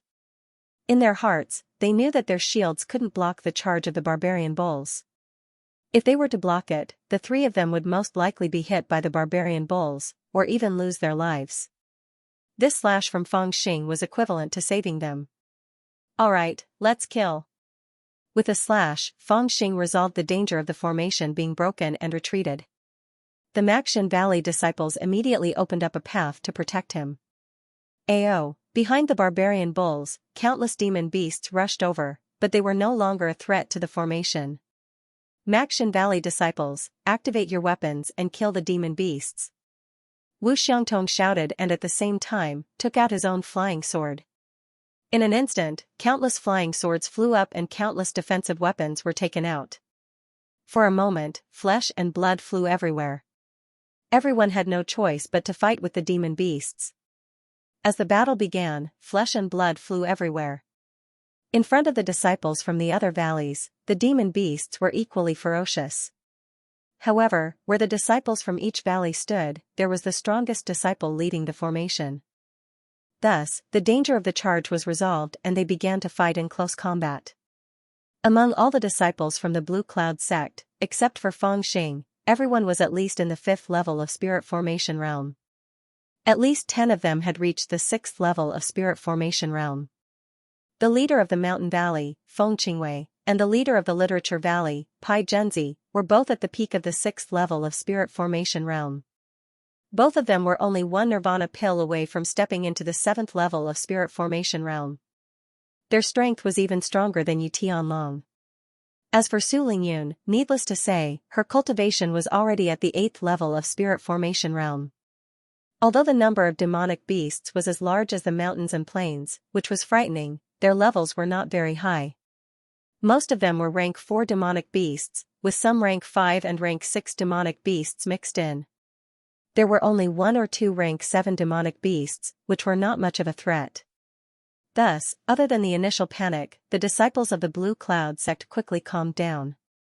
They cooperated with each other and used all kinds of spells, techniques, and weapons to defeat the enemy. The state of defeat gradually reversed and the formation stabilized. As for Fangxing, after killing a few rank 6 demon beasts on the side of the Maxin Valley disciples, he picked up his blade and retreated to a safer place among the crowd. He took off the gourd from his waist and drank a mouthful of spiritual wine to recover his spiritual energy. His gaze was fixed on the endless stream of demon beasts rushing out from the forest while he was calculating something in his heart. He felt that something was wrong. In the middle of the crowd were the female disciples of the Vermilion Cloud Valley. After the appearance of the demon beasts, they naturally occupied the safest central position and used their weapons to help the other disciples defend against the demon beasts.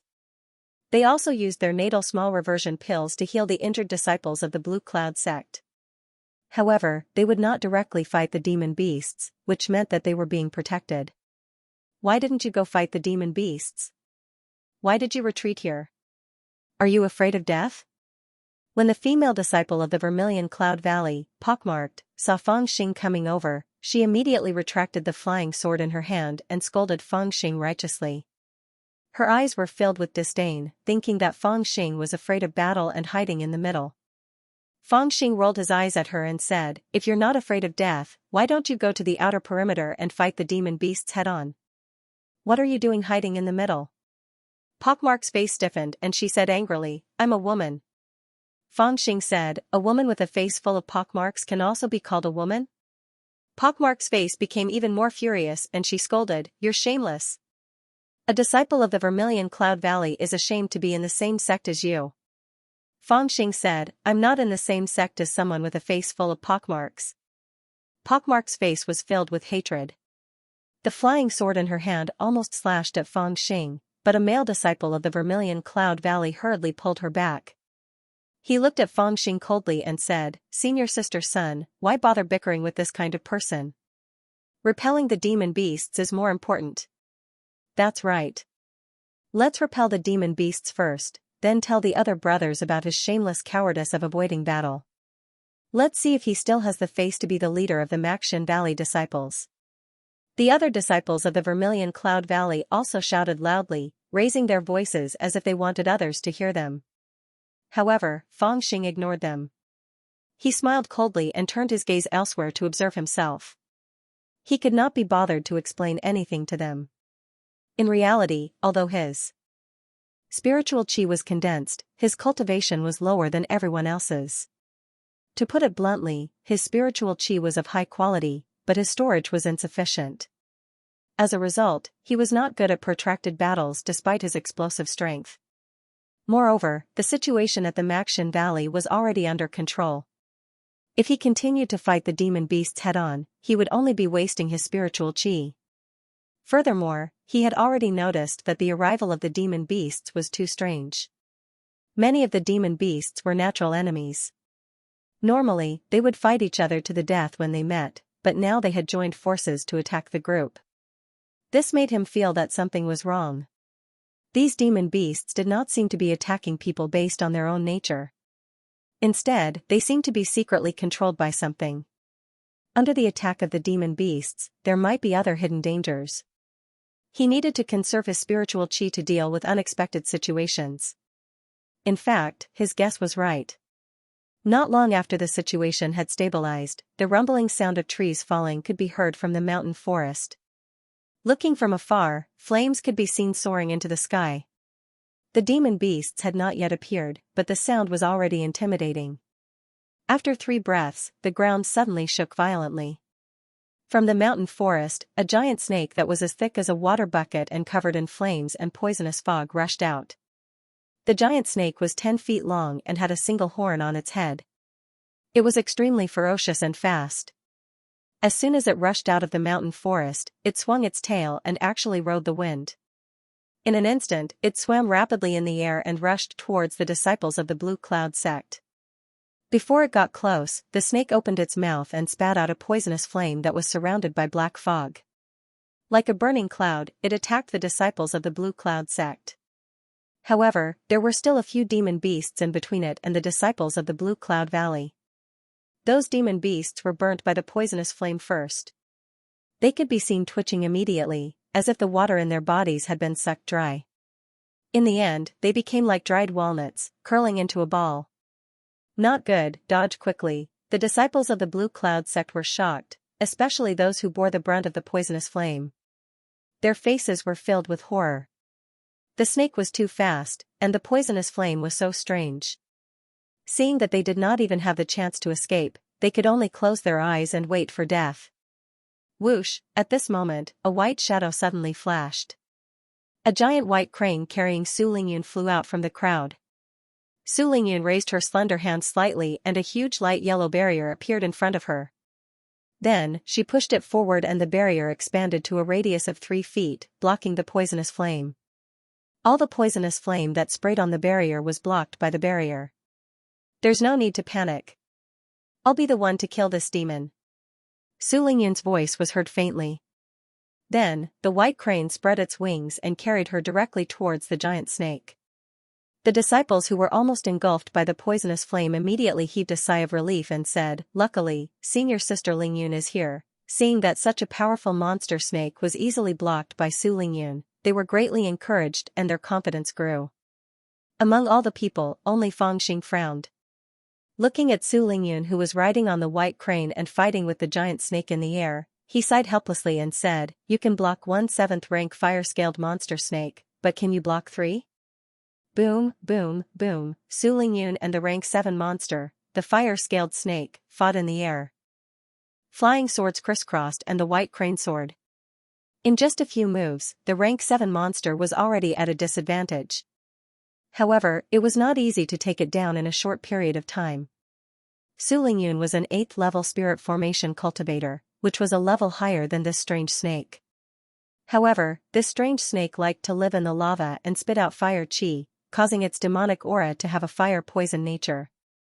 Its strength was much stronger than a rank 7 monster.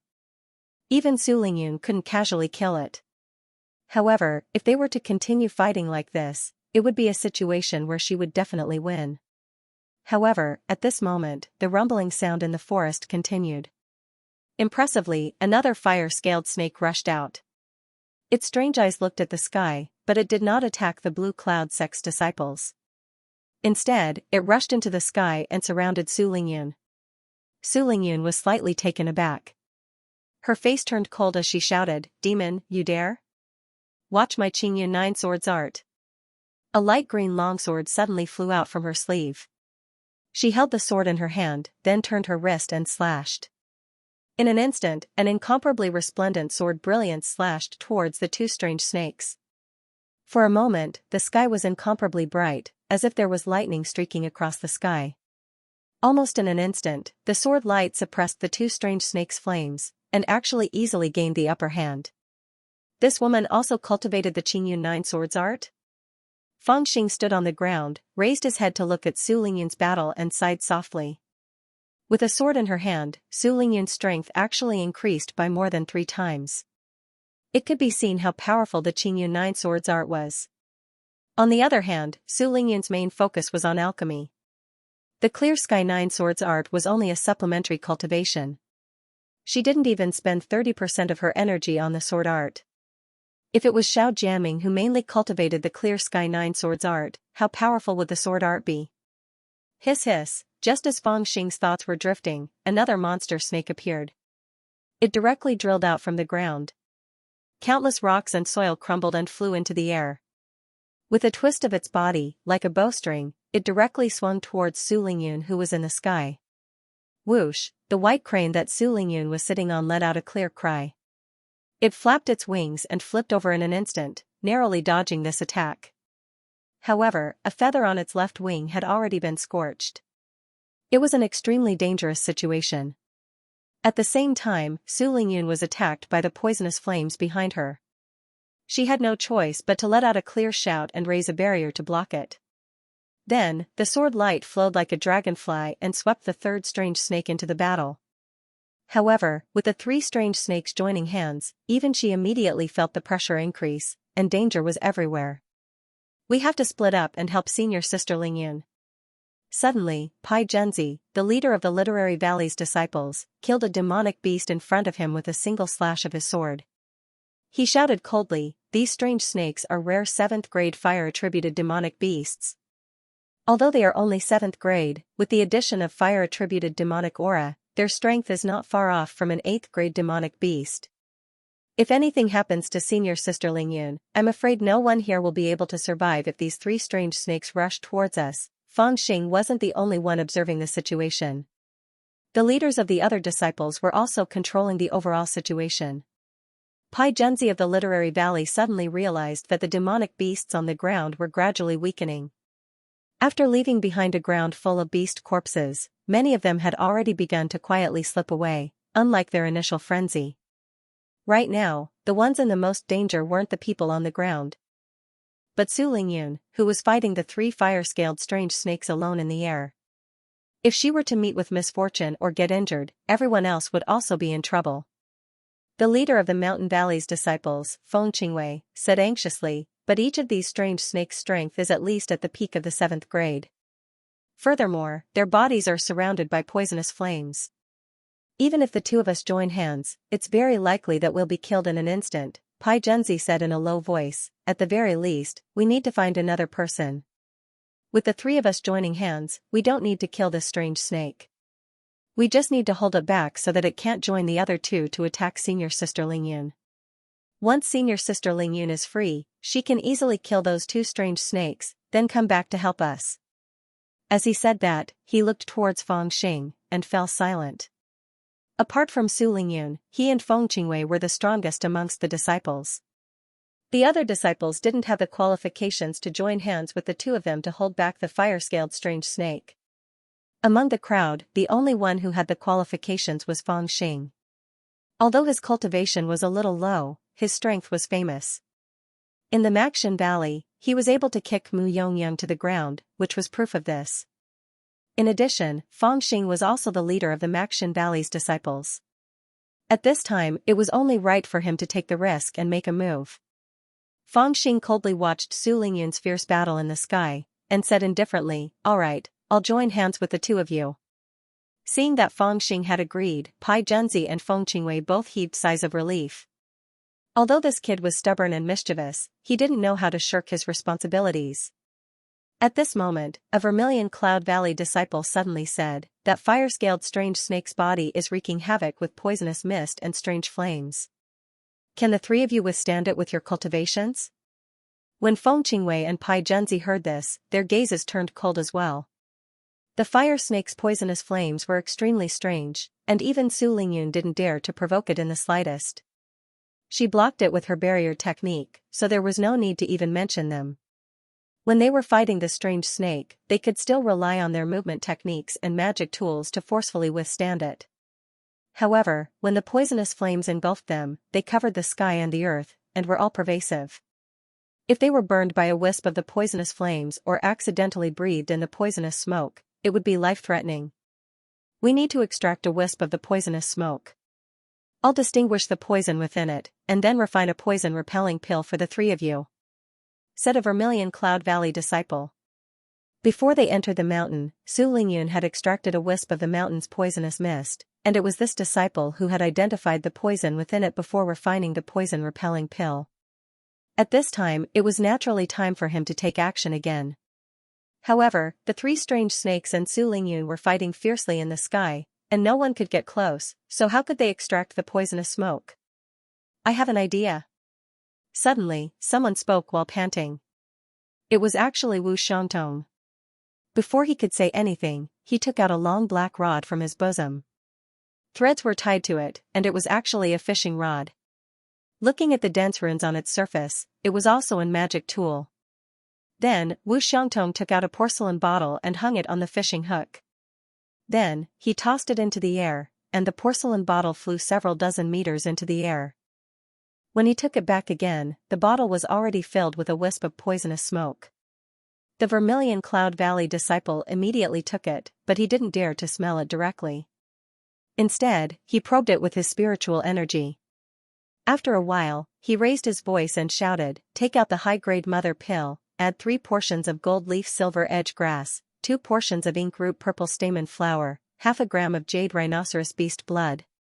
At least 3 revolutions of the spirit fire, and then wash it with clear flower spring water. No mistakes." Yes. At this critical moment, no one dared to be negligent. The Vermilion Cloud Valley disciple immediately answered. Including the disciple who could identify the poison, there were a total of 9 Vermilion Cloud Valley disciples. They split into 3 groups and sat down. One was a furnace master, and the other 2 were life destroyer. Their hands were so fast that it was almost impossible to see their shadows.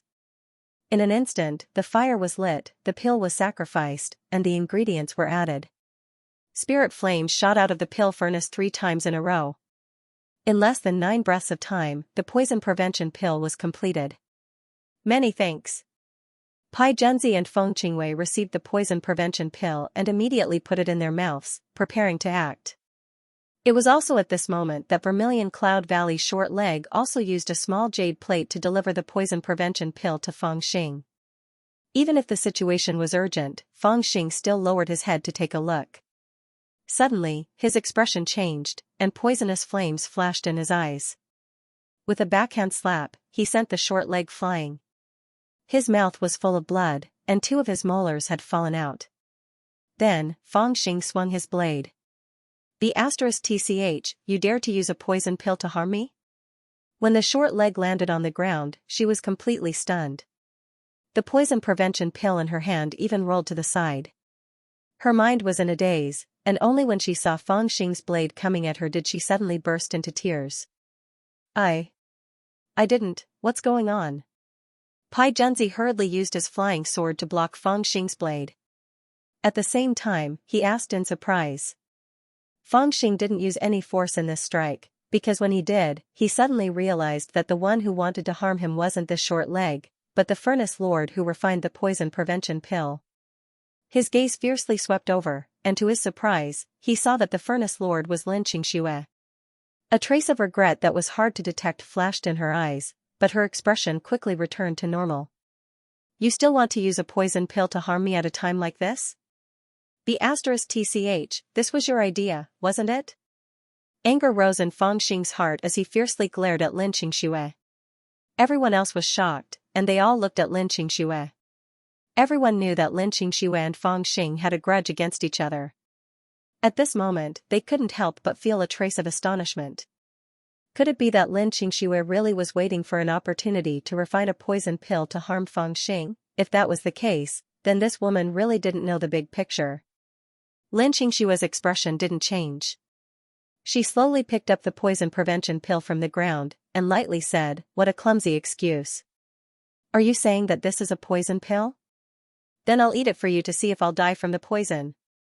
As she spoke, she actually put the pill into her mouth. Before anyone could stop her, she swallowed it, and then looked calmly at Feng Xing. "Are you trying to destroy the evidence?" Feng Xing's face was expressionless. His eyes were like swords as he stared at Lin Qingxue. This trick of hers might be able to fool others, but it wouldn't work on him. Since this woman dared to give him a poison pill, she must have been prepared for failure. She would first take the antidote, and when the situation didn't look right, she would test the pill with her own body. This trick was used too much in the Jianghu. Evidence? Lin Xianxia smiled coldly at Fang Xing's words. I didn't eat this pill, but you said it was poisonous. I ate it to prove it to you, but you said I destroyed the evidence. What a joke. There is indeed a personal grudge between the two of us, and I can't wait to kill you. But I can still look at the big picture. Killing you now is equivalent to harming senior sister Lingyun. Why would I do that? At this point, she paused slightly and glanced at the crowd. She seemed to be very calm and continued, besides, even if I refined a poisonous pill for you, how would you be able to tell? When the surrounding people heard her words, their hearts moved slightly. They could not help but feel that what Lin Xianxia said was very reasonable. The poisonous pill was seen through by me. You still want to quibble? When Fang Xing heard this, he was even more furious. He held the Azure Dragon Jade Flame Saber in his hand, his killing intent already uncontrollable. You want to kill me? Angry from embarrassment? I think you're not willing to help senior sister Lingyun, so you purposely used such a clumsy excuse to avoid the battle. I'm not the only one who saw your fear of death just now. Lin Xianxia said disdainfully with a cold gaze. She looked like she was ready to die. At this time, many of the surrounding people faintly had a trace of suspicion in their hearts. They originally had a very average impression of Fang Xing. Now that Lin Xianxia pointed it out, they could not help but doubt his original intentions.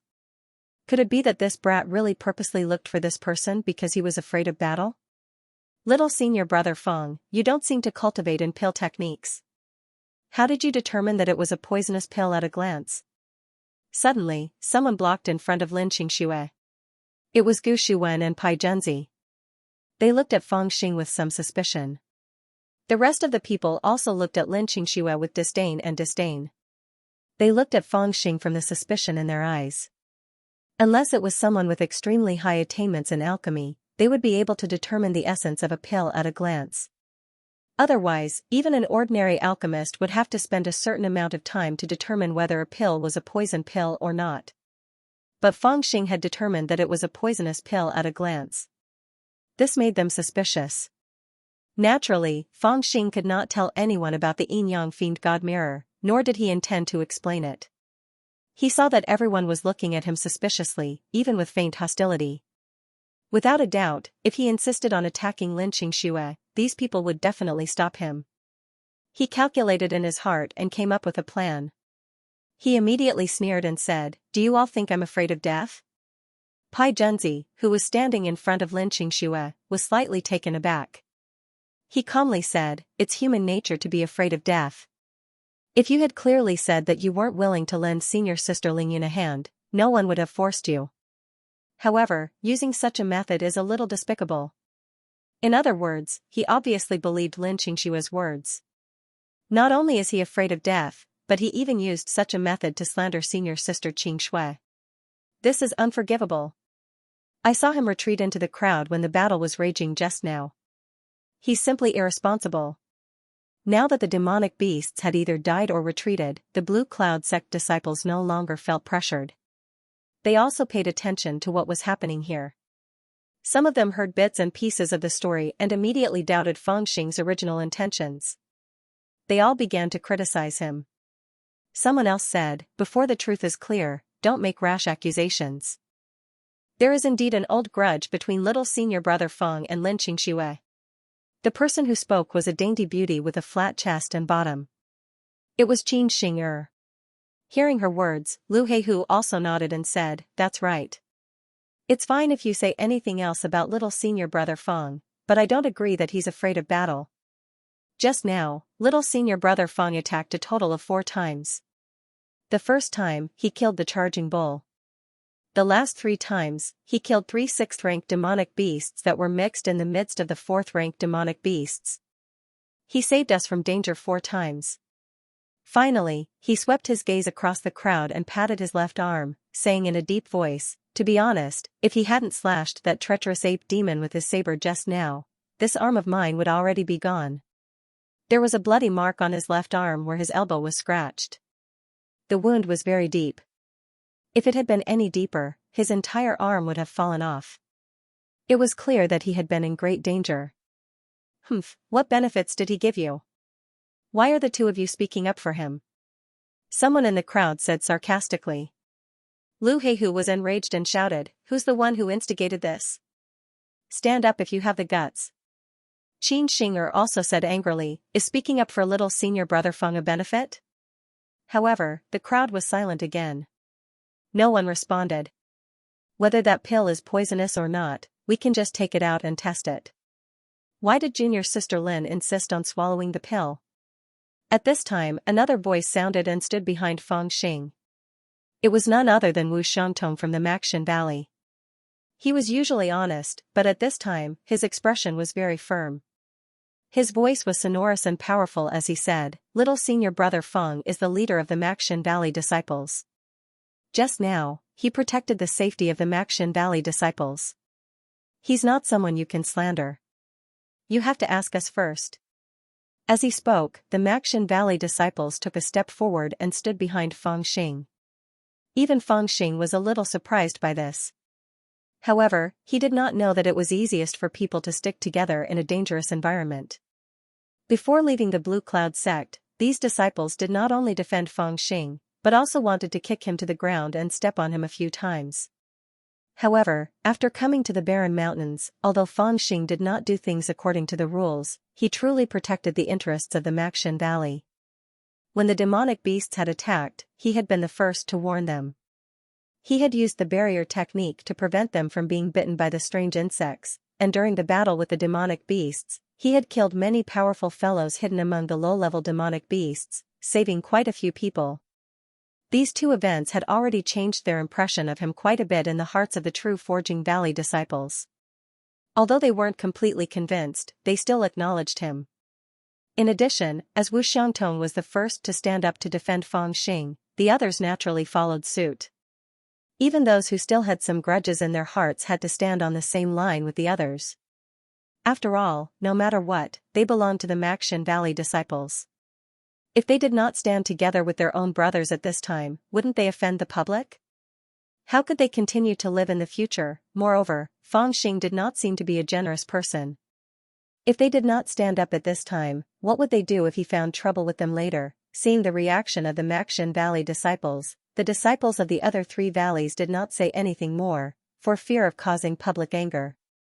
For a time, the scene was a little quiet, and the atmosphere was extremely subtle. "Forget it, when will this quarrel end? There seems to be a covetous demonic beast in the forest, and it may come out at any time. We'd better prepare to defend. Since someone is afraid of death and does not dare to help senior sister Lingyun, then senior brother Pai, senior sister Feng, and I will fight together. Even if we die in the hands of the strange snake, it's better than someone who is afraid of death." At this moment, someone suddenly sneered and broke the silence. Looking at his clothes, one could tell that he was a disciple of the Literature Valley, and he was the one who had scolded Feng Xing on the spiritual boat and cried out for the female disciples of Vermilion Cloud Valley. He was about 30 years old, and he looked quite sinister. "Who is this B******? Feng Xing pointed at him and asked Wu Xiangtong who was beside him. Wu Xiangtong glanced at him and said, "His name is Xinjian, a disciple of the Literature Valley." Feng Xing nodded and said, "He is indeed despicable. I should have killed him on the spiritual boat. You are too much." Xinjian was furious and full of hatred, but he did not dare to rush toward Feng Xing. Not only did he fear Feng Xing, but he also didn't dare to act rashly because of the other disciples of the Maxin Valley who were glaring at him. "Disciples of the Maxin Valley, use your flying swords and give me a hand." Ignoring Xinjian, Feng Xing suddenly yelled. With the green dragon green flame saber in his hand, he stomped on the ground and jumped up high. His body flew up into the sky, reaching a height of 30 meters. Wu Tongtong was slightly startled, but he had already understood Feng Xing's intention. Seeing that after Feng Xing had leaped 30 feet up, he had already exhausted all his strength. Wu Tongtong quickly took out his own flying sword and supported it under Fangxing's feet. Fangxing immediately borrowed the force and rose another 10 feet. Seeing this, the others also understood Fangxing's intention, and the flying swords in their hands flew up. For a moment, silver shadows flashed in the sky, and it seemed like a stairway made of flying swords appeared.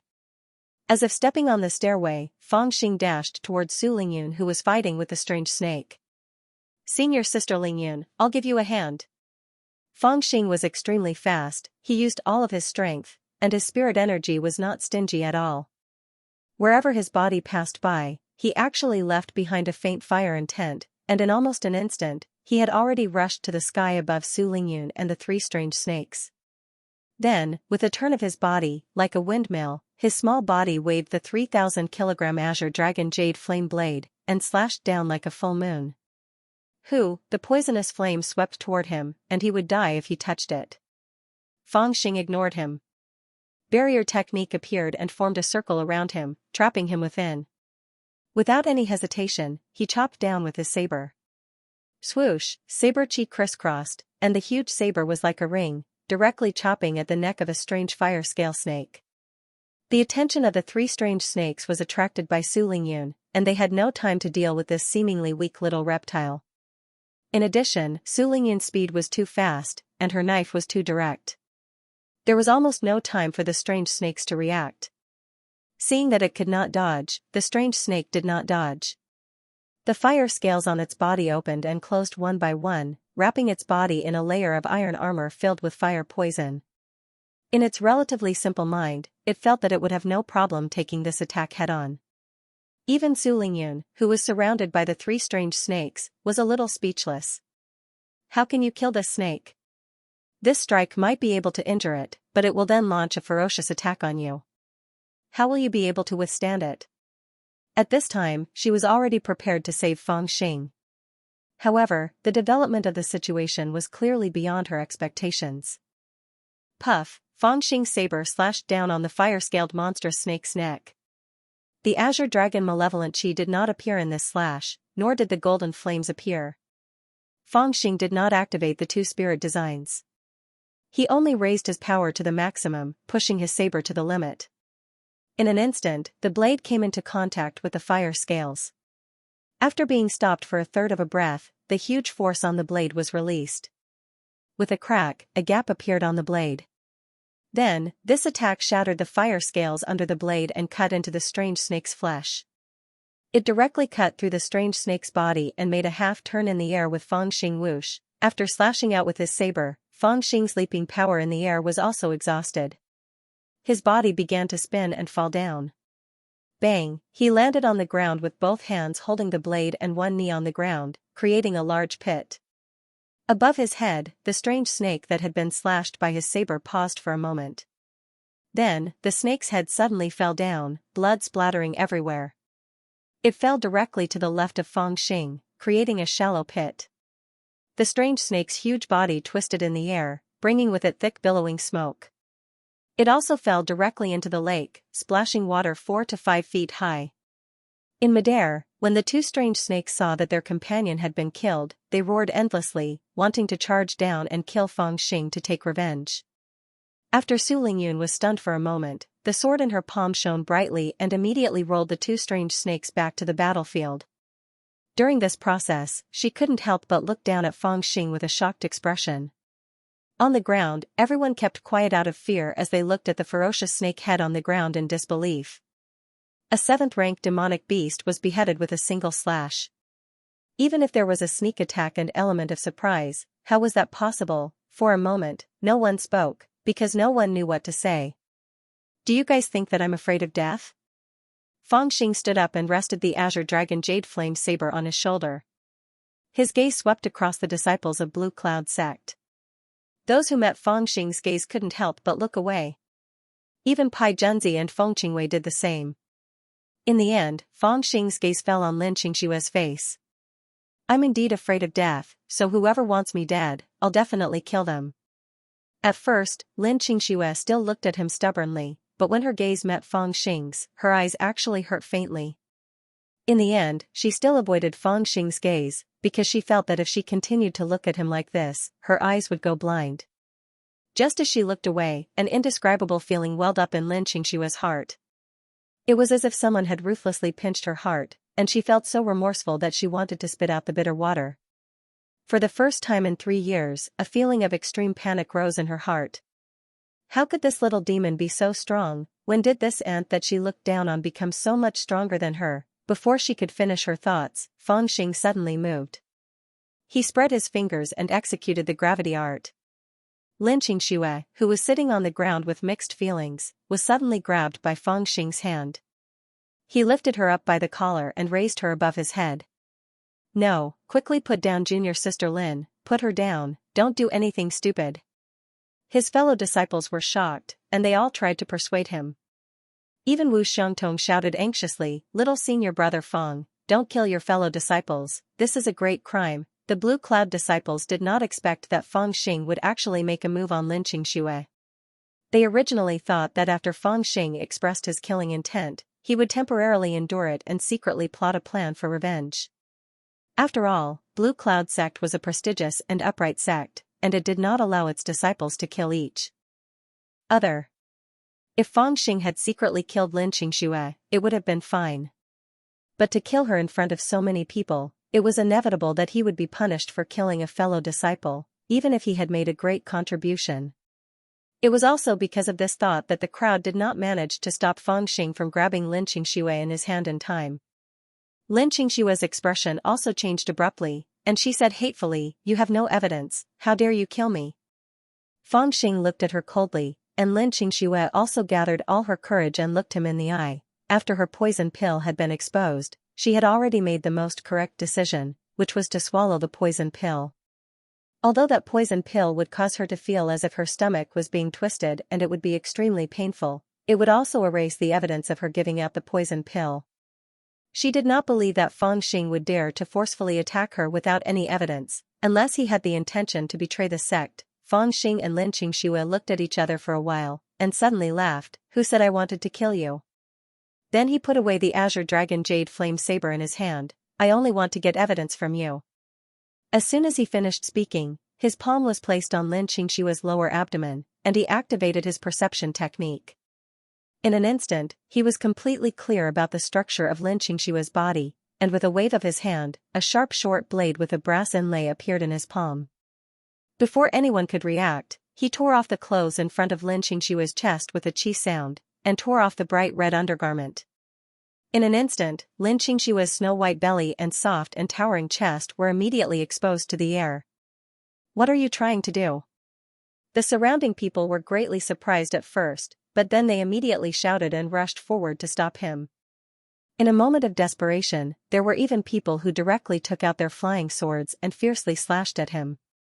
At this moment, they thought that Fang Xing had gone crazy and was going to do something beastly. However, Fang Xing's speed was extremely fast. After he tore off Lin Xingshue's clothes, the short blade in his hand slashed across her belly, cutting open a wound. Then, with a flick of the blade, a black pill stained with blood flew out. Swoosh, swoosh, swoosh. In the process, his feet moved continuously, avoiding the flying swords of 3 people and the grasp of 2 people. His 5 fingers grabbed at the air, and that black pill was caught by Fang Xing. Then, with a flick of his finger, he flicked it towards a Vermilion Cloud Valley disciple and said indifferently, "The evidence is already here. Take it for testing. If this pill is not poisonous, so what if I bear the punishment of harming a fellow disciple? If this pill is poisonous, your Vermilion Cloud Valley has to at least give me an explanation." As he said that, he tossed Lin Xingxue down and put away the short blade. He dusted his hands and stood with his hands behind his back as if nothing had happened. Those people who were about to stop Fang Xing froze on the spot, their expressions filled with shock and incomparably complicated. "Didn't you say that there was no evidence? Then I'll take out the evidence for you." Whether or not Lin Xingxue had refined a poisonous pill was originally a very simple matter. They could just take out the pill and test it. However, because Lin Xingxue had swallowed the pill, things had become complicated. Regarding this mess, Fang Xing's solution was even simpler. "You swallowed the pill as a cover, I'll cut open your stomach and retrieve the pill." However, before doing that, he chose to first help Su Lingyun deal with the fire scale snake. Firstly, he truly did not want Su Lingyun to be injured. Although this woman was cold and aloof, she was a man of her word and was willing to accept defeat. In his eyes, she was a good person. Secondly, by killing this fire scale snake, Lin Xianxia could also accuse him of being a coward and not attacking. At the same time, with the prestige of killing the demon, there would be less resistance when he did this.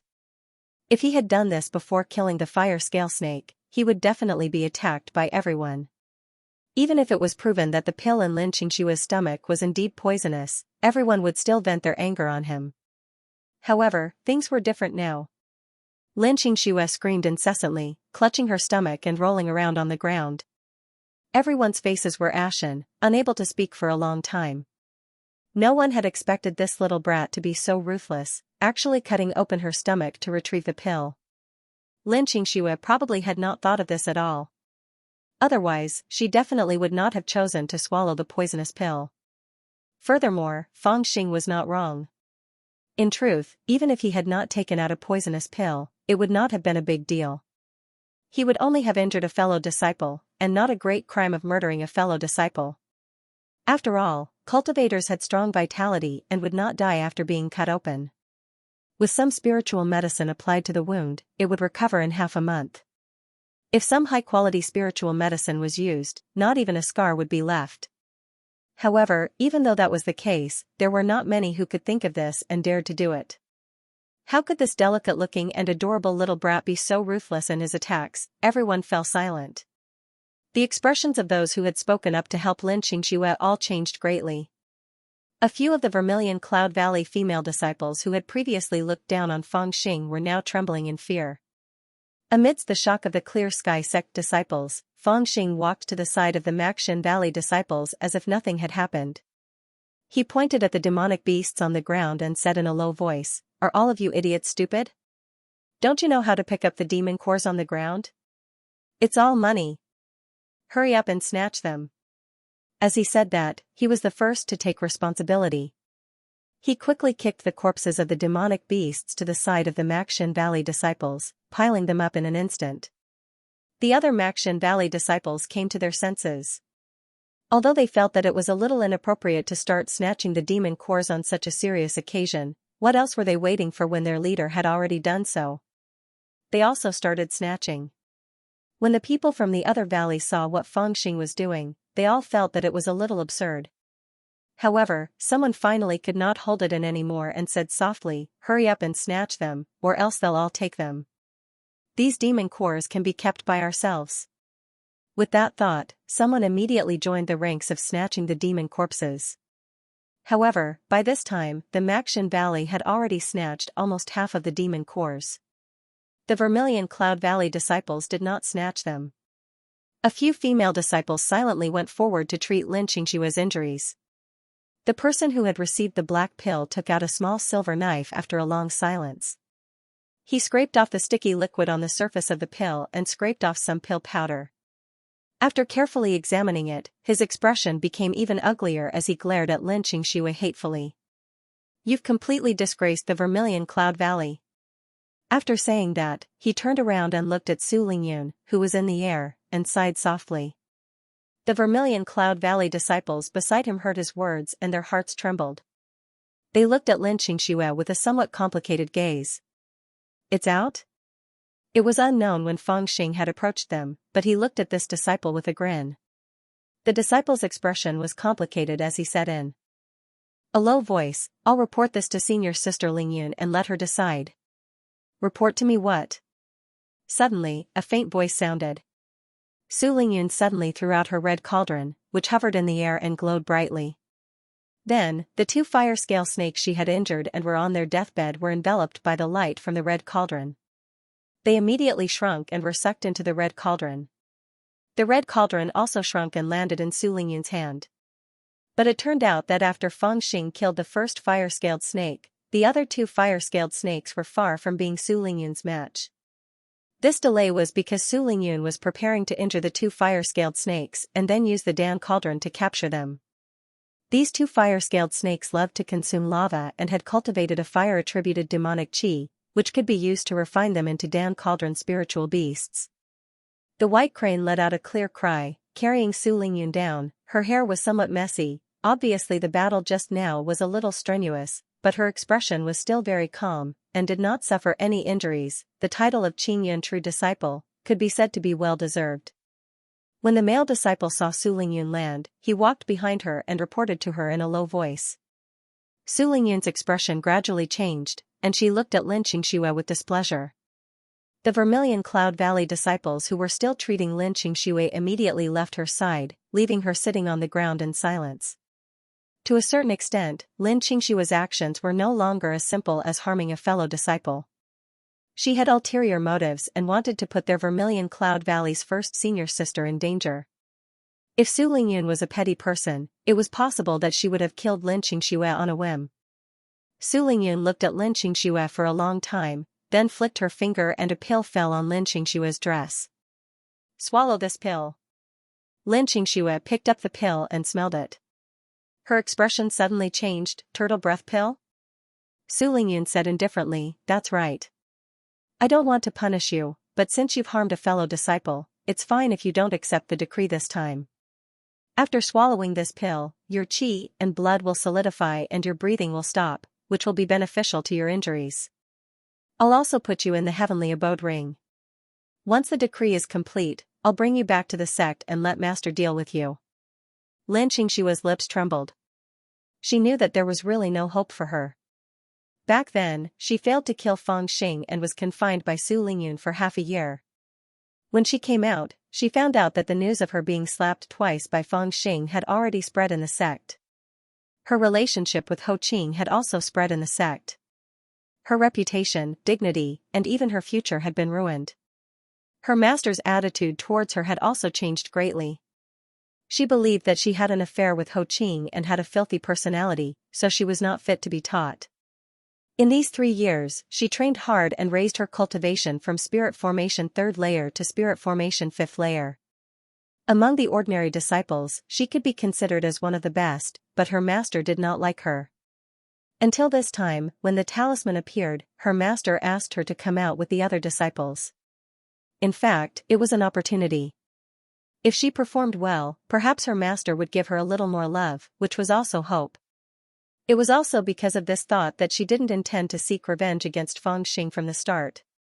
It was just that she didn't expect that even though she didn't intend to seek revenge against Feng Xing didn't forget about his hatred towards her. As soon as he saw her, this little brat actually directly insulted her, and it instantly caused the hatred in her heart to rise once more. Coupled with Feng Xing actually displaying a very good relationship with Su Lingyun and revealing that he had a faint relationship with the little junior sister that her master doted on the most, this instead caused Lin Xianxia to realize that even if she let go of the hatred from that day, it would probably not end well for her. This brat is clearly someone who holds grudges. In the future, when he gains power, how could she have a good ending? As a result, her killing intent rose again, but she didn't have the opportunity to do so. When it came time to concoct the poison prevention pill, she was the last one to successfully concoct it. Seeing that the other 2 poison prevention pills had already been concocted and given to Pai Junzi and Feng Qingwei, she knew without a doubt that the pill she was concocting was for Feng Xing. Thus, as if she was at the behest of the gods, she secretly swapped out one of the pills when she added in the last batch of spiritual herbs. In reality, this wasn't a poison pill. It only made the person who consumed it feel sluggish and their reaction slightly slower. In her mind, after Feng Xing swallowed this pill, he would definitely fight fiercely with the fire-scaled monster snake. If he was just a little bit slower, he would definitely die under the snake's bite. Then, her wish would be fulfilled, and no one would be able to find out about it afterwards. However, she didn't expect that Feng Xing would actually see through this pill with a single glance. At that time, she didn't panic and casually swallowed the pill. This way, she could prove that her pill wasn't poisonous. Secondly, there was no evidence, so no one would be able to do anything to her. Moreover, she could push the boat along with the current and frame Feng Xing for fearing battle and framing her. Perhaps she could even incite Su Lingyun to loathe Feng Xing. However, she also didn't expect that Feng Xing would kill the fire-scaled monster snake with a single slash, then capture her and disembowel her to retrieve her pill. His heart was cruel and unreasonable, directly causing all of her schemes to go to waste. She even schemed against Dubai in front of everyone. It was not hard to imagine that after she returned to the sect, her future would end here. With Master's personality, he might not blame her for wanting to harm a fellow disciple, but he would definitely think that she was stupid beyond compare. She had lost face for Vermilion Cloud Valley. He would cripple her cultivation, expel her from the sect, or even kill her. All kinds of thoughts flashed through her mind. Lin Xianxia suddenly wished that Feng Xing had stabbed her to death with that slash just now. If that was the case, with Master's protective personality, he would at least avenge her. Naturally, no one cared about Lin Xianxia's thoughts. They only treated her as a dead person. The disciples of Blue Cloud sect were currently busy counting the casualties. Apart from the 8 people who were bitten to death by the strange insects at the very beginning, there were 9 people who were injured in the battle with the demonic beasts. 5 of them were not seriously injured. After the disciples of Vermilion Cloud Valley used the natal small rejuvenation pill to treat them, they would quickly recover. However, there were also 4 people who had broken limbs and were already crippled. Although their lives were not in danger, they could no longer fight. Among the 4 valleys, the disciples of Maxian Valley were the most relaxed. Only 3 of them were lightly injured.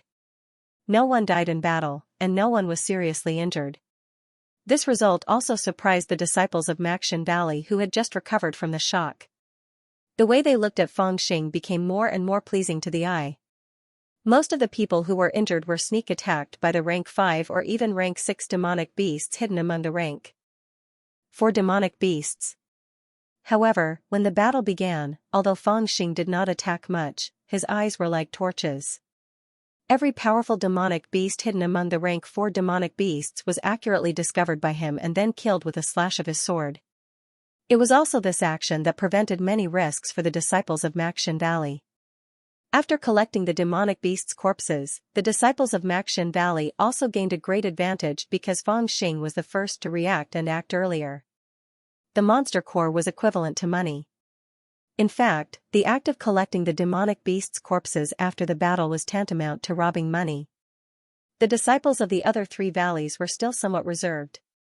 In addition, they were shocked by Feng Xing's act of cutting open their abdomens to retrieve the monster core, so their reaction was a little slow. However, Feng Xing did not care so much. He did not care about the consequences. He just wanted to grab the money first.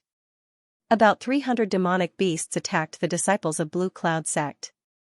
In the end, only about 100 demonic beasts fled after being defeated. In other words, there were more than 200 demonic beasts' corpses by the lake at this time. Although most of them were rank 4 demonic beasts, it was still a very considerable harvest when all of them were added up. If converted into lower spiritual stones, it would be almost 40,000.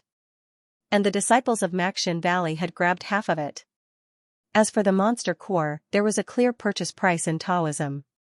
An ordinary unrefined rank 3 monster core was worth 50 lower spiritual stones, a rank 4 monster core was worth 150 lower spiritual stones, and a rank 5 monster core was worth 450 lower spiritual stones. With each increase in rank, the price would soar 3 times. If the monster had a special attribute, then its price would double again. The disciples of the true Forging Valley had snatched 70 to 80 rank 4 beasts' corpses. After dissecting all of their cores, it was worth more than 10,000 low-rank spiritual stones. 7 rank 5 beasts' corpses were worth 3,000 low-rank spiritual stones. 3 rank 6 beasts' corpses were worth 4,000 low-rank spiritual stones.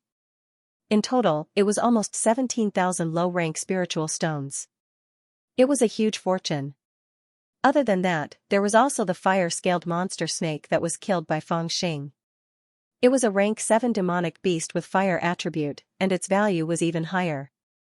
An ordinary rank 7 demonic beast's beast Dan was worth more than 4,000 low-grade spirit stones, and this fire-scaled monster snake was a fire attribute demonic beast, so its value was almost double, which meant that it could easily sell for 8,000 low-grade spirit stones, which was a huge profit. Thinking of the time in Taoism, they would haggle over every spiritual stone for a long time. At this time, after a big battle, the income was in the tens of millions. Everyone sighed with emotion and really understood a truth: wealth comes from risk. Money was something that sometimes came slowly, but if you found the right way, it would come really fast. Little senior brother Feng, this is what I have recorded down and the distribution principle. Wu Xiangtong's dull face also had a trace of unconcealable excitement. He came to Feng Xing with a jade book. All the prey was money. As the leader of the disciples, one of the most important responsibilities of Feng Xing was to be responsible for the distribution. However, he was too lazy to care about these things, so he threw them all to Wu Xiangtong. Wu Xiangtong was really responsible. After writing it down, he would bring it to Feng Xing to have a look. After getting approval, he would finally confirm it and then hand it over to Taoism. Feng Xing glanced at it and saw that in Wu Xiangtong's record, apart from the fire-scaled strange snake, 30% of the other prey was allocated to him. This distribution method showed that he was still very kind. For a kind person, Feng Xing himself had always been very kind. He threw the jade book back to him and said, "This fire-scaled strange snake is mine. I don't want the rest. You bastards can divide it among yourselves." Wu Tongtong stared blankly, almost not daring to believe his ears. Even if the fire-scaled strange snake was excluded, the income of the Maxshan Valley was still more than 17,000 lower-level spiritual stones. Feng Xing said that he didn't want it. Didn't it mean that he had directly thrown out more than 5,000 lower-level spiritual stones? When it was confirmed that what Feng Xing said was true, Wu Xiangtong was full of joy and bowed again and again. Then he quickly went back to the Maxshan Valley disciples and there was a burst of cheers. This move of Feng Xing was equivalent to giving them 5,000 spiritual stones. Such a generous move was simply unheard of. The disciples of the Maxshan Valley could not wait to throw Feng Xing up in excitement. However, when they saw the fierce appearance of Feng Xing, they still dispelled this idea, but they were really grateful in their hearts. The disciples of the other valleys were far from the harvest of the Maxshan Valley. The total income of the three valleys was only about the same as that of the disciples of the Maxshan Valley. In addition, the leader disciple received 30% of the income. The income of the ordinary disciples was really pitiful. "You helped me just now, thank you." When the disciples were counting the demon beasts, Su Lingyun came over and said with an expressionless face. She felt a little emotional in her heart. She didn't expect that the ant in her eyes 3 years ago would help her now. The situation at that time was actually very dangerous. It was really difficult for her to fight against 3 fire-scaled strange snakes. However, at that time, she was very clear that if she could not resist and escaped, the 3 fire-scaled strange snakes would rush down and kill at least half of the disciples of the Clear Cloud Valley would be injured or killed. Therefore, she clenched her teeth and endured until Feng Xing helped her kill one of the snakes and solved the crisis. Of course, Su Lingyun was very clear that he had only helped her and not saved her. Because if she had felt danger at that time, she could have escaped at any time, so her life was not in danger. "What are you thanking me for?" "Senior sister Lingyun, you are so beautiful, tall, and your face is also fair. You are a standard beauty, and I am a hero. Of course, I have to save you. If a hero does not save a beauty, then he is a big black bear. This is what the sages said." Feng Xing said seriously. Su Lingyun's expressionless face also showed a trace of a smile. She said lightly, "The sages did not say such things." Feng Xing rolled his eyes and said, "There are so many sages, and they have spoken for a lifetime. How do you know that they did not say such things?" Su Lingyun smiled and did not want to argue with him on this issue. She said softly, "Did you see anything wrong just now?" Feng Xing was stunned, and his expression became serious. He said, "You saw it too?" Su Lingyun nodded and said, "Just now, when I was fighting with the strange snake in the air, I saw that in the forest, the demonic beasts were attacking like a surging tide. Almost all the demonic beasts within a radius of 500 miles were coming towards us. This is very abnormal. Although some of the demonic beasts have awakened their intelligence, most of them are still beasts. They have their own territory and generally will not cross the boundary." Feng Xing nodded. He pulled Su Lingyun's sleeve and walked to the lakeside where they had cut open the demon and taken the core. He said, "That's right. Look, these 2 demon beasts are called Iron Thread Python and Hook Claw Rat. They are born to be mortal enemies. Usually, as long as they smell each other's scent, they will fight each other non-stop. It's impossible for them to live in peace, but they came together to attack us. Su Lingyun's sleeve was pulled by Feng Xing. If it was in normal times, she would have already brushed his hand away. However, at this time, seeing the serious look on Feng Xing's face, she did not break free. After a long silence, she said, "Some high-level demonic beasts can control low-level demonic beasts." Feng Xing smiled and pointed to the 4 huge piles of demonic beast corpses. He said, "Look again, among all the demonic beasts, those 3 strange snakes are the highest level. Just now, when they were fighting with you in the air, the demonic beasts below had already dispersed. This at least shows that the demonic beasts were not controlled by those 3 strange snakes. Otherwise, how could the boss not have left, but the minions have fled?" When Su Lingyun first asked Feng Xing what he meant, it was also a casual remark. She did not expect that Feng Xing would actually be able to explain it so clearly and logically. It seemed that he had a very good understanding of demonic beasts. She also took it seriously and said, "Then can you confirm that there is someone secretly controlling the demonic beasts?" Feng Xing chuckled and said, "Who said it's someone? It's possible that it's something else." Su Lingyun thought for a while and then turned around to leave. She ordered the disciples to dissect the demonic beast's monster cores and rest for a while. Then, she called the leader of the Mountain Valley sect, Feng Qingwei, and flew up to the sky on a crane with her. When Feng Xing saw this, he guessed that they wanted to find some clues by verifying the movement of the demonic beasts and the changes in the surrounding terrain. He was not good at this aspect, so he ignored it and ran to the side of the Maxian Valley disciples. He squatted down and watched them dissect the monster cores. At the same time, he also took a look to see if there was any good meat that he could cut and eat slowly. At this time, out of the 9 disciples of the Maxian Valley, 4 of them were sent over to dissect the monster cores, while the other 5 were under the leadership of Wu Xiangtong to repair the artifacts of the disciples of the other 3 valleys. "Hee, little senior brother Feng, you seem to have a very close relationship with senior sister Lingyun." A disciple of the Maxian Valley winked at Feng Xing. "Senior sister Lingyun?" Feng Xing was stunned and quickly said, "It's a scandal, it's all a scandal." The disciples laughed and said, "I've been in this sect for 12 years, but I've never heard of anyone who can get close to senior sister Lingyun. Little senior brother Feng, you're even holding her hand. Such a scandal is rare." Feng Xing suddenly understood. Just now, his action of pulling Su Lingyun's sleeve was misunderstood by these people as holding hands from a distance. Fortunately, they were the only ones who saw it. Otherwise, the disciples of the Blue Cloud sect would have been in an uproar now. He did not explain. Instead, he chuckled and pretended to be mysterious. He said to these guys, "You bastards have sharp eyes, but I'm warning you, whoever dares to leak it out, I'll chop you into pieces." Although his words were harsh, there was a smile on his face. These disciples of the Maxian Valley were not afraid at all. Instead, after hearing this, it further confirmed their suspicions. One by one, they winked and said, "Understood, understood. We'll definitely keep it a secret. Little senior brother Feng, you're really a role model for our generation." Tisk tsk, when I first saw little senior brother Feng in the Maxian Valley, I knew he was extraordinary. Senior sister Lingyun, that's a female immortal of our Blue Cloud sect. Feng Xing accepted the flattery of the disciples of the Maxian Valley. He waved his hand and said modestly, "Not at all, not at all. This woman is not bad looking, but it's a pity that she's a little older than me. Actually, I still prefer women who are younger than me." "Little senior brother Feng, that's not right of you.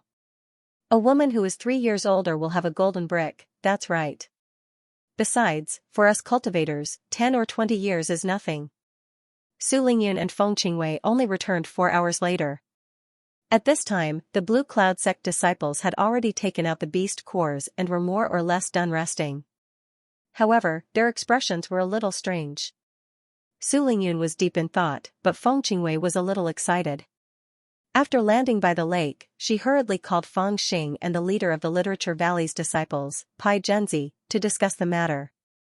"Just now, senior sister Lingyun and I were investigating the reason for the demonic beast horde's attack.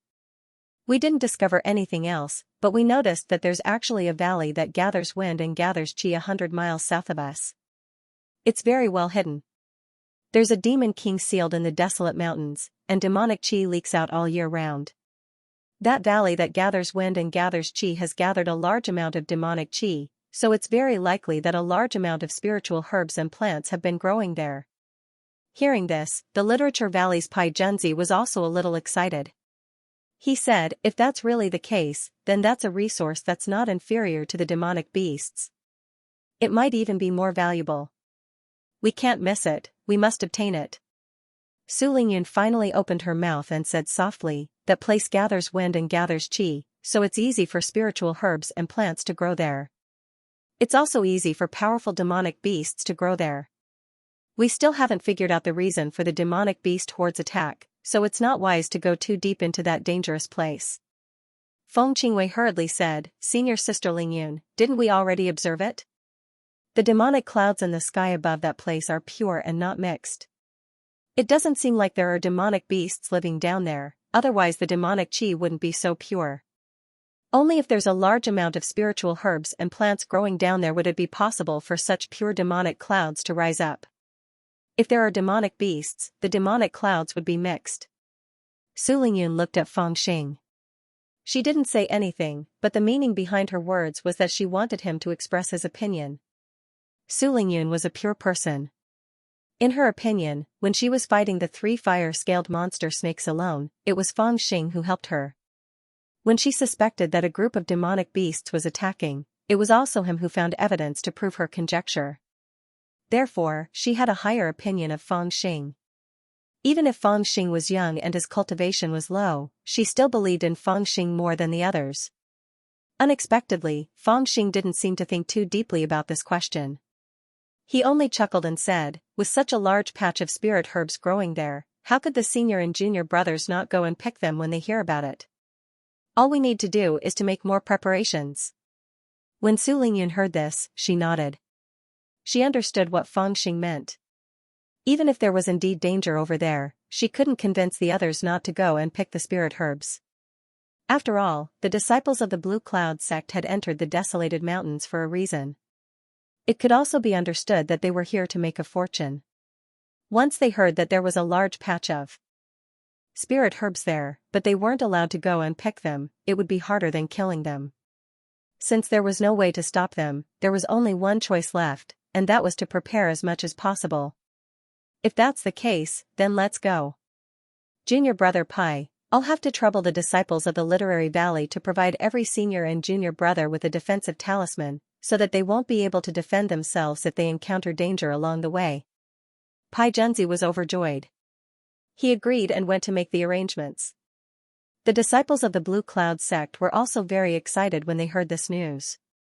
Because they were too slow when they were fighting for the corpses of the demonic beasts, and because Feng Xing had killed the fire-scaled snake in one slash, it was not good for them to compete with the disciples of the Maxin Valley. As a result, their harvest was far less abundant than the disciples of the Maxin Valley.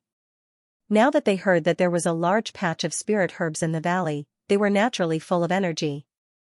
Without any delay, almost everyone immediately decided to set off. When they entered the mountain forest again, their speed was much faster than before. The demonic beasts in the mountain forest were scattered. Following the attack of the demonic beasts, the number of demonic beasts in the mountain forest had greatly decreased. The huge mountain forest was no longer threatened by the demonic beasts. It was like a broad road to the sky. Coupled with the high expectations of the spirit herbs, everyone couldn't help but want to fly.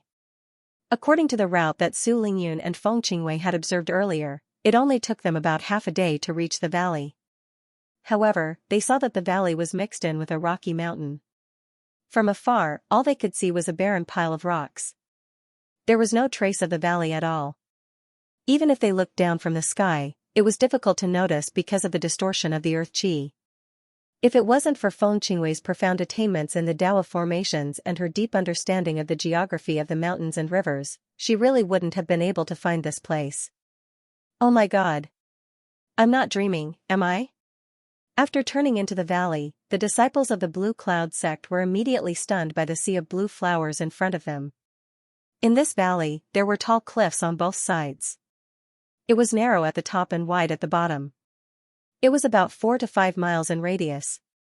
Between the rocks and strange trees at the bottom of the valley, there were many strange blue flowers. They were colorful but tasteless. The stamens of the flowers were thin and long. Countless bees and butterflies were flying around in the valley. Dream soul grass? It's actually dream soul grass. So many dream soul grass, am I dreaming? A disciple of the Vermilion Cloud Valley walked up and plucked a blue flower. He plucked off a leaf and tasted it. His expression gradually turned from solemn to fervent. In the end, he began to shout like he had gone mad. When the others heard the name Dream Soul Grass, they were also stunned for a moment. Then, they suddenly rushed into the valley in a frenzy. They didn't even have time to say a word.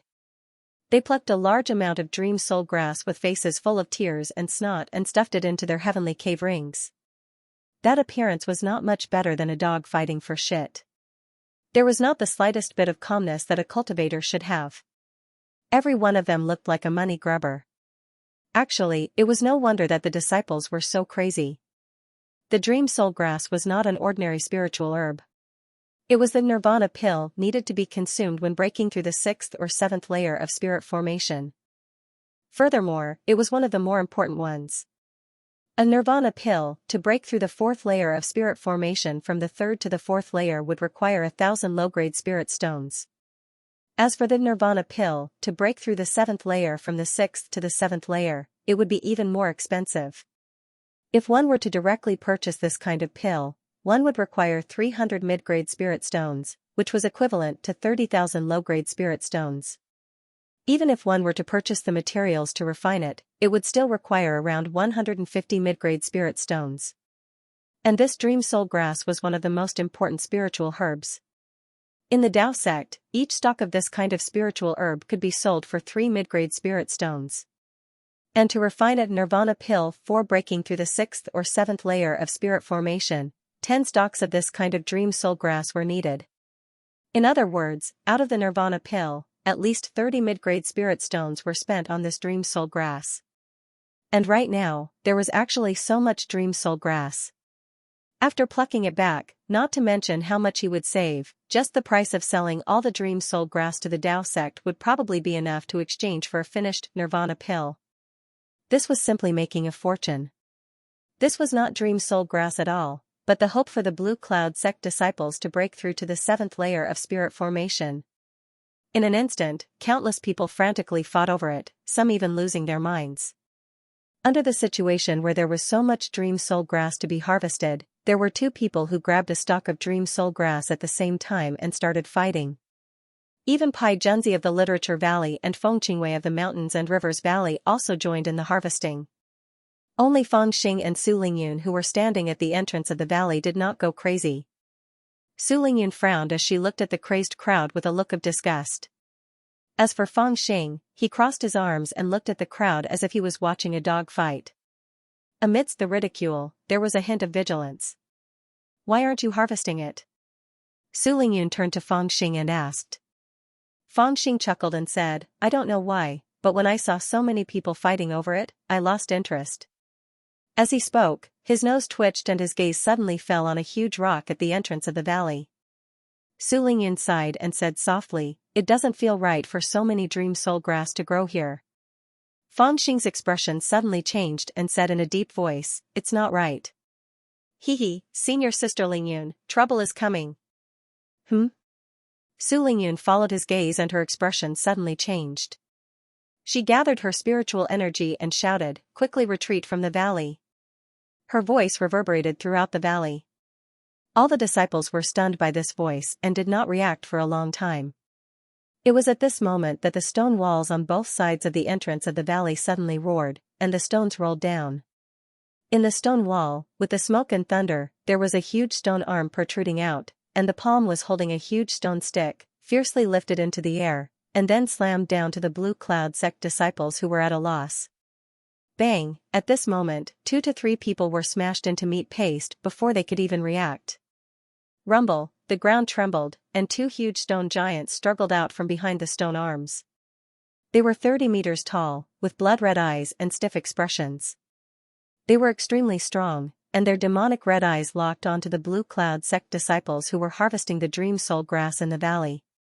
They waved their huge rods and smashed them. Each strike carried at least a few thousand kilograms of force, creating a huge pit with each hit. It's actually a demonic beast. How can a demonic beast be born here? Su Lingyun was greatly alarmed. Her body flew out, but the white crane flew out of nowhere and landed right under her feet. A long sword had already appeared in her hand, and with a whoosh, the sword light was like lightning as it slashed at the arm of the stone giant on the left. With a walala walala sound, the stone giant's arm was actually crushed by her, saving the 3 Vermilion Cloud Valley disciples. A demonic beast? Why did the Yin Yang Fiend mirror say that this is an earth puppet? Fangxing was stunned. Looking at the panicking Blue Cloud sect disciples in the valley, his little head began to turn rapidly. Different from Su Lingyun, who used her common sense to judge the things in front of her, Fangxing would use the Yin Yang demon mirror to take a look whenever he saw something he didn't recognize. Thus, he could tell that these 2 stone golems weren't magical beasts at all, but puppets summoned by spells. Their strength was between the 7th to 9th stage of spirit formation. The reason why it was said to be between the 7th to 9th stage of spirit formation was because these puppets didn't have any cultivation inside their bodies. Thus, they could only be judged by their strength. They were extremely strong, with a single strike of over 10,000 jin. This was already comparable to a 9th stage spirit formation cultivator's strike. However, their movements were slow and they didn't have any spirituality. Thus, when dealing with them, as long as one found the right method, it wouldn't be too difficult. In addition, if it was a magical beast, unless it was completely killed, it would always exist. However, the earth golems relied on the earth chi in the puppet talisman to exist. Once the earth chi was exhausted, they would disappear. After Su Lingyun crushed the arm of the earth golem, she immediately ordered all the disciples of Blue Cloud sect to retreat from the valley entrance. The female disciples of Vermilion Cloud sect were incomparably loyal to her orders. Although they were a little hesitant, they still obeyed. With 2 handfuls of dream soul grass in their hands, they rushed towards the valley entrance. As for the disciples of the other 3 valleys, they were somewhat reluctant to leave. Someone even shouted, "Let's join hands and kill them." After the 2 stone golems were attacked by Su Lingyun, they immediately roared loudly and let out an earth-shattering roar. They waved their stone rods and smashed Su Lingyun. The arm that was crushed by the sword light actually grew back, as if it wasn't injured at all. Su Lingyun was also a little surprised. She clenched her teeth and fought with the 2 stone golems. She was like a butterfly, yet also like an ethereal fairy, extremely light and graceful. The increase in strength brought by a flying mount is simply too great, Fangxing couldn't help but exclaim in admiration. Su Lingyun had that white crane as a means of transportation and was able to fly in the sky. The increase in her strength was simply astonishing. Not only did she have the ability to fight in the sky, she also had an additional astonishing speed. Especially since she had personally taken care of this white crane as it grew up, they were connected by their minds. 1 person and 1 crane flew in the sky, sometimes separated, sometimes fighting together. It was equivalent to their strength increasing exponentially. Seeing that other than the Vermilion Cloud Valley disciples, the others still had no intention of leaving the valley, and some were even eager to join her in a pincer attack on the 2 stone golems, Su Lingyun felt an indescribable fury rise in her heart. She said hatefully, "Do you all want to die? Get out of the valley quickly. There's something strange here. These 2 stone golems aren't the only ones." Pai Junzi and Feng Qingwei were slightly startled. Only then did they shout, "Retreat from the valley." Hearing this, the Azure Cloud Valley disciples hardened their hearts and grabbed 2 handfuls of dream soul grass. Then, they ran towards the entrance of the valley. However, there were still a few people standing in the valley, hesitating. However, at this moment, a rumbling sound suddenly came from the back of the valley. In front of them, smoke and dust billowed.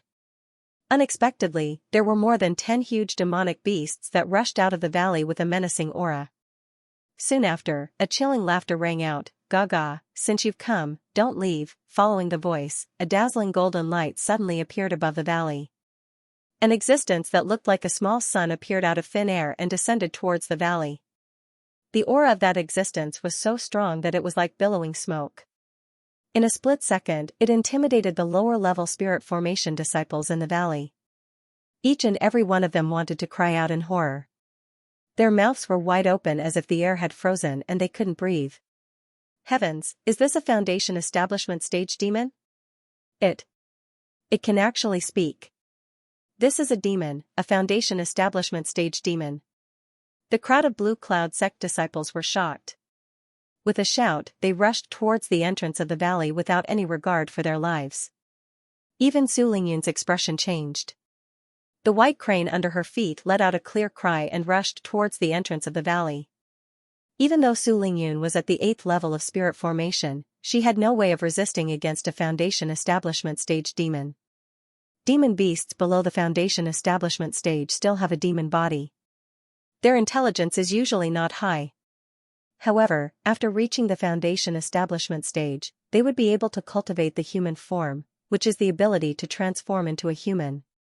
At the same time, their intelligence would greatly increase and they could even begin to learn the human language. This small sun-like monster could open its mouth and speak. Its thoughts were clear and its aura was violent. It was clearly a Foundation establishment stage demon. However, when this existence appeared, Fangxing also stood up abruptly, his eyes fixed on the sky. He used the Yin-Yang Fiend God Mirror, originally thinking that he would not be able to determine the cultivation level of this foundational level demon, but he did not expect that with just a glance, he would be able to see through the other party's cultivation level. What was shocking was, although this demon's aura was boundlessly strong, in reality, its cultivation level was rank 6. It was clearly a Foundation establishment stage demon with a strong aura. How could it only have the cultivation of a rank 6 demon beast? Fangxing was stunned. He blinked his eyes and gathered his spiritual energy in his eyes.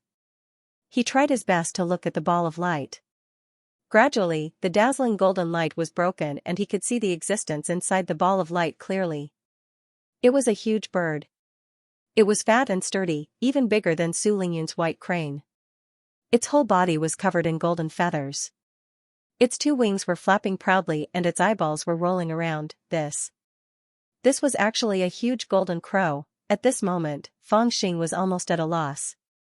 However, it was clearly a rank 6 golden crow. How could it have such a strong aura? Fangxing took a closer look and noticed that there was a golden talisman on the golden crow's chest. It was the golden talisman that was emitting a dazzling light. It was also the golden talisman that released the aura of a Foundation establishment stage demon, mystifying talisman? After Fangxing focused his mind and identified the function of the talisman, he almost spat out a mouthful of blood. What the hell was this? Run! Su Lingyun rushed over from the valley. She ignored the danger and blocked the 2 stone golems for a while. She bought some time for almost half of the Blue Cloud sect disciples to escape. She had done her part. If she stayed any longer, she would probably die in the hands of the demon beast. Therefore, Su Lingyun decided to leave immediately. As she flew, she warned Fangxing, who was standing at the entrance of the valley in a daze.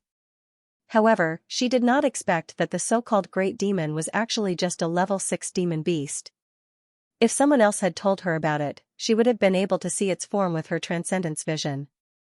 However, she did not have the time to do so at this moment. However, just as Su Lingyun warned Fangxing, who seemed to be in a daze, rolled his eyes. He seemed to have suddenly come to his senses. Then, he smiled slyly and suddenly waved the saber in his hand. He shouted righteously, "Senior Sister Lingyun, you go first. There are still more than 10 brothers in the valley. I'll go get them." As he spoke, he waved the saber. Smoke billowed under his feet as he charged into the valley. "Are you crazy?" Su Lingyun was shocked. She did not expect Fangxing to be a hero at a time like this. To her, since she was the true disciple of the Blue Cloud sect, she had to bear the responsibility of being a true disciple. Therefore, even though she had warned the Blue Cloud sect disciples 3 times and they still refused to retreat, she still fought with the stone golems regardless of the danger and bought herself some time. However, this was the only time she had. The other disciples who had not escaped could not be blamed on her even if they died. However, she did not expect that when she was about to escape, Fangxing would disregard his own life and rush in to help the Blue Cloud sect disciples who had not escaped in time. The image of this immature brat suddenly rose. Whoosh! Su Lingyun suddenly bit her lip and transmitted her thought to the white crane. Unexpectedly, it turned around and flew back. She was a responsible person. Seeing that Fang Xing was unwilling to give up on the remaining Blue Cloud sect disciples, she decided to come back and fight it out herself. She wanted to save as many as she could. Otherwise, they would definitely die if she left them here. Among the dozens of Blue Cloud sect disciples who were trapped in the valley, 2 or 3 of them were disciples of the true Forging Valley. They were deterred by the power of the great monster. For a moment, they were trembling with fear and their courage shrank. Clearly, there were stone giants rushing behind them, and there were more than a dozen powerful monsters rushing in front of them, but they seemed to have lost all the courage to fight, they just desperately cried and screamed. Seeing that they were about to be killed by the stone golems and demonic beasts, they suddenly heard a roar, "Bastards of the Maxshan Valley, Uncle Feng is here to save you. Hurry up and run for your lives." Whoosh, just when the demonic beasts were about to pounce on them, a figure rushed past them in an instant. He was waving the big saber in his hand. The golden flame on the saber was like a big flag, instantly covering the first few demonic beasts that rushed at them. When the fire dissipated, the demonic beasts had already turned into a few charred pieces. The Maxshan Valley disciples were also shocked by the roar and came back to their senses. The 3 of them almost burst into tears when they saw Fang Xing. They shouted, "Senior brother Fang." Fang Xing held the saber and stood in front of them majestically. Without looking back, he shouted, "Hurry up and run for your lives." "Thank you. Thank you, Senior brother Fang, for saving our lives." The 3 of them shouted loudly and desperately pulled each other to escape to the valley entrance. However, the 2 stone golems that were slow rushed at them. The 3 of them immediately used their body movements to try their best to avoid them. At this time, Su Lingyun also arrived. The sword in her hand was as bright as a dragon and entangled the 2 stone golems, creating an opportunity for the 3 Maxshan Valley disciples to escape. The 3 of them ran away in tears. In the valley, Fang Xing was small, but his blade was big. His cultivation was low, but his aura was strong. He swung his blade and charged left and right, rescuing the Blue Cloud sect disciples who had been trapped in the valley. Meanwhile, at the entrance of the valley, Su Lingyun was fighting with all her might. She had activated the Blue Cloud 9 swords technique to its limit. She fought against 2 giant stone golems alone, opening a large door for the escaping Blue Cloud sect disciples. Fang Xing, you. In the deepest part of the valley, a man and a woman with disheveled hair were fighting fiercely with their flying swords. These 2 people were Qin Xing'er and the dark-faced Lu Heihu. It turned out that the 2 of them were the smarter ones, but they had used their intelligence in the wrong place. After seeing the valley full of dream soul grass, the 2 of them had almost gone mad with excitement, but they still had a little bit of rationality left. However, this bit of rationality only lasted for the first time. After seeing that there was no danger in the valley, they immediately rushed into the depths of the valley, circulated their transcendence energy, and swept up large amounts of dream soul grass and put them into their storage pouches. Most of the people were at the entrance of the valley. There were too many people, and it was inevitable that they would fight with each other, so it was impossible for them to harvest the dream soul grass unscrupulously. This was their intelligence, but they did not expect that it would put them in danger at this time. When the stone golems and demonic beasts appeared, the 2 of them were in deep danger, so they did not escape as quickly as the other disciples.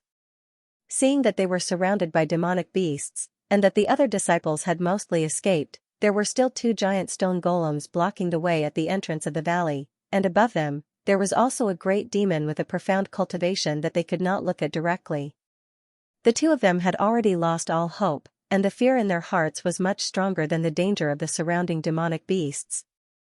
They had almost lost all hope of escaping alive. However, at this moment, there was a sudden roar, and a small, thin figure rushed to their side. The blade in his hand danced wildly, green killing intent and golden flames circling around him like 2 dragons. In an instant, he killed 3 or 4 of the surrounding demonic beasts, and forced the rest away. Then, he turned his head and shouted at the 2 of them righteously, "I'll hold them off, you 2 run, Senior brother Fang." When the 2 of them saw Fang Xing, they were on the verge of tears. "Let's go." A demonic beast charged at him.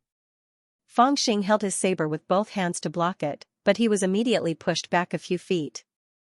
Seeing this, Qin Xing'er and Lu Heihu rushed forward to support him. Fangxing turned his head and sternly said, "Let's go. If we don't leave now, it will be too late." No matter how intelligent and rational Xianxia was, the gratitude in her heart could not be expressed in words when someone appeared to save her in her moment of despair. At this moment, the Fangxing in her eyes was practically gilded. Women were emotional creatures after all. At this moment, she was so moved that tears streamed down her cheeks. She desperately grabbed onto Fangxing's arm and cried, Let's go together." Fangxing forced back a demon beast that was rushing towards him with a slash of his saber, and said righteously, "You guys go first, I'll hold them off." As he spoke, he suddenly turned to Lu Heihu and cried, "Hurry and take him away. Hey, give me your healing pills first." Lu Heihu also had tears in his eyes. Without thinking too much, he took out his storage bag. Just as he was about to take out all the pills, Fangxing snatched the storage bag from him.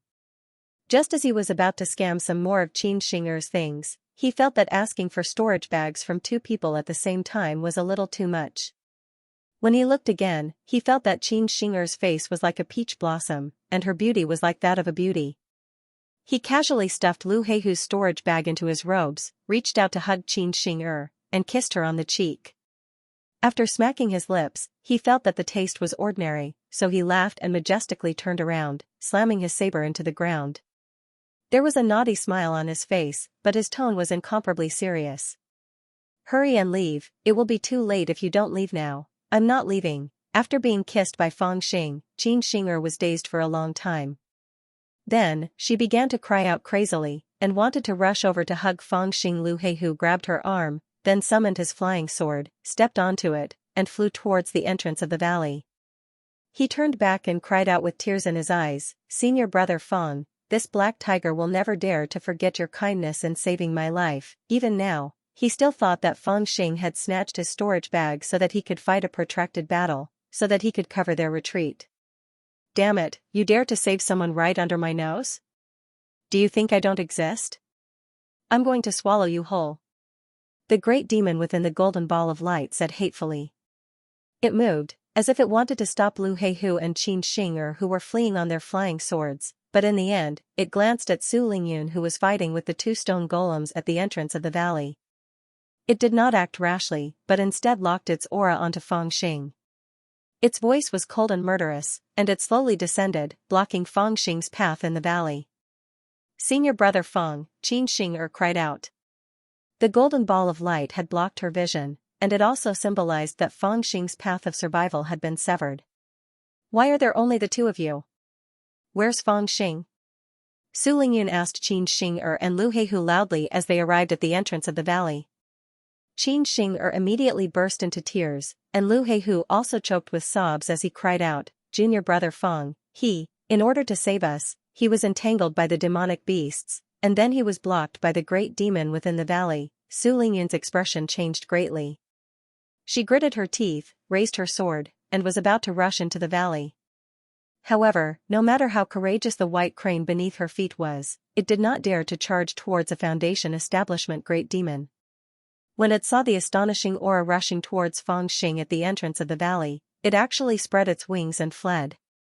Even Su Lingyun could not change its mind for a moment. After all, Su Lingyun had always trained it with warmth and affection, and had never used any forceful methods.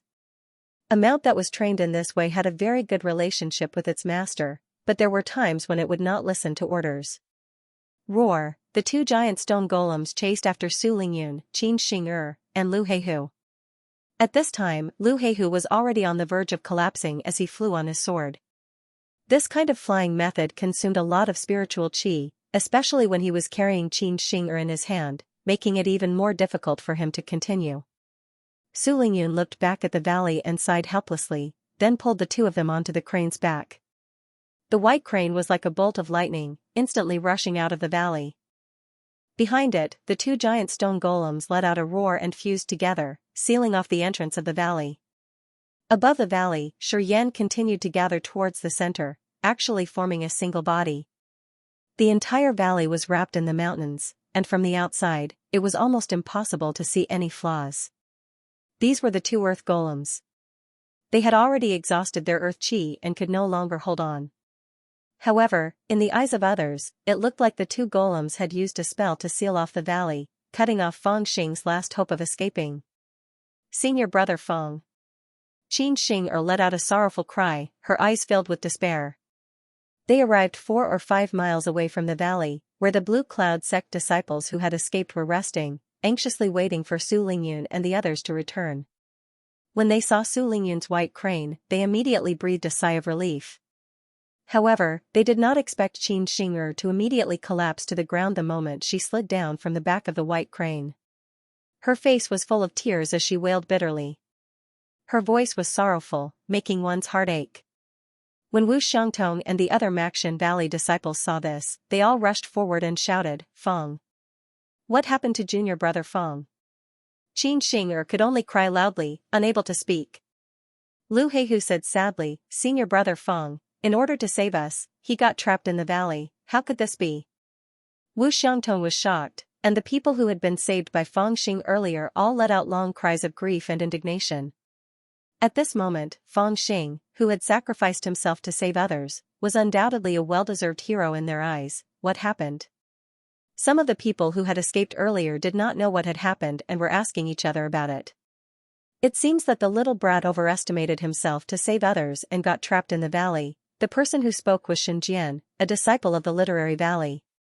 He had always had a bad impression of Feng Xing, so he could not help but gloat at this moment. However, before he could finish speaking, there was a sudden flash of silver light in front of him.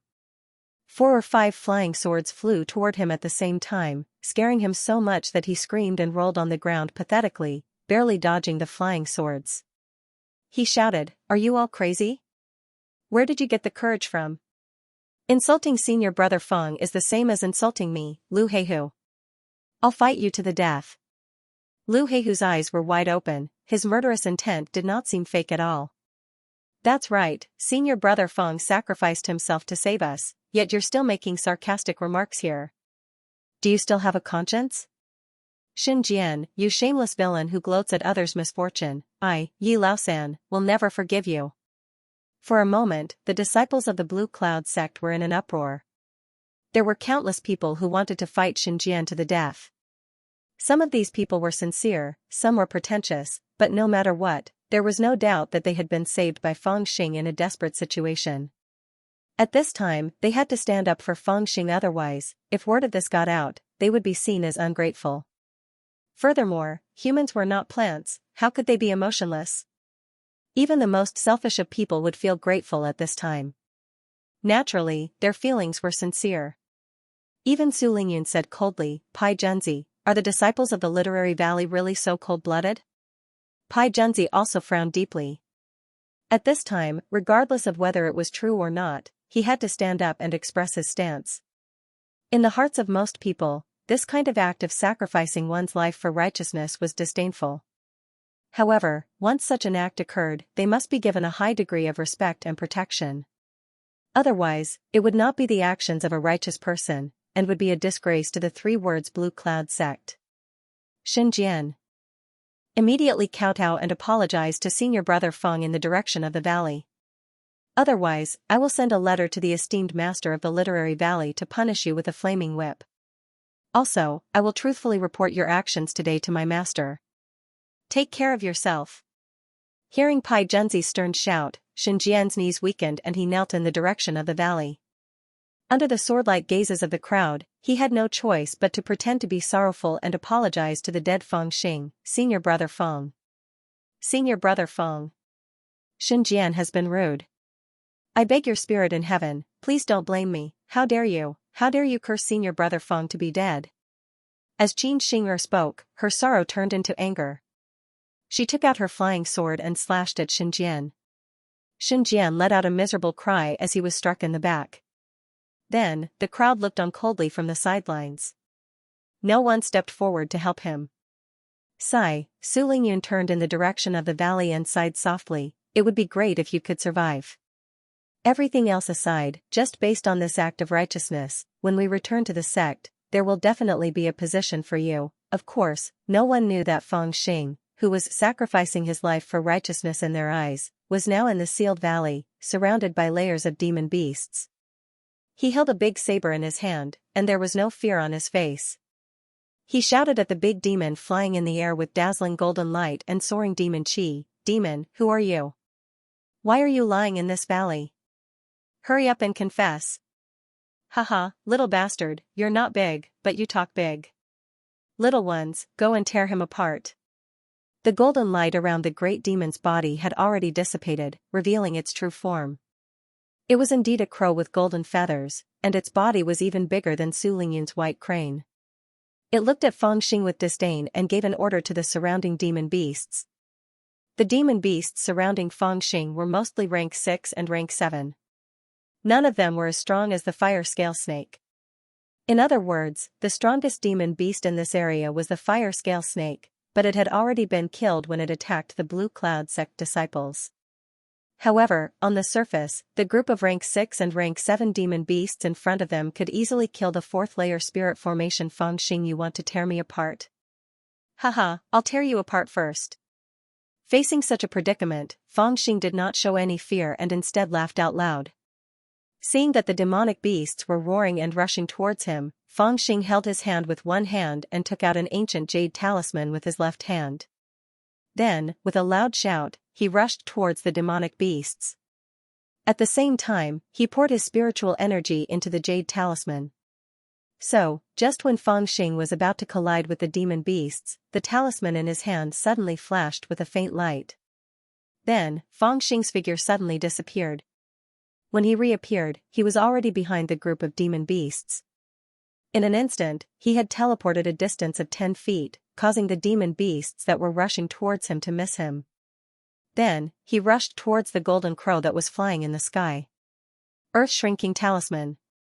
The earth-shrinking talisman that he obtained from Lu San was finally put to use. The golden crow that was flying in the sky was also startled. Seeing Feng Xing rushing towards it with a blade in hand, it had the urge to escape.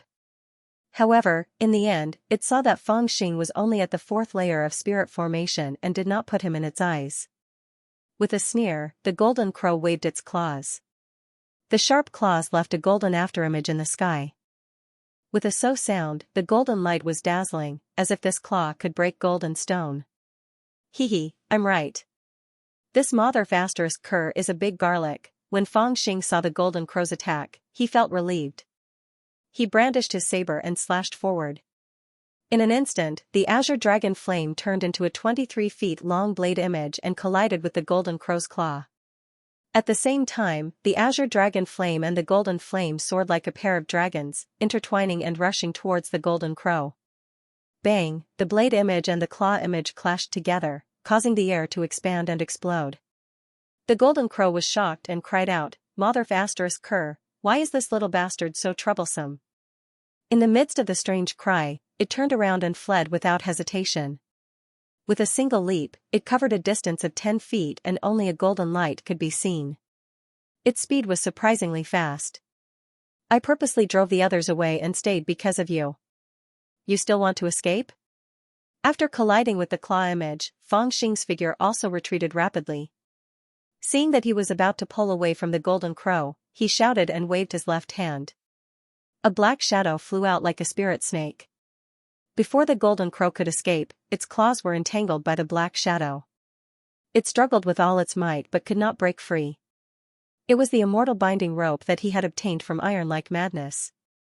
Come down. The golden crow spread its wings in an attempt to escape. It directly flew into the air with Feng Xing seeing a stone wall in front of them. Feng Xing immediately lifted his feet and stepped on the stone wall. Then, he pulled hard with his arms and exerted his monstrous strength. The golden crow let out a strange cry and flapped its wings as it fell from the sky. Then, he switched his arms and kept pulling the immortal binding rope to his side. Oh my god, I've met a hedgehog. It's so prickly. The golden crow was so frightened that it kept screaming and scratching at the immortal binding rope with its other claw. However, the immortal binding rope looked like a straw rope, but it was one of the magic tools that Iron like Madness usually used. It was made from 9,999 strands of dark steel that had been tempered 99 times. Then, it was added with 100-year-old spirit wood fiber and the hard hair on the spine of a King Kong demon ape that was at the Foundation establishment stage. Once bound by it, no cultivator below the foundation establishment stage would be able to break free, let alone this golden crow. When he first saw this fellow, Fangxing realized that this golden crow was not as powerful as it looked. Although the aura it displayed was no weaker than a foundation establishment stage demon, in the Yin-Yang Fiend God's mirror, it was only a 6th-rank demon beast. Moreover, its demonic aura was mixed. Apart from a portion of the fire attribute, it was no different from an ordinary 6th-rank demon beast. After discovering this, Fangxing wanted to reveal it directly, but he held back because it wouldn't do him any good to reveal it. Instead of telling others about this fellow's background, it would be better to use it to scare away the other Blue Cloud sect disciples, and then monopolize the dream soul grass in this valley. After all, such a large field of dream soul grass was worth money. Only an idiot would not be tempted. In the beginning, Fangxing did not try to snatch it because he felt that there was a hidden danger in this valley. He would not act rashly before he understood it. All in all, it might sound complicated, but all sorts of thoughts flashed through Fangxing's mind. Seeing that it was dragged in front of Fangxing, the golden crow let out a strange cry and flew up with all its might. It wanted to pull Fangxing to the entrance of the valley because there were still 2 giant earth puppets there. They were its biggest reliance, and it wanted to use them to deal with Fangxing. However, Fangxing would not let it have its way. Seeing that the distance was so close, he simply pulled the immortal binding rope and jumped onto the golden crow's back. Whoosh, the golden crow's flying speed was so fast that it almost shook Fangxing off. Haha. Good stuff. Yours truly finally has a flying mount. Damn it. Stop right there. After Fangxing steadied himself, he laughed happily.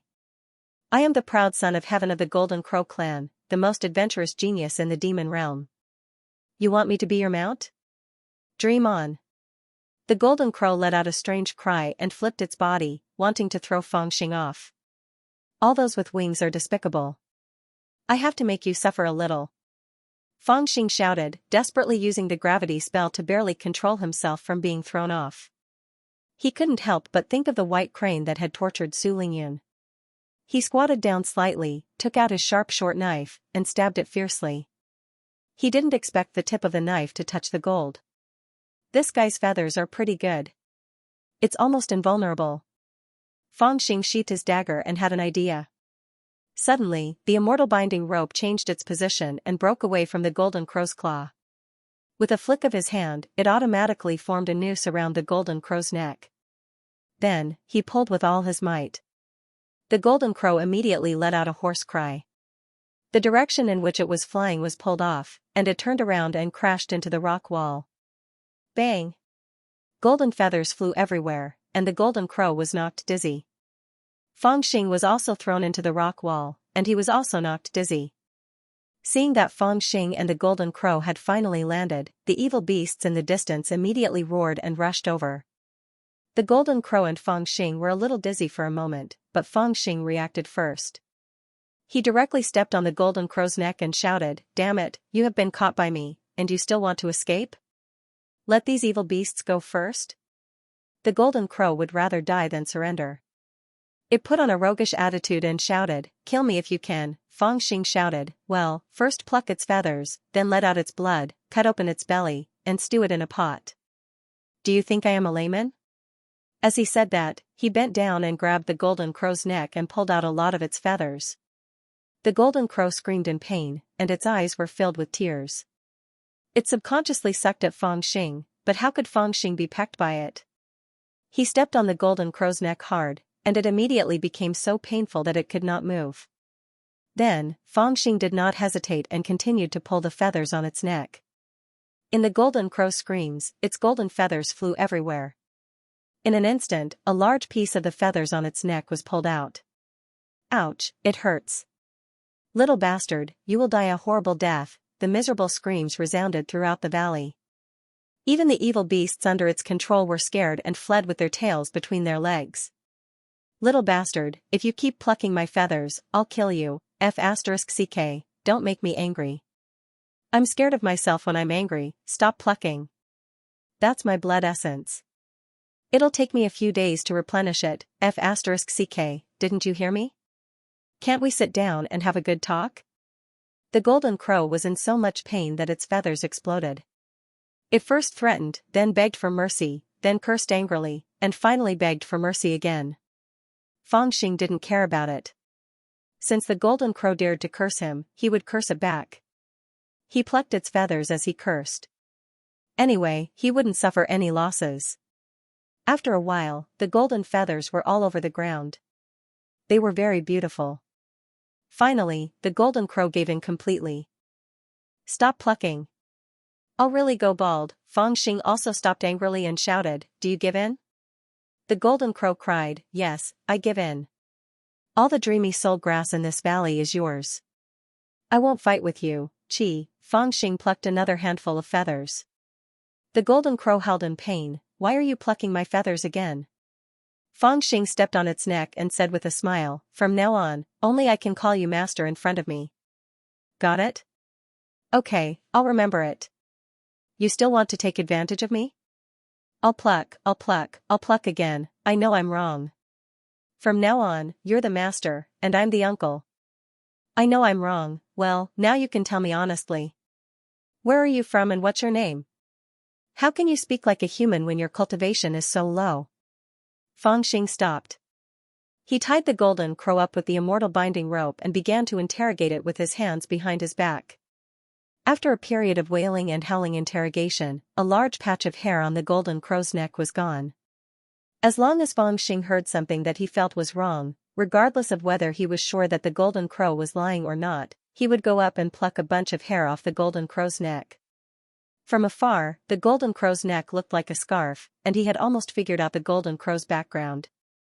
You're actually a descendant of the three-legged golden crow from the western Hinyu province? Fangxing curiously turned the golden crow over and observed it carefully. The golden crow yelled, he's the heavenly son of the three-legged golden crows, the most adventurous genius in the demon realm. Fangxing said, do you think I'm blind? Isn't it just 2 legs?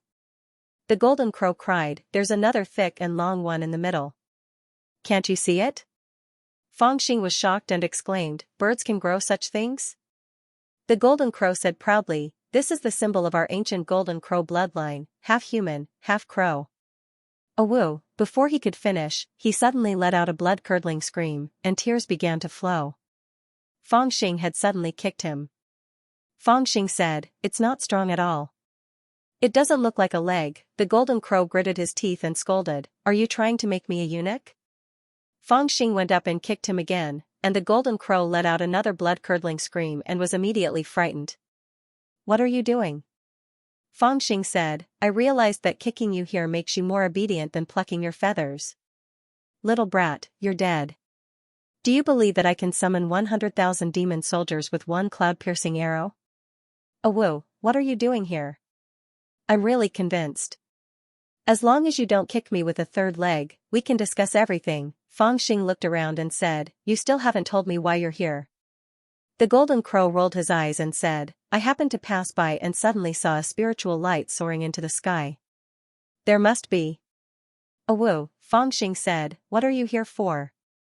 The golden crow cried, if you keep kicking me, I'll really be crippled. Alright, I'm here for the dream soul grass. Awoo, before he could finish, he was kicked again. Fangxing did not believe his nonsense. Demons did not have the habit of using level-breaking pills, and they rarely encountered bottlenecks. Even if they did, they would usually choose a more traditional method, which was to pass the lightning tribulation. Once they passed the lightning tribulation, their cultivation would improve greatly. If they failed, they would be turned into ashes. This was also the reason why demons were often struck to death by lightning in the mortal world. The dream soul grass might be extremely valuable to human cultivators, but it was probably not that attractive to demons. Alright, it's fine if you don't say it. I have many tricks up my sleeves. I'll let you taste them one by one sooner or later. Fangxing decided not to waste any more time with it. The most important thing now was to collect all the dream soul grass in the valley. Now that he was the only one in the valley, collecting the dream soul grass was much easier. He unleashed his spiritual energy and used the gravitational attraction art to sweep up a large patch of it, which he then placed into his bag of holding. Thankfully, he had obtained 4 or 5 bags of holding through various means, which he stuffed into his robe. Otherwise, he really wouldn't have been able to store over 1,000 stalks of dream soul grass. In the process of collecting the dream soul grass, he tied up the golden crow and threw it to the side like a dumpling. The golden crow's eyes rolled around, clearly thinking of a way to escape, but it did not know if it had thought of anything. After working for more than 4 hours, the large area of dream soul grass was finally collected by Fangxing. There was not a single drop of spiritual qi left. He had already drunk spiritual wine to replenish his spiritual qi several times. He sat down next to the golden crow and let out a satisfied sigh. As he drank spiritual wine, he casually plucked the golden crow's feathers. He looked at the sky, pondering something. The golden crow cried out, "Don't pluck my feathers."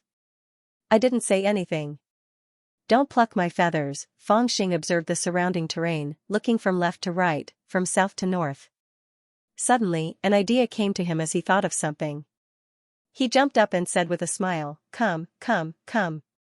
Take me flying for a while." The golden crow was startled, but it had been tortured badly enough by Fangxing. It was afraid that he would kick its third leg again, so it reluctantly agreed. It cursed Fangxing bitterly in its heart, but it could only carry Fangxing and fly into the sky. Even when it flew with Fangxing, Fangxing did not let go of the immortal binding rope. It was still firmly tied around the golden crow's neck. It went straight into the clouds. Fangxing looked down from above. The changes in the mountains, the demonic clouds, and the evil winds all entered his eyes. He frowned and looked down from the sky. He suddenly realized that the bastard golden crow had not told the truth, but it clearly had other intentions. Since it was guarding the valley and wanted to scare everyone away, it meant that the thing it was guarding was nearby. Although he did not know what it was, he would be able to find some clues from his vantage point.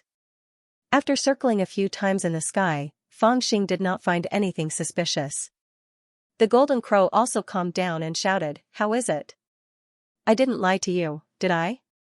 I told you that I came for the dream soul grass. How could an honest person like me lie? You should let me go. Anyway, the dream soul grass is in our hands. If it doesn't work, we can burn yellow paper and become sworn brothers. I'll protect you in the future." Fangxing tightened his grip on the golden crow's neck. The golden crow went silent. After circling a few times, Fangxing had seen almost everything, but he did not find anything strange. He had no choice but to let the golden crow fly down. As he was descending, his eyes inadvertently caught a glimpse of a faint purple gas in the corner of a rock. He was startled. When he looked up again, the purple gas had disappeared. He reached out to pull the immortal binding rope and forced the golden crow to fly a little higher. He looked at the angle and saw the purple gas again. Fangxing's intuition told him that this purple gas was not ordinary. He focused and looked at it. At the same time, he activated the Yin-Yang Fiend God Mirror. He was shocked. That purple gas was the spiritual energy emitted by the Peerless Spirit Medicine. Since there was purple gas nearby, there must be spirit medicine growing nearby. He became excited and pulled the immortal binding rope, shouting, "What's there? Quickly take me there. Cough, cough, that is where I usually take a dump and pee. What's there to see?" The golden crow seemed to be shocked. Its voice was a little unnatural. It flapped its wings and wanted to fly away. Fangxing laughed. He grabbed the hair on its neck and pulled it up. As he pulled, he shouted, "Bastard, you still dare to lie to me? I'll pull a few of your feathers to celebrate." "Who asked you to lie to me?" He scattered the feathers that he pulled off. For a moment, it was as if there was a golden rain in the sky. Under the sunlight, it was very beautiful. "Ah! Save me! I was wrong." The golden crow's miserable cry came from afar. It scared the demonic beasts in the forest and they all retreated 300 miles. "Senior Sister Sue, don't hesitate anymore. Hurry up and ask for help from the sect." At this moment, the Blue Cloud sect disciples had fallen into another crisis. As the saying goes, one panic step leads to chaos at every step. Everyone was frightened by this golden crow that pretended to be a Foundation establishment stage demon beast and fled in panic. They had long deviated from their original route and actually plunged into a valley occupied by a golden-backed blue wolf. Immediately, a large group of ferocious sixth-rank demon beast golden-backed blue wolves surged out and fought with the Blue Cloud sect disciples. At this moment, the Blue Cloud sect disciples were exhausted and their spiritual energy was severely depleted, especially Su Lingyun. She had already exhausted her spiritual energy fighting the two stone golems in the valley alone. Before she had time to rest, she encountered this group of golden-backed blue wolves. It was truly a case of misfortunes. At this moment, she could no longer be like she was at the beginning, where she single-handedly blocked the biggest crisis for the Blue Cloud sect disciples with her sword. The Blue Cloud sect disciples fought and fled at the same time. They had already left behind 7 or 8 corpses, but the golden-backed blue wolves were still chasing them relentlessly. Some of the Blue Cloud sect disciples were scared out of their wits. They cried and begged Su Lingyun, wanting to ask for help from the sect. However, Su Lingyun's brows were tightly furrowed. At this moment, it was easy to open her mouth and ask for help. With the cultivation of the sect leader and the 4 great elders, they would definitely rush over as soon as possible. Not to mention this group of ironback blue wolves, even the Foundation establishment stage great demon would not be a problem. However, in this way, their mission would be a complete failure. Previously, her master had privately told her that the tolerance for this mission was around 50%. To put it bluntly, as long as the number of people was not reduced by more than half, no matter what the reason was, they could not give up on the decree. The Blue Cloud sect had already made up their mind to use the Gu selection method to train their disciples and select a batch of talents. Let's retreat to that valley and block the wolves first before making a plan. Su Lingyun frowned and made up her mind. She decided to enter the valley first and take a few more chi replenishing pills to recover her spiritual energy. Then, she would slay the 8th-rank golden-back blue wolf king with one sword strike and resolve this crisis. She was, after all, a true disciple of Blue Cloud sect who was at spirit formation 8th layer. She couldn't tolerate being forced by a rank 8 monster to seek help from the sect master and give up on the order. If the Foundation establishment stage monster chased after them, she might have done so. But the Foundation establishment stage monster seemed to have inadvertently made an enemy out of the Blue Cloud sect disciples and only scared them away. Roar, on a distant mountain peak, the Wolf King, which was the size of a small mountain, watched coldly as the disciples of the Blue Cloud sect retreated into the valley. Its gaze turned cold, as if it had seen through the intentions of the disciples of the Blue Cloud sect. With a long howl, it suddenly descended from the mountain peak. With its steel-like claws and steel-like back, it dashed wildly in the mountain forest. Its silhouette flickered in and out of existence. It appeared on the battlefield like lightning and tore 2 disciples of the Literary Valley apart with one claw. Not good, the Wolf King has personally made a move. Not far away, when Pai Junzi of the Literary Valley saw this scene, he was instantly scared out of his wits. I can't care about this anymore. Su Lingyun clenched her teeth, took out 2 chi replenishing pills and swallowed them. She also fed one to the white crane. She couldn't just sit and watch the disciples of the Blue Cloud sect get killed by the Wolf King, which was obviously much stronger than them.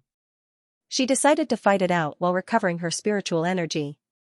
After swallowing the pill, the white crane immediately let out a long cry and turned into a white shadow, rushing towards the Wolf King with a trace of determination. Seeing this, the Wolf King also let out a long howl and rushed towards Su Lingyun. Unexpectedly, after the cry of the crane and the howl of the wolf, an eagle's cry suddenly rang out from afar. It was so sharp that it seemed to cut through the sky. Soon after, a black dot came from the sky like lightning. Before anyone could see it clearly, a huge iron eagle had already arrived above the valley. On the back of the iron eagle stood a young man in his 20s. He had a slender figure, starry eyebrows, sharp eyes, and lips as thin as blades. Beast, you dare to attack the disciples of my Blue Cloud sect? The young man on the back of the iron eagle shouted. The iron sword in his hand moved and slashed down from the sky. A black sword light descended from the sky like a black lightning bolt, abruptly and violently. The rank 8 golden-back Wolf King instantly became vigilant. The bristles on its back stood up like needles. A muffled sound came from its throat, and it let out a demonic howl. The sound wave actually formed a distorted wave shape in front of the wolf's mouth. In a split second, countless trees and rocks were destroyed, and it directly met the black sword light. Heh, you want to block my iron sword? Dream on. The young man on the back of the Iron Eagle laughed lightly. With a shake of his wrist, the black sword light twisted and became agile, as if it had its own life force. In a split second, it turned into thousands of copies and collided with the demonic howl. A powerful force immediately exploded on the sword light, and it actually directly annihilated the powerful demonic howl. After that, it merged back into one, flashed in the air, and flew back into the hands of the young man with a whoosh. Woo-woo, the majestic golden-back wolf king suddenly let out a cry of fear like a puppy. Its body twisted, as if it wanted to escape, but it could not move as if it was nailed to the ground.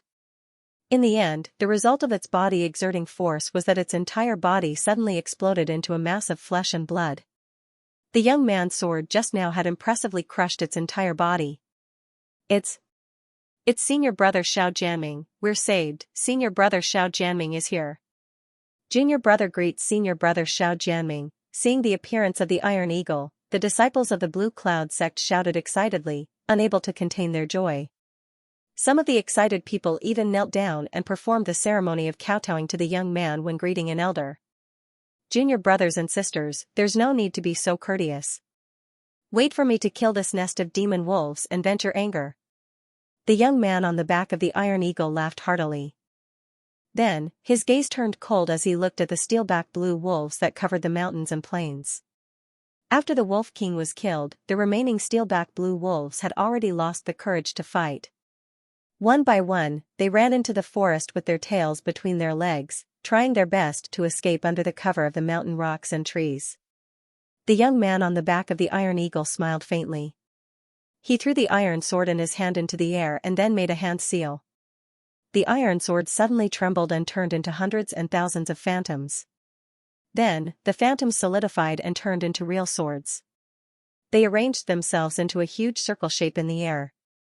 As Xiao Jianming pointed with his fingers, all the iron swords flew out in an instant.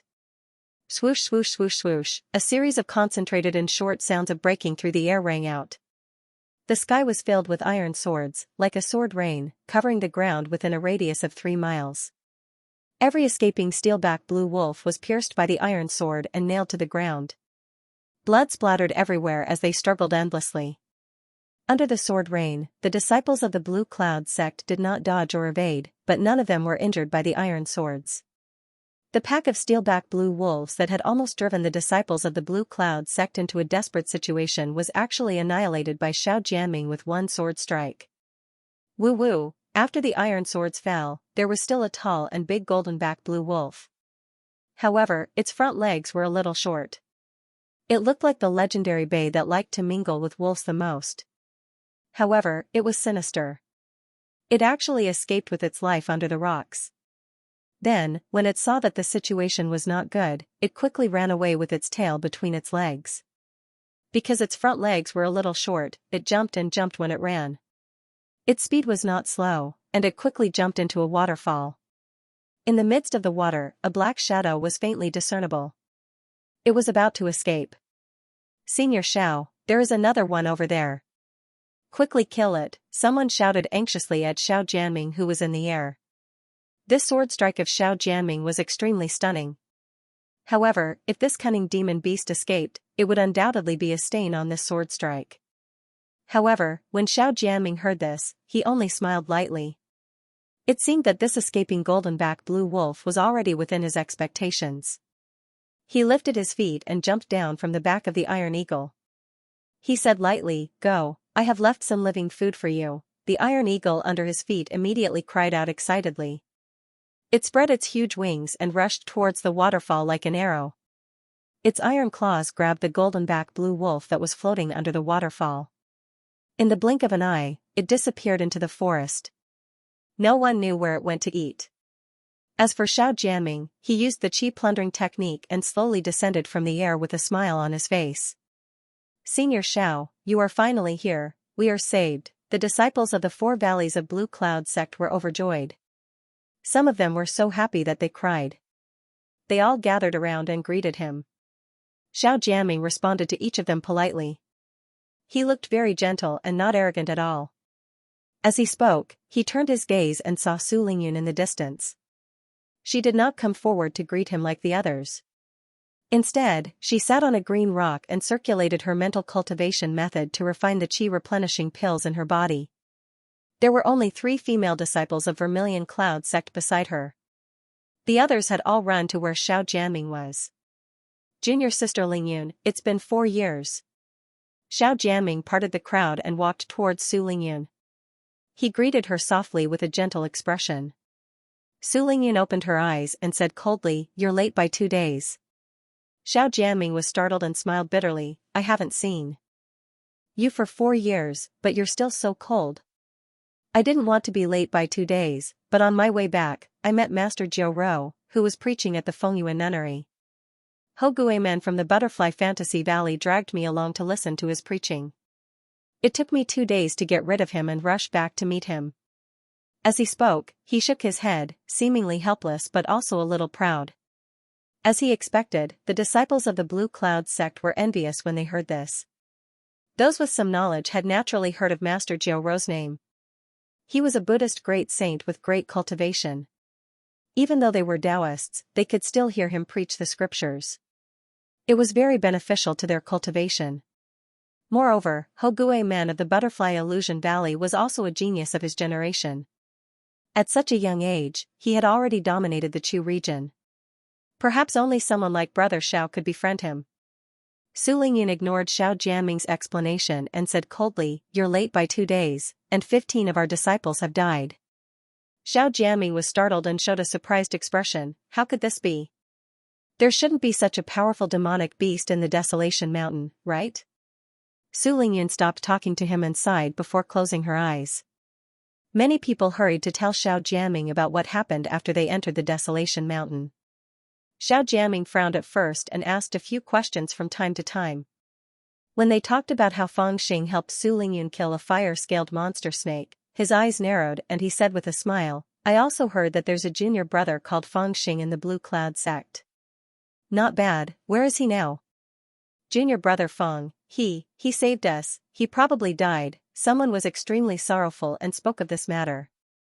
Xiao Jiaming was taken aback and hurriedly asked, "What exactly is going on?" Someone immediately recounted what had happened in the valley. Xiao Jiaming's brows gradually furrowed as he listened. He looked at the valley in disbelief and said, "You said that the valley is 100 miles to the southeast?" "That's right, it's that place where wind and energy gather, large amounts of dream soul grass grow." Xiao Jiaming sucked in a breath of cold air. He stood up and said, "You guys wait here. I'll be back soon." After saying that, he let out a clear whistle and flew in that direction. After running for less than 300 feet, behind the cliff, an iron eagle as big as an elephant had already spread its wings and flew over. Xiao Jiaming swept up and jumped onto the eagle's back. Then, 1 man and 1 eagle, they flew out at high speed. Not long after, they had already disappeared among the green clouds. The crowd of Blue Cloud sect disciples did not even have time to react, and they did not know why he was so anxious. Could it be that senior brother Xiao Jiaming is in a hurry to save senior brother Feng Xing? Someone's eyes lit up and he said with a trembling voice. It was Lu Heihu. "It's been so long, Feng Xing." "I'm afraid," someone else said worriedly, "although senior brother Xiao Jiaming is talented, I'm afraid he's still not a match for that Foundation Establishment Realm demon, right?" Everyone was guessing. No one knew why Xiao Jiaming was so anxious. Feng Xing followed the wisp of purple gas and found a hidden cave behind the valley. He saw that the place was located among the barren mountains and rocks, but there was a depression with a circumference of more than 10 feet. It was shrouded in a thick fog, and in the midst of the fog, there was a faint purple gas floating out. However, the purple gas was extremely faint and dispersed by the strong wind. If it was not for the fact that Feng Xing felt that there was a secret in the surroundings and had been observing carefully, he would not have noticed the purple gas at all. "Damn it, you still want to lie to me?" Feng Xing observed for a long time and confirmed that this was not an ordinary valley. There was a hint of purple in the thick fog, which was the medicinal aura that only a peerless spirit herb would emit. This meant that in the area enveloped by the thick fog, there would definitely be spirit herbs growing. As he cursed, he pulled out a handful of the golden crow's hair, which made the golden crow cry out in pain. It's useless even if you find this place. I've been guarding this formation for half a month, and I still can't break it. You're even more useless. Fangxing said, anyway, there are treasures here, right? Seeing that Fangxing had found this place, the golden crow simply accepted its fate and said, since you've found this place, there's no harm in telling you. This valley is the best place to hide wind and gather qi in the entire stony mountain. It's also the place with the densest qi in the entire valley, so it's very likely that there are elixirs here. However, it's useless if you can't get in. Fangxing tilted his head and looked at the area shrouded in thick fog. How are you so sure that I can't get in? The golden crow said disdainfully, if it was so easy to get into the clouds, I would have gone in long ago. There's a formation below this cave, and it's a 3-rotation formation set up by at least a foundation establishment expert. It's mysterious and complicated, with more than 4,000 variations. I, the golden crow, am a genius with the highest attainment in formations in the demon clan, but I still can't get in after studying here for half a month. I'm sure you can't do it either. Give up. It doesn't look like this formation is that powerful. Fangxing squatted outside the thick fog and used the magic eye technique to look for a while. At first, he was confused, but the more he looked, the more shocked he became. Finally, a hint of surprise appeared on his face. His eyes lit up and he said excitedly. The golden crow laughed disdainfully and said, then why don't you go in and try? Fangxing glanced at it and suddenly laughed. I think it's more suitable for you to go in and take a look. The golden crow turned its head to the side in disdain and said, do you think I'm stupid? Even if you beat me to death. Wha? However, before it could finish speaking, it felt a kick on its butt, and it flew into the formation like a cloud. Little bastard, do you want my life? Hurry and pull me out. The golden crow was so scared that its face broke. It let out a strange cry and started cursing loudly. Fangxing's kick really scared it out of its wits. Before it figured out what was going on, entering the array by mistake was an extremely dangerous thing to do. Being trapped inside and not being able to get out was already a light punishment. If it was not careful and entered the door of death, then the power of the entire array would sway towards it and it would definitely be minced into minced meat. Thus, it was so scared that it flapped its wings wildly and ran for its life. However, once it entered the formation, it immediately lost its sense of the 5 elements. It was as if it had fallen into another world, and it was surrounded by thick fog. It did not know where to go. At this moment, it suddenly felt the immortal constricting rope on its neck tighten, and its body flew up like a cloud. After a while, the thick fog dissipated and it was already outside the fog. Fangxing had pulled the immortal constricting rope and pulled it out. Bastard, if you want my life, just say it. You don't have to scare me like this. The golden crow was sprawled on the ground, its face still full of fear.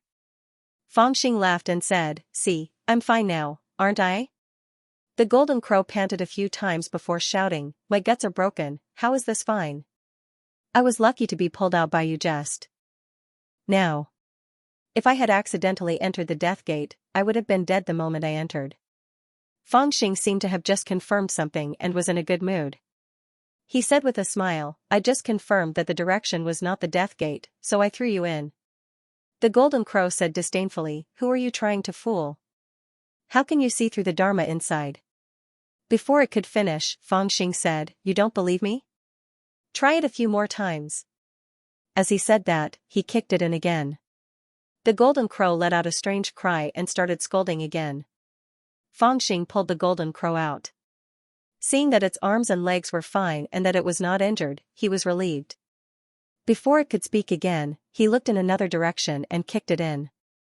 He pulled the immortal constricting rope with one hand and the golden crow on the other. Like a golden top, he threw it into the formation and pulled it out again. He did this a few times, using the golden crow as a detector.